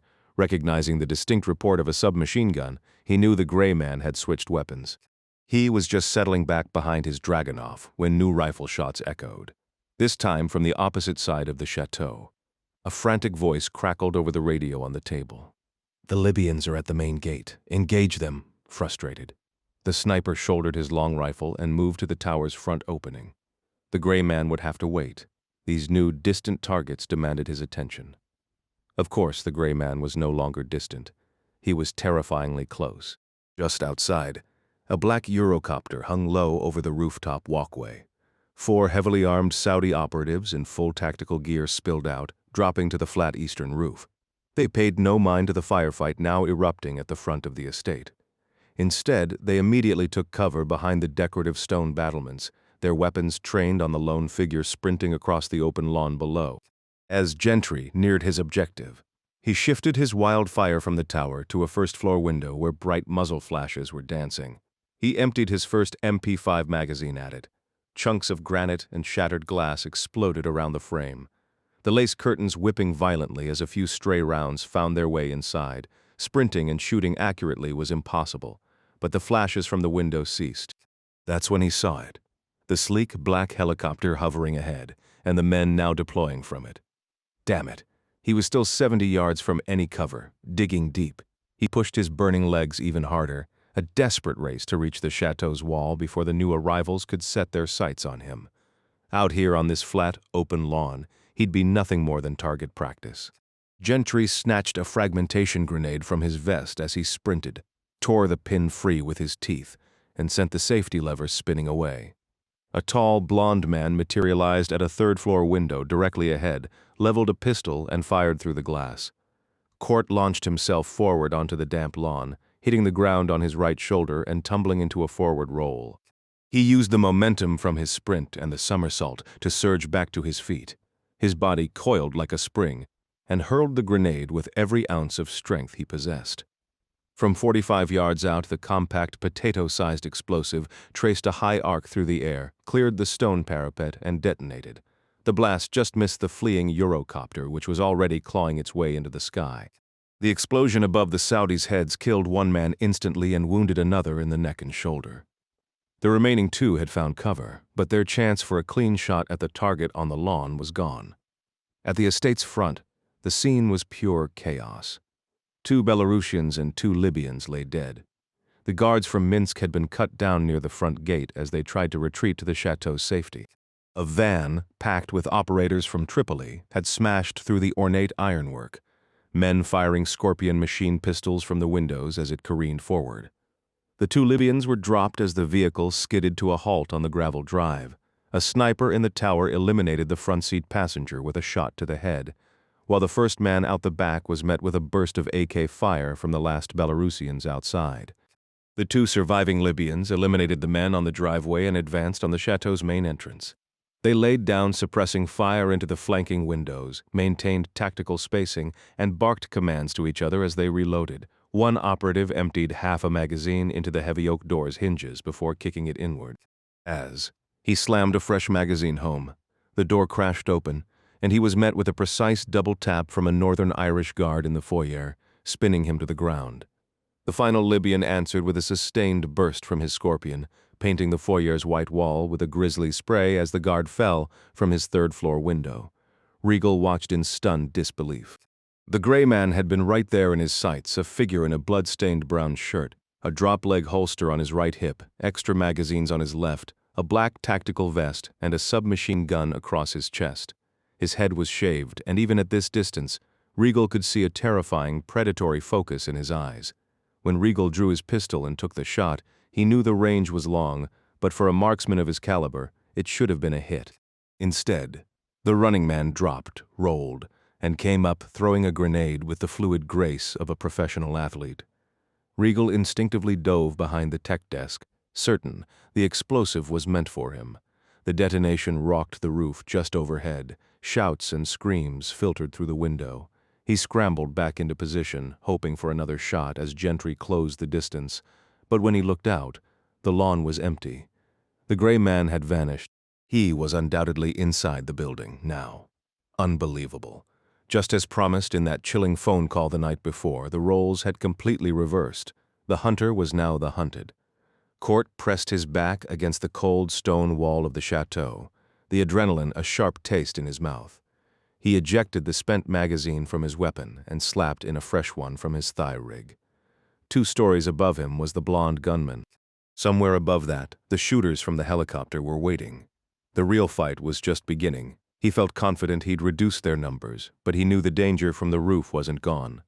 To either side of him were waist-high windows, their glass blown out by his earlier gunfire, making them hazardous entry points without clearing the shards first. On his left, steps led up to the main back entrance. Around that same corner, the front driveway echoed with the sounds of a fierce firefight. To his right stretched the long rear wall, punctuated by more windows and a small set of doors. Staying low in a crouch, he moved quickly along the stone wall, his shoulder brushing against it to keep out of sight from the shooters above. He was almost at the door when it began to swing outward. Instinct brought his weapon up to fire through the wood, but he checked himself at the final instant. What if it was one of the Fitzroys? Court was painfully aware that rescue missions weren't his forte. His default in a fight was to shoot anything that moved. Now, he forced himself to take that critical extra second for identification. A large, Slavic-featured head peered around the door's edge, followed immediately by the barrel of a rifle. Target confirmed. Gentry didn't hesitate, sending 8 rounds through the door as he charged forward. The door was designed to lock automatically upon closing, but the fresh corpse of the goon now served as a grisly doorstop, holding it open as Court slipped into a darkened hallway. The first crack of gunfire from the back lawn sent Claire and Kate Fitzroy scrambling to their mother's bedside, shaking her and pleading for her to wake up. Once on her feet, Elise swayed unsteadily. The girls braced her with their small hands, guiding her across the bedroom to where Grandpa Donald sat rigid on the 4-poster bed. Claire breathlessly relayed Jim's instruction for everyone to hide under the bed, and Grandpa Donald nodded in grim agreement. Their mother promptly collapsed face down on the hardwood floor, asleep again. Huddling together in terror, Claire and Kate peeked from beneath the bed skirt toward the hallway door, while Grandpa Donald stayed above them. After a deafening explosion shook the roof 2 stories up, the old man called out, "McSpadden, McSpadden." Claire watched the Scottish Guard's boots step into the room. The conversation above was mostly grown-up talk she couldn't fully grasp. "Lad, your best bet is to run now, but be a decent fellow and leave us a firearm." "Go to hell, Fitzroy. It's too late for running. I'll need every gun I have to hold off your attack dog. The radio says he's already inside. McSpadden, if you lay eyes on my attack dog, a gun in your hand will be the very last thing to save you. You'd be better off waving your white underpants in surrender, assuming you haven't dirtied them already. Be sensible. You know what you're facing. Helping us is the only chance you've got." Claire saw the man's boots shuffle as if he might bolt, but instead he stepped back toward her grandfather. A hand reached down, tugged up a trouser leg, and pulled a sleek silver pistol from an ankle holster. Claire clapped her hand over Kate's mouth to stifle a gasp. "I'll leave you my backup. Just a little 6-shooter. It's a fine piece, lad. Now off you go. Back out the door to stand guard in case Regal or that lunatic Lloyd come checking. If you see the gray man, you tell him you're with me." "Right, that'll work perfectly, provided he wants to have a polite chat first." "I'm a dead man, Fitzroy." The guard's feet turned and left the room. Moments later, Grandpa Donald slid off the bed and crawled underneath with them, the shiny gun gripped tightly in his large hand. "Steady now, ladies. It won't be much longer. Jimmy boy is on his way." Meanwhile, Regal, Lloyd, and the tech remained in the 3rd-floor control room. Lloyd lingered by the open doorway to the hall, his pistol hanging loosely in his right hand, his dusky blue shirt collar undone, and his tie hanging slack. Kurt and the tech were stationed at the computer banks, positioned near the shattered window, and roughly midway between the room's 2 exits, a tense silence hanging over them all. Radios crackled to life, coordinating the remaining Belarusian security personnel scattered through the mansion and the 2 French engineers barricaded on the 1st floor. One Scotsman was unaccounted for, but his partner and an Irish contractor were still holding their positions. The sudden staccato of automatic fire from the roof signaled a new engagement. The big German, Regal, assumed the Saudi team from the Eurocopter was now trading shots with the sniper team through the turret windows. He barked an order over the radio, commanding the Scottish security officer to move up to the 3rd floor and secure the hallway outside the primary exit. Almost simultaneously, a Belarusian voice reported new arrivals. The Sri Lankan contingent was advancing up the main driveway. A frantic call went out to the rooftop snipers, but the radio yielded only static. And the gray man, he had vanished into the chaos. For Regal, the objective had narrowed to a single primal point: survival. Gentry's death was no longer a priority. That order was obsolete. But if anyone, the gray man or otherwise, came through the door to the hall on his right or the circular staircase entrance to his left, he would fire 3 rounds from his heavy Steyr pistol into their head without a second thought. He just had to hold this position until extraction arrived from headquarters. Every step was a fresh agony for Court Gentry. He wanted to move in a low, tactical crouch through the chateau's corridors, but the searing pain in his abdomen made it impossible. If things got desperate, and they inevitably would, he could drop, roll, or crawl. The real fear was that if he went down, he might not find the strength to stand again. So he moved upright, a grim procession, his nearly numb left leg scraping along the marble floor behind him. Passing into the vast kitchen, he registered the distinct sounds of combat echoing from above, likely the 3rd floor or roof. Closer, near the grand foyer, his experienced ear dissected the violence. A brief, lopsided firefight had just concluded, and now a fresh, more balanced engagement was underway, perhaps 4 against 4. He picked out the chattering reports of AK-47s and the booming authority of 12-gauge shotguns, punctuated by shouts in Russian from one side. He was nearly across the kitchen, almost to a rear door that promised escape from the immediate gunfire, when a figure materialized in the doorway. A black man in a tailored brown suit stood frozen, eyes wide.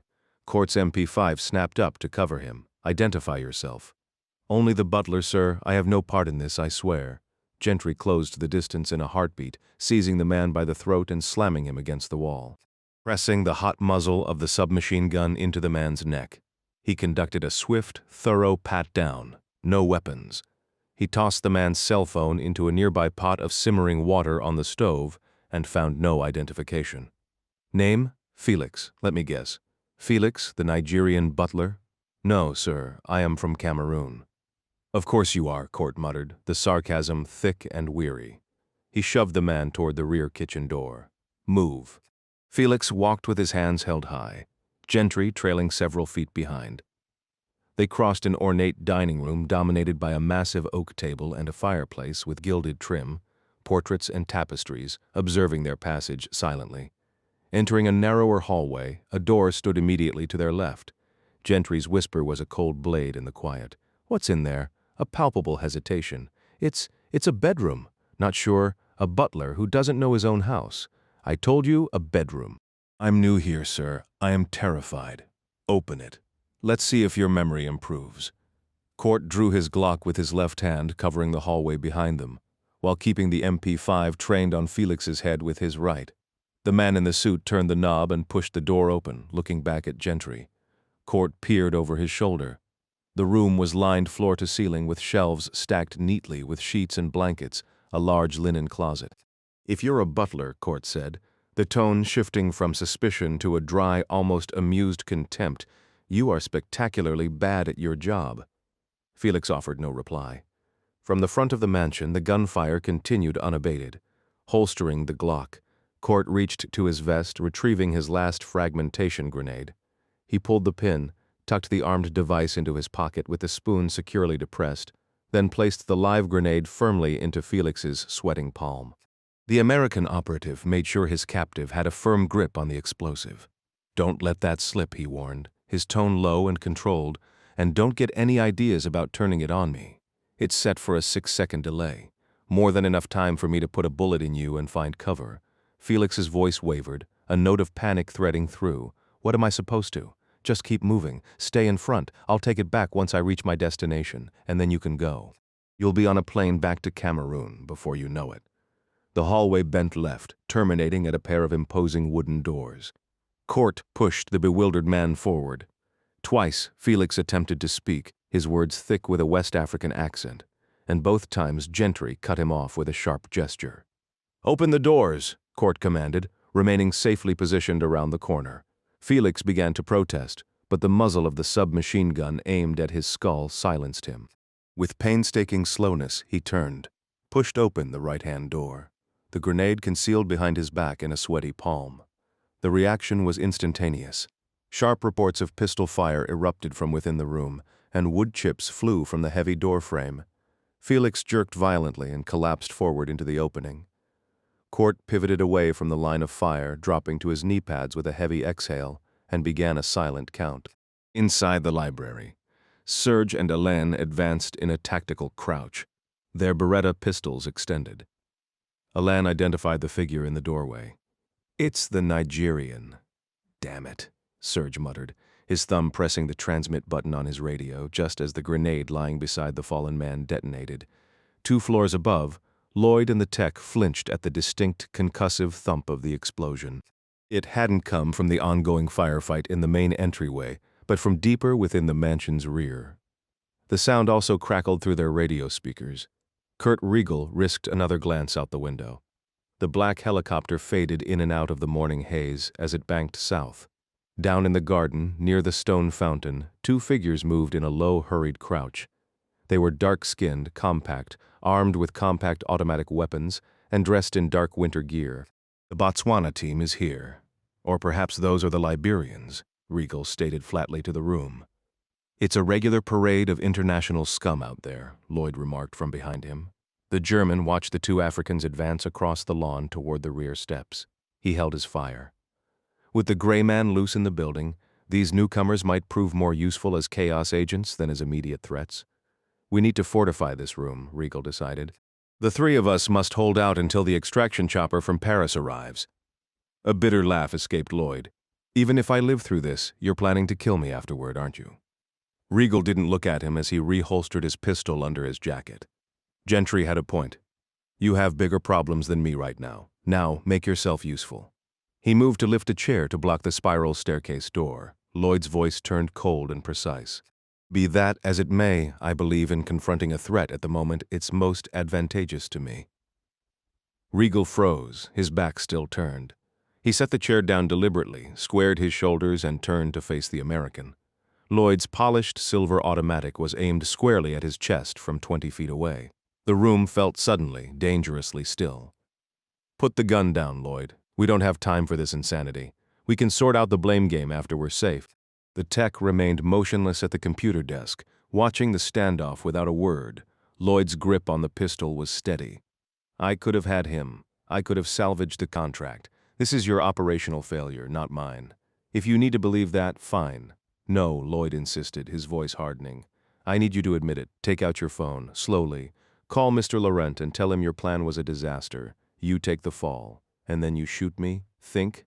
He'll know I'm speaking under duress." Before Riegel could say more, the distinct rattle of gunfire echoed from the 3rd-floor corridor, distant but drawing closer.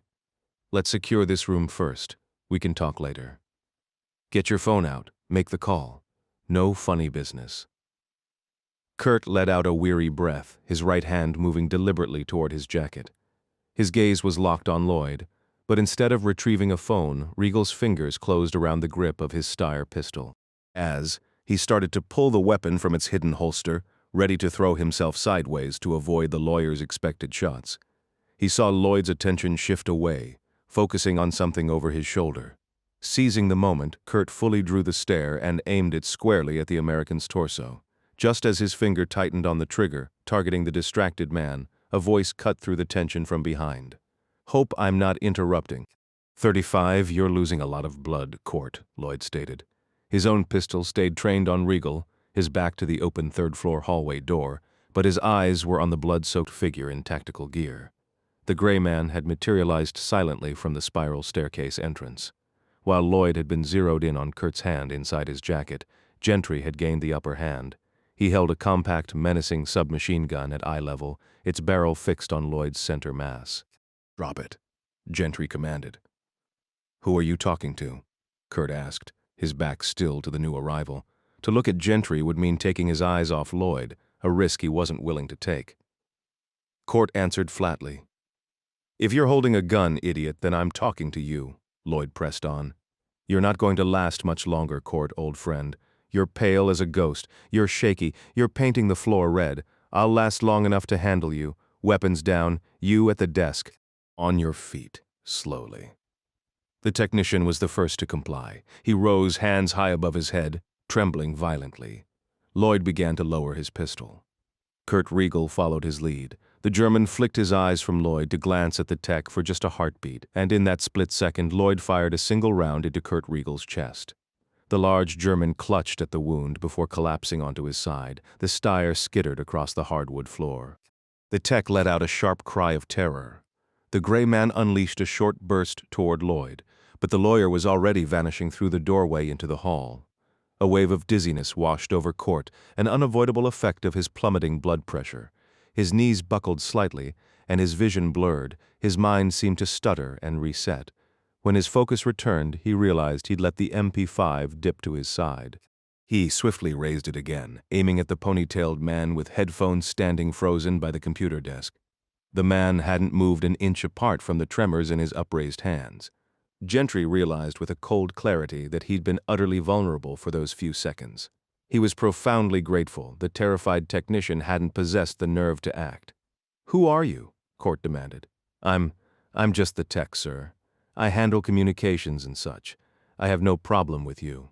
"At least you didn't try to tell me you're the janitor." "Sir." Court moved across the room toward him. As he went, he kept his weapon pointed at the open corridor door, and with a swift kick, he sent Riegel's Steyr skidding further from the fallen man's body. On the tech's desk, Court spotted the classified SAD files. "Is this all of it? To the best of my knowledge, sir? No backups? No duplicates?" "I don't think so." Court gathered the files and hurled them into the fireplace. He ordered the tech to light them. As the papers caught fire and began to curl into ash, the gray man spun the technician around and shoved him back into his chair, facing his equipment. "You're the one who talks to the team hunting me?" "Oh no, sir, not me. I just keep the systems run." "Then I guess I don't have a use for you, do I?" The tech's head began bobbing rapidly. His story changed in an instant. "Yes, sir. Manage all communications and coordination between the field assets and the government handlers." "Good. Get them all on the line, tell them I went out the window and I'm heading north through the orchard." "Right away, sir." The technician's hands trembled as he flipped the switches on his console, activating every radio channel at once. "All units, this is the tech. The subject has left the building. He's moving north on foot through the orchard." "Good, now take off your belt." The man complied instantly, handing it over. "Bite down on it, hard. Sir, do it now." Eyes wide. The technician put the leather between his teeth, biting down. Gentry asked. The man nodded. "Good." Court drove the rifle's stock into the side of his head. As the technician slumped, Gentry caught his head and laid it gently on the table. He then emptied a full magazine into the computers and radios, sparks flying as circuitry died. Another wave of dizziness hit him, but he shook it off, reloaded, and checked the fireplace. The documents were ash. Part 1 was done. He stepped into the third-floor hallway, weapon raised. Inside the room, Claire Fitzroy heard the footsteps first. There had been gunfire right outside the door minutes before, then silence. Now someone was coming. She squeezed her grandfather's shoulder, her small eyes fixed on the strip of light under the door. A metallic clang, the shuffle of boots, the rattle of the latch. The door swung open slowly. She felt her grandfather's arm tense. The gun in his hand aimed at the 2 pairs of boots entering. The left boot of the man in back was soaked and dark with blood. "It's Ewan, Sir Donald. Hold your fire."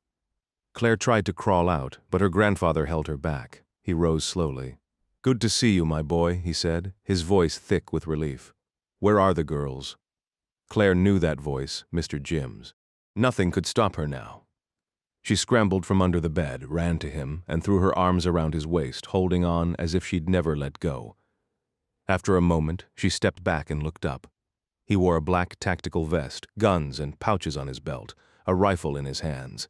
His face was pale as paper, his brown pants stained with blood.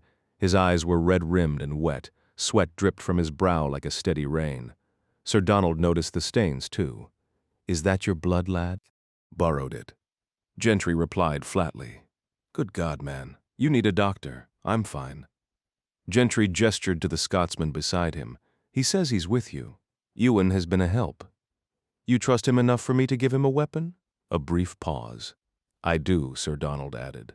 "Just mind yourself, McSpadden." "Aye, sir." Court slipped the MP5 from his shoulder and handed it over. He drew his Glock, keeping it low at his side. "Where's Lloyd?"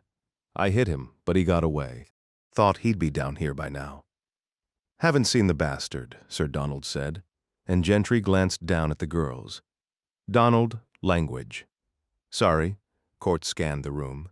"And Elise?" McSpadden and Sir Donald helped Mrs. Fitzroy from under the bed. McSpadden lifted her onto his shoulder, the submachine gun held ready. Ewan took point, Sir Donald limping behind with his revolver.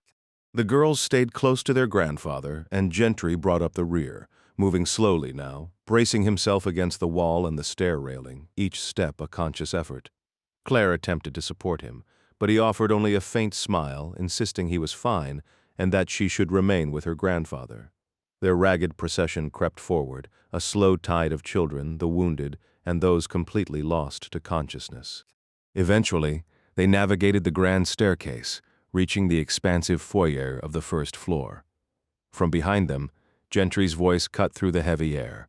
"Girls, eyes on your grandfather's back. Straight ahead, you hear me? Don't look anywhere else." His warning was necessary. The majestic hall of hardwood and stone was a scene of horrific violence. Just inside the shattered doors lay 4 bodies, with 2 more crumpled in the center of the room. Another pair was sprawled on the staircase they had just ascended. Both little girls began to sob. Kate choked on the acrid cocktail of gunpowder, pulverized stone, and charred wood. At the foot of the stairs, a figure stirred, a bearded man of Middle Eastern descent, alive and writhing on his side. McSpadden passed him by, and the others followed. Court was the last to approach. For a fleeting second, their eyes locked, but the gray man did not break stride. Mercy was a currency he did not deal in with his enemies. They left the carnage behind, spilling into a tranquil sitting room miraculously untouched by the battle. Large, solemn family portraits watched from the walls. McSpadden paused to adjust his grip on the unconscious Fitzroy woman, and Gentry leaned against the wall, stealing a moment of rest. It was then a shirtless man appeared in the far doorway, one of the Belarusian guards. A towel was clumsily wrapped around a neck wound, but his Kalashnikov was firmly gripped in his right hand.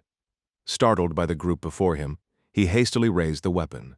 Sir Donald reacted instantly, the bark of his revolver echoing in the room, knocking the man backwards through the doorway.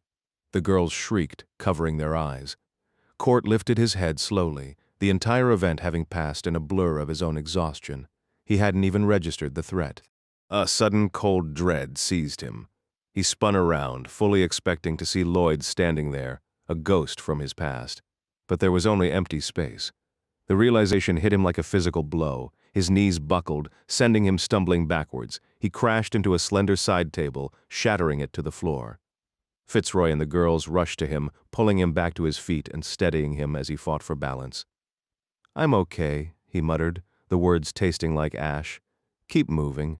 The 6 of them finally escaped through a side door onto a pathway that wound around to a gravel parking circle at the rear.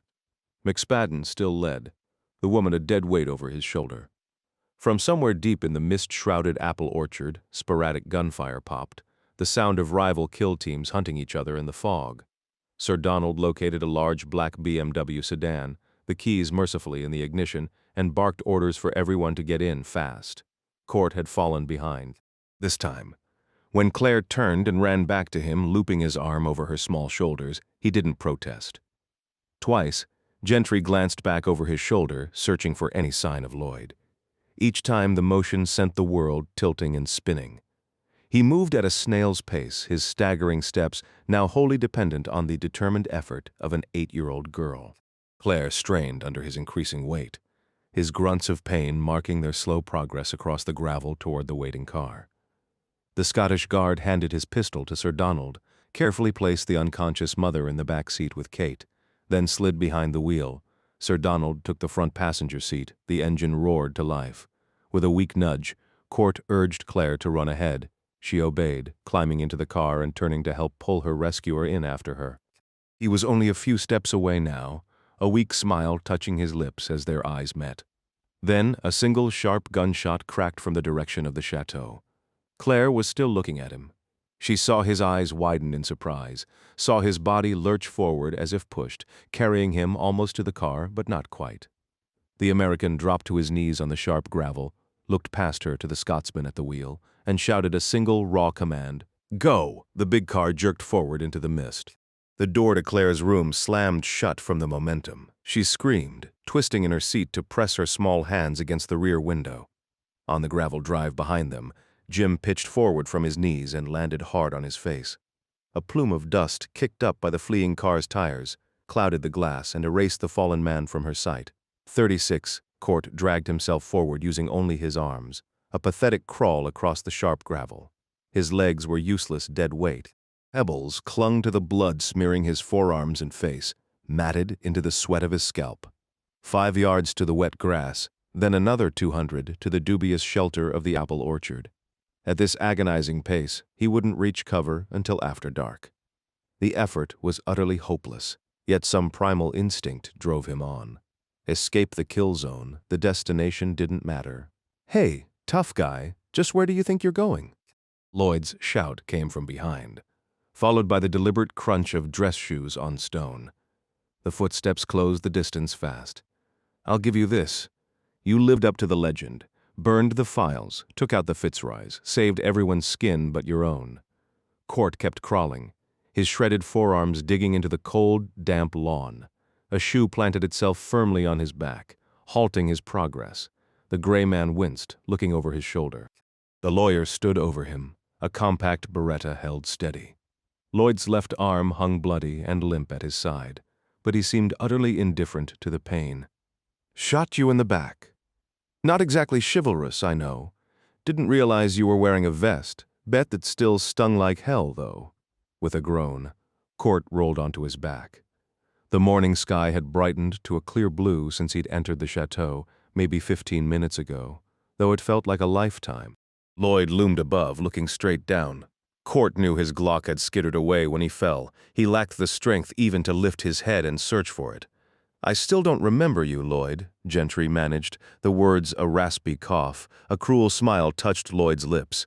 "You'll remember me in hell. My face will be the last damn thing you see." He raised the pistol, aiming squarely at Court Gentry's face. A gunshot cracked the air. Lloyd's head tilted, a flicker of pure confusion.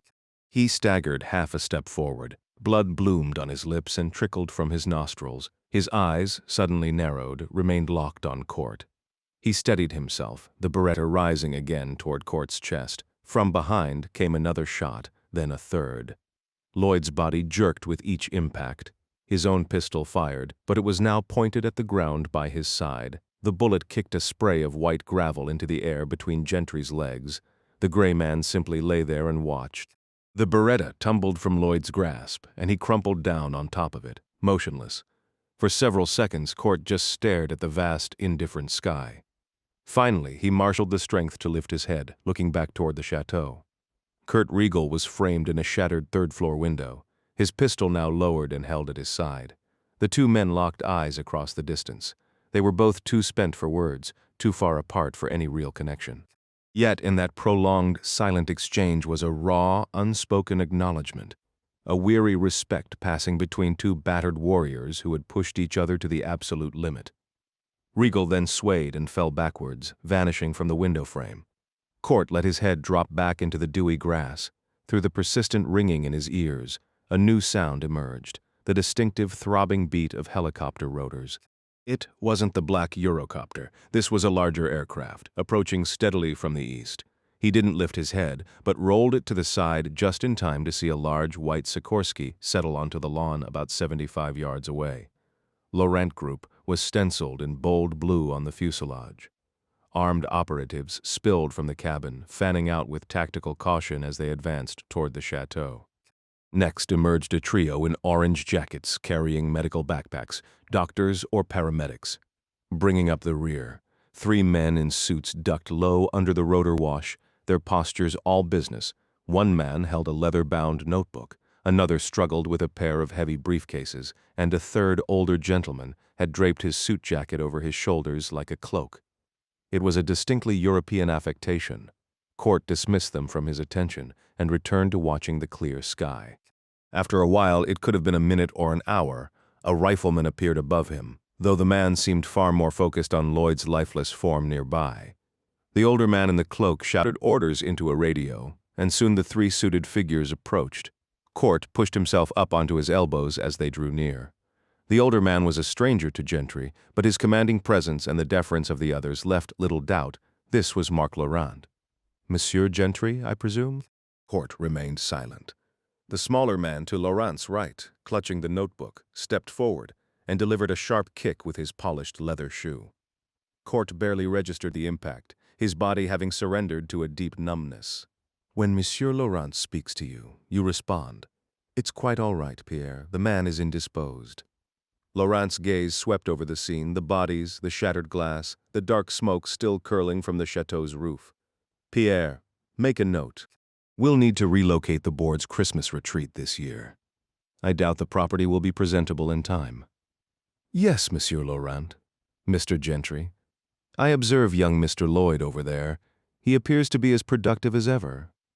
You wouldn't happen to know the whereabouts of Herr Riegel? Court's voice was a soft, weary murmur. Lloyd killed him. Then Lloyd was killed. There was a bit of internal competition within your organization just before you arrived. I see. Laurent gave a casual shrug, as if the loss of personnel was a routine administrative matter. I was completely unaware of the events here, Laurent stated, and Gentry offered no reply. The declaration was delivered with the hollow conviction of a powerful man stating a convenient fiction. He didn't care if the gray man believed him. It only mattered that the words were spoken, a procedural box checked. Plausible deniability. Laurent's next words, however, caught Court off guard. I find myself in need of a professional. He glanced around at the brightening morning. It's a delicate situation. A long-term associate has become more of a liability than an asset. To make matters worse, he possesses certain information that could prove inconvenient for my operations. Allowing him to continue would benefit no one. Marc Laurent examined his perfectly manicured nails, his tone bordering on boredom. And, as fortune would have it, I am told you are the individual to consult for such matters. Are you available? Court, still propped on his elbows in the damp grass, looked from left to right, his eyes lingering on Lloyd's corpse. A distant memory flickered, a crowded market in Marrakesh years ago, the scent of spices and the press of bodies, a moment of unexpected calm before another storm. He pushed it aside. I'm a bit occupied at the moment, Gentry said. Laurent made a dismissive gesture. Oh, I can have that handled. That would be helpful, Court replied, the understatement almost amusing. And as I understand it, you may have a personal stake in the retirement of former president, now private citizen, Julius Abubaker. The rumor is you removed his brother, and now the ex-president is orchestrating efforts to return the favor. Court blinked slowly. I've heard that rumor too, Mr. Laurent. Laurent nodded. Abubaker has been making certain allegations about me. Complete fabrications, naturally. My business is built on integrity and unimpeachable ethical standards. Gentry's expression remained a blank slate. No doubt. Nevertheless, sensational stories can develop a momentum of their own. They raise eyebrows, invite scrutiny. I'd prefer to avoid that. So you want me to kill him? Laurent nodded again. The compensation would be exceedingly generous. Court paused, letting the absurdity of the offer hang in the air. This man, standing amid the carnage of his own making, was talking about core values. The sheer staggering hypocrisy of it almost made Court laugh. Instead, he simply said, I do see one small issue with your proposal. The Frenchman's eyebrows arched upward, and what would that be? I'm bleeding out. Laurent gave a short laugh, clicked his fingers, and the three men in orange vests materialized with a stretcher. No trouble at all, son, Laurent said, just as Court's arms gave way and he lost consciousness. The exchange replayed in a feverish dream, one he would later recall as among the strangest and most surreal of his life. With only 4 days remaining until the Christmas holiday, their mother had given Kate and Claire permission to wait until after the new year to go back to class. Kate happily accepted, but Claire refused. She believed a routine was crucial. She needed to slip back into the familiar rhythm. Perhaps it would help her push everything else away. She desperately wanted to forget her father's funeral, the French estate, the cacophony of noise, the terror, the weapons, and the blood. She longed to forget, abandoning Mr. Jim there. Grandpa Donald had assured her Jim had escaped, but she didn't trust a single word from him anymore. In her heart, she knew Jim was gone, just like her dad. She entered Hyde Park, her usual shortcut to school. She walked briskly east along North Carriage Drive, then turned onto a footpath leading toward North Row, which would soon bring her to her school on North Audrey Street. Her mum had offered to walk with her, but Claire had said no. She needed everything to feel the way it did when her father was alive. She would walk herself to school and walk herself home. A man was seated on a bench beside the path. She paid him no mind until he called her name as she passed. "Hello, Claire." She froze, then turned to face Jim.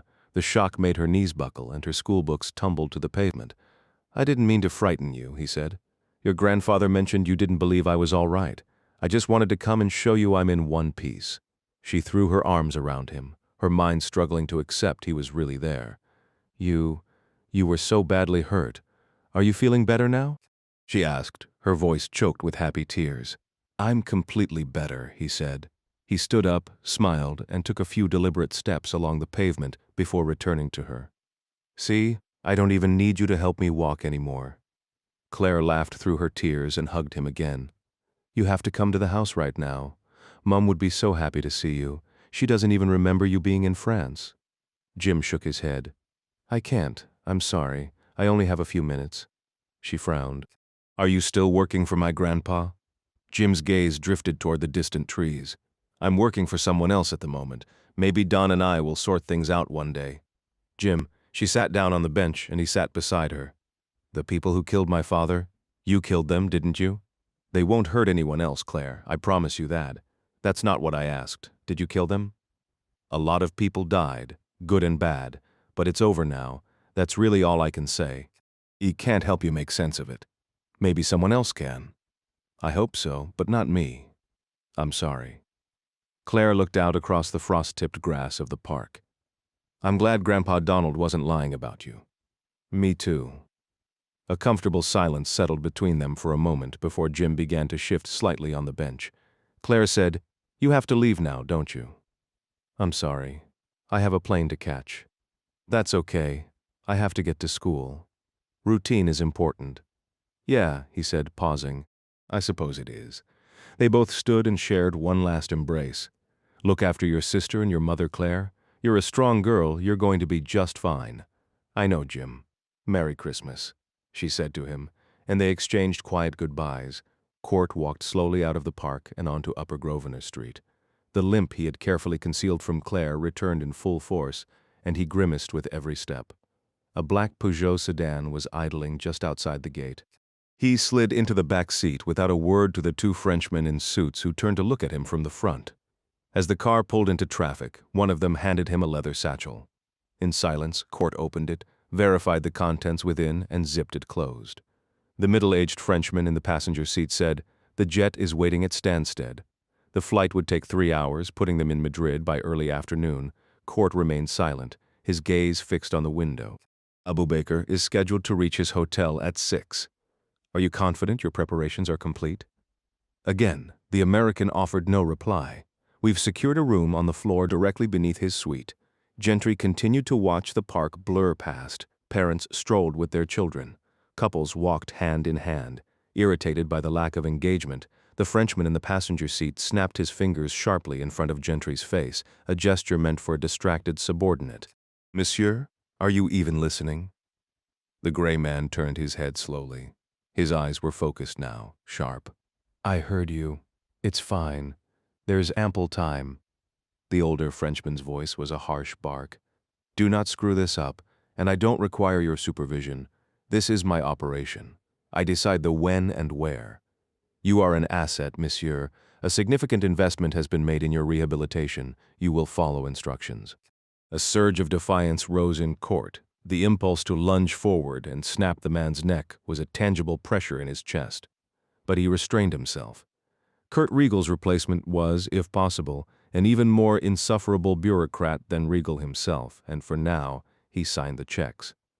"Understood," Court said, the single word holding back a torrent of others. He looked back to the window, catching one last fragment of the park's southern edge. The couples, the families, the ordinary lives unfolding in a world that felt utterly alien to his own. The Peugeot turned onto Piccadilly, leaving the green space behind as it merged into the dense flow of London's morning traffic. Meanwhile, a dimly lit street in the heart of Washington Highlands was about the last place anyone would choose for a casual evening walk. The Highlands sat in the southeastern part of the district, across the Anacostia River in Ward 8. The area was a patchwork of towering public housing, worn-down apartment buildings, and dilapidated homes on small lots littered with refuse. Ward 8 had recently reclaimed its dubious title as the most dangerous ward in the city, thanks to a brutal triple homicide in the final days of the last crime reporting period. Yet, despite the late hour and the neighborhood's notorious reputation, a solitary figure moved calmly through the misty darkness, heading north on Atlantic Street SE with an almost casual disregard. He navigated the cracked sidewalk, passing under the faint glow of the few streetlights that hadn't been shattered or left dark by a neglectful city. Dressed in faded jeans and a rumpled navy sport coat, his damp, dark hair was messy, and his clean-shaven face marked him as a white man, a sight that, in this place at this hour, generally signaled trouble. It was 10 p.m., and the street seemed eerily deserted. But while the pavement was empty, numerous observers tracked his progress. Elderly residents peered nervously from behind barred windows. A sleep-deprived mother, up with a feverish child, watched from her secured duplex door with a pang of dread, certain the foolish stranger was heading for a robbery or worse. From the shadowed stoop of an apartment building, a teenager murmured into a cell phone, describing the man to a friend and hoping for a cut of the action if a crew arrived to relieve the outsider of his valuables. That teenager, however, was destined for disappointment. Another closer group of hunters had already fixed their gaze on this easy mark. 3 dark shapes watched intently from a driveway, standing before a rusted 55-gallon drum where trash smoldered, painting their figures in a flickering, hellish light. Marvin was the eldest of the trio, a 31-year-old with a rap sheet listing 11 prior arrests, mostly for burglary and armed robbery. Only 2 charges had truly held, the first landing him nearly a year in a city jail. Later, while incarcerated, he'd earned a full 10-year sentence at Hagerstown for manslaughter. He served 6 before a release for good behavior, a dubious concept inside, and now he was free again. He wasn't hunting for a job, he was hunting for a payday. To that end, he'd recruited the 2 teenagers with him. Darius and James were both 16, and they idolized the older Marvin because he'd done hard time and he'd taken a life. For that, they'd trail him anywhere. Marvin, for his part, enjoyed leading a crew of kids. They could afford risks, since any juvenile convictions would likely vanish when they turned 18. Tucked in his waistband beneath baggy shorts was a handgun, a rusty Lorsen L380, a genuine piece of trash even compared to the usual low-end pot metal pistols common in DC's so-called gun-free zone. He'd never fired it, the weapon was purely for intimidation. He kept the grip visible below his fake leather jacket, but only when no police cruisers were in sight. Spot a patrol car, and a couple of quick shakes would send the little automatic sliding down his sweatpants leg to the pavement. He could then kick it under something or simply bolt. Marvin had been evading trouble since long before these 2 boys were born. The kids carried flimsy switchblades shoplifted from a head shop in Hyattsville. The knives were laughably cheap novelties, but the boys didn't know better and felt incredibly tough carrying them inside their jackets. Darius and James fingered the knives under their clothes as they watched the white man vanish into the mist beyond a trash-strewn, overgrown hedge. They exchanged glances, grinning at the sheer luck of the evening. The pedestrian seemed utterly unaware he'd just passed 3 men by a fire, making them think the guy was drunk, high, or both. Whites were a rare sight walking this part of Washington Highlands at night, though people of all races drove in regularly to score drugs, especially after dark. The boys couldn't fathom any other reason for this fool's presence except to buy. That meant he had either cash or drugs, and around here, drugs were as good as cash. They looked back across the flames leaping from the oil drum toward their leader. Marvin gave a slow, confirming nod. All 3 left the drum's warmth, moved down the driveway to the sidewalk, and followed the white man, their hands hovering near the weapons hidden under their clothes. At that same moment, as 3 hunters stalked their prey on 8th Street SE, a $24 million Eurocopter raced high above the district, cutting from Maryland in the northeast toward Virginia in the southwest.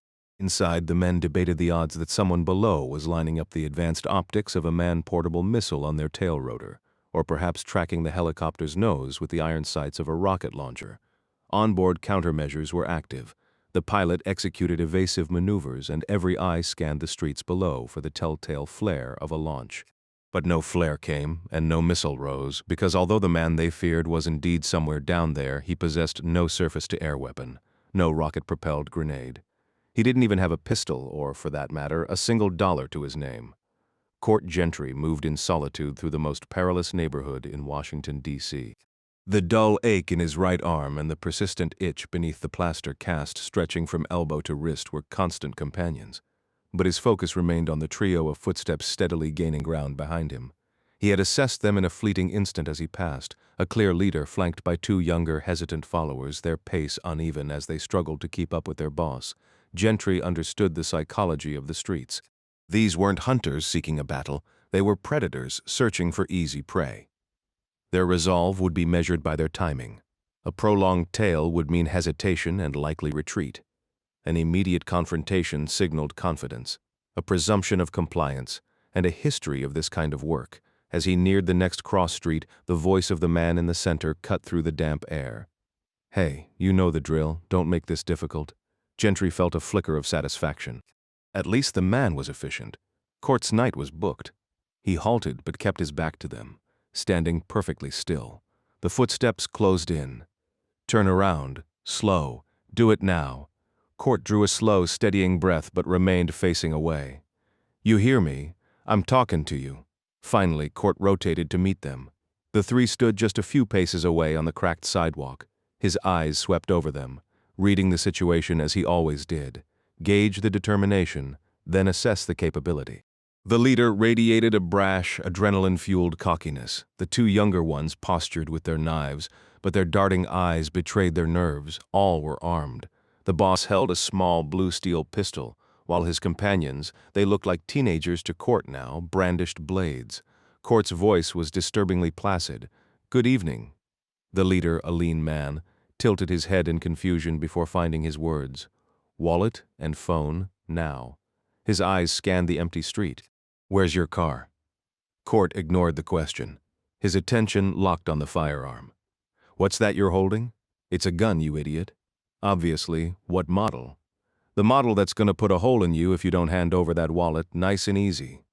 The man thrust the pistol forward, bringing it inches from Court's face. Even in the poor light, Court could identify the weapon clearly. He let out a weary sigh. "An L-380? Seriously? What am I supposed to do with that junk?" The armed man's arm tensed, and a nasty grin spread across his face. "All right. I see. You want to die tonight?" Court glanced at the two youths. "Either of you packing something better?" They exchanged confused looks with their boss before raising their knives higher in a shaky show of force. "Didn't think so."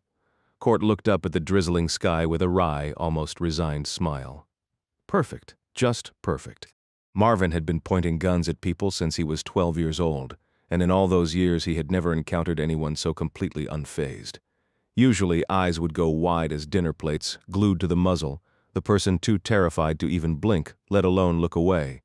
But this guy, he looked at the other guys, he checked out the street, he even peered up at the windows of the surrounding row houses like he was waiting for a bus.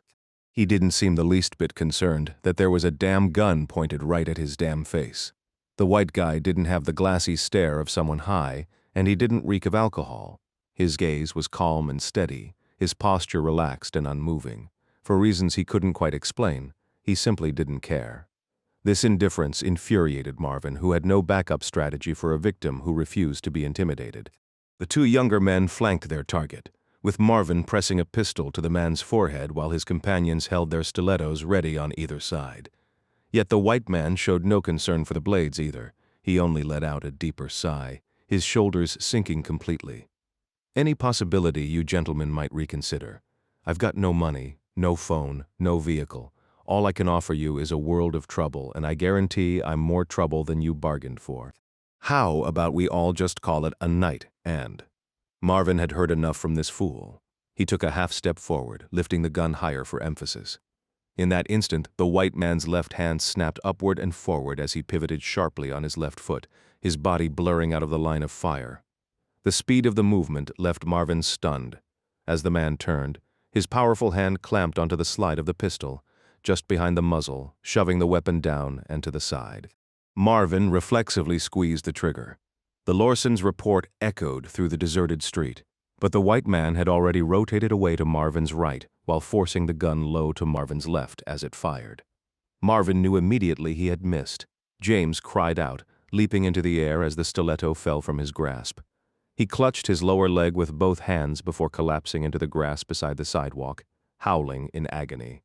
The .380 hollow point round had torn through the top of his foot. Marvin understood he had messed up badly, but the gun was still in his hand, and inexplicably his intended victim released his grip on the weapon. The man turned away, focusing on Darius and his blade, leaving his back exposed just a couple of feet from Marvin's gun. Marvin couldn't believe anyone could be so reckless to let go of a loaded firearm and then turn his back on it. He raised the weapon, aiming at the back of the fool's skull, prepared to kill him before he could harm Darius. He pulled the trigger. Click. Court disregarded the man with the gun behind him because he knew the attacker was effectively out of the fight for several crucial seconds. By seizing the slide after the weapon fired, Court had prevented it from cycling. Now, a spent casing was lodged in the Lawson's chamber, and the guy behind him could pull that trigger until his finger cramped. It wouldn't fire again until he racked the slide to eject the empty shell and chamber a fresh round from the magazine. Court didn't expect him to figure that out for at least a few seconds. The attacker was fighting for his life. His adrenaline would make him frantic and unable to process the flood of sensory input. Court had learned long ago that in a gunfight you don't rise to the occasion. You default to the level of skill you've mastered. And the guy with the cheap pistol clearly hadn't mastered much about firearms, otherwise he wouldn't be carrying such a piece of junk. Now Court had a moment to address the stiletto in front of him. The kid thrust the blade straight out, lunging with his whole body behind the strike. Court raised his right arm, and the knife embedded itself in the plaster cast on his forearm. With his left hand, Court caught the boy's knife hand in a tight wristlock, twisting until the blade clattered to the ground. He continued the backward twist, then pressed against the tendons connecting the boy's upper and lower arm, wrenching it back at a sharp 45-degree angle. He torqued the arm awkwardly away from the elbow joint, straining the ligaments before the boy realized his only defense was to fall backward onto the cold pavement. He did so, then rolled on the concrete, clutching an elbow that screamed with pain. Court calculated that the man behind him would be preoccupied with assessing his own predicament, so he pivoted back toward him. The lanky man had a hand on his pistol, just starting to rack the slide. The spent casing flipped into the air, but before the slide could snap forward, Court's left hand shot out once more, clamping over the exposed barrel and frame, halting its movement.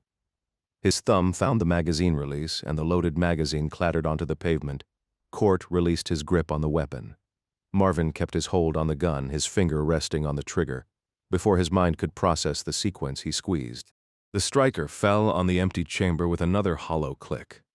Marvin's eyes, now as wide as dinner plates, lifted to meet the white man's gaze. His intended victim looked back, utterly composed. He seemed almost indifferent. Marvin stared at his now useless pistol, then at the magazine on the ground. He didn't comprehend the mechanics of what had just happened, but he knew his weapon was inert. A folding knife was tucked in his back pocket, but that detail was lost to his panic. He wouldn't recall it until hours later. His mind short-circuited into pure flight. He spun and sprinted into the mist. Running was, after all, the story of his life, abandoning his teenage crew without a second thought. Court watched the thin figure vanish into the gloom, then knelt beside the two injured boys. The teen, cradling his battered arm, had managed to sit up on the sidewalk, while the kid with the bullet hole in his foot still twisted in pain on the damp grass. Their guns were lost somewhere in the shadows. Court's eyes swept the surrounding buildings, the windows and doorways barely visible through the haze. His voice was a low murmur. "Some leader you've got there? Real inspirational?" Neither boy answered. They just stared up at him, horror-struck. Court waited, then gave a slight shrug. "How much money are you holding?" They exchanged a fleeting, terrified glance before looking back at him. Court let out a short, dry sniff. "How about that? I'm robbing you now. The irony isn't lost on me, is it?" He reached over and patted down the clothing of the boy with the wounded foot, fishing a single $10 bill from a front pocket. The boy with the injured arm shakily offered a crumpled wad of $1 bills. Court took them and stuffed the cash into his own jeans pocket. He then carefully examined the bloody puncture in the top of the first boy's white sneaker. "It looks nastier than it is," he said quietly. "Maybe don't stare at it." Turning to the other, he helped him to his feet. "You'll live. That arm will ache for a few days, a week tops. Ice it. Your job is to get him to a hospital. Tell the cops some idiot was messing with a gun and it accidentally went off. They'll give you a hard time, but stick to that story and they'll eventually move on." Both boys offered slow, dazed nods. Then a shift came over Court. His expression hardened and his voice dropped into something colder, quieter. "But if you mention me to them, if you give any description, any detail at all, I will come back. I will find whatever it is in this world that you care about, and I will erase it. Do we understand each other?" The nods this time were rapid, frantic. "Good. Get out of here." The standing boy hauled his friend up, and together they limped away into the evening. Gentry noted they chose a different path than their fleeing boss, which he took as a small positive sign. But he also registered that no one had emerged from any of the nearby homes to check on the gunshot. A faint, familiar melancholy settled over him. Court had been gone from the United States for 5 years. It struck him now that this America, with its mist-shrouded indifference, didn't feel all that different from some of the more perilous corners of the world he'd worked in. He had always clung to the idea of home, of sanctuary, of a safe place. But that was a fantasy, a story he'd told himself. The truth was far simpler, and far more grim. This was hostile territory here. He was the hunted. Danger lurked in every shadow, a constant threat that seemed to breathe with the damp air. Shivering slightly, Court Gentry tightened his jacket against the creeping chill of the fog, his footsteps deliberate on the slick pavement. The mist felt less like weather and more like a living thing, a silent accomplice to the unseen hazards around him. He pushed forward, the weight of the moment settling on his shoulders as the city's familiar sounds were swallowed by the oppressive gray. It was a ridiculous situation, really. A man of his skills, reduced to playing hide-and-seek with phantoms in a cloud. The absurdity of it almost made him laugh, a sharp, cynical twist in his gut cutting through the dread. With a renewed, almost defiant resolve, he quickened his pace, deciding the only real menace was the time he was wasting, being afraid of the dark.